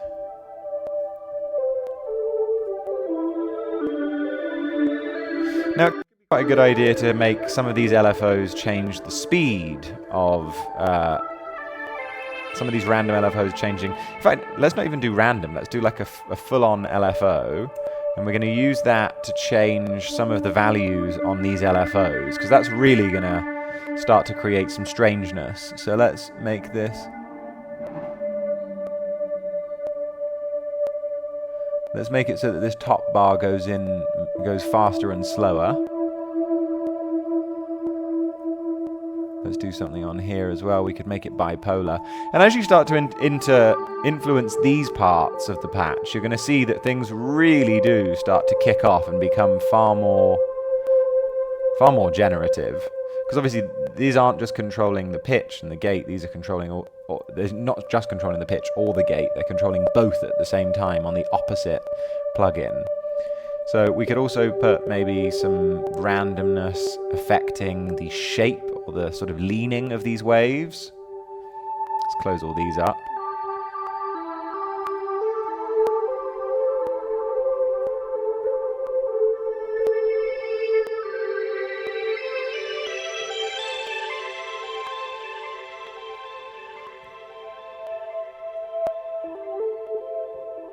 Really nice. Now I'd love if every time a voice happened on here, these attack and decay and sustain changed as well. So I'm going to take a dice module, I'm going to take a couple of them, and I'm going to take the same output that I've got up here and trigger, let's do 3 of these, or maybe let's do 4. And I would like to take a modulator, and I'm going to make it so that every time a note triggers here, we get, let's just copy and paste this, that'll be quicker. Let's make the attack change on here. Let's do the decay. The decay I can make bipolar as well. The sustain I'll also make bipolar. And the release I'll make unipolar and just find my longest layer. Now this is going to be cool because it just means that the envelopes themselves are going to feel different every single time it triggers each one of these voices. Let's take a dice module. Let's connect this to this gate output. And let's do 4 of them again. I'm going to do the attack. I'm going to do the decay, but make it bipolar. I've got my sustain here. Also going to make that bipolar, and the release I'll just have coming down. Now, it could also be quite good to have these attenuate knobs that are picking how high and low the pitches can go. Maybe we could put a little bit of modulation. If we put this to say 10%, we can have these slowly but surely modulating up 10%. And I'm going to take just one of these other randoms that we're using for something else and use that to influence the depth that we're getting of this LFO as well. And let's copy and paste that down and make changes to it, do the same sort of thing. This time we'll use this LFO. We'll get rid of the first one. And we're going to use this to deal with the attenuate knob on this side. Also, these blends, if we were to blend between these different values, what's coming out of here actually? Oh, I see, this is for the pitch. So let's also do some sort of random LFO, changing the blend there. Let's put this on bipolar. That's not what I want. This is what I want. So let's do a bipolar random on the blending of these 2 signals, deciding on the pitch.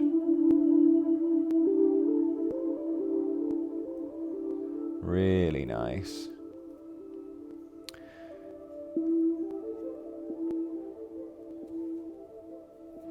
Maybe speed it up a bit and see what happens.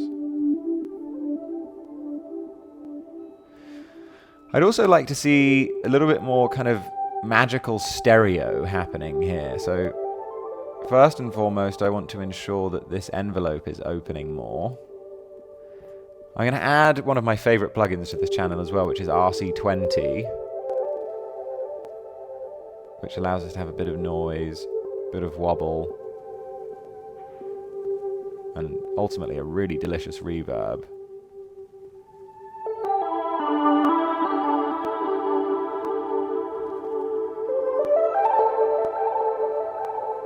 Also, what if instead of it opening, what's this set to, this modulator out? What if instead of it just opening quickly, these, let's see when it does open, let's see. Really nice. We could add in maybe a few more notes. Let's make this into Euclidean.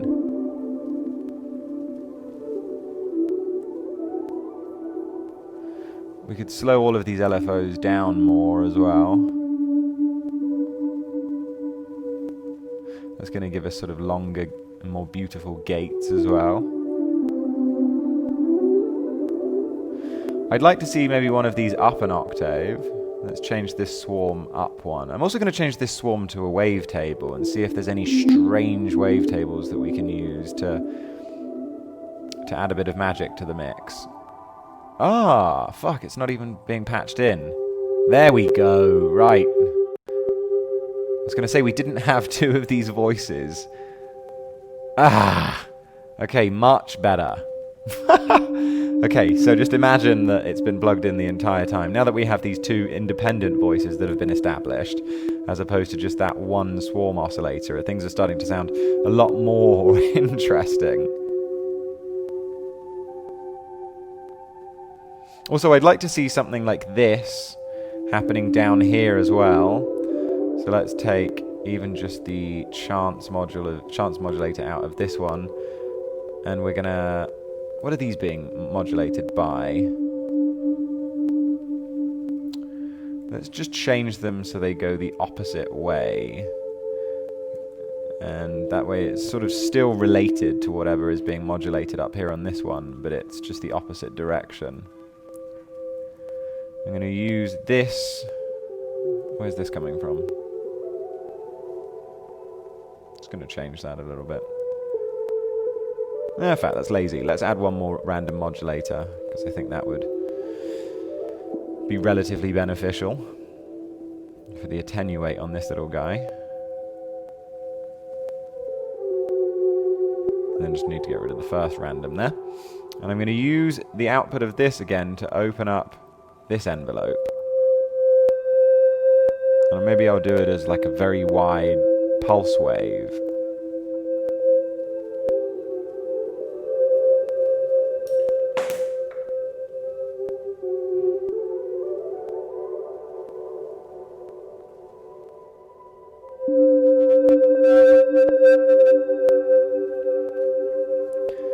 Really, really delicious. Now we could also, if we wanted to, add in some sort of really rather wild speed moves where things suddenly get really fast. And so what could be a good idea is to say take maybe like quite a fast moving LFO here. And out of interest, let's just see what happens if we were to speed this up radically, like all of them.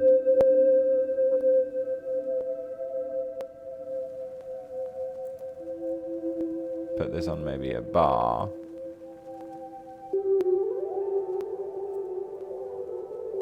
So these are all speeding up a lot now. Increase maybe the attenuate a bit.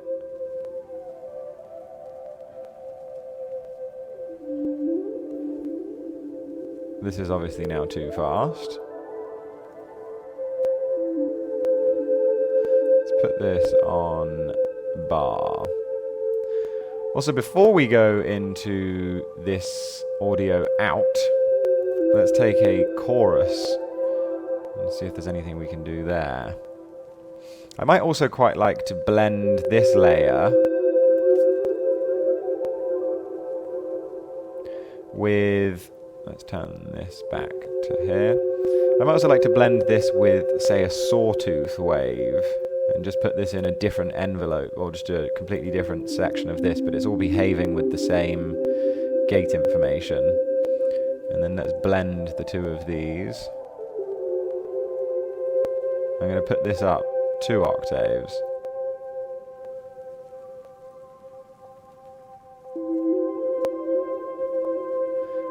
And then let's take a random, smooth moving random here to move the blend knob between that sawtooth and the other guy. I just got to make... Oh, and of course I haven't even fucking done the pitch information here. God, this has been a step-by-step bit of chaos. But this is the process of building things in the grid. You know, things work and then they don't, and then you figure out why they don't work, and you slap yourself in the face and have a jolly good time. It can be quite nice to have those kind of, call them Oh, those kind of droney notes. Let's just make sure I'm not automating this too much, because that's now speeding up. Like, just get rid of that LFO in general.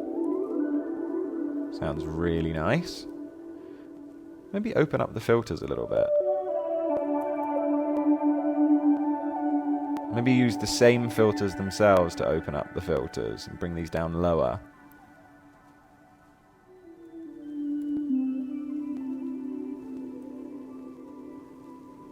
Where are these being modulated from? Oh, it's doing an entirely different selection over here, so these envelopes are changing. Let's just delete that. Delete that. Oh, yeah, this is starting to sound really quite delicious. We'll do a modulator out for that. For our decay.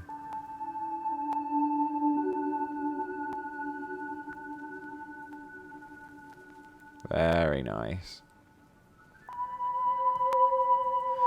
We could pan one of these left and one of these right if we were to put these into a mixer, actually.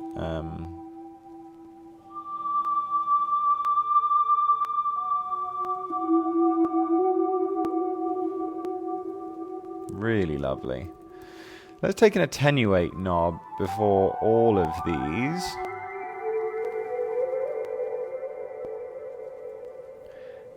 And then let's take another couple of randoms here. Some smooth moving randoms.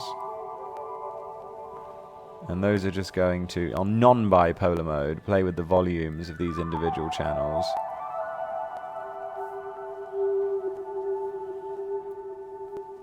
Let's do this guy here as well.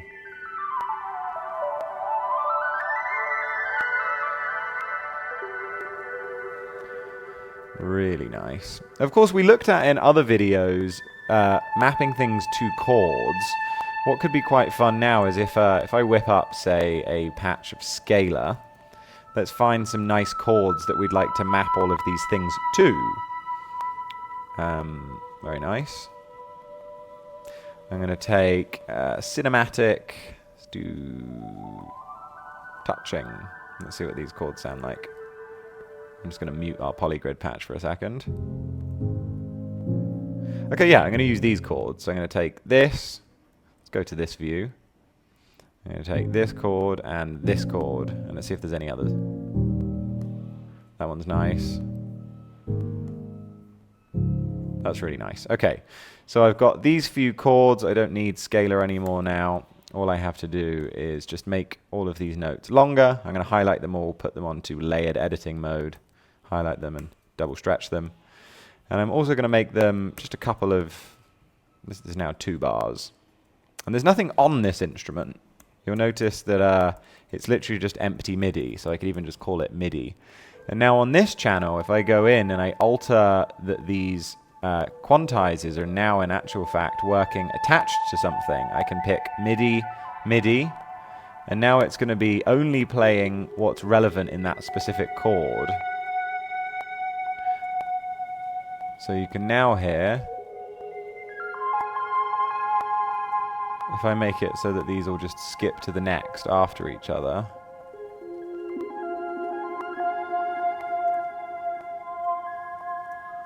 And in fact, I'm going to do it so they just play other.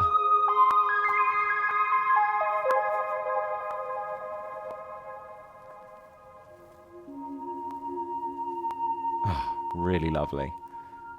I'd also like to hear another layer below that's maybe all an octave below. So let's pitch everything down to...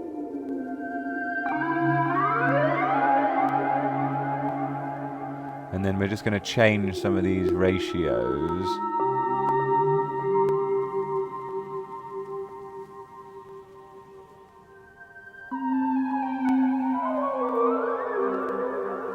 And if we were to put some sort of nice pad onto here, I've got a really great pad. Let's just drag it in from here. Particularly like this instrument. Because this is sounding pretty nuts. Let's just take, where are you? Polygrid patch.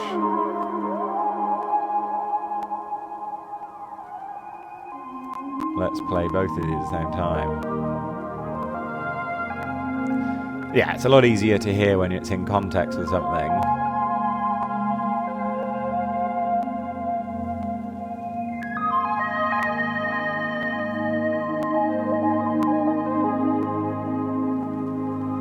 Let's put another reverb on the master channel.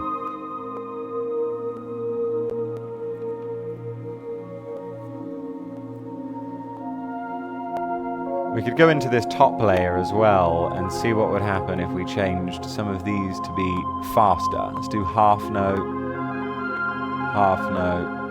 It's already on a half note. And half note here. Maybe let's bring some of these attacks down.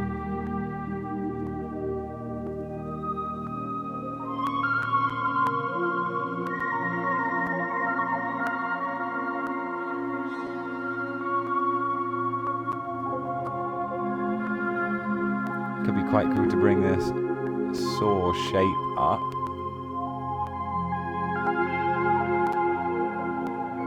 Oh, that's really beautiful.